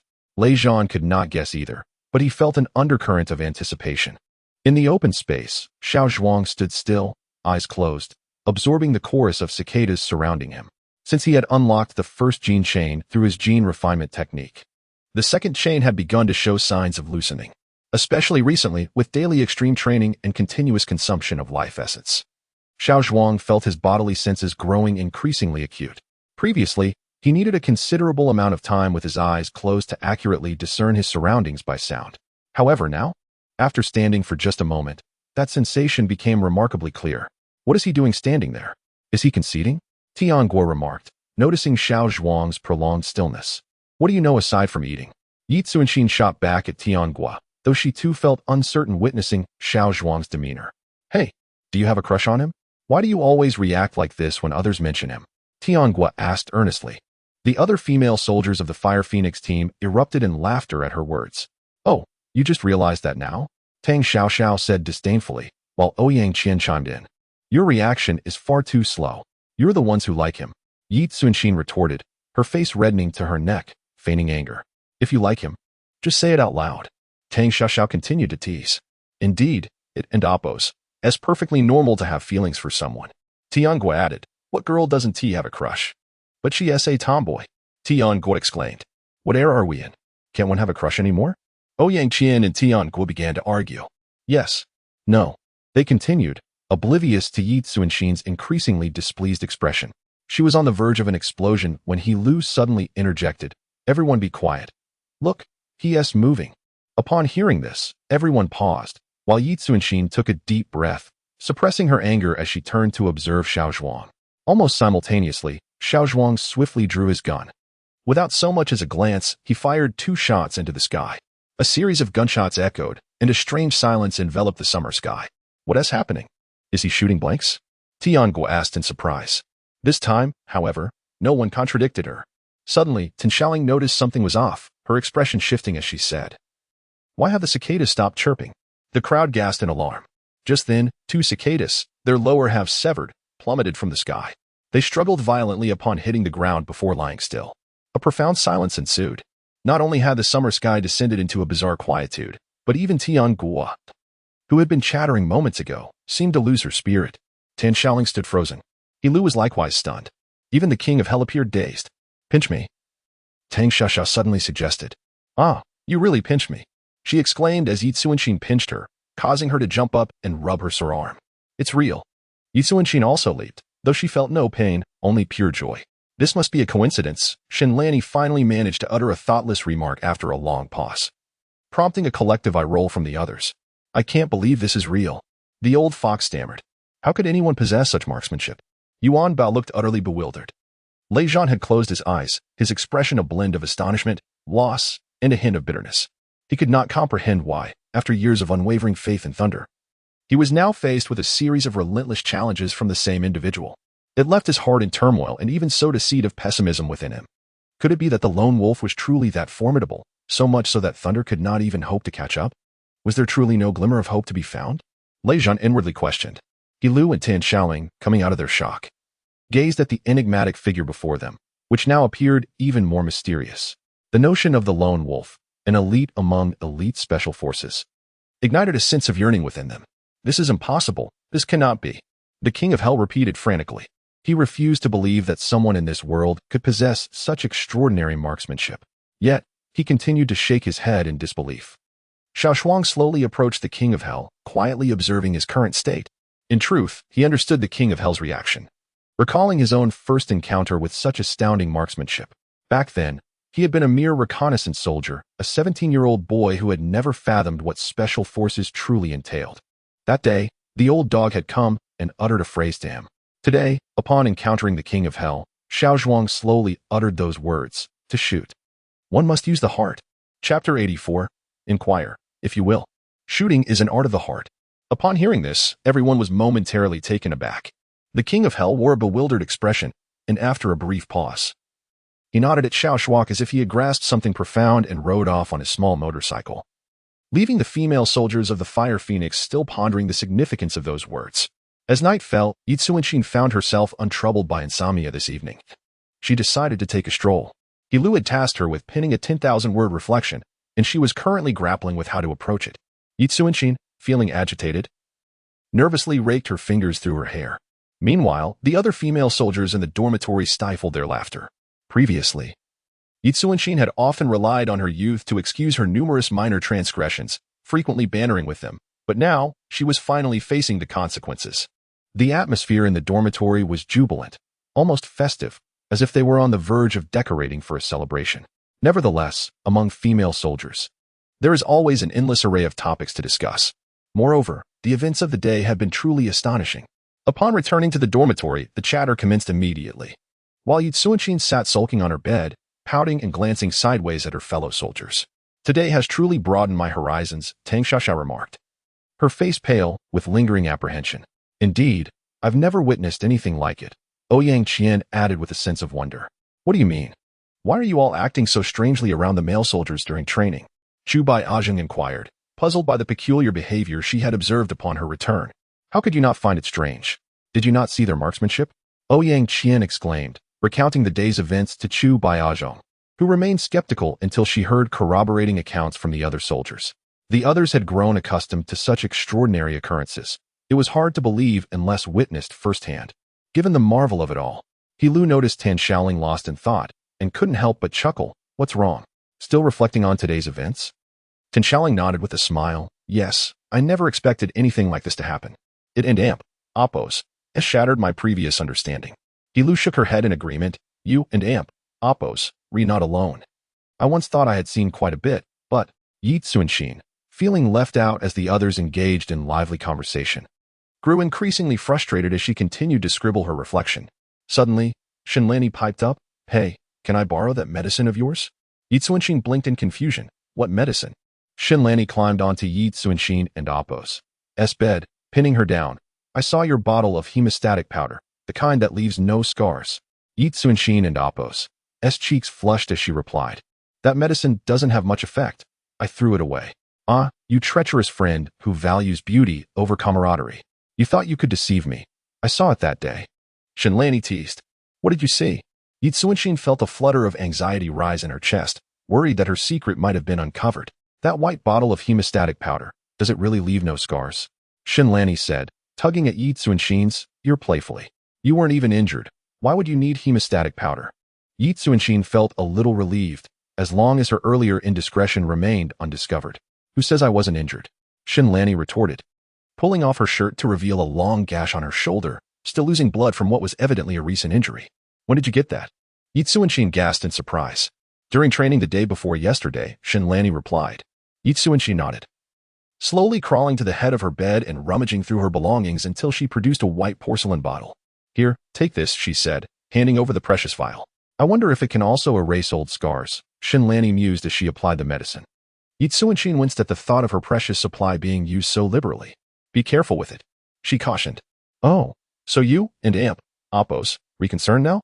You and Amp, Oppos, quite generous," Shinlani remarked, shaking her head in jest. "Yi Tsuanshin, what are you doing? Have you finished your reflection?" Hilu suddenly turned her head and called out upon noticing Yi Tsuanshin conversing with Shinlani. Yi Tsuanshin was taken aback, glancing at Shinlani before stammering, I'm just applying medicine for her." Hilu's curiosity piqued. She inquired, "What happened?" Shinlani hesitated before responding, "I got injured, so I'm putting on some medicine." As a military medic, Hilu suggested, "You should really go to the infirmary for proper treatment. It's best not to use unregulated medicine." "Who says it's unregulated? Look. I have no scars left," Yi Tsuanshin countered, though she immediately regretted her words, realizing her supply was dwindling. Concerned, Yi Tsuanshin glanced at Hilu. "Are you sure it can really remove scars?" Hilu shook her head, moving closer to inspect the medicine. A peculiar fragrance wafted from the bottle, invigorating those nearby. She examined the bottle closely, noting the absence of a label and questioned, "Where did this come from? Does it genuinely remove scars? Where? Does it really work?" At that moment, Tang Xiaoxiao, intrigued, approached. For these female special forces soldiers, the prospect of scar removal was an alluring temptation. What woman would willingly allow scars to mar her flawless skin? While scars might symbolize honor for male soldiers, they held no such appeal for their female counterparts. And so, a relentless interrogation ensued, with Yi Tsuanshin, naive and somewhat simple-minded, unable to withstand the onslaught of questions from her formidable peers. Even as she buried her face in her hands, she ultimately succumbed to their persistent inquiries. "You mean this medicine was given to you by Zhuang Yan?" Hilu, upon hearing this, became convinced of the medicine and Oppos' efficacy, recalling Zhuang and Oppos' remarkable medical skills displayed on Lover and Oppos' island, and considered that the removal of scars might indeed be within reach. With a smile directed at Yi Tsuanshin, the other female soldiers joined in, gazing at her as one might at a curious little rabbit. The various meaningful glances sent shivers down Yi Tsuanshin and Amp, Oppos' spine. At this moment, she harbored a profound hatred towards Shinlani.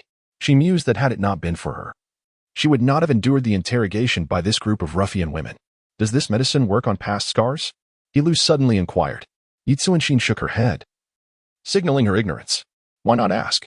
If only this miraculous medicine could erase old scars," Hilu remarked, observing Yi Tsuanshin and Oppos' hesitation after listening to the crowd.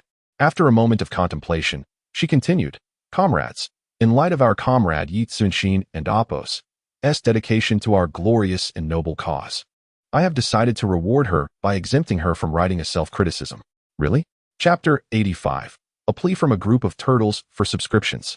In the late hours of the night, within the Thunderbolt Lounge, Thor pondered the question posed by Harley. "When shall we make our move?" Thunder Warrior, lost in thought, merely glanced at his watch without responding. "How much did you administer?" The old fox inquired anxiously. "Just a bit, enough to ensure they sleep peacefully for the night." Harley replied with a peculiar grin. "That potion one and Oppos, be discovered by that lad, will it?"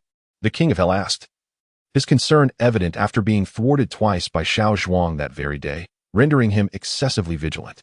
"Come on, King of Hell, Arin and Oppos, you ashamed? You and Oppos, VE already drugged them. And you're still worried?" Yuan Bao remarked disdainfully. "Indeed, it's quite embarrassing," Dania chimed in. The King of Hell's expression soured, his face darkening ominously. All right. Let's refrain from further comments." The old fox interjected, attempting to mediate. The group fell silent. Suddenly, the old fox furrowed his brow. "Thor, I recall you mentioning that the lad possesses rather peculiar medical skills. King of Hell's concerns may not be unfounded." Upon hearing this, Thunder Warrior nodded thoughtfully and declared, "We must act swiftly. And what about those Fire Phoenix female soldiers? They are still unaware of this situation." The old fox paused before continuing. "Old fox?" Thunder Warrior exclaimed suddenly. "Yes, old fox, notify the Fire Phoenix soldiers immediately. You all must rise and apprehend the rookie at once." "Understood." Fire Phoenix dormitory. The female soldiers had just sunk into slumber. A shadow, barely discernible under the moonlight, crept toward the small wooden door, which emitted a faint creak. The sleeping soldiers remained oblivious to the intruder. The shadow glided silently past each bed, not a sound escaping its presence, the dormitory enveloped in an eerie stillness. Approaching the area where the weapons were stored, the shadow began to rummage through them. After a moment, the shadow retreated, closing the wooden door quietly. Suddenly, as if recalling something, it chuckled to itself, turned back, and opened the door once more. Producing a black pen from its sleeve, it stealthily re-entered, leaving behind a series of doodles before exiting with a satisfied grin. New recruit's dormitory. With a loud crash, the aging wooden door splintered. King of Hell. Could you be a bit gentler? The door doesn't cost anything. Enough chatter. Hurry up. Danny interrupted. What's the rush? Several members of the Thunderbolt assault team entered, greeted by the sight of soldiers in deep slumber, accompanied by the cacophony of snoring. How about my potion? Is it effective? Harley inquired mischievously. Quite so. You and Oppos, VE managed the dosage well. They're all like dead pigs now. Yuan Bao nodded in satisfaction. At that moment, the King of Hell began scanning the room, searching for Xiao Zhuang's bed. Suddenly, a peculiar bed caught his attention, and his expression shifted. He hastily approached and yanked back the covers. Empty. The others were taken aback. Quick, report to Thor. Yuan Bao reacted swiftly. Outside the lounge, Harley sulked, smacking his lips. Thor, that lad has escaped. And the others? Thunder Warrior inquired, furrowing his brow. Oh, everyone else is accounted for. Danio has taken them away, Harley hurriedly explained. Then what shall we do now? Yuan Bao asked. Thunder Warrior shook his head in silence. His brow furrowed as he questioned, what about the Fire Phoenix? Why haven't they assembled yet? Could it be? The others exchanged glances in bewilderment. Outside the Fire Phoenix dormitory, the old fox shouted through a megaphone, emergency assembly. Immediately, a clamor erupted from within. What is going on? Why the urgency? Tan Xiaoling questioned. Puzzled. Stop talking. They're in Oppos. It's definitely a mission. Ilu urged anxiously. Upon hearing the possibility of a mission, the female soldiers jolted awake, dispelling any lingering drowsiness. Suddenly, the lights flickered on. Ah, what happened to your faces? And to you all? Shenlani exclaimed, pointing at the other female soldiers. The rest of the soldiers stared at her in confusion. The atmosphere grew increasingly bizarre. Who did this? Who was responsible? Tang Xiao shouted, almost in a roar. Is it you, Yi Zuanxin? You had the motive and opportunity. Tang Xiao scrutinized her seriously. The other female soldiers turned their gazes toward Yi Zuanxin, their faces reflecting indignation. Feeling the weight of their stares, Yi Zuanxin protested, It wasn't me. I'm also a victim. She wiped her cheek, glancing at her inky black hands with dismay. The crowd paused, contemplating her words. Perhaps you did it to exonerate yourself? Tang Xiao remained skeptical, eyeing Yi Zuanxin, who tampered with our guns. Zhu suddenly interjected. Everyone assemble. A commanding roar echoed from outside. It's Thor. What do we do? Ilu glanced at Tan Xiaoling, seeking guidance. Tan Xiaoling gritted her teeth. We must assemble first. Outside, a group of Fire Phoenix female soldiers stood in grim silence, lined up. Thunder Warrior's piercing gaze scanned each soldier's face, his expression darkening further. Behind him, the assault team members stifled laughter at the sight of the soldiers adorned with little turtle drawings on their faces, unable to contain their amusement. Haha. I can't breathe from laughing. Thunder Warrior gasped between chuckles. Calm down, calm down. Haha. I can't hold it in. The others joined in the laughter, the scene proving irresistibly comical. Little turtles adorned the faces of the beautiful soldiers, and perhaps sensing the laughter from the Thunderbolt members. The Fire Phoenix soldiers felt their faces flush with embarrassment, wishing for a hole to hide in. Chapter 86. Tactical movements engraved in bone. The members of Thunder continued to smile. At this moment, Lei Zhan turned around, casting a serious glance at the smiling soldiers. The laughter ceased immediately, though their faces still twitched slightly. What's missing? Lei Zhan inquired, gazing at the Phoenix female soldiers who lowered their heads. Report. We are short on some blank cartridges, a set of exercise combat uniforms, and some training grenades, Lu replied with a grim expression. Upon hearing this, Lei Zhan fell silent for a moment, muttering to himself. Ah, it seems they are eager to play early. After saying this, he addressed the female soldiers. You have 1 minute to prepare. Put on your exercise gear and begin the search and hunt. Yes. 1 minute later, at the training ground. A row of female soldiers exchanged glances, their expressions somber. They could hardly accept the fact that someone had infiltrated their dormitory while they were asleep, stealing ammunition and grenades, and even drawing turtles on their faces. This was undoubtedly the most humiliating incident since the establishment of the Phoenix, a sheer disgrace. At that moment, Lu exclaimed, Sisters, let and Oppos, rally our spirits. We cannot afford to lose face. Upon hearing her words, the women immediately suppressed their dismay. To be honest, Lu, as the captain, was quite motivating. Before long, the gloom on the faces of the Phoenix soldiers vanished, replaced by a fierce determination to redeem their honor. Seeing her team's morale uplifted, Lu sighed in relief and turned to Tan Shaoling, asking, Yin Xiao, what are your thoughts? Tan Shaoling nodded, squinting her eyes as she replied, the enemy is too formidable. We cannot be complacent. I suggest we start searching from the base. Moreover, she paused, glancing at the other female soldiers, we mustn't split up. After all, she left the thought unfinished, yet everyone understood. They had all witnessed the enemy's recent behavior. If they dispersed, they would surely be picked off one by one. At this moment, Yi Suanxin felt a surge of complex emotions as she observed her comrades gritting their teeth, wishing they could flay Xiao Zhuang alive. Her heart was in turmoil. Yet, recalling the turtle drawn on her face, she pouted, silently cursing. Her feelings towards Xiao Zhuang were now a tumultuous blend of love and hate. Lu nodded at Tan Xiaoling's words, saying, all right, let us search the base together. The base was not large, and soon, Lei Zhan encountered the Thunderstrike team and the Phoenix. What is the situation? Tan Shaoling inquired upon seeing Lei Zhan. Didn't he see them evade all the surveillance? Lei Zhan shook his head, yet his eyes darted around, observing meticulously.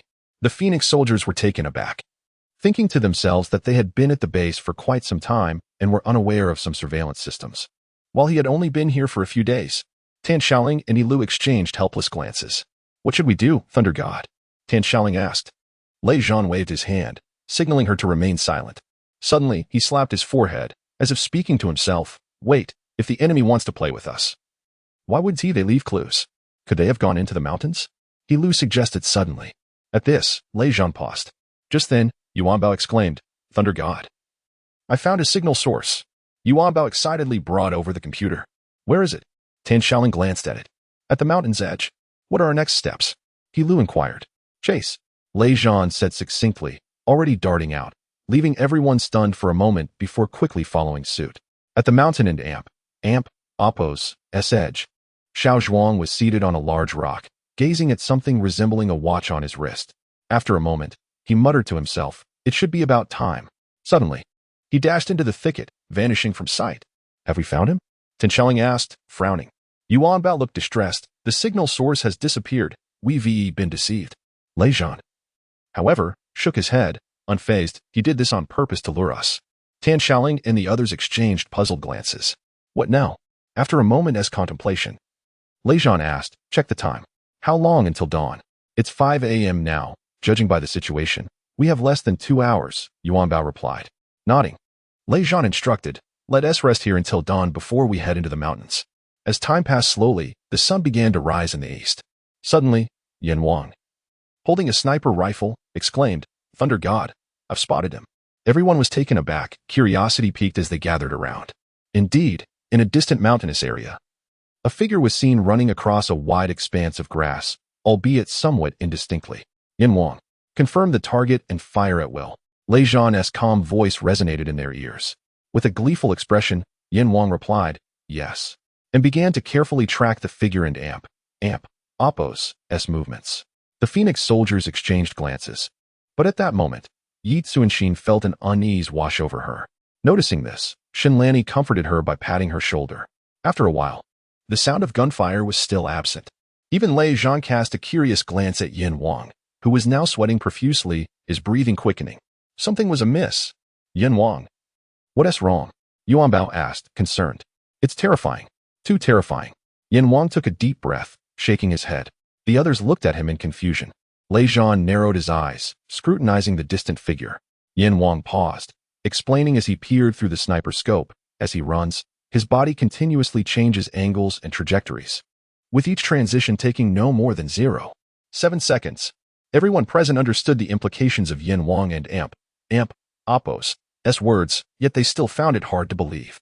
The King of Hell, unfazed by the astonishment of the crowd, continued to speak slowly.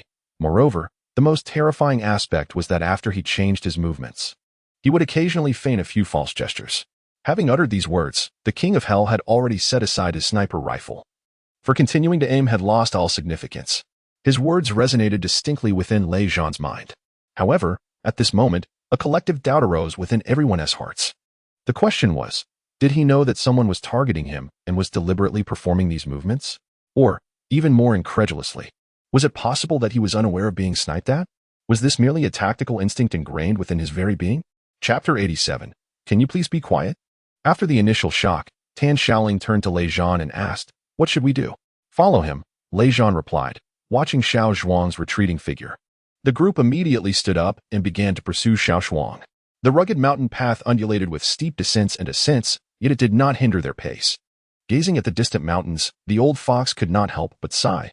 "I must admit, Lei Zhan, you have my respect." Without uttering a word, Lei Zhan harbored a similar sentiment in his heart. "Shall we split up and search? It could take an eternity if we stay together," He Lu suggested, glancing at the fork in the path ahead. After a moment of contemplation, Lei Zhan nodded. "All right, but be careful." Thus, the two teams diverged in their search. The Fire Phoenix unit pressed onward. The forest was tranquil, with sunlight occasionally filtering through the leaves and illuminating the group. After parting ways with Lei Zhan, the women felt an overwhelming sense of liberation. Being with Lei Zhan always felt somewhat stifling. It's so much more comfortable with just us sisters." Tang Xiaoxiao stretched languorously. "Indeed, being with Lei Zhan feels so oppressive," Ouyang Qian chimed in.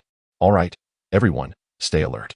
We are on a battlefield and must not let our guard down," He Lu cautioned, her gun raised as she surveyed the surroundings. After taking a few glances around, Tan Xiaoling nodded in agreement. "He Ru is right. We must be cautious. Our adversary is formidable." "Understood," Tang Xiaoxiao replied. At that moment, a figure erupted from a mound of dry leaves, moving with astonishing speed. The women barely registered the movement before the sound of gunfire erupted. Ta-ta-ta. Several members of the Fire Phoenix were struck. Tang Xiaoxiao, Azhua, and Tianguo fell instantly. Without hesitation after firing, Xiao Zhuang rolled swiftly down the slope, vanishing from sight, having seized the initiative. Seeing the yellow smoke rising above them, Tang Xiaoxiao, feeling frustrated, slammed her gun into the ground and exclaimed, "That was terrifying. You pervert." Yi Xuanqin attempted to defend herself, but found that Tianguo and Azhua were now cursing as well. Yi Xuanqin pouted, biting back her words. "There. After him." Tan Xiaoling shouted in the direction Xiao Zhuang had fled. The women, upon hearing this, all followed her lead. The Fire Phoenix unit pursued Xiao Zhuang for a distance, when suddenly, he turned around and unleashed a barrage of gunfire toward them. Reacting swiftly, the female soldiers scattered to take cover behind nearby barriers. Just then, Shun Lanny felt as though her foot had snagged on something, and in alarm, she called out to her teammates nearby, "Get down." A cloud of yellow smoke rose, and Shun Lanny stomped her foot in frustration, muttering, "How shameless." Fortunately, the other teammates heard her warning and immediately ducked down. Thus, the Fire Phoenix retained a few remaining members: Yi Xuanqin, Tan Xiaoling, He Lu, and Ouyang Qian. The four exchanged glances, and He Lu and Tan Xiaoling shared a knowing look, shaking their heads wryly at the vanishing figure. "What now?" He Lu asked, her brow furrowed. Tan Xiaoling shook her head and contemplated. "We can no longer afford to be careless. The roles may have reversed." "I concur," He Lu responded. "We must unite and form a solid front." With that, she moved closer, and the four women quickly formed a cohesive defensive formation. They began to advance slowly toward the nearest cover, while Ouyang Qian took the initiative to scout the area carefully, paving a safe path for her comrades. At that moment, the rustling of dry leaves echoed nearby, reminiscent of wind or footsteps. The women tensed, their nerves on edge. However, after a while, the sound dissipated, leaving them to wonder if it had been merely an illusion. Just as they began to relax, another series of footsteps approached, crunching loudly on the dry leaves once again. The tension escalated, and the women felt their composure fraying. "Why don't we just surrender?" Ouyang Qian blurted out, her words lacking thought. He Lu and Tan Xiaoling shot her incredulous looks, prompting Ouyang Qian to sheepishly add, "I was just joking to lighten the mood." Yi Xuanqin rolled her eyes but remained silent, her gaze darting around anxiously. Suddenly, feeling a bit frantic, she stammered, I think I need to." "What do you think you need?" Ouyang Qian pressed. "That." Yi Xuanqin insisted, her brow furrowed. The others finally understood her implication. "Hurry," Ouyang Qian urged. "Don and Apos, take too long. We'll circle around you." He Lu and Ouyang Qian nodded, appreciating the strategy. The group encircled Yi Xuanqin near a cover. Just as Yi Xuanqin was about to crouch down, a louder series of footsteps erupted around them. This time, the noise was even more pronounced. Unable to contain herself any longer, Yi Xuanqin shouted, "Can you please be quiet? At least let me do this in peace." The moment her voice faded, all sounds outside ceased. The other three women stared at Yi Tsuanxin in bewilderment. Feeling the weight of their gazes, Yi Tsuanxin's face flushed as she confessed. I couldn't and oppose, hold it any longer, sisters. Ouyang Qian chuckled. It seems some people really know how to cherish their delicate moments. He Lu and Tan Xiaoling shrugged, unsure of how to respond. Ouyang Qian, however, had a sudden idea. How about you distract the enemy? Lure them away. Yi Tsuanxin stood up and scolded Ouyang Qian. You go distract them. All right. This is a battle, not playtime. He Lu scolded. Hearing this, Yi Tsuanxin and Ouyang Qian sealed their lips, falling silent. Chapter 88. The mother and child chained thunder. At that moment, Tan Xiaoling, who had been on high alert, shouted loudly, "Get down," and rolled outward. It was too sudden. The other women were momentarily stunned, and although they attempted to react, it was ultimately too late. A grenade fell directly among the four of them. A deafening sound of a fake explosion echoed, and three of them fell lifelessly. At this moment, Tan Xiaoling, who had already dashed out, fixed her gaze on a nearby tree, intending to raise her gun and shoot. However, she was a beat too slow. Xiao Zhuang had already prepared to fire again after throwing the grenade, his aim precise.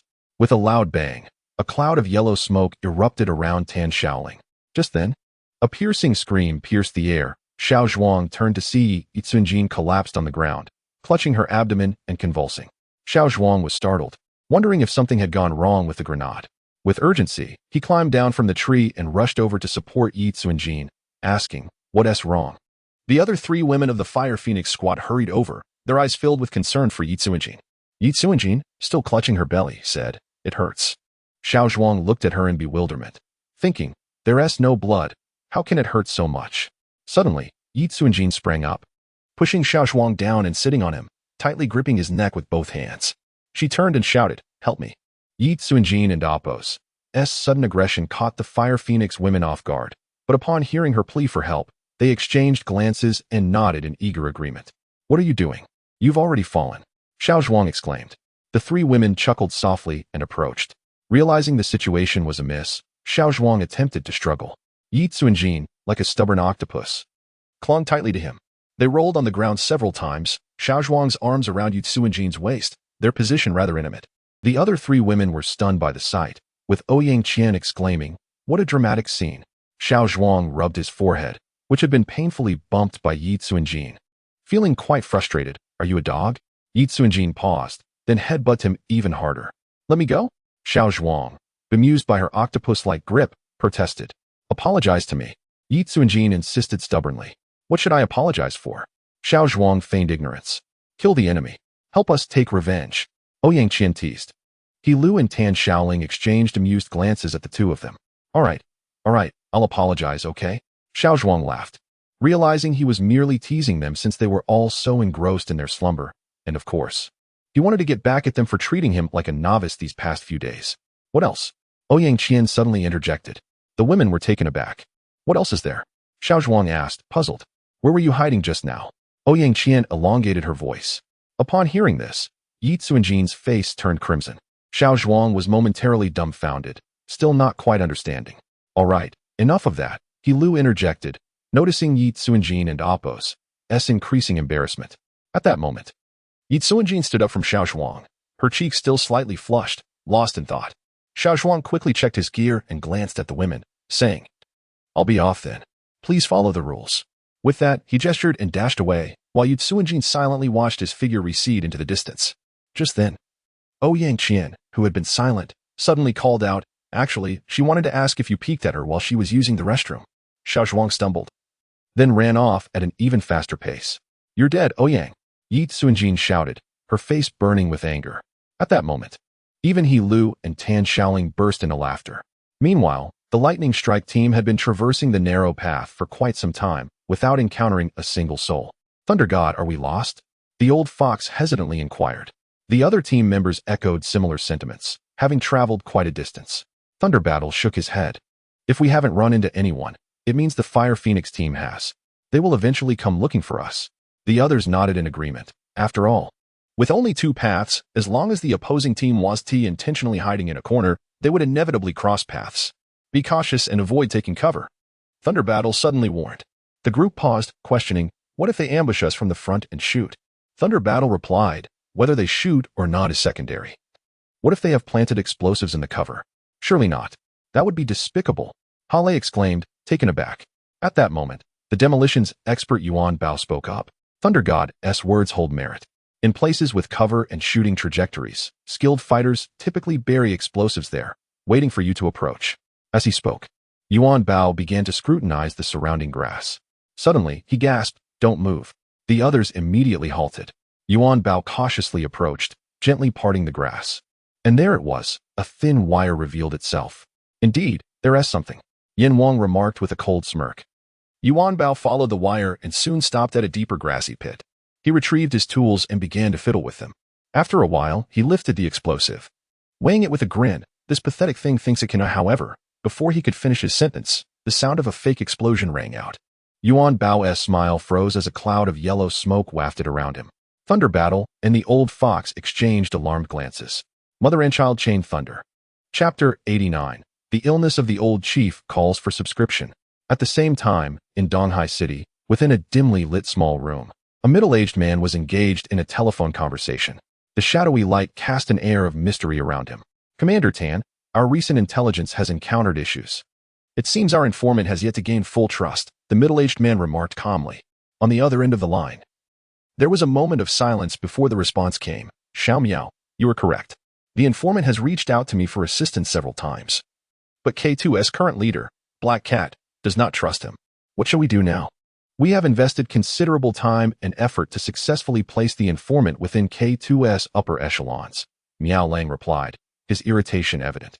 To ensure the informant earned K2's trust, several special agents had even sacrificed their lives, and now receiving such disheartening news was infuriating. "Xiao Miao, listen to me. The military is also working on this matter. There is no need for you to be overly anxious," Commander Tan advised. "I am not anxious, but I am concerned," Miao Lang exclaimed, his agitation palpable. "I understand your feelings, but am I not concerned as well? The informant is my soldier. I personally placed him there. How can I not worry? However, our anxiety will not help the situation. We must remain composed," Commander Tan said slowly. Upon hearing this, Miao Lang took a deep breath. Attempting to calm himself, he recognized that worry would only lead to chaos. Commander Tan was right. He had merely been venting frustrations over the special agents who had perished for the mission. After a moment of contemplation, he said, "Very well, you handle it your way. And we will also brainstorm solutions on our end." Commander Tan nodded in agreement, saying, "That's good. I will contact you if there are any special developments." "All right, then," Miao Lang replied, preparing to hang up the phone. "Wait a moment," Commander Tan suddenly interjected. Miao Lang paused, curious. "What is it? Is there something else?" After a brief silence, Commander Tan continued, "Xiao Miao, there is something I feel compelled to tell you. You should come back to see the old chief when you have the chance." Miao Lang was taken aback, a sense of foreboding washing over him. He urgently inquired, "What happened? Is the old chief unwell?" "The old chief, he may." Commander Tan's voice faltered, betraying his emotions. "What is it?" Miao Lang shouted. "Agitated. He is gravely ill," Commander Tan finally managed to say after a pause. "What illness does he have?" Miao Lang pressed, his urgency growing. Commander Tan's voice lowered. "We do not know. We have consulted numerous experts from across the nation, yet they remain unable to diagnose his condition. Now he has become paralyzed." "How can they not find out? You mean to tell me he is paralyzed?" Miao Lang's voice escalated with emotion, a kind elderly face flashing in his mind. He recalled how robust the old man had been before retiring, full of vitality and vigor. How could such a decline occur in just a few years? "Xiao Miao, please, maintain your composure. Life and death are natural cycles. Besides, he is also my old chief." Commander Tan raised his voice in an effort to soothe him. After a moment of silence, perhaps sensing Miao Lang's stillness, Commander Tan gently suggested, "When you have time, come visit him with me." With that, they concluded the call. Miao Lang leaned against the wall, burdened by a swirl of thoughts. At that moment, the wooden door of the small room creaked open, allowing a beam of sunlight to pierce through the gloom, illuminating the space momentarily. A woman dressed in casual attire with her hair tied back approached slowly. "The owl's lead has gone cold," Lin Jing stated directly to Miao Lang. Taken aback, Miao Lang looked up at her, puzzled. "What do you mean? There are no leads whatsoever?" Lin Jing hesitated before responding. "All leads have ceased at the rental property on Chaoyang Road." Miao Lang was momentarily stunned. "Chaoyang Road? Why not continue the investigation?" Lin Jing bit her lip, her expression uncertain. After a pause, she continued, We found a handgun in the apartment. A gun? Miao Lang narrowed his eyes, questioning further. Yes, it likely belonged to that woman, but it seems some other items may have been tampered with, Lin Jing stammered. Tampered with? Is anyone residing there now? Miao Lang's eyes flashed with intrigue. The Xiao Zhuang apartment is still occupied. They have not checked out yet. However, the day after the woman left, Xiao Zhuang moved in, Lin Jing explained, glancing at Miao Lang. Moreover, our investigation revealed that the apartment was likely disturbed after he moved in. Thus, I suspect he may have moved those items, or perhaps he knows something. Miao Lang gestured for Lin Jing to pause, muttering to himself, Xiao Zhuang, of course. It must be Xiao Zhuang. What is the matter, Al? Lin Jing asked, puzzled. Nothing, Miao Lang replied, shaking his head. Should I go and inquire further with Xiao Zhuang? Lin Jing suddenly proposed. Inquire further? Do you suspect him? Miao Lang looked at Lin Jing. Of course not. I merely thought he might have some clues, Lin Jing responded. Perhaps he could assist us with the investigation. Miao Lang shook his head. Lin Jing, you want to be able to contact Xiao Zhuang right now. Lin Jing was taken aback and asked, what should we do next? Miao Lang smiled and waved his hand. I will personally handle the matter with Xiao Zhuang. You need not worry. Focus on finding any other leads. Very well. Lin Jing nodded in agreement. Chapter 90. The Grief of Thunder and Lightning Subscription Required. The mother-son chain thunder. How shameless can one be? Hale exclaimed, staring in astonishment at the gold ingot enveloped in yellow smoke. In the battlefield, there is no room for shame. Only victory and defeat matter. Is this your first day as a soldier? In response to Hale's words, Thunder War glanced solemnly at the fallen gold ingot. Feeling a tinge of shame, Hale lowered his head. The old fox nodded in agreement. Understanding Thunder War and Appos' sentiment as a seasoned veteran. Although the gold ingot had perished, he too felt the weight of loss. Yet, it was a reflection of his own inadequacies and carelessness. What shall we do now, Thunder God? The old fox inquired, glancing around with evident concern. Proceed with caution. Thunder War instructed, his gaze sharply scanning the surroundings for any hidden threats, leading the way forward with deliberate slowness. The group followed closely behind him. But even with Thunder War at the helm, their pace was unnaturally sluggish in this perilous area fraught with hidden dangers. Suddenly, Yama spoke up. Do you all feel something is off? What do you mean? Hale and the old fox asked, perplexed, noticing the blank expressions of his companions. Yama pondered if perhaps he was simply fatigued. Yet, seeing their curious gazes, he chuckled and dismissed his concerns, saying, No, just an illusion. The others exchanged glances, speechless. Only Thunder War regarded Yama with caution. Be careful. If something feels amiss, speak up. That fellow is quite peculiar. Yama shook his head, smiling. It's nothing. Perhaps I'm just too tired. In the summer jungle, the sound of rustling leaves occasionally filled the air. Whether from the wind stirring the green foliage above or the gentle breezes scattering the dry leaves below, the strange sounds never ceased. And the lurking dangers concealed beneath the foliage were easily overlooked due to their environment, much like the current situation. Nearby, a pile of dead leaves stirred subtly after the sound of a hand grenade explosion. Danger was imminent, yet the Thunder team remained oblivious, their gazes fixated on their feet, fearful of tripping over concealed traps. Suddenly, Yama expressed unease. Thunder God, I still feel something is amiss. Why am I so exhausted? As the others were about to jest at Yama's expense, they too recognized their own weariness, their expressions shifting to alarm. What is happening? Thunder War inquired. Noticing the confusion on his teammates and Appos' faces, their SA problem? That hand grenade was suspect. Yama suddenly recalled. Thunder War and Appos' expression darkened as he remembered some details he had learned post-battle on Lover S Island, exclaiming, quickly, run back. With great effort, the group suppressed their overwhelming urge to collapse and turned to flee. At that moment, a shadow bolted from the nearby pile of leaves. The sound of gunfire erupted unexpectedly, and several members of the group were struck down. However, Thunder War reacted just in time, narrowly evading the bullets, dropping to the ground and rolling aside as the bullets whizzed past him. Despite feeling a profound sense of fatigue, Thunder War's superior physical condition allowed him to endure, executing evasive maneuvers just in time to escape the gunfire. Taking refuge behind cover, he suppressed the intensifying fatigue, glancing at the fallen members of his team. A wave of sorrow washing over him. Was this truly the renowned Thunderstrike team, reduced to this state by a single solitary veteran? In that moment, he felt not only physical exhaustion, but also a profound weariness of spirit, as if his will was gradually waning. No, this cannot be. Thunder War bit his tongue fiercely, momentarily alleviating the fatigue. He pushed himself upright, resolute in his thoughts. Even in defeat, he would not succumb without a fight. With determination, he steadied himself, inching toward cover while keeping a vigilant eye on the unfolding situation. Suddenly, a voice emerged from behind him, calm yet magnetic. "You have lost." Turning around, Thunder War met the gaze of Xiao Zhuang, who leveled his weapon at him. This was Thunder War and Oppo's first encounter with Xiao Zhuang and Oppo's attire. Starkly different from the Thunder Team and Oppo's military uniforms. Clad in simple green fatigues adorned with a more vibrant camouflage, topped with an unconventional hat. Xiao Zhuang blended seamlessly into the verdant jungle. His presence was nearly imperceptible until his piercing gaze swept over, evoking a sense of dread. The fallen members of the Thunder Team and the newly arrived Phoenix female soldiers all observed the scene before them, their expressions tinged with disappointment, their beliefs shaken. In that moment, Thunder War, trembling yet resolute, stood tall. He fixed his gaze on Xiao Zhuang and spoke steadily. "I take back my previous statements and apologize for our past actions." Xiao Zhuang was taken aback, as were the others. No one had anticipated such a declaration from Thunder War. Slowly, Thunder War saluted Xiao Zhuang, saying, "I must express my gratitude for imparting a different perspective on combat.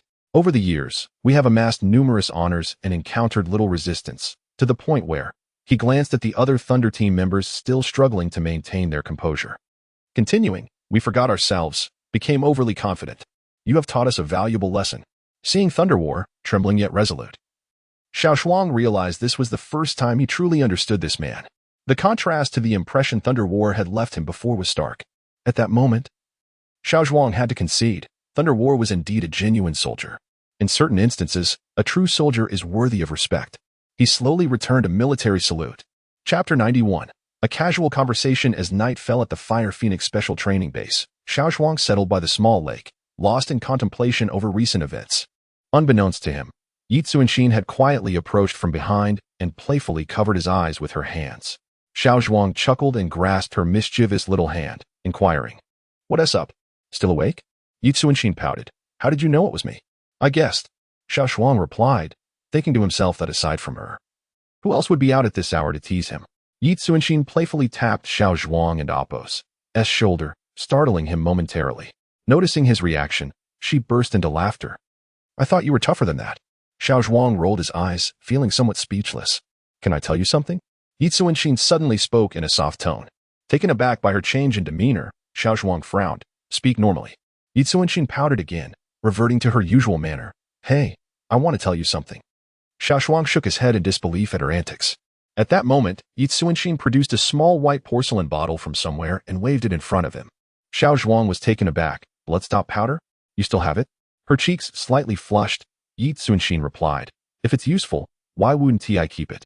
Xiao Zhuang nodded in agreement. "That makes sense. You are a female special forces soldier. Carrying some medicine is always wise." "Hey, can I ask you something?" Yi Xuanxin interjected. Feeling her sparkling eyes upon him, Xiao Zhuang felt a bit uneasy. "Go ahead. Does this stuff work on old scars?" she suddenly asked. After pondering her question and recalling the powder and Oppo's effects, Xiao Zhuang answered, "It does have an effect, but to remove old scars, you need to apply it, and then use acupuncture to unblock the meridians." "Ah, that sounds troublesome." Yi Xuanxin expressed her disappointment. "What did you expect? Removing old scars isn't easy." Xiao Zhuang chuckled at her reaction. "Isn't there any way without acupuncture?" Yi Xuanxin asked, her face filled with a pleading expression. Xiao Zhuang shrugged. "You could avoid acupuncture, but you would end up with centipede scars instead." At the mention of centipede scars, even someone as carefree as Yi Xuanxin felt a shiver of fear. Naturally, a woman and Oppo's desire for beauty is innate. No woman would relish the idea of a long centipede scar marring her skin. "Are you trying to remove your scars?" Xiao Zhuang inquired, noticing her expression. Yi Xuanxin shook her head in fear.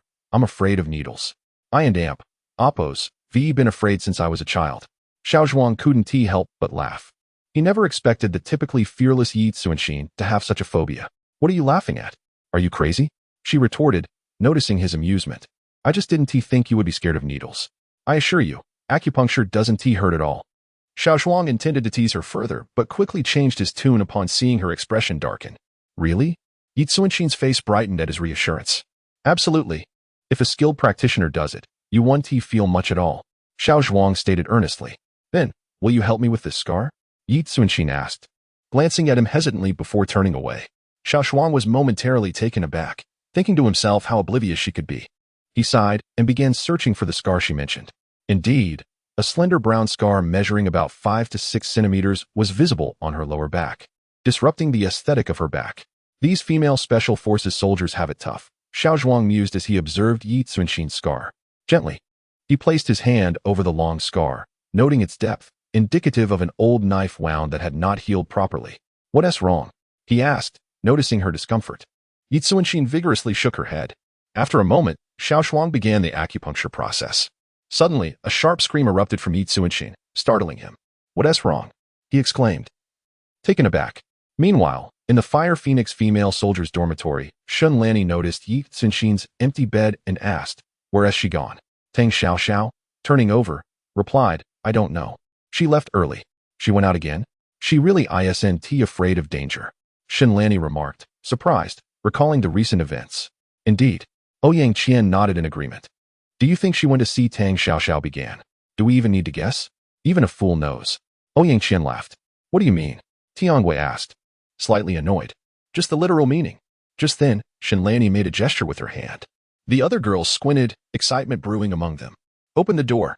Yi Cunxin's voice rang out from outside. Instantly, the girls fell silent, suppressing their laughter. At that moment, Hilu signaled the girls to prepare for an interrogation. The excitement among the girls heightened.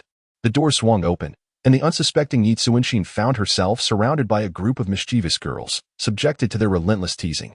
"What's this? Did he take off his clothes?" Ouyang Qian asked. "Did he undress that quickly?" "It's not him. It's me." Yi Cunxin blushed, flustered by their banter. "Ah, so you took the initiative." Hilu exclaimed in shock. "Is that so? I never would have guessed." Tang Xiao remarked, shaking her head disapprovingly. "In Donghai City, Miao, is what you said true?" Commander Tan asked, skeptical of Miao Lang's words. Miao Lang discerned the doubts of Commander Tan. After a brief pause, he replied, "I wish to give him a chance. After all, it is still a glimmer of hope." Upon hearing this, Commander Tan fell silent. Chapter 92. Infatuation and Betrayal. Commander Tan fell silent for a moment before inquiring, "Xiao Miao, how confident are you?" Miao Lang paused before responding, "I need to ask him. But I still believe there is hope." Upon hearing this, Commander Tan sighed and said, "Xiao Miao, it's worth a try. After all, you need to see the chief. We can bring him along." After a brief pause, Commander Tan queried, "By the way, what is the name of that young comrade you mentioned?" "Zhuang Yin. He was once a soldier. When I'm entered," Miao Lang replied, pride gleaming in his eyes at the mention of the name. "Good, Zhuang Yin. I'll remember that. Xiao Miao, let us proceed this way. Just inform me when you come, and I'll accompany you to meet this comrade who can cure ankylosing spondylitis," Commander Tan stated. The next day, in the early morning at the Donghai City Police Bureau, the radiant sunlight filtered through the leaves of several large camphor trees, casting a warm glow across the spacious old police yard. Surrounding it were antiquated walls made of red and blue tiles. At that moment, a short-haired woman dressed in police uniform hurriedly entered through the circular archway at the front of the yard, clutching a red-covered book. Her excitement palpable as she made her way towards the office. Inside the police office, Jialu sat at her computer, aimlessly browsing the web, clearly at a loss for tasks. Suddenly, the short-haired woman burst in, exclaiming in delight, "Anin, you really got transferred here. I thought they were pulling my leg." Surprised, Jialu turned to see Zhou Jia, her face lighting up. "What brings you here?" "I just transferred yesterday and hadn't an oppos. T had the chance to tell you." "Well, if I hadn't come, would you have looked for me?" Zhou Jia pouted. Jialu, seeing her friend's demeanor, chuckled and reassured her, "All right, don't be angry. I'll treat you to dinner tonight as an apology." "That sounds better." Zhou Jia smiled brightly at this.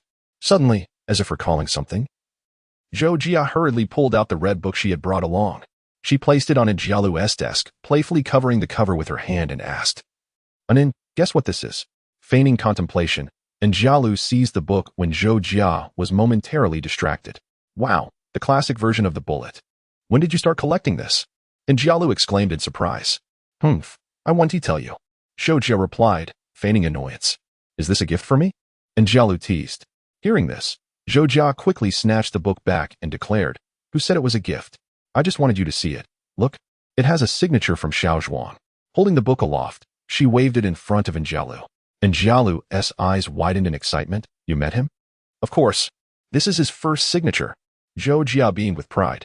Jialu took the book from Zhou Jia, inspecting the title page, where indeed a flamboyant signature was inscribed.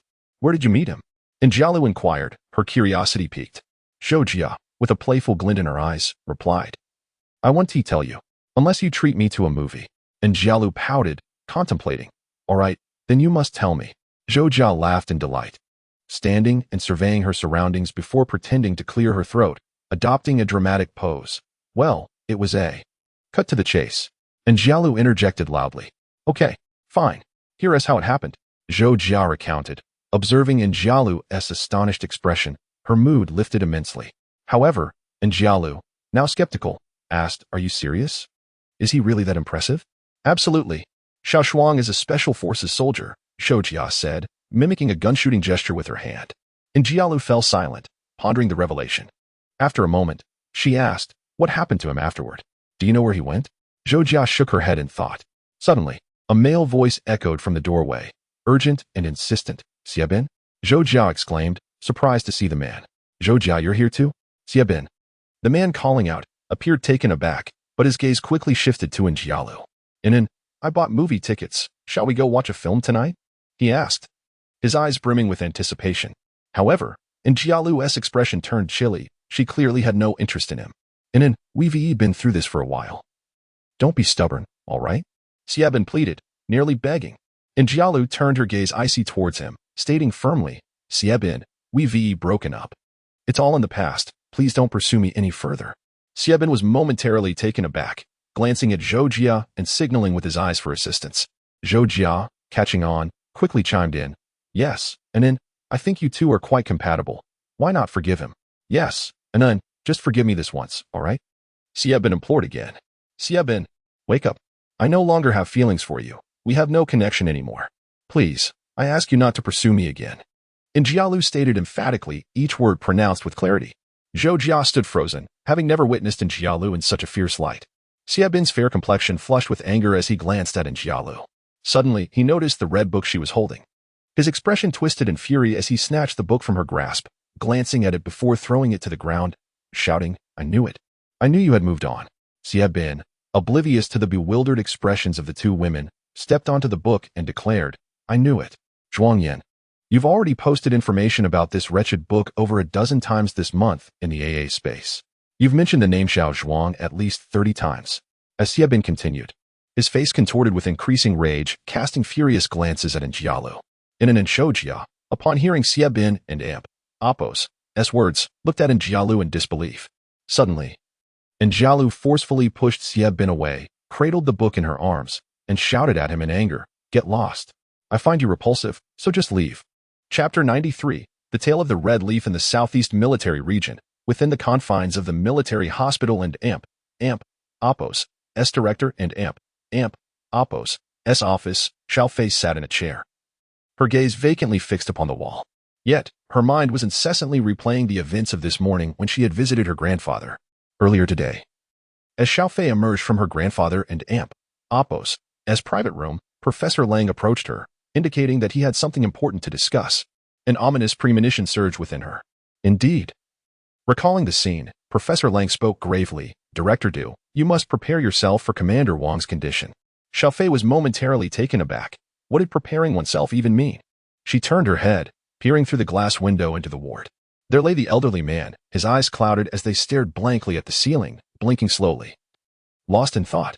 The sight filled Xiao Fei's eyes with tears, and she pressed her hands against her nose, stifling her sobs. Witnessing her distress, Professor Lang sighed inwardly. Yet as a physician, there were truths he felt compelled to share. Commander Wang and Oppo's illness has progressed from his lower limbs and may soon. He faltered, leaving the sentence unfinished. Xiao Fei fought back her tears and nodded, whispering, I understand. With a heavy heart, Professor Lang shook his head and departed. Xiao Fei, shaking herself from her reverie, found her eyes brimming with tears and reached for a tissue to wipe her face. With a choked breath, she slowly rose and opened the drawer, retrieving a book with a red cover. As she delicately flipped it open, a red leaf-shaped bookmark fluttered down, revealing the creased pages within. She stared at the title, The Tale of the Red Leaf, and her thoughts drifted back to that summer day. Bright with sunshine and caressed by a gentle breeze, occasionally stirred by falling red leaves that danced in the air, a scene so beautiful, imbued with youthful romance and melancholy. In that summer, the immature boy, upon recalling the tale of the red leaf today, might finally remember the girl who had placed the leaf upon his forehead, Xiao Fei. Suddenly, a smile graced her lips as she envisioned the boy waving at her. Yes, he was beckoning. His figure clad in military attire was so familiar, captivating. His camouflaged face bore a joyful smile, and his bright eyes were now fixed on her, as if trying to convey something. What could he be saying? Xiao Fei pondered. Yet, did it truly matter now? Should it hold any significance? With her grandfather gone, would she continue to exist in this world? Perhaps not. She had always felt like a girl without purpose, unsure of her place in this life. Would anyone remember her once she was gone? Would that boy recall the girl named Xiao Fei who once kissed him amidst the swirling red leaves? Gently, she closed the book, cradling it against her chest, silently wishing. Heavenly forces, if you truly exist, please bless me, allow me to meet him again in my next life, even if it's just a fleeting shadow. With that thought, Xiao Fei's smile brightened. Time flew by swiftly, and in the afternoon, a series of knocks interrupted the silence in the director and Oppo's office. Awakening from her fatigue, Xiao Fei rubbed her eyes and stood slowly, glancing at the book in her arms, realizing she must have been exhausted to have fallen asleep so easily. She crouched down carefully to pick up the fallen bookmark from the floor and gently placed it back on the appropriate page, wishing that time could forever linger there. The knocking grew more insistent. After securing the bookmark, she approached the door and opened it. Director Du, there's a call from Commander Wang. Nurse Shelley exclaimed, visibly relieved as the door swung open. A call from my grandfather? Xiao Fei felt a twinge of confusion, but followed Nurse Shelley nonetheless. Hello. May I ask who is this? Xiao Fei inquired as she picked up the phone. Is this Xiao Fei? This is Tan Yaoang. A neutral male voice responded from the other end. Oh, you are Commander Tan. Xiao Fei recognized him immediately as a longtime subordinate of her grandfather. Yes. May I speak with the old commander? Commander Tan asked. Xiao Fei glanced at her grandfather, who had just closed his eyes, a faint snore escaping him. After a moment of hesitation, she replied, Please, just tell me what you need. My grandfather has only just fallen asleep. Well, it's not a significant matter. It's just that your grandfather's old subordinate wishes to visit him in a few days, and I wanted to check if that would be convenient. Commander Tan hesitated. Xiao Fei paused, contemplating. It might be good for him to see someone, she mused, feeling that perhaps her grandfather might appreciate the company. Shaking her head to suppress her sorrow, she replied, All right, I will inform my grandfather. Please have him come over soon. As she spoke, her voice trembled slightly. Come soon? Commander Tan echoed, a sudden sense of foreboding washing over him. Xiao Fei, is there something concerning regarding the old commander's health? Unable to hold back her emotions any longer, Xiao Fei choked out, My grandfather's condition is deteriorating. The doctor said his illness has begun to ascend from his lower limbs, and it may not be long before. Hearing this, Commander Tan felt a wave of sorrow. Yet, you could only offer comfort. Xiao Fei, don't worry. We have arranged for a doctor to come and check on your grandfather. Perhaps. His voice trailed off, lacking conviction. He had never met Xiao Zhuang and could not ascertain the man's medical abilities. Even though Miao Lang had spoken highly of Xiao Zhuang's skills, many renowned experts, both domestic and foreign, had examined Commander Wang and left in dismay. Commander Tan felt uncertain, and his words were merely an attempt to soothe this unfortunate girl. Chapter 94. Visitors from the base seek subscriptions. Southeast Military Region. Commander Tan hung up the phone, feeling a tumult of emotions that left him somewhat uneasy. He sighed and rose from his seat. At that moment, the electronic device in the center began to beep, and a communications soldier hurried over to whisper something in Commander Tan's ear. Nodding in acknowledgement, Commander Tan slowly made his way into the secure room. On a large screen, a man wearing a black duck-billed cap appeared, his expression serious as he saluted the screen. Upon seeing this, Commander Tan promptly returned the salute and inquired, Tianlang, is there new information? The man on the other end nodded and replied, Commander Tan, recently, Black Cat has mobilized a significant amount of resources in search of rare medicinal herbs and life-saving drugs. Thus, I surmise that the old leader of the K2 organization, Binla, may be unwell. Binla?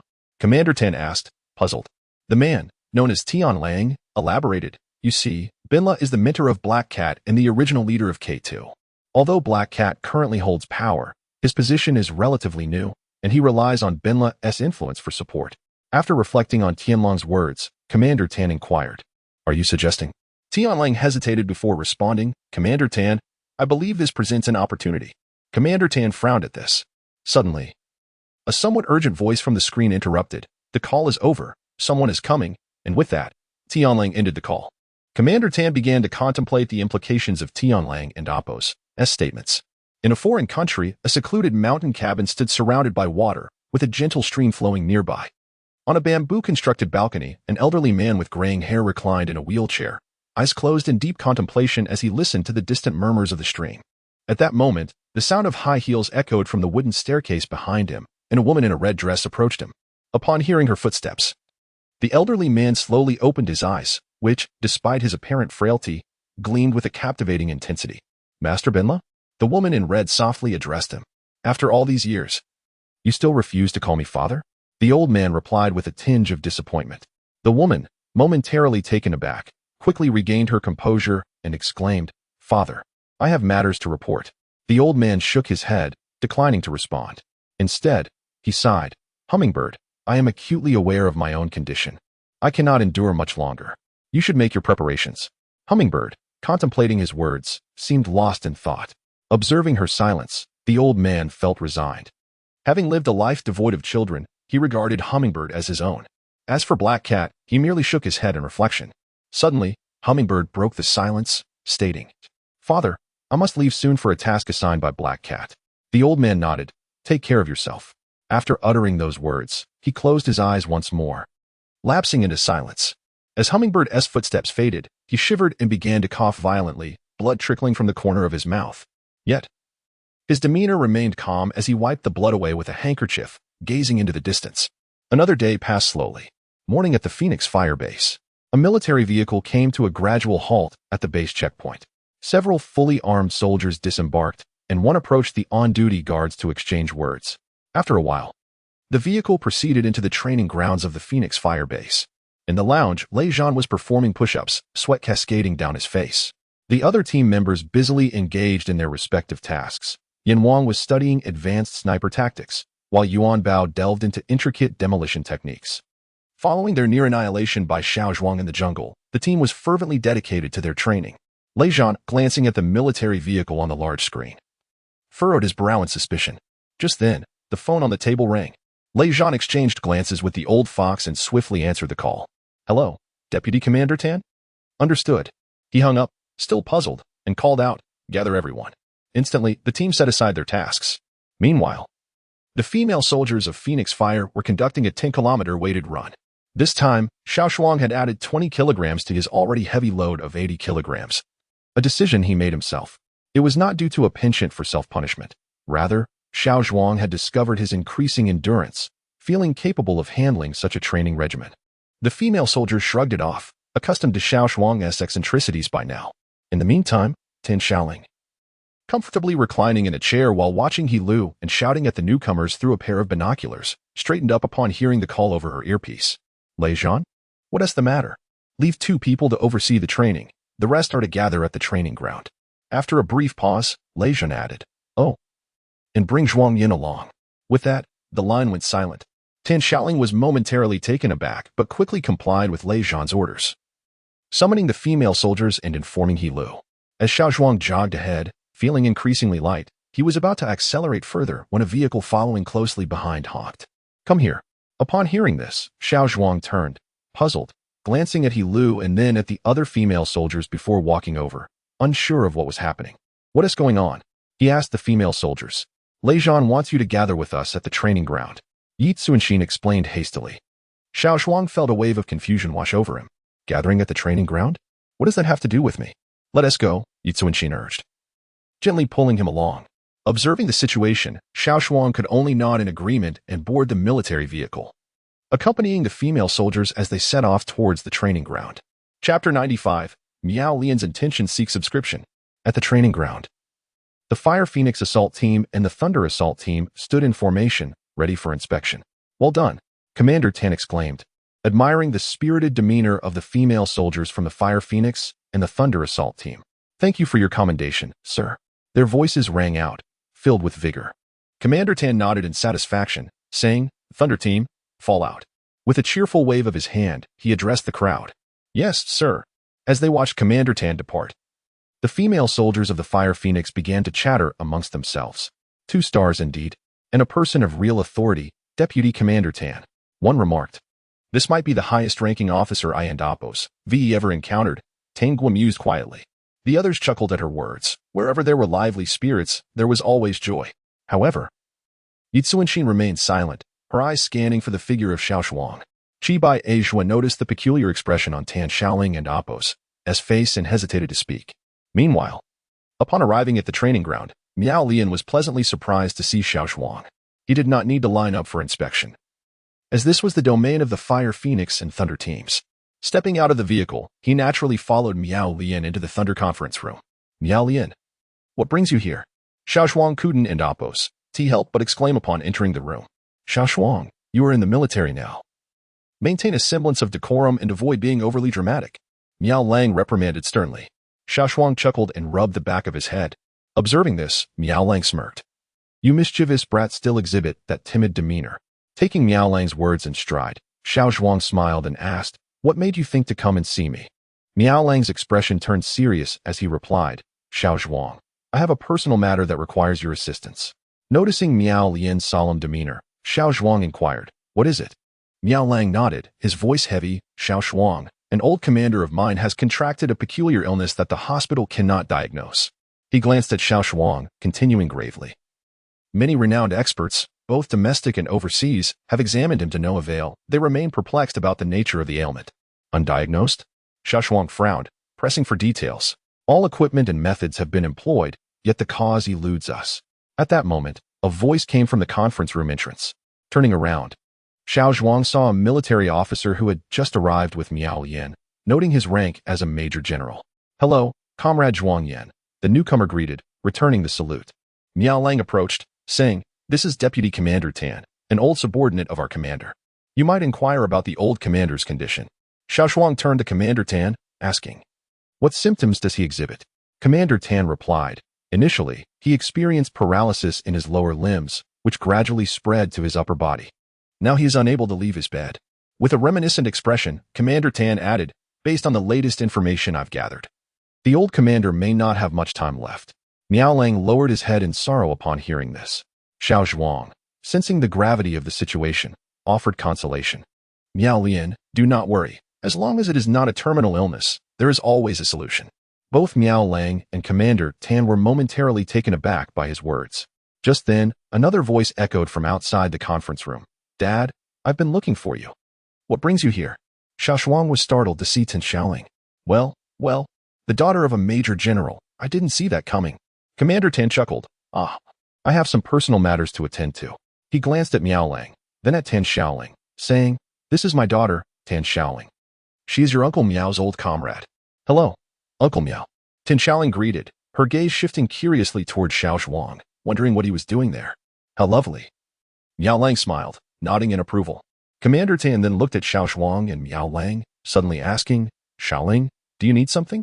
Taken aback, Tan Xiaoling shook her head. A bit dazed. If that is the case, we have matters to discuss. If you have no pressing issues, please feel free to step out and attend to your tasks. Commander Tan suggested. Surprised, Tan Xiaoling glanced between Xiao Zhuang and Miao Lang, then looked at Commander Tan's serious expression before finally nodding. All right, I will go and busy myself. As they watched Tan Xiaoling leave, Miao Lang chuckled. Has she grown so much? Commander Tan smiled in response but did not reply. At this moment, Xiao Zhuang ventured. So, Miao Lian, Commander Tan, may I go visit the patient? Commander Tan and Miao Lang exchanged glances before nodding in agreement. At the training ground, Yi Zuanxin spotted Tan Xiaoling exiting and hurried after her, asking eagerly, Yun Ke, did you see him? The other female soldiers from the Fire Phoenix soon gathered around. Observing Yi Zuanxin and Appo's anxious demeanor and stifling laughter. Why not just tell him, instructor? He has been waiting with bated breath. Tianguo remarked cheekily. The others, intrigued, turned to Tianguo. Did you just use an idiom, Tianguo? Even Tan Xiaoling, who was about to respond to Yi Zuanxin, paused in curiosity. Feeling the attention, Tianguo proudly declared, indeed, this is something the mosquito coil just taught me. She raised her hand, counting off on her fingers. And there and Appo's, also and Appo's, longing for a loved one, and Appo's, harmonious couples, and Appo's, and Appo's, the bridal chamber and Appo's, glow, and Appo's, hey, why did you hit me? She protested, frowning at Yang, who had suddenly tapped her on the head. Laughter erupted among the group. Yi Zuanxin, however, wore a displeased expression as she glared at Tianguo and Yang. All right, enough of the antics. Look, He Lu has something to say. The group turned to see Xiao Zhuang boarding a military vehicle, followed by several fully armed soldiers. Observing the scene as the military vehicles gradually receded into the distance, a wave of perplexity washed over the women. What transpired? Could it be that someone had been apprehended for wrongdoing? You are the one who would be taken away for misconduct, retorted one, her tone laced with sarcasm. Yet, beneath the surface, a sense of unease stirred within Yi Zuanxing. Noticing her agitation, the others merely shrugged and fell silent. It was then that Tan Shaoling took it upon herself to offer words of comfort to Yi Zuanxing. Chapter 96, An Unexpected Encounter. Military District Hospital. Intensive Care Unit. Xiaofei, can you see if they have arrived? The elderly man on the bed inquired with excitement, his aged eyes reflecting profound anticipation as he strained to look around. Seeing her grandfather in such a state, Xiaofei felt a pang of sadness in her heart. Grandpa, not yet. Please try to rest. You Haven and Amp. Oppos. He slept all night. She gently urged. Upon hearing her words, the old man, though disappointed, lay back down, his eyes betraying a slight daze. Xiaofei, noticing this, stood up to glance out the window. When she turned back, she found her grandfather gazing intently at her, as if yearning to hear something from her. She sighed inwardly, aware that since her grandfather learned of his comrade's impending visit, he had not closed his eyes for an entire night, his gaze constantly wandering in anticipation. Xiaofei understood that her grandfather was likely aware of the situation and was eager to reunite with his old friend. The thought brought tears to her eyes once more. At that moment, a knock echoed from outside the intensive care unit. Xiaofei froze, and the elderly man's eyes, previously half closed, sprang wide open, excitement coursing through him as he turned his head towards the door. When the door opened, it revealed Nurse Xiaoli. The old man felt another wave of disappointment wash over him. Director, here are some new medications from Professor Lang. Please take a look. Nurse Xiaoli announced as she entered. Xiaofei nodded, rising to receive the list, then turned to reassure her grandfather and the nurse before slowly making her way to the pharmacy. A military vehicle came to a halt at the entrance of the military district hospital. Several figures disembarked and hurried towards the inpatient department's intensive care unit. In the hospital corridor, Miao Lian and Commander Tan quickened their pace. Observing this, Xiao Zhuang could not help but hasten his steps to follow. Before long, they arrived at the intensive care area. After identifying themselves, a nurse guided them through several corridors to a special patient room. Exchanging a glance with Miao Lian, Commander Tan recognized the excitement mirrored in each other and Amp, Oppos, eyes. Miao Lian extended a trembling hand, reaching for the door. Just then, the door swung open from within. As the door opened, the elderly man turned his head towards them. What greeted their eyes was a kind-faced old man in a hospital bed, his expression filled with emotion, a glimmer in his weary eyes. Upon seeing the newcomers, the old man strained to lift his head, attempting to rise, though his body would not obey. Xiao Miao, is that you? He hoarsely called out, struggling to extend his neck towards Miao Lian. Witnessing this scene, Miao Lian's cheeks twitched slightly, his usually steady legs trembling. It was a sight he had never witnessed before. Comrade Chief, it's me. I'm Xiao Miao. Miao Lian exclaimed, hastening to embrace the old man, tears streaming down his cheeks. The elderly man fixed his gaze on Miao Lian, as if trying to etch the young man's face into his memory. Chief, I am Xiao Miao. I am Xiao Miao. Miao Lian cried out, wiping his tears as he gazed at the frail figure on the bed. At that moment, Xiao Zhuang, witnessing the emotional reunion, wiped at the corners of his eyes, now slightly reddened. The resilient Miao Lian, who had never yielded to enemies or adversity, was now crying, a torrent of tears flowing uncontrollably. Chief, how could this happen to you? Miao Lian choked out, gripping the old man's hand tightly, weeping incessantly. Xiao Miao, don't cry. None of you should cry. The old man's voice was frail, yet his tone was resolute. In that moment, Miao Lian, Commander Tan, and the familiar elderly man were all reduced to tears like children. They encircled the old man, saying nothing, simply weeping together. Xiao Zhuang turned away, unable to bear the sight. The nurse had already succumbed to tears, sobbing uncontrollably. After a while, the three men composed themselves. The old man spoke intermittently. Xiao Miao, do you know? I knew you were coming yesterday. I couldn't sleep, thinking if I fell asleep, I might never see you again. Hearing this, Miao Lian and Commander Tin felt their eyes welling up once more. The old man shook his head, saying, as long as I can see you, that's enough for me.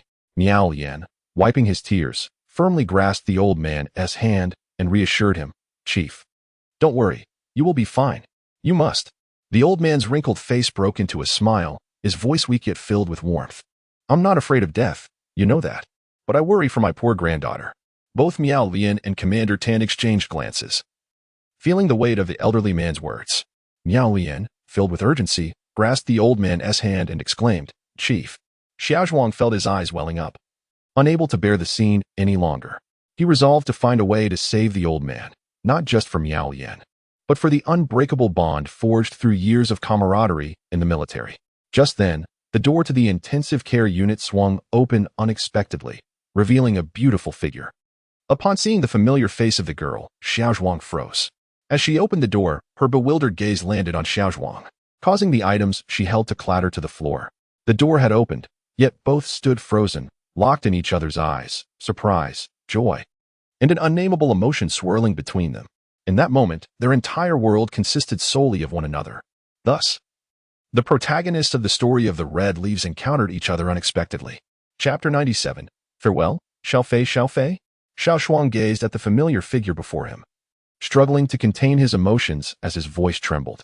Upon hearing his call, Xiao Fei and Apos' body shuddered, her expression transforming into one of excitement as she scrutinized the man she had long yearned for.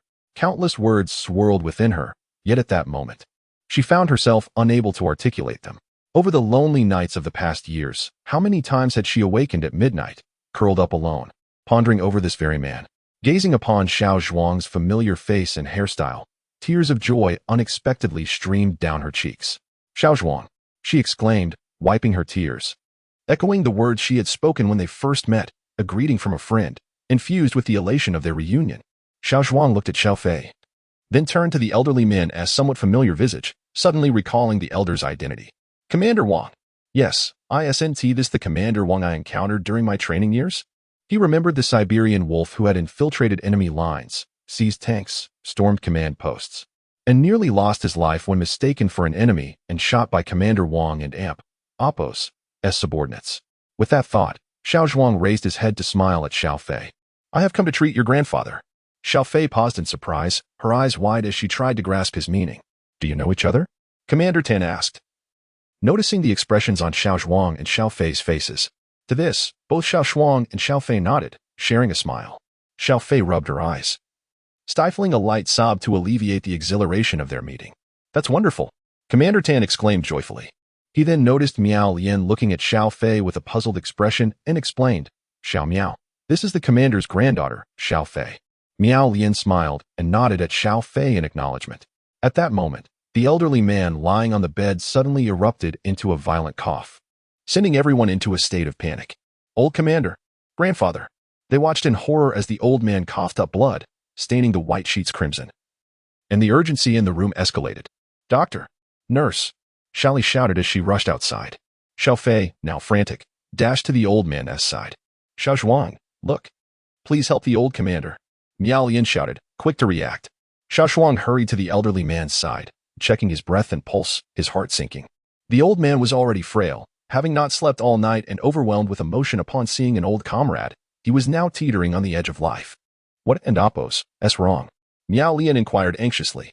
Xiao Fei, her face streaked with tears, gazed at the old man with deep concern. Xiao Zhuang did not respond to Miao Lian. The urgency of the situation left no room for delay. He swiftly retrieved silver needles from his bag, foregoing sterilization amidst the pressing need to save a life. The seconds were critical. With deft hands, he rolled up the elderly man and Apos' garment, and Miao Lian instinctively assisted him. Her eyes filled with urgency. Xiao Zhuang wasted no time, skillfully inserting the needle at a precise angle into the old man's acupoints, executing the entire procedure in a fluid motion. Xiao Fei watched in astonishment, unable to believe her eyes. After removing the needle, Xiao Zhuang did not pause. He gestured for Xiao Fei to help lift the old man. From his bag, he produced a red medicine bottle, quickly pouring out a pill. Water, he called out. Miao Lian promptly brought it over, and Xiao Zhuang accepted the water, signaling Xiao Fei to cooperate as he placed the medicine into the old man's mouth. After completing these actions, he placed his hand on the old man's wrist, meticulously feeling for the faint pulse. A minute passed. Just then, Professor Lang arrived, only to be halted by Miao Lian. All eyes were fixed on the old man's face as his color began to improve.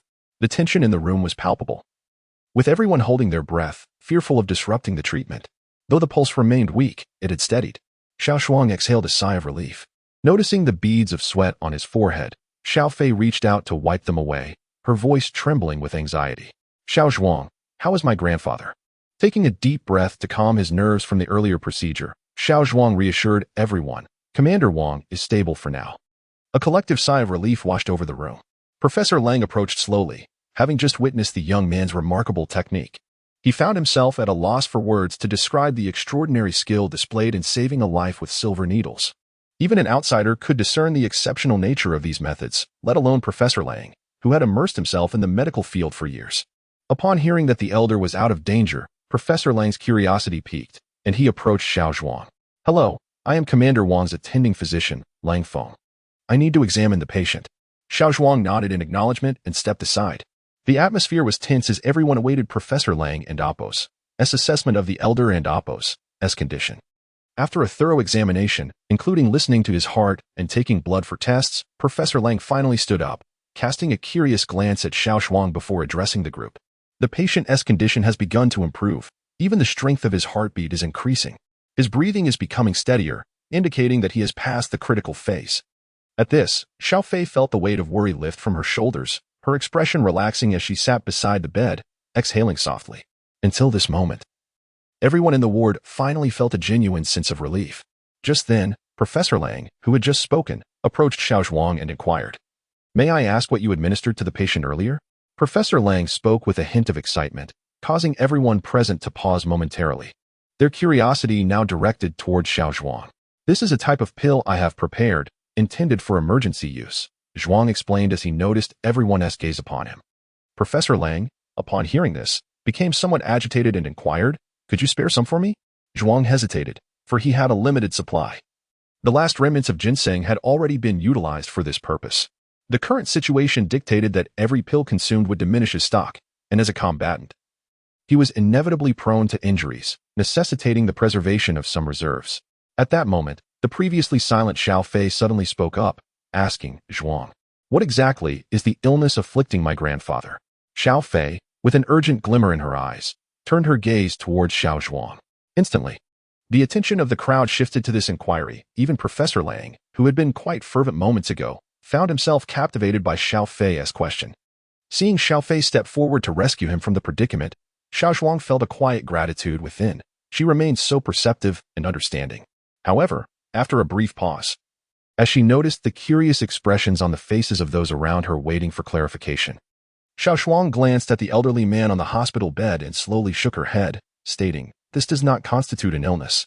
Commander Wang must have endured numerous injuries in his youth, leaving him with many latent ailments and contusions.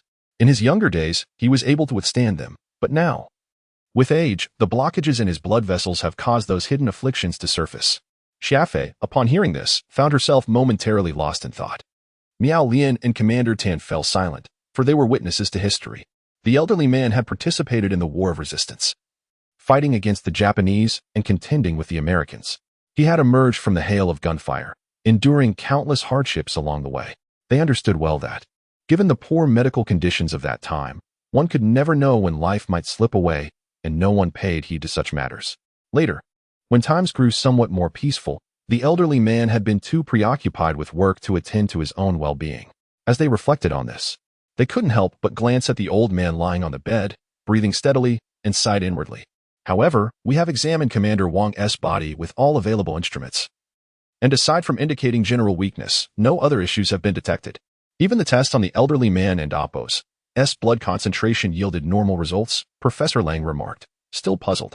Upon hearing this, Xiao Zhuang looked at Professor Lang and explained, "Commander Wang's condition is simply a manifestation of natural aging.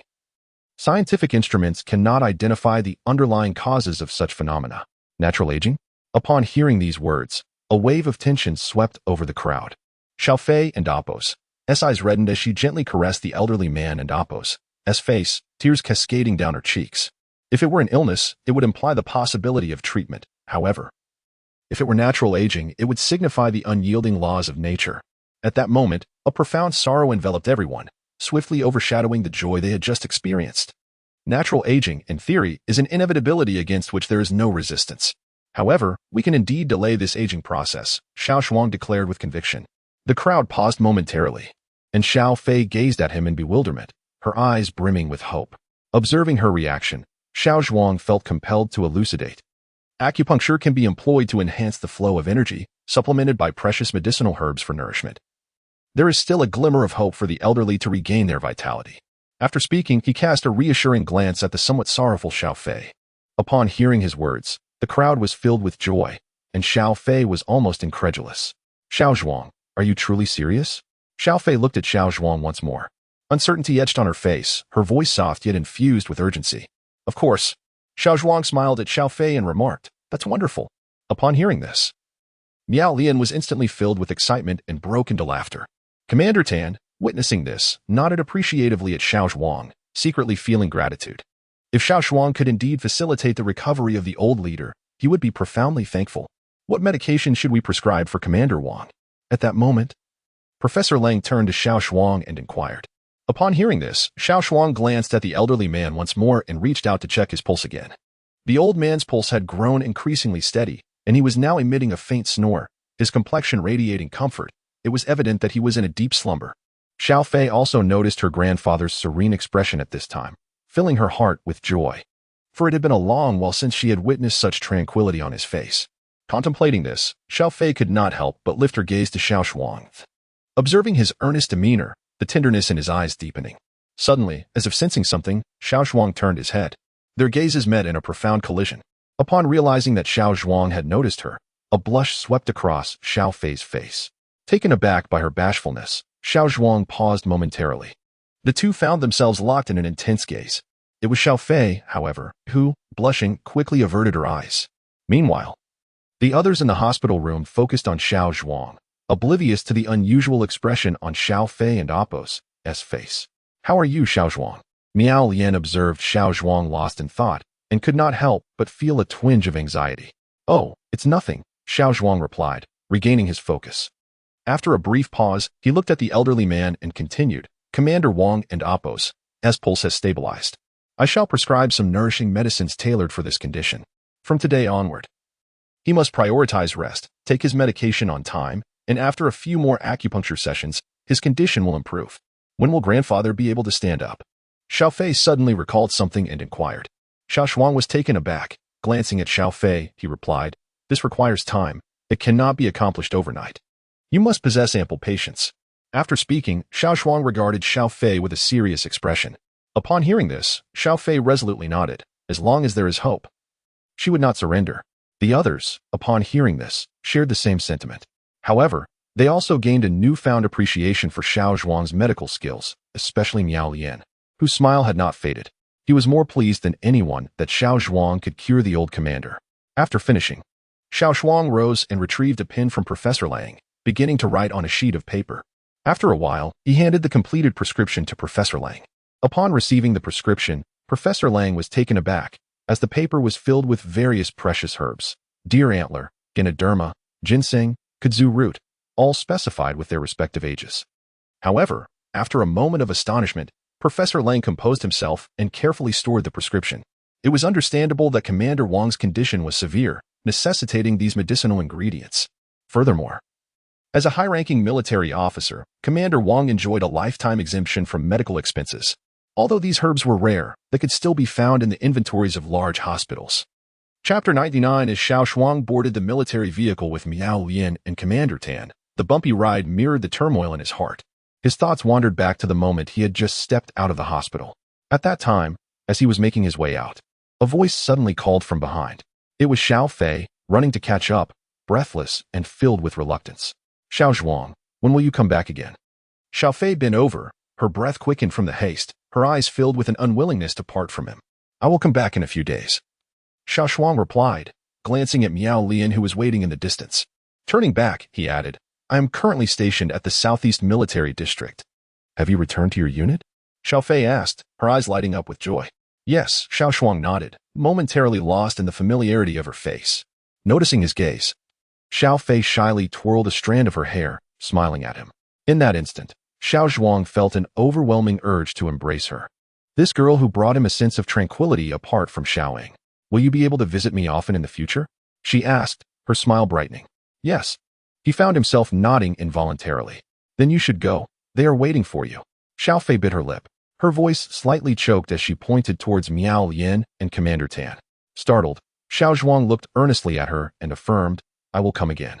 Xiao Fei nodded, her eyes following him as he walked away, a smile on her face as she rubbed her reddened eyes.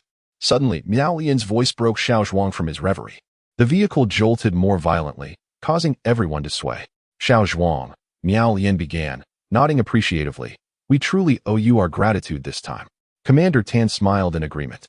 It is merely my duty, Xiao Zhuang replied with a smile, though he genuinely believed this, not solely because Commander Wang was Miao Lian's former superior and Xiao Fei's grandfather, but because that venerable man was a great soldier who had devoted himself to the rejuvenation of the nation. That's good, Xiao Zhuang, that you can think like this, Miao Lian remarked. After a moment of silence, he suddenly seemed to remember something. Xiao Zhuang, may I ask you a question? Please answer me truthfully. Xiao Zhuang was taken aback but nodded in affirmation. You are aware of the situation on Chaoyang Road, right? Our personnel have traced a suspected foreign terrorist hiding in Donghai City. However, her reactions have been quite elusive. And by the time we caught up to the clues she left behind, she had already fled the country, Miao Lian explained slowly. Xiao Zhuang was momentarily stunned. Recalling the items he had discovered in the room, as he noticed Miao Lian's intent gaze. I possess some clues, he finally spoke. Upon hearing this, Miao Lian and Commander Tan exchanged glances. Unperturbed by their reaction, Xiao Zhuang continued in a reflective tone. When I first moved in, I accidentally discovered a hidden compartment beneath the bed. Inside, there was a gun, some cash, and... He hesitated, contemplating how to phrase it. He had already used the ginseng. The cash, however, he could repay. But seeing Miao Lian's continued focus on him, he steeled himself, thinking that he could always compensate at market price. There was also a piece of ginseng I used, Xiao Zhuang finally declared.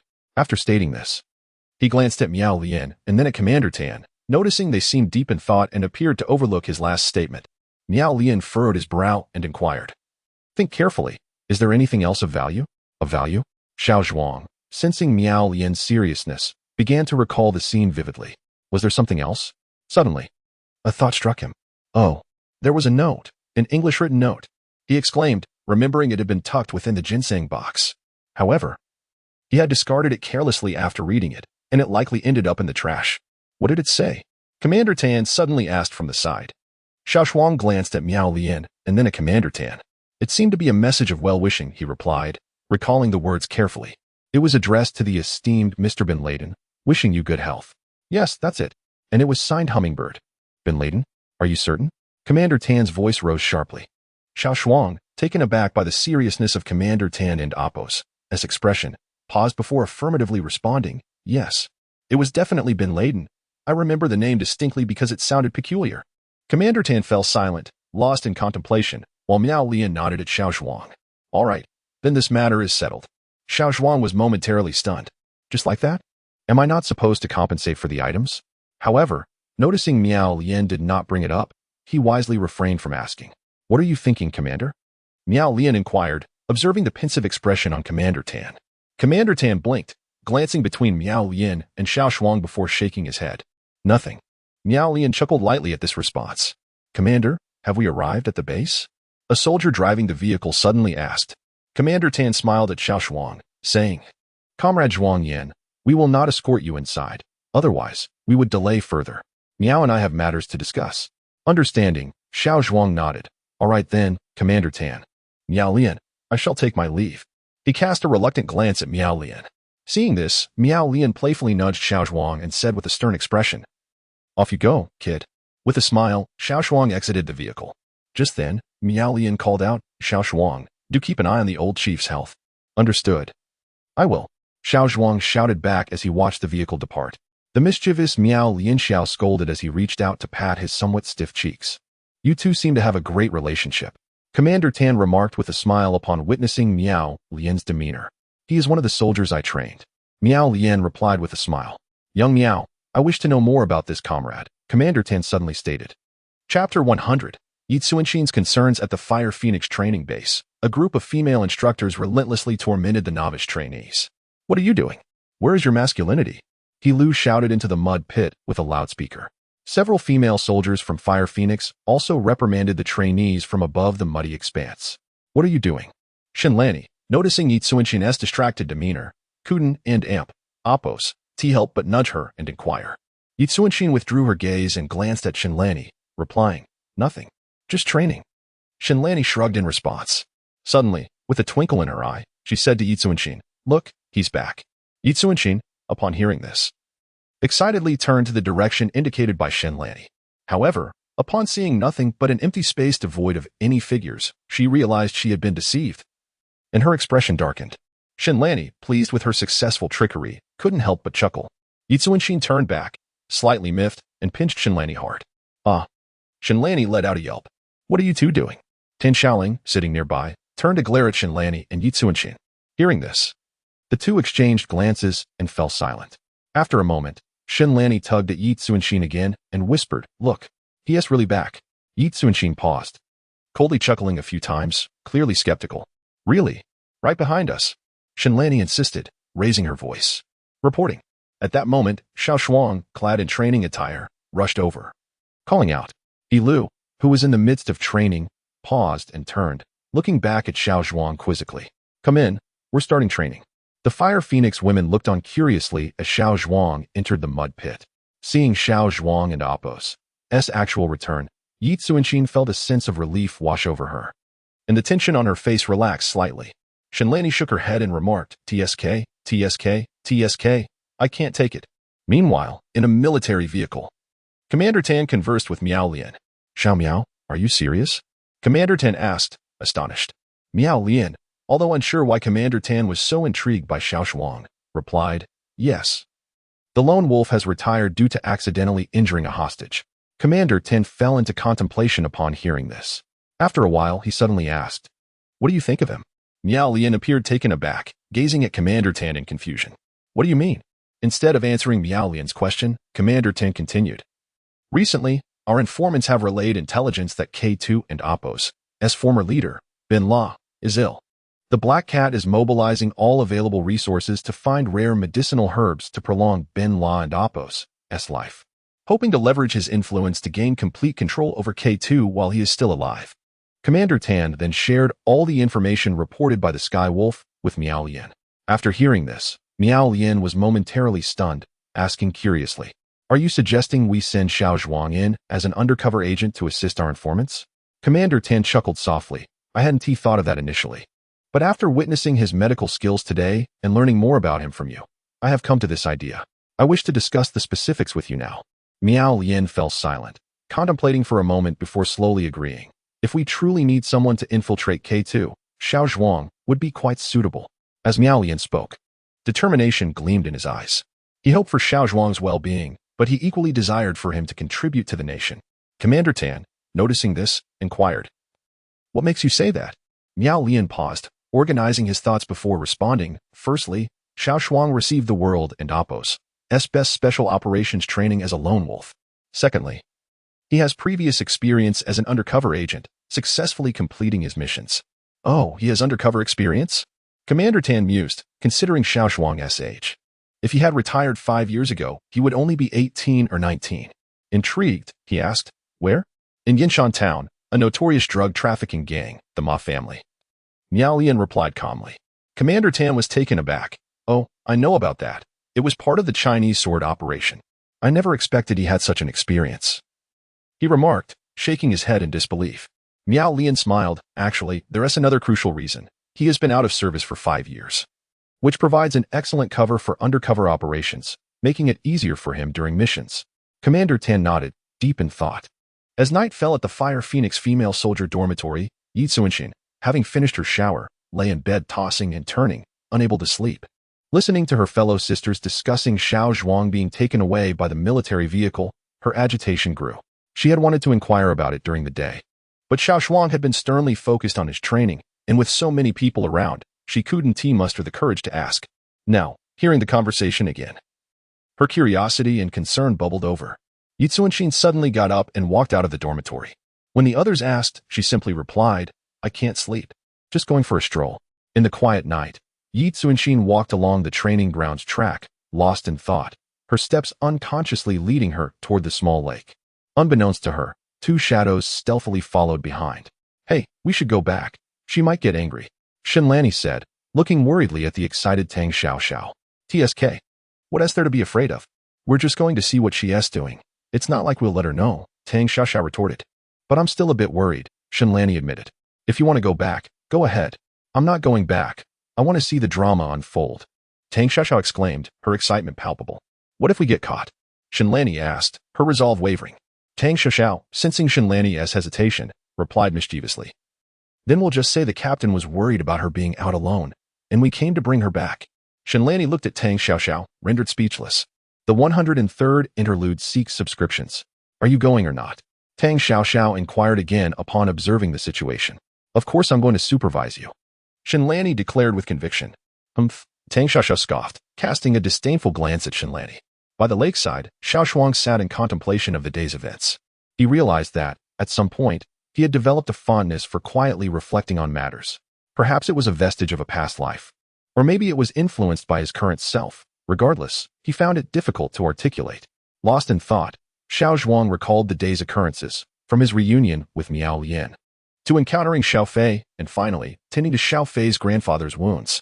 All these experiences, especially Xiao Fei's unexpected appearance, enveloped Xiao Zhuang in a surreal reverie. He had never imagined that the heroine of the story of the Crimson Leaves would re-enter his life, and her presence had profoundly unsettled his emotions. What are you thinking about? A voice suddenly broke through his musings. Startled, Xiao Zhuang realized he had been so lost in thought that he hadn't noticed anyone approach him. He turned to see Yi Tsuanqing, arms crossed and wearing a military green short-sleeve shirt, gazing at him. Nothing. Are you still awake? Xiao Zhuang replied, quickly returning his attention to the lake. Seeing this, Yi Tsuanqing's expression dimmed slightly as she slowly approached and sat beside him. Are you facing some troubles? She asked, tilting her head in inquiry. Xiao Zhuang was taken aback by her question and shook his head, indicating that he was fine. Then why did they take you away? Yi Tsuanqing pressed further. Xiao Zhuang remained silent, unsure of how to respond. He turned to look at her, and the impact of her face, intertwined with his emotions regarding Xiao Fei, left him feeling bewildered. What was he to do? Come on, just tell me. There and Oppos. That's always a way to resolve things. Yi Tsuanqing suddenly exclaimed, her tone tinged with urgency. In response to her fervor, Xiao Zhuang managed a faint smile. I truly didn't encounter any trouble. They just asked me to rescue someone. Did they not capture you? Yi Tsuanqing asked, a hint of embarrassment in her voice. Of course not. Xiao Zhuang assured her with a shake of his head. That's good, she replied with a smile. Then unexpectedly wrapped her arms around his, leaning against him. The softness of her presence caught Xiao Zhuang off guard, further complicating his feelings. Xiao Zhuang. Yi Tsuanqing called out suddenly. He turned to her, only to find her swiftly planting a kiss on his cheek before burying her face in shame. Stunned, Xiao Zhuang could hardly react. Just then, the nearby bushes rustled, producing a soft sound. Who's there? Xiao Zhuang quickly responded. Yi Tsuanqing, fearing discovery, pushed him away.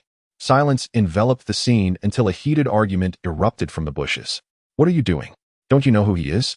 I was just too excited. Why would you be excited over someone else's affection? The voices faded into the distance. Yi Tsuanqing's face turned crimson, wishing she could disappear into the ground. I need to go, she murmured, hurrying away with her head down. Xiao Zhuang could only shake his head, returning to his peaceful solitude. At the Fire Phoenix Female Soldiers and Amp, Oppos, dormitory, Yi Tsuanqing knocked vigorously on the door. What are you doing? He Lu, hearing the commotion, got up and saw Tang Xiaoxiao and Shenlani hiding by the door. Peeking out, Shu, Tang Xiaoxiao whispered, signaling for silence. The other female soldiers were now awake, curiously observing the scene. Open the door quickly. Yi Tsuanqing called again. He Lu approached, puzzled. Why did you lock her out? Tang Xiaoxiao exclaimed, her face a picture of distress. She wants to beat us. Shenlani chimed in, feigning tears to bolster their cause. He Lu, bewildered, opened the door. Upon seeing Yi Tsuanqing's stormy expression, she asked, what is going on? Just then, Yi Tsuanqing spotted Tang Xiaoxiao and Shenlani hiding behind He Lu, and panic ensued as they fled around the dormitory, trying to escape her wrath. Don't run. I didn't see anything. Tang Xiaoxiao jumped onto Tan Xiaoling's bed. I have no idea what you're after. Shenlani shouted while fleeing. What is happening? What has got her so riled up? He Lu wondered aloud as the dormitory descended into chaos. Meanwhile, at the Southeast Military District Command, in the Deputy Commander and Amp, Oppos' office. The hour was late, yet the lights remained aglow. Two soldiers stood guard at the entrance while Commander Tan perused documents on his computer. It appears to be true, he murmured to himself, shutting off the Military District and Oppos' internal webpage and leaning back to rest. A moment later, he glanced at the time. Contemplating that it was nearly time to proceed, he began to make his way toward the secure chamber. Tian Lang, I agree with your proposal. I will send personnel to assist you. Commander Tan addressed the figure on the screen. Understood. I will remain vigilant and provide you with intelligence support to the best of my ability, Tian Lang responded. Please pay close attention to safety. The call has concluded. Chapter 101. A clear understanding. As another day gently passed, it had been some time since Xiao Zhuang returned to Wolf Fang. Observing the recent training, he realized he had indeed made some progress, yet he wondered if, after this period of refinement, he would be able to rejoin the lone wolf and become an integral part of that entity once more. At that moment, a military vehicle slowly came to a halt at the entrance of the Fire Phoenix training base. The duty soldier regarded the officer who disembarked with a look of astonishment, silently noting the unusual bustle at the base lately. Unlike the past, such high-ranking military vehicles seldom graced their presence. Comrade, greetings. We have been ordered to escort someone, the lieutenant announced, holding up his credentials for the duty soldier to see. The soldier, taken aback, carefully examined the documents before casting a curious glance at the lieutenant and declaring, proceed to the training grounds. Hello, comrade. I am looking for Lieutenant Zhuang Yan. The lieutenant addressed He Lu, who was overseeing the training. The other female soldiers of Fire Phoenix paused, intrigued by the unfolding scene. He Lu exchanged a surprised glance with the lieutenant before gesturing towards Xiao Zhuang, who was in the midst of his training. Xiao Zhuang, puzzled by the lieutenant's presence, approached. Hello, Comrade Zhuang Yan. I am here to escort you to the military hospital, the lieutenant stated with a salute. The onlookers were taken aback. It was a rare sight to witness an officer saluting a private in the military district. Taken aback, Xiao Zhuang quickly grasped the situation and realized that the lieutenant had come for him. All right, please wait a moment while I change my clothes, he replied, returning the salute. The lieutenant nodded in acknowledgement. After changing, Xiao Zhuang bid farewell to He Lu and the others, and amidst their astonished gazes, he boarded the military vehicle with the lieutenant. What is going on? He Lu inquired, a hint of confusion in her tone as she tugged at Tan Xiaoling, who sat nearby. Tan Xiaoling shrugged. I don't know. But that's the commander and Oppo's special vehicle, she commented, pointing at the departing military truck. The command? The female soldiers exchanged bewildered glances. In the intensive care unit of the military hospital, Xiao Zhuang's grandfather lay in bed. Grandfather, please eat a bit more, Xiao Fei coaxed, holding a bowl of congee in her hands. The elderly man, gazing fondly at his granddaughter, sighed. All right, I'll have another bowl. Great, I'll feed you, Xiao Fei exclaimed, her smile brightening as she began to feed him spoonful by spoonful. Observing her grandfather's improving appetite and good spirits, she had brought several bowls of nutritious congee, persistently encouraging him to eat. How are you feeling today, grandfather? She inquired after he finished eating. Quite well, much more comfortable, he replied, stretching his neck. That's wonderful to hear, Xiao Fei said, her eyes glistening with unshed tears. Why are you crying, silly girl? The grandfather asked, gently brushing her cheek. I'm just so happy, Xiao Fei replied, tears spilling down her face. Just then, a knock sounded at the door. Surprised, Xiao Fei got up to answer it. Standing before her was Xiao Zhuang, beaming with joy. Upon recognizing his familiar face, Xiao Fei gasped in delight. You're here to give Commander Wan acupuncture? Xiao Zhuang nodded with a smile. Wiping her eyes, Xiao Fei eagerly stepped aside, inviting him in. As he entered, the elderly man on the bed scrutinized him closely. The grandfather's complexion appeared healthy, and his eyes sparkled with life, indicating a good recovery. Just as Xiao Zhuang was about to speak, the grandfather, having noticed the military uniform, spoke first. Young comrade, thank you for saving me. Xiao Zhuang was momentarily taken aback.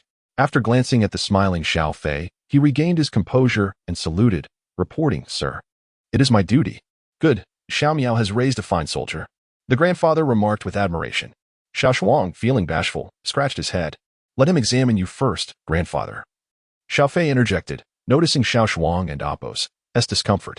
The grandfather, with a knowing glance at Xiao Fei, smiled and replied, All right, young comrade, I'll leave it to you. Nodding, Xiao Zhuang approached, retrieving silver needles from his bag.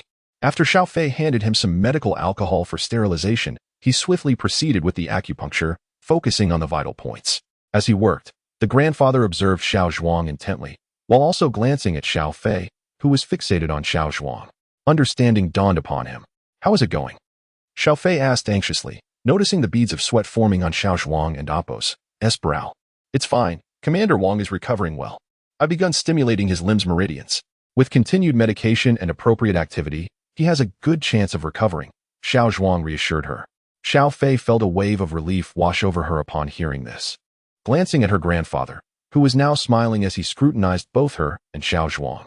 Suddenly, her cheeks flushed, and she lowered her gaze. "Thank you for your hard work, young comrade," the grandfather spoke slowly, his eyes fixed on Xiao Zhuang. As time passed, the grandfather seemed increasingly intrigued by Xiao Zhuang, asking about his name and inquiring about his background. Their conversation deepened, and the elderly man began recounting tales from his days on the battlefield. Xiao Fei listened intently, cherishing the moment as she observed the two most important figures in her life. At the hospital entrance, Xiao Fei watched wistfully as the military vehicle drove away, feeling a sense of loss as she returned to the intensive care unit. "Xiao Fei," her grandfather suddenly called out. "Yes, grandfather," she replied, startled from her reverie. Upon witnessing the situation, the elderly gentleman gazed at Xiao Fei with a gentle smile and suddenly nodded, exclaiming with a hint of nostalgia, "I find young Zhuang to be quite remarkable. He truly possesses a certain charm." Xiao Fei was momentarily taken aback, casting a puzzled glance at her grandfather, unable to comprehend the reason behind his sudden remark. Observing her confusion, the elder chuckled to himself and continued, "My dear Xiao Fei, although I have aged, my eyes remain keen and discerning." Blushing at his words, Xiao Fei retorted with indignation, "Grandfather, what are you talking about? Recent updates have been somewhat slow as preparations for the upcoming outline are underway. I appreciate everyone and Appo's support. As for the storyline, I kindly ask for your patience." Chapter 102 On the international high seas, a luxurious cruise ship gracefully sailed forward, embraced by the gentle sea breeze. Waves lapped against the vessel and Appo's edges, sending sprays of water skyward. On board, an assembly of dignitaries from around the globe gathered for a rare and splendid soiree. The atmosphere was vibrant with the melodies of song and dance as gentlemen joyfully extended invitations to their chosen partners, guiding them to the dance floor at the heart of the ballroom. The ship and Appo's design was ingeniously crafted, with the lower levels designated for storage, while the central tier was spacious, exclusively reserved for the festivities. Above, aside from rest areas, several observation decks offered splendid views. Occasionally, couples, weary of the dance, would retreat to these decks hand in hand, seeking solace in each other and Appo's embrace while gazing at the vast ocean. On the left observation deck, a slender woman clad in a delicate green top, her figure accentuated by the soft sunlight, gazed pensively into the distance, her sunglasses shielding her expressive eyes from the glare. Suddenly, the sound of high heels approached, yet she remained steadfastly looking ahead, as if anticipating the arrival. "What are you pondering, Tong Tong?" inquired a woman in a white t-shirt, her voice breaking the tranquil moment. The green-clad woman slowly removed her sunglasses, revealing a beautifully crafted visage, her fair skin glistening under the sun.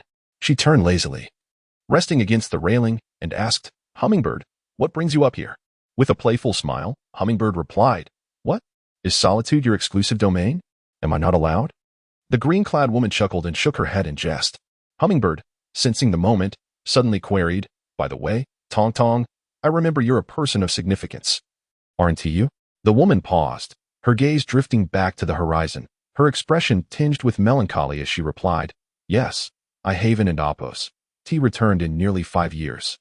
You should be grateful to me for facilitating your return trip." Hummingbird teased. The green-clad woman merely offered a wry smile, remaining silent. "Are you feeling anxious about returning home?" Hummingbird continued, arms outstretched to embrace the sea breeze. Yet, the green-clad woman remained silent, lost in her thoughts. After a moment, she spoke softly, "Hummingbird, what is the purpose of your long journey? Why have you brought me along?" Surprised, Hummingbird replied, "I'm assisting a friend in procuring a batch of medicinal herbs. And since you are an expert in this field, I thought you could lend your insight. Besides, it's a chance for you to relax and unwind." The green-clad woman and Appo's expression shifted, her brow furrowing as she asked, "You're not planning to engage in their affairs again, are you?" Don and Appo's worry, "You won't be implicated. We have plenty of people to ensure your safety," Hummingbird assured her. The green-clad woman sighed, shaking her head in resignation. Meanwhile, at the Southeast Military District's Wolf Fong Special Operations Brigade's headquarters, in the first conference room, Commander Tan, clad in a general's uniform, and Miao Lian, dressed in police attire, were engaged in discussions with Brigade Commander He Jijun. "Commander He, our request is straightforward. We require your cooperation," Commander Tan stated gravely. He Jijun furrowed his brow in contemplation. Xiao Zhuang was one of his men, recently returned to the unit, and he harbored genuine concerns about the weight of the upcoming mission. After a moment and Appo's hesitation, he asked, Is there truly no one else available? Old He, I understand your concerns. Xiao Zhuang is also one of my men, and I wish to avoid putting him in danger. However, given the current circumstances, we cannot find a more suitable candidate, Miao Lian urged with a serious demeanor. He Jijun fell silent, fully aware of the situation. Ban La was gravely ill, and Xiao Zhuang possessed medical expertise, complemented by the finest special operations training and prior undercover experience. Most importantly, having been retired for 5 years. He had not been bestowed with a military rank upon his return. He was indeed an exceptional choice, yet He Jijun struggled with the moral implications. Old He. We are all soldiers. Even though I am transitioning to civilian life, we serve our country and its people. We have no alternative, Miao Lian continued. After a moment of contemplation, He Jijun finally nodded in agreement. Very well, I entrust his persuasion to the two of you. You are his former company commander and brigade leader, respectively. I believe you can convince him, Commander Tan remarked, pausing briefly before adding, of course. If he truly does not wish to participate, we will not force him. Exchanging knowing glances, He Jijun and Miao Lian understood each other's thoughts. They knew Xiao Zhuang well. Yet persuading him to infiltrate the enemy, particularly the internationally notorious K2 terrorist organization, weighed heavily on their hearts. Nevertheless, they resolved to do their utmost. Driven by the uniforms they wore and their unwavering commitment to duty. As night fell over Donghai City in a luxurious penthouse situated in the city center, a woman scanned her surroundings cautiously before gliding to the balcony corner. She slowly retrieved her phone and pressed the answer button. Black Cat? Yeah, you, it's me, came the magnetic voice from the other end. Black Cat, are you heading to Donghai City? Yao Yu asked, her excitement palpable upon hearing the man's voice. Not at the moment. Has there been any activity from Kairue? Since the incident on Lover's Island, where her daughter tipped off the police with the password. She has been quite compliant with your orders, Yao Yu replied, a hint of disappointment in her tone at Black Cat and Appo's absence. Excellent. Our people will soon arrive. Keep a close watch on her actions. Should anything out of the ordinary occur, you know what to do. The man's voice carried a subtle undercurrent of menace. Upon hearing this, Yao Yu expressed her delight, saying, All right, I understand. Yes, let it be as such. With that, the call was abruptly terminated on the other end. Chapter 103. Special Mission at the Huofeng Phoenix Training Base. A group of trainees stood arranged in a square, their expressions somewhat relaxed, clearly indicating that today was not about rigorous training. The female soldiers of the Phoenix unit stood in front, hands clasped behind their backs. At that moment, Tan Xiaoling, holding a loudspeaker, announced, first and foremost, congratulations on passing the Special Forces selection. We shall now proceed with the assignments. As time passed, each male trainee received their designation. However, only Xiao Zhuang remained in a state of bewilderment. How could it be that his name was not called? Pondering the possible reason, he speculated whether his status as a lone wolf required him to report to the first unit for rank assignment. What is going on? He Lu, noticing the unusual silence from Xiao Zhuang, inquired with curiosity. Tan Xiaoling, upon hearing this, shook her head and handed the assignment list to He Lu, signaling her to check for herself. He Lu glanced at the list, disbelief washing over her as she confirmed the absence of Xiao Zhuang and Appo's name. How can this be? She exclaimed, perplexed. What's wrong? Yi Yuan, who had been disengaged until now, approached with a raised brow. No name. What should we do? Shenlani, standing nearby, echoed the confusion. Why don't we just assign him to our team? Tang Xiaoxiao jested, glancing at Yi Yuan. The group exchanged glances, some bemused by Shenlani's suggestion. If that were the case, it would indeed be a fortunate turn of events, but would the higher-ups agree? Suddenly, the long-absent old fox appeared, holding a document and looking somewhat surprised as he glanced at Xiao Zhuang. He approached the female soldiers and handed the document to Tan Xiaoling. After a brief inspection, she passed the document around, puzzled. Execute the orders, instructor. Old Fox reminded her as he noticed Tan Xiaoling in a daze. Nodding in acknowledgement, Tan Xiaoling took a deep breath and called out, Zhuang Yin, report to headquarters. Xiao Zhuang was taken aback. Report? Wasn't he supposed to wait for his assignment? Just then, Old Fox approached him, smiling and saying, Go ahead, a special vehicle is waiting for you outside. A special vehicle? Xiao Zhuang was left utterly confounded. Yet he stepped out of the training ground, leaving behind a group even more puzzled than himself. Outside the base, he stood before a military vehicle labeled Wolf Special. Still dazed and unable to comprehend the situation. Get in. The first unit is waiting for you. It was the same sergeant from before, his tone unchanged. Reluctantly, Xiao Zhuang climbed aboard. As the vehicle jolted along the road, moving further from the base, Xiao Zhuang could no longer contain his curiosity. What is going on? Why is the first unit in such a hurry? The sergeant, focused on driving, cast a sidelong glance at Xiao Zhuang and replied, "You'll have to ask them.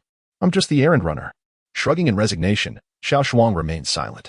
Inside the comprehensive building of the Wolf-Fang Special Operations Brigade, he entered the office of the first unit, still perplexed. "First unit, what's the matter? Miao Lian, you're here too?" Upon seeing the two individuals in the office, Xiao Zhuang expressed his astonishment. At that moment, Miao Lian abruptly stood up and said to the first unit, "I'll step outside for some fresh air." "You can tell him." Without waiting for a response, she exited the room. "Hey, Miao Lian," Xiao Zhuang called after her in confusion.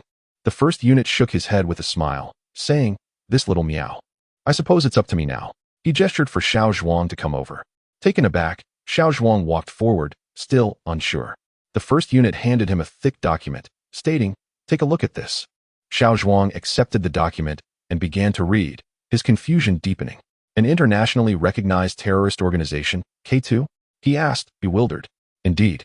K2 has conducted numerous terrorist attacks against our nation," the first unit affirmed with a nod. "Just tell me directly, what does this mean?" Xiao Zhuang inquired, his curiosity piqued. Sensing a deeper implication, the first unit looked at Xiao Zhuang with seriousness and paused before stating, "We need you to infiltrate their ranks and assist our informants." "What? Are you serious?" Xiao Zhuang and Appo's eyes widened in shock.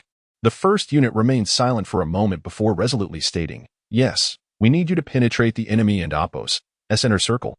But there are so many candidates. Why me?" Xiao Zhuang's agitation was palpable.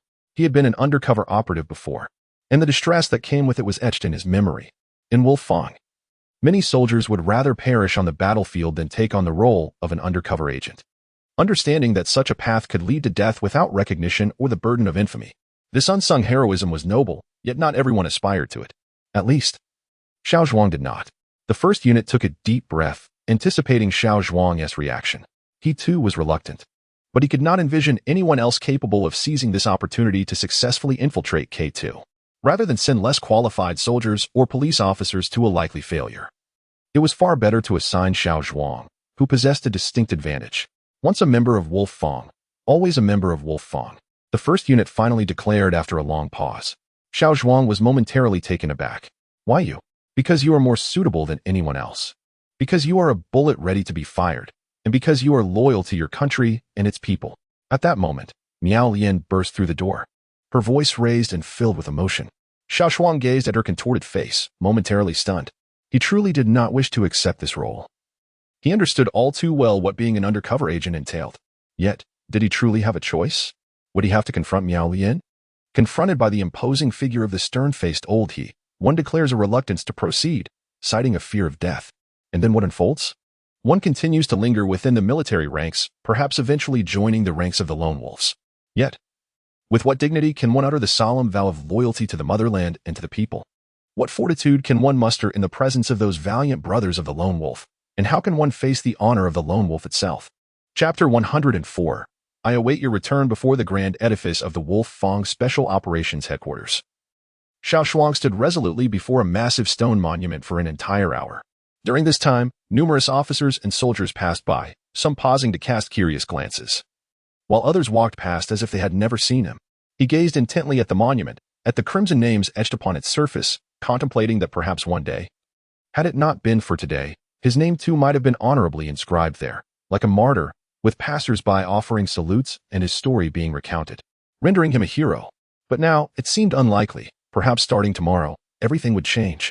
He had yet to visit his parents, friends, and those he longed to see. Yes, he had made a promise. Was it unexpected? Not at all. Even as Xiao Zhuang questioned himself repeatedly in the days to come, he consistently received the same answer: loyalty to the motherland, loyalty to the people. Suddenly, he exclaimed with fervor. After casting a lingering glance at the monument and the Wolf-Fang building, he turned away. Time was of the essence. He needed to contemplate how best to utilize the remaining moments he had. As he pondered, his gaze instinctively drifted towards the direction of the PLA Military Region Hospital. Perhaps there lay the answers he sought. In the evening, within a grove of maple trees, illuminated by the fading sunlight, a young couple walked side by side. They engaged in light-hearted conversation. "Xiao Zhuang, when will my grandfather recover?" "Soon, very soon." When will you come to see me again? Soon, I promise. Did you know? I adore the tail of that red leaf. Which red leaf? Stop it. Xiaoying is right. You're such a scatterbrain. Yet you still like me? Who likes you? How thick-skinned? Is that so? Of course. As their conversation waned, the underlying emotions could no longer be concealed. With the sun setting, Xiao Fei occasionally glanced at Xiao Zhuang, observing the shadow of sorrow that danced across his face in the twilight. A surge of intense reluctance enveloped her heart. The inevitable was upon them. How Xiao Zhuang wished to walk into eternity, forever embraced by the setting sun. Yet, the sun must eventually descend. He too pondered if he could delay its descent. To savor a moment longer of the girl's gentleness, to behold the smile that graced her lips as they danced in the breeze. But alas, he could not. Xiao Zhuang, Xiao Fei, her voice quivered, as if sensing the gravity of the moment. Xiao Zhuang shuddered at her words, the resolute declaration he had rehearsed eluding him. He could only gaze sorrowfully at the familiar visage before him, a face he had dreamt of every autumn for the past 5 years. What troubles you, Xiao Zhuang? Xiao Fei suddenly forced a smile, looking into his eyes. Xiao Fei, I must leave. I am to undertake a mission, Xiao Zhuang finally managed to articulate. Xiao Fei froze, her body trembling as she feigned a smile. When will you return? Xiao Zhuang fell silent, uncertain even of his own answer, perhaps next month, perhaps next year. Look at you. Still so oblivious to a girl and Oppo's feelings.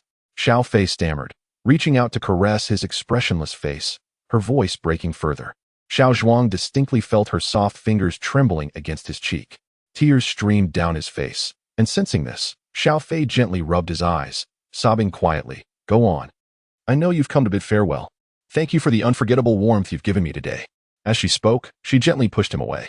Girls always have this remarkable ability to empathize, considering matters from the boy and Oppo's perspective. Xiao Fei, take care of yourself. Do not worry, Xiao Zhuang uttered.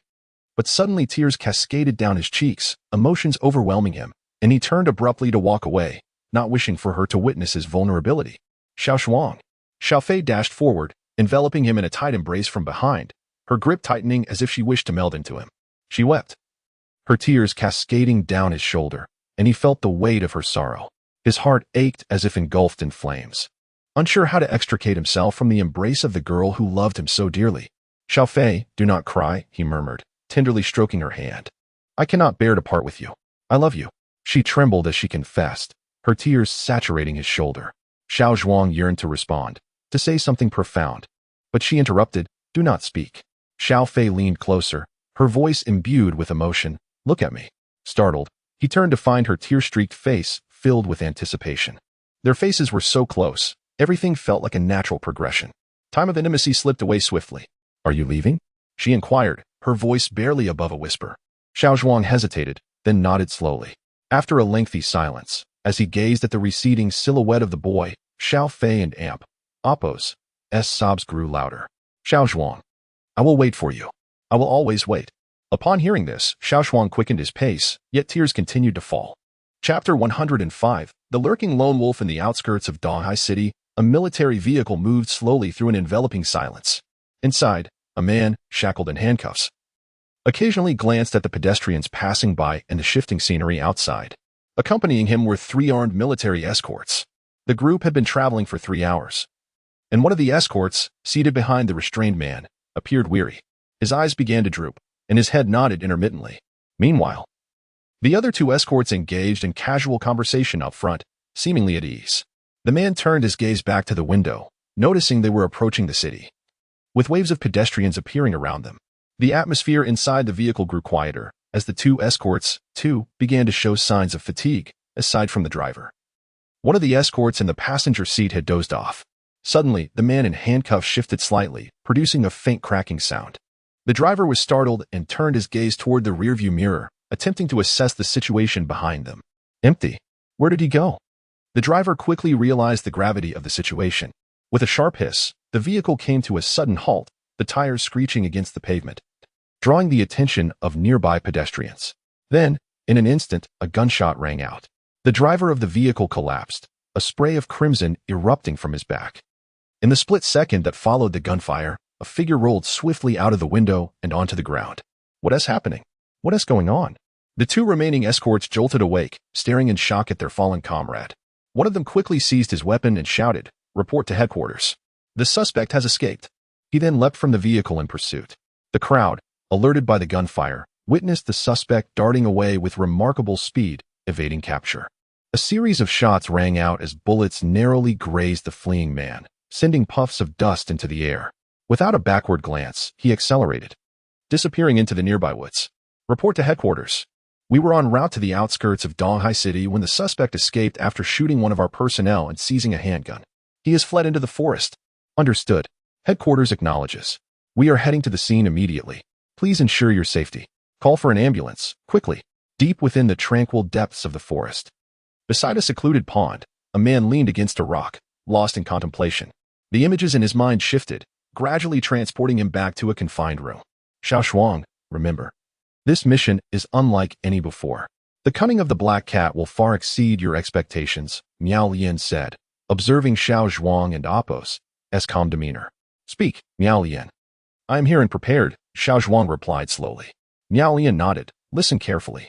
According to our informant, Tianlang, K2 will soon send a woman named Hummingbird to Donghai City to procure a batch of precious medicinal materials. Hummingbird is the adopted daughter of Bin La. We need you to get close to her, leverage your advantages, infiltrate her team, and have her take you back to K2, the owl stated matter-of-factly. You want me to rescue Bin La? Xiao Zhuang asked, surprised. Rescuing him is merely a fade. Our true objective is to demonstrate your value and gain K2's trust. Miao Lian explained. But how will they trust me? Xiao Zhuang inquired further. Rest assured, we have our methods, Miao Lian replied with a mysterious smile. Suddenly, the scene shifted again. Xiao Zhuang, remember, the first 3 shots from your firearm are blank rounds, Miao Lian said gravely. Xiao Zhuang blinked in surprise. But at such close range? That could lead to disaster. Do not worry.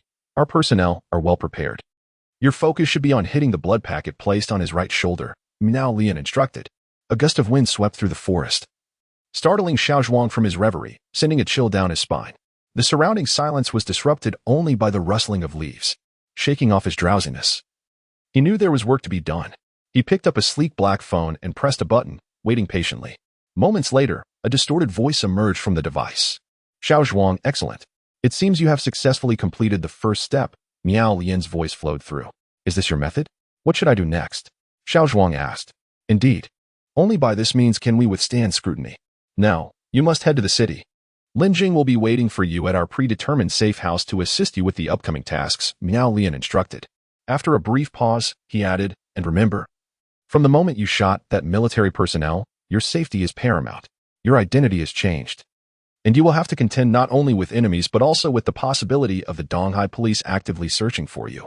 Miao Lian's tone was serious. Xiao Zhuang remained silent, fully aware of the implications. This signified that his path ahead would be fraught with challenges. I believe in you. And so do Commander Tan and the others. Do not let us down, Miao Lian continued. Understood. I will infiltrate the city and proceed as instructed, Xiao Zhuang responded calmly. At this juncture, there was no turning back. With resolute determination, he prepared to face whatever lay ahead. Take care, Xiao Zhuang, Miao Lian cautioned, emphasizing. Our operation is codenamed Apos, the Lurking Lone Wolf, Apos, the Lurking Lone Wolf. Chapter 106, Escape. In the outskirts of Donghai City, along a secluded path, 2 young women strolled while engaged in conversation. Xiao, could you please smile? We finally have the weekend to enjoy a little outing. Just give me a smile. Zhang Cici urged as she nudged Mu Xiaoao gently. Upon hearing this, Mu Xiaoao glanced at the hopeful expression on Zhang Cici and Apos' face and, feeling somewhat helpless, managed to offer a faint smile. Zhang Cici, upon witnessing this, beamed with delight and playfully pinched Xiaoyao's fair cheek, exclaiming, now that's more like it. What burdens you? It's just a man after all. In this day and age, with your beauty, what kind of man could you not attract? Cici, it's not as you think. He must have had something to attend to, Mu Xiaoyao defended, though a pang of sorrow surged within her heart. Zhang Cici, well acquainted with her friend's demeanor, recognized the thoughts swirling in her mind. She swiftly changed the subject. Oh, let's not dwell on that. Look over there. It's so lively. Mu Xiaoyao paused, a hint of disbelief flashing across her face. What could possibly be lively in the suburbs? What is that? It and Apos, the police. They and Apos, rechecking IDs. We should go. Mu Xiaoyao suggested, tugging at the curious Zhang Cici. Come on, let us go take a look. We have our IDs. What is there to fear? It could be fun. Zhang Cici insisted stubbornly. Seeing that she could not sway her friend, Mu Xiaoyao relented. Zhang Sisi grinned widely and pulled Mu Xiaoyao along towards the commotion. Hello? Please show your identification. All right, no problem. Hello, please. Suddenly, Zhang Sisi called out to a man in black, drawing the attention of Xiao Zhuang, who was attempting to sneak past the police. Startled, Xiao Zhuang quickly turned and began to walk away. Hey, where are you running off to? Xiao, look, it and Oppos, as Xiao Zhuang. Zhang Sisi shouted as she noticed Xiao Zhuang's retreat. Running? A nearby police officer promptly approached, glancing in Xiao Zhuang's direction. The two officers exchanged shocked looks before swiftly reacting. Chase, we have a suspect fleeing on the suburban path. We are in pursuit. Provide assistance. Don and Oppos, T run. You can and Oppos, T escape. One officer shouted, fervently pursuing Xiao Zhuang. Ignoring the calls, Xiao Zhuang accelerated and vaulted over a wall, landing on another street. Just as he caught his breath, he spotted 4 or 5 police officers sprinting towards him. Cursing Zhang Sisi as a troublemaker, he realized he had to abandon any pretense. Glancing at a derelict building, he quickened his pace towards it. The pursuing officers, momentarily stunned, watched as he moved with remarkable agility. With no time to spare, Xiao Zhuang reached the base of the abandoned building, leapt onto a frame, and began to scale it with impressive speed. Soon reaching the edge of the 7th or 8th floor. Seizing the moment, he leaped to the adjacent building and Oppos' structure, leaving the bewildered officers behind, gasping in disbelief. Hey, stop. You can't just run away. Are you filming a movie or something? Xiaoyao, don't just stand there. It might not even be him. Zhang Sisi lamented, regretting her impulsiveness. But how coincidental is this? Sisi, do you think he left because of this? Mu Xiaoyao's eyes brimmed with tears. Everything will be fine. He is quite capable. Look, even the police can and Oppos, T catch him. Zhang Sisi comforted, gently patting Mu Xiaoyao and Oppos' back. In the heart of Donghai City, within a serene and picturesque CAF, a woman seated near the glass entrance smiled at her companion. How do you find it? Are you settling in well? Hummingbird inquired. The woman took a sip of her coffee and nodded. Yes, it's delightful. The flavor is exquisite. Of course, every time I visit this city, I make it a point to enjoy a cup here. The ambience is simply enchanting. Hummingbird remarked, surveying the CAF where each patron relished the rare tranquility. You have quite the taste for ambience. The woman in green observed with a smile. People are bound to have their preferences. You too. Enjoy your moments of solitude. Hummingbird replied. The woman in green nodded thoughtfully, then suddenly remembered, we should gather our things. When do we plan to return? What? Don and Oppos, do you want to linger a little longer in your homeland? Hummingbird asked, surprised. Shaking her head, the woman's expression turned somber. I live alone, so it matters little where I am. Seeing Hummingbird poised to offer comfort, she smiled faintly and said, yet you should return soon to fulfill your obligations. Make plans for yourself. Hummingbird was taken aback, a wave of bitterness coursing through him as he thought, if only it were that simple. Moreover, he had yet to settle his own scores. With a wry smile, he shook his head in silence. The CAF was located on the 2nd floor, and through the glass windows, the outside world unfolded. Not far away, in a small room, Miao Lian peered through binoculars, observing the happenings within the CAF. Beside Miao Lian, Lin Jing glanced at the CAF's position and spoke. Owl, they are exceedingly cunning. By the time our people tracked their leads, they had already completed the drug exchange with contacts in Donghai City. They have evaded every location we suspected. Thankfully, we monitored the CAF Hummingbird frequented and Choyang Road. Otherwise, the outcome would have been dire. Lin Jing concluded, her expression reflecting lingering apprehension. Chapter 107. At this moment, Miao Lian stood holding a telescope, somewhat lost in thought. A hint of astonishment reflected in her gaze. What is the matter? An owl? Lin Jing, observing her, inquired with a touch of curiosity. Miao Lian shook her head in response, handing the telescope to Lin Jing while plunging into contemplation. Lin Jing, puzzled, peered through the telescope and noticed. Besides their search for the hummingbird, a woman dressed in green nearby. Is she also one of the hummingbird's people? Lin Jing asked, perplexed. Uncertain, but it seems quite promising. Miao Lian replied with a knowing smile. What shall we do now? Should we proceed as planned? Lin Jing asked, somewhat bewildered. No, we must alter our strategy. Miao Lian suddenly disagreed, pausing briefly before continuing. Have we prepared everything? Lin Jing nodded. The news has been recorded and is ready for broadcast. However, she hesitated. Isn't this too drastic? What will happen to Xiao Zhuang in the end? At this, the owl seemed taken aback, contemplating before saying, our adversary is cunning. If we do not act this way, Xiao Zhuang's mission will be exceedingly difficult. But the police in the entire Donghai city are already on his trail. And they are unaware. Should we inform the Public Security Bureau? Lin Jing expressed her concerns. Miao Lian gazed deeply at Lin Jing and said, "The fewer people who know about this, the better. As for the police, you need not worry. That lad is more capable than you realize." Miao Lian chuckled to herself. If Xiao Zhuang cannot handle the police, how could they entrust him with such a crucial task? Yet, Lin Jing was about to voice her thoughts when Miao Lian gestured for silence, retrieving the telescope once more to survey the surroundings. "Go ahead and broadcast what we have prepared." Reluctantly, Lin Jing nodded and stepped outside. "Wait," Miao Lian suddenly called out. Lin Jing halted, confused, glancing back at Miao Lian.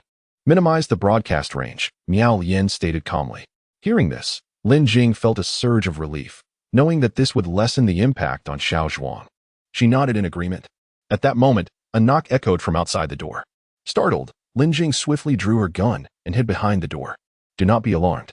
It should be Xiao Zhuang." Miao Lian's tone was composed, having already sent the information to Xiao Zhuang, who was likely arriving soon. With a sigh of relief, Lin Jing approached the door cautiously. Peering through the peephole, she saw Xiao Zhuang surveying the surroundings. Her heart lifted, and she quickly opened the door. "Xiao Zhuang, are you all right?" Lin Jing exclaimed, a touch of anxiety in her voice.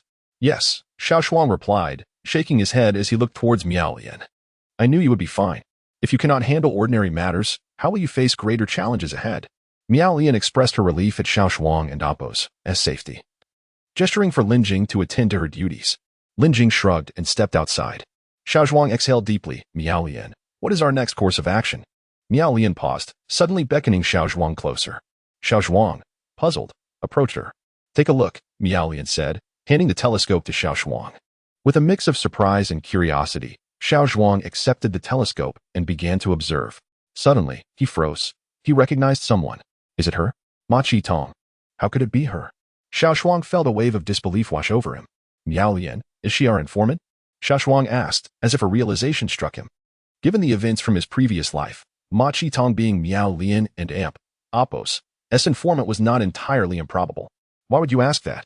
If I had an informant, would I need you to approach the hummingbird?" Miao Lian replied, somewhat bewildered by Xiao Zhuang's line of questioning. Xiao Zhuang was momentarily taken aback. But could it be that Ma Qitong is with K2? He voiced his doubts, struggling to accept this notion. Ma Qitong was such a kind-hearted girl. How could she possibly be involved with K2? The more he pondered, the more disoriented he became, disbelief etching itself onto his features. "Xiao Zhuang." Miao Lian and Appo's serious tone interrupted his spiraling thoughts. "Do you realize what you are doing? Is this truly the time for personal feelings?" Startled, Xiao Zhuang shook his head to clear his mind and nodded at Miao Lian, signaling that he was composed. Seeing this, Miao Lian met his gaze. "Very well. Let us discuss our next plan." In the CAF, Ma Qitong stretched lazily, revealing her graceful waist, then settled back down, addressing the hummingbird. "Have you finished? I'm getting restless. When are we leaving?" The hummingbird smiled at her impatience. "So eager? Just wait a moment. My people are preparing everything. Be patient." Reluctantly, Ma Qitong lifted her coffee cup, sighed, and glanced around in boredom. At that moment, the large television in the center of the CAF, previously a mere decoration, unexpectedly began broadcasting an advertisement. Ma Qitong turned her head, sipping her coffee while watching the television. Suddenly, the channel abruptly switched. A woman's image appeared on the screen. "Hello, this is the Donghai City Noon News. We interrupt this broadcast for an urgent report." "What news?" "I want to watch television." Ma Qitong frowned in annoyance. The hummingbird chuckled and shook his head. "Recently, a shooting incident occurred in the outskirts of our city. The suspect has fled with a firearm. We urge citizens to remain vigilant and report any suspicious individuals to the police." Now, here is a brief profile of the suspect. Zhuang Yan, 24 years old, a best-selling author, and a retired Special Forces soldier. He is wanted for allegedly violating military confidentiality regulations and leaking sensitive military secrets. While being escorted to a military tribunal, he fatally shot the escorting personnel and is now on the run. The above encompasses the entirety of this report. I urge all citizens to remain vigilant regarding their personal safety. Chapter 108. Help me save him. Xiao Zhuang stared at the familiar face on the television screen, and Ma Qitong was frozen in place, believing she had forgotten. Yet in this moment, she realized she had not. How could she forget that boy, younger than herself, the one she ought to despise? Ma Qitong didn't wish to delve any deeper into her thoughts. She simply could not bear it. What's wrong? Hummingbird, who was also watching the news, inquired with curiosity. Ma Qitong remained silent, her gaze fixed vacantly on the television screen. Suddenly, as if struck by inspiration, she hurried over to Hummingbird, almost pleadingly grasping her arm, and said urgently, "Help me save him. Can you take him out of the country?" Hummingbird was taken aback by her words, questioning, "Do you know him?" Ma Qitong nodded vigorously, her expression tinged with sorrow as she implored, "Help me find him and take him out." Hummingbird fell silent. She had come to fulfill a mission. Black Cat had instructed her to avoid conflict with the military and police, as her task was to safely deliver medicinal materials to K2 for Bin Laden's survival. However, if she were to embark on a rescue mission, it would undoubtedly lead to confrontations with the military or police, jeopardizing their safe withdrawal. Moreover, rescuing an unknown individual would compromise the secrecy of the operation. Hummingbird, I beg you. Ma Qitong clutched her hand, desperation evident in her voice.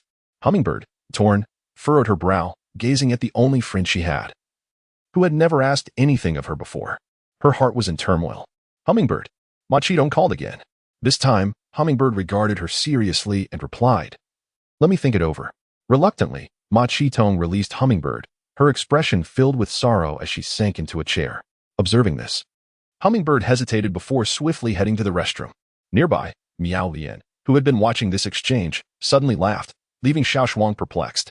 In the CAF restroom, Hummingbird dialed a number. "Hello, please investigate a person, Zhuang Yin, retired Special Forces. I need his precise information in recent circumstances. Hurry, it's urgent." After hanging up, she composed herself and exited the restroom. Seeing Hummingbird return, Ma Qitong immediately rose to meet her, anxiously asking, "What's the update? When are we going to save him?" Hummingbird, with a wry smile, shook her head and asked with genuine interest, "Why are you so concerned about him? What is your relationship?" After a moment of silence, Ma Qitong replied, "I suppose we are friends." "Really?" Hummingbird asked, somewhat incredulous. Ma Qitong nodded faintly, unable to think of anything beyond that connection between her and Xiao Zhuang. Hummingbird regarded her with suspicion, contemplating that there must be a deeper story behind this. "Miao Lian, are you sure about this?" Xiao Zhuang looked at Miao Lian in disbelief. Miao Lian smiled and said, "Xiao Zhuang, you must trust my judgment. But Ma Qitong has already deceived me once. She won't easily believe it." Xiao Zhuang countered, grappling with his own feelings of guilt as he remembered how he had hurt Ma Qitong's heart in the past and how he was now about to exploit her again. "I understand your concerns, but this is a golden opportunity we must seize," Miao Lian replied, her tone grave. Xiao Zhuang knew this was indeed a good chance, yet he was reluctant to proceed unless absolutely necessary. "Have you considered what role Ma Qitong plays in this operation? What if she is actually with K2? Miao Lian suggested slowly. Xiao Zhuang was taken aback, yet quickly retorted, "No, that's impossible. She is too kind and innocent for that."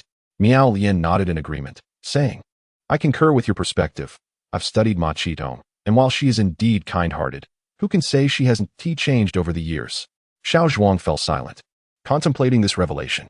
After a moment, Miao Lian said, "Xiao Zhuang, consider this. If Ma Qitong were to play a disreputable role in this operations, I would hope you could persuade her to redeem herself. We would offer her a chance for leniency." "Leniency?" Xiao Zhuang felt a flicker of hope. If Ma Qitong were indeed involved with K2, perhaps this opportunity could alleviate some of his guilt. "Time is of the essence. Prepare yourself," Miao Lian suddenly urged. Without further questions, Xiao Zhuang nodded. At that moment, Miao Lian produced a box, opened it, and said, "This is what you will need for this mission." Inside were a handgun and several magazines. She handed Xiao Zhuang 2 additional magazines, stating, "These contain blank rounds. Use them only as a last resort. Aim for the chest, not the head." Xiao Zhuang nodded in understanding. "Also, be cautious. The police are unaware of your role as an informant." Xiao Zhuang was momentarily taken aback, realizing the gravity of the situation they were about to face. In the CAF, Hummingbird made another trip to the restroom.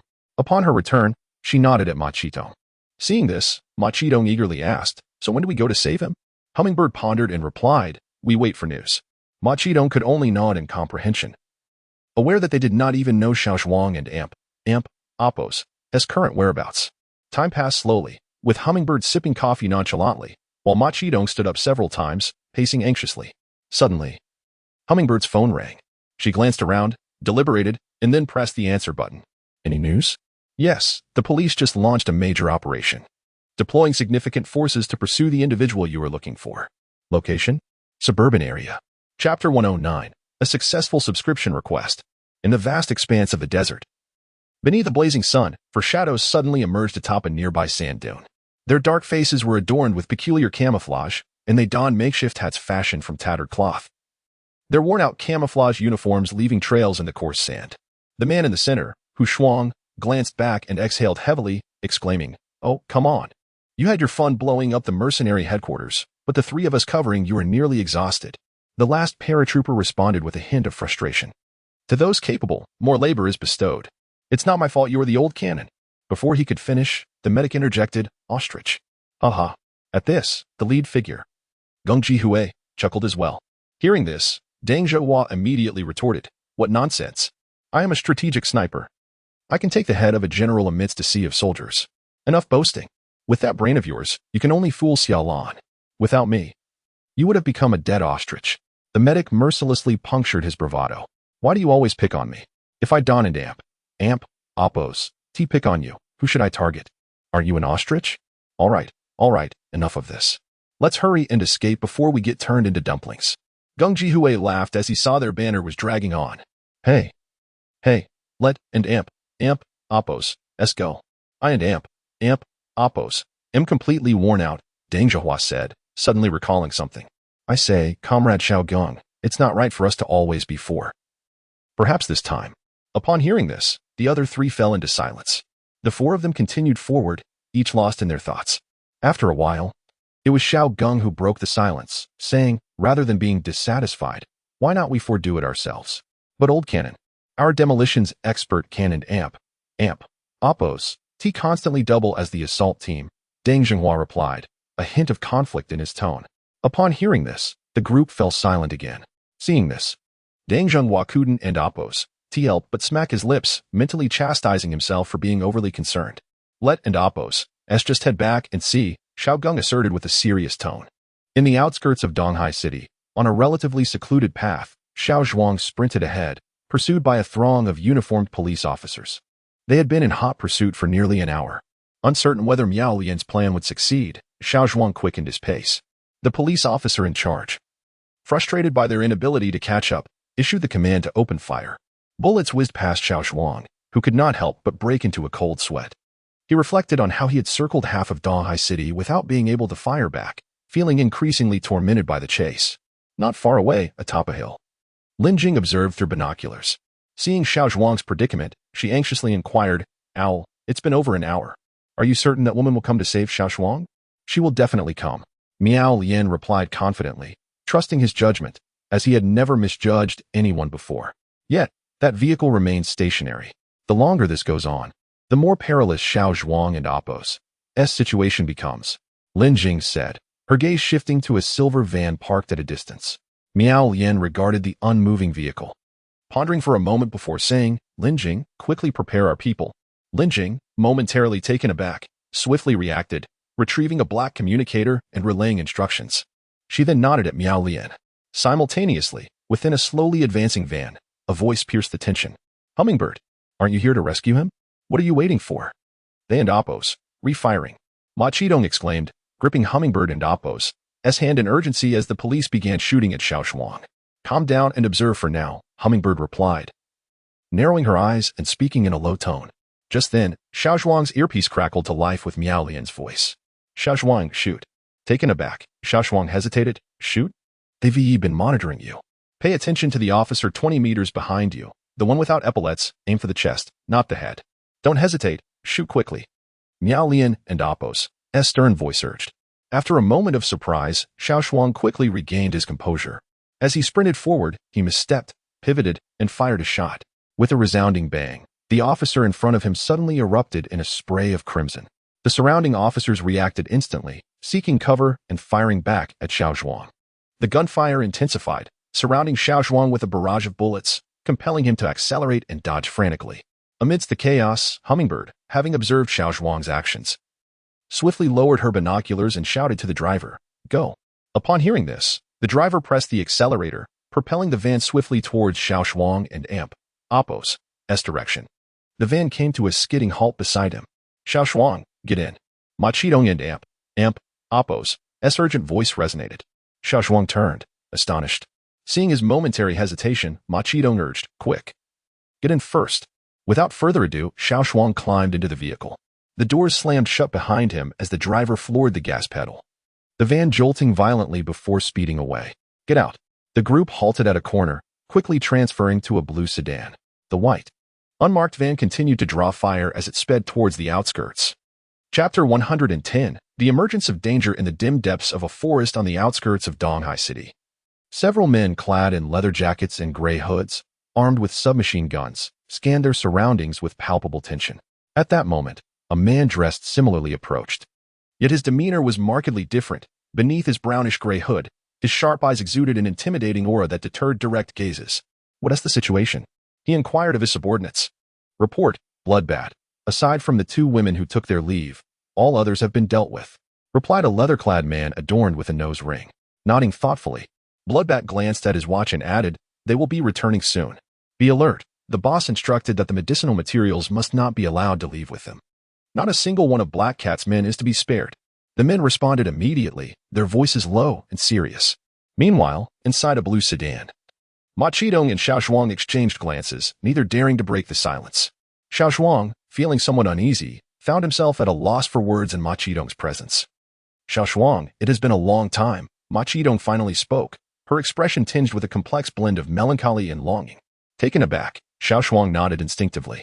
After years apart, he found himself uncertain of what to say to the little-changed Ma Qidong.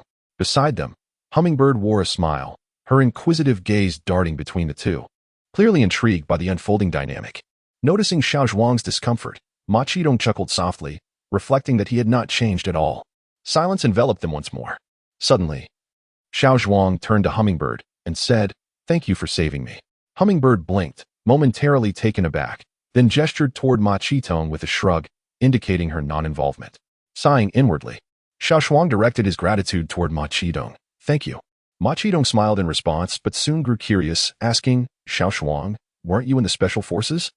Why did you retire early?" Xiao Zhuang paused, caught off guard, but managed to smile and shook his head. "It's a complicated story." "Then take your time to explain." "We have plenty of it," Hummingbird interjected unexpectedly. Both Xiao Zhuang and Ma Qidong were momentarily stunned by her interruption. Xiao Zhuang glanced at Hummingbird, noting her scrutinizing demeanor, realizing she was not easily deceived. Consequently, he began recounting his past. After a while, silence settled within the car. Ma Qidong's expression grew somber as memories of Xiao Zhuang's past resurfaced, bringing forth a wave of discomfort. Hummingbird remained unfazed, having already gathered the relevant information before their rescue. Her current inquiry was merely for confirmation. "Xiao Zhuang, if that is the case, will you join us?" Ma Qidong suddenly asked, shaking her head to dispel the clutter of her thoughts. Hummingbird turned her attention back to Xiao Zhuang. "Hey, we have arrived," the driver announced abruptly, breaking the moment. Everyone in the vehicle paused at the remark. Hummingbird stood up slowly, declaring, "Let us go. We will regroup with our team." With that, she exited the car. Ma Qidong's gaze shifted anxiously to Xiao Zhuang as she urged, "Come with us, Xiao Zhuang. You cannot stay in the country any longer." Yet, Xiao Zhuang remained silent. Having realized that he must heed Hummingbird's lead, her current stance was still ambiguous, and he dared not reveal his thoughts. With that, he stepped out of the car, prompting Ma Qidong to follow suit. The sedan halted at the forest's edge, and crossing a stream, they ventured deeper into the woods. Hummingbird's subordinates, armed with submachine guns, cleared the path ahead. Xiao Zhuang walked in front of Ma Qidong, surveying their surroundings. He deduced that this forest was not far from the outskirts of Donghai City, as their brief journey in the car had suggested it was an undeveloped area. Suddenly, one of the armed men ahead turned back, puzzled, and asked Hummingbird, "I don't see them. Wasn't this the rendezvous point?" Frowning, Hummingbird replied, "This is concerning." Xiao Zhuang, sensing an ominous feeling, suddenly exclaimed, "Get down. There's a sniper." He spotted a glaring silver dot in the distance and reacted swiftly, shouting the warning. Everyone froze momentarily. Xiao Zhuang had already tackled the bewildered Ma Qidong to the ground. Hummingbird quickly followed suit, dropping down. Gunshots rang out, and several of Hummingbird's unprepared subordinates fell, blood splattering as they collapsed. Ma Qidong shrieked in terror, instinctively curling up and clinging tightly to Xiao Zhuang. Xiao Zhuang was momentarily stunned. This was not part of the plan. However, there was no time for contemplation. He patted Ma Qidong, signaling her not to be afraid. "I can endopos. Go. I'm scared." Ma Qidong cried, gripping him tightly. Stay down and don't move. Xiao Zhuang shouted decisively. Time was of the essence. It was evident that there was a sniper lying in wait, and if they did not act swiftly, they would become targets. With determination, Xiao Zhuang rolled over to retrieve the fallen submachine gun, unleashing a barrage of bullets toward the source of the threat. Quick, retreat, he commanded, urging Hummingbird and the still-dazed Ma Qitong toward cover. Hummingbird, taken aback by his urgency, quickly assessed the situation and, with a serious look, pulled Ma Qitong away to safety. At that moment, they were vulnerable targets. Ma Qitong watched Xiao Zhuang from behind cover, her expression filled with concern.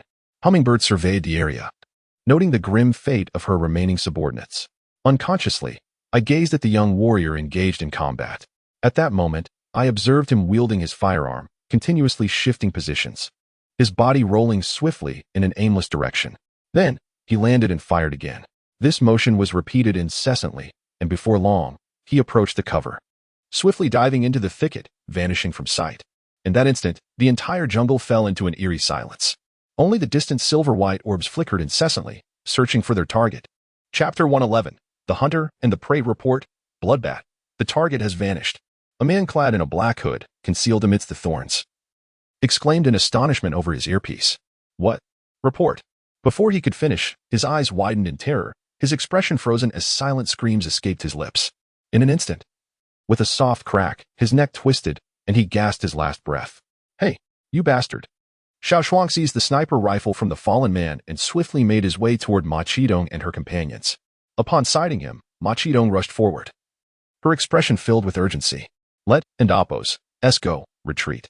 Before Xiao Zhuang could finish his sentence, a hail of bullets erupted toward their jungle cover. Ah! Hummingbird cried out in pain, clutching her bleeding shoulder. Observing this, Xiao Zhuang pushed Ma Qitong away and shouted to Hummingbird, Quick, take her away. I'll cover you. Hummingbird furrowed her brow, momentarily stunned, then grasped the unwilling Ma Qitong and began to retreat into the woods.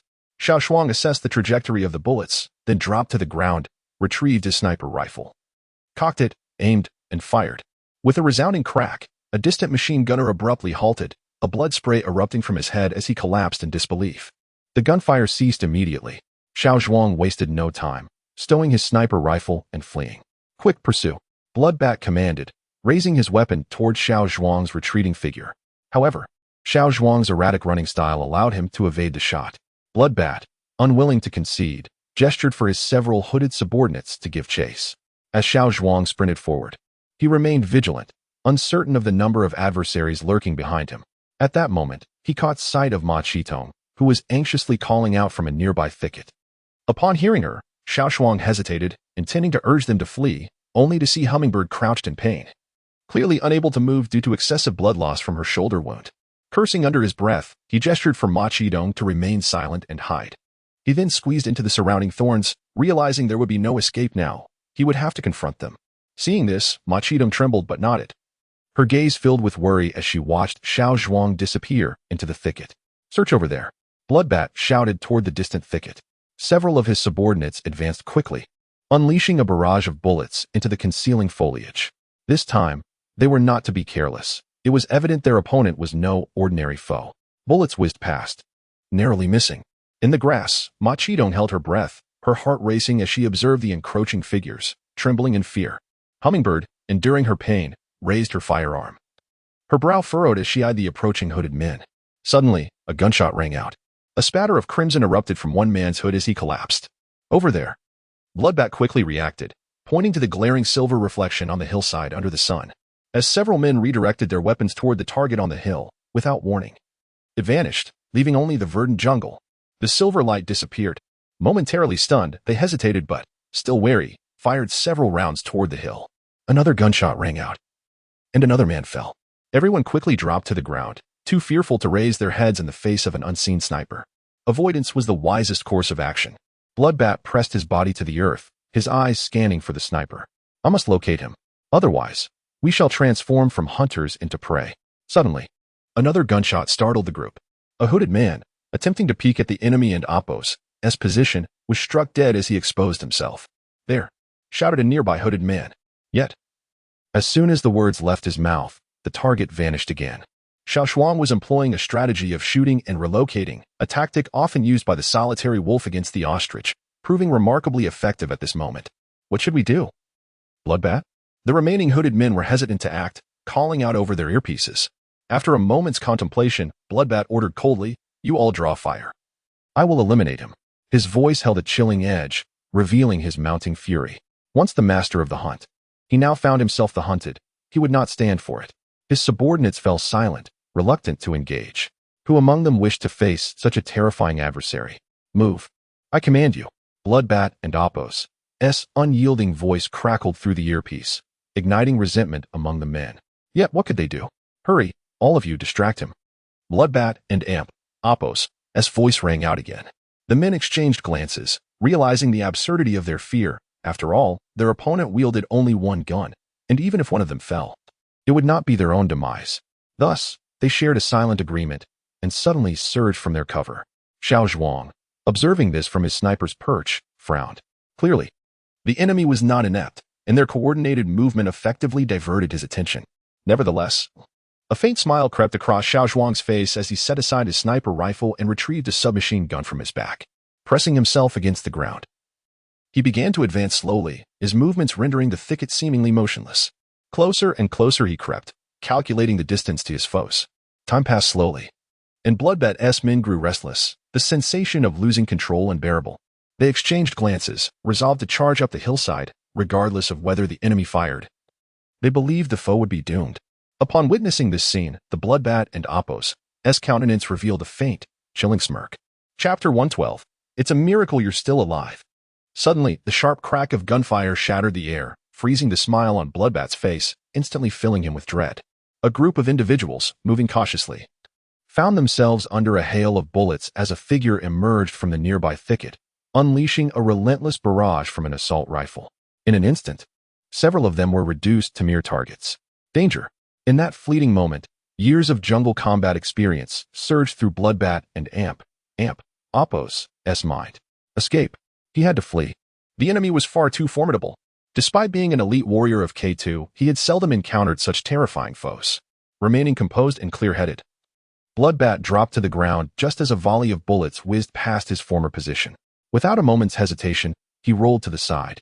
A surge of panic coursing through him as he realized the gunfire was not coming from where he initially thought. Clutching his wounded leg, he glanced toward a nearby patch of grass, where a wounded woman, gritting her teeth, aimed her gun in his direction. It was Hummingbird, who, despite her injuries, had managed to fire a shot but was now struggling to maintain her balance. Machidong quickly rushed to support her. The two were now exposed in the open. It was utterly unexpected. Bloodbat had not anticipated the presence of another survivor.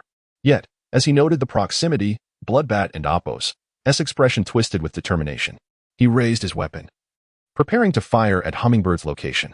At that moment, Machidong, witnessing the scene, instinctively shut her eyes. The gun fired.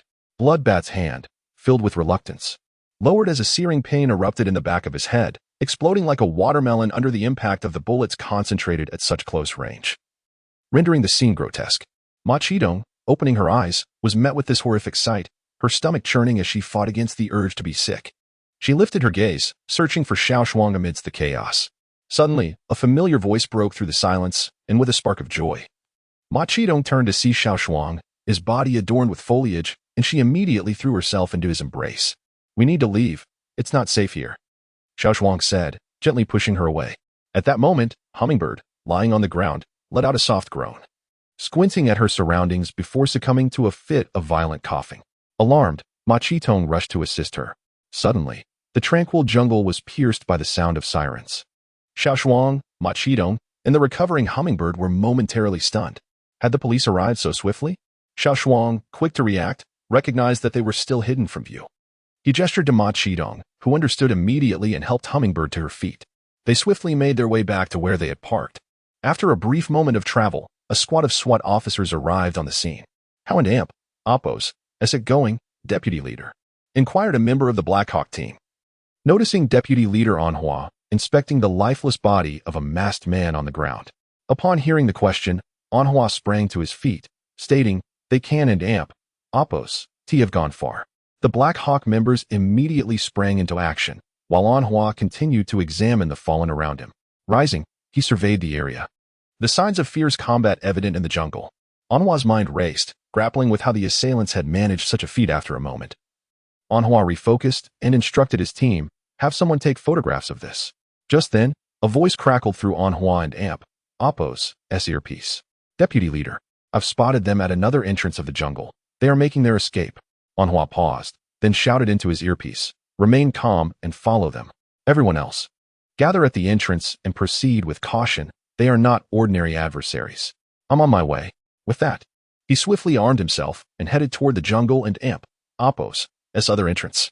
Xiao Zhuang suddenly sensed something amiss, glancing back at the rustling foliage in the distance. He hesitated briefly, smiled in its direction, and then quickened his pace. Deputy, I think he noticed me, came the voice over the radio. Hearing this, Anhua, who was en route, paused. A wave of uncertainty washing over him. After a moment's thought, he decided, keep your distance, wait for our team to arrive before engaging. The Blackhawk team member, listening to the orders, watched Xiao Zhuang's retreating figure, a sense of frustration brewing within him. The enemy was just one person. The opportunity for glory was within reach. Gritting his teeth, he resolved not to give up, hastening his steps. Xiao Zhuang soon spotted a blue sedan not far away. At that moment, the weakened hummingbird suddenly urged, drive quickly to the border. The border? Xiao Zhuang squinted, pondering whether this was a stroke of luck, gaining her trust so easily. Yet, he quickly dismissed the notion, aware of her keen vigilance. With that thought, Xiao Zhuang slowed his pace, assisting Ma Qidong in helping Hummingbird toward the vehicle. Just as they settled into the car, gunfire erupted. As Xiao Zhuang turned the key in the ignition, he glanced back to see a police officer in a tactical uniform charging toward them, firing his weapon.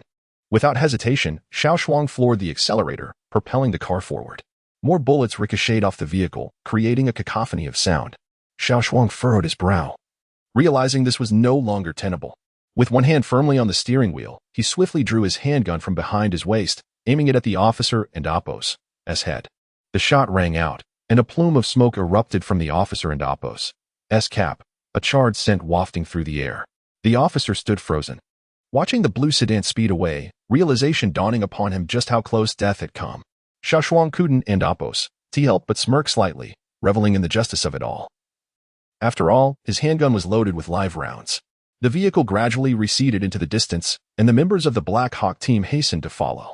Anhua, observing the despondent expressions of his comrades, furrowed his brow and reprimanded, did I not instruct you to refrain from acting impulsively? How many lives do you possess? After a brief interval, noticing that the team members still bore the weight of their profound dismay, Anhua reflected for a moment and offered some words of solace. That was a seasoned veteran from a formidable unit. The fact that you are alive is a testament to your resilience. Chapter 113. I am here to help her. Donghai City Police Station. Police Conference Room. Xiangzi sat in a chair, his head lowered in silence. The spacious conference room was eerily quiet. The table was cluttered with photographs. Everyone's eyes flickered as they stared at the images, occasionally glancing at the contemplative director seated at the head of the table. After a while, the director finally spoke. Are you certain that the individuals in these photographs are international terrorists? Anhua glanced at the silent Xiangzi beside him and responded, Director, our criminal investigation department has verified their identities. They are indeed terrorists from K2. The director fell silent, suddenly slamming his hand on the table in anger, exclaiming, What is going on here? How did terrorists get involved? Xiangzi remained silent, his eyes flickering with unspoken thoughts. However, the head of the criminal investigation department looked at Xiangzi and hesitated before saying, Director, I do not believe he is that kind of person. I want to confirm whether the military has made a mistake, especially considering his conduct on Lover and Amp, Oppo's island was well noted. The director, taken aback, turned to address everyone, stating, He is a wanted individual by the military. How could there be a mistake? However, he continued, furrowing his brow, to be honest, I also find it hard to believe that such an outstanding soldier would resort to stealing firearms and murdering escort personnel. But what can I do now? Hearing this, the head of the criminal investigation department squinted and suddenly asked, Director, could it be that he is executing some special mission? The director paused, contemplating, and then turned sharply to glare at the still silent Xiangzi. At this moment, everyone in Oppo's gaze shifted to Xiangzi. Feeling the scrutiny, Xiangzi blurted, Why are you all looking at me? I don't know anything. The director frowned but did not respond. Meanwhile, a blue car sped along a remote mountain road. Suddenly, Ma Qitong in the car cried out in panic, Xiao Zhuang, Hummingbird is fading fast. Upon hearing this, Xiao Zhuang glanced through the rearview mirror and saw Hummingbird's pale face contorted in pain, her teeth clenched tightly, evidently suffering from the pain in her shoulder wound. Xiao Zhuang quickly assessed their surroundings and swerved the car to a stop in a thicket by the roadside.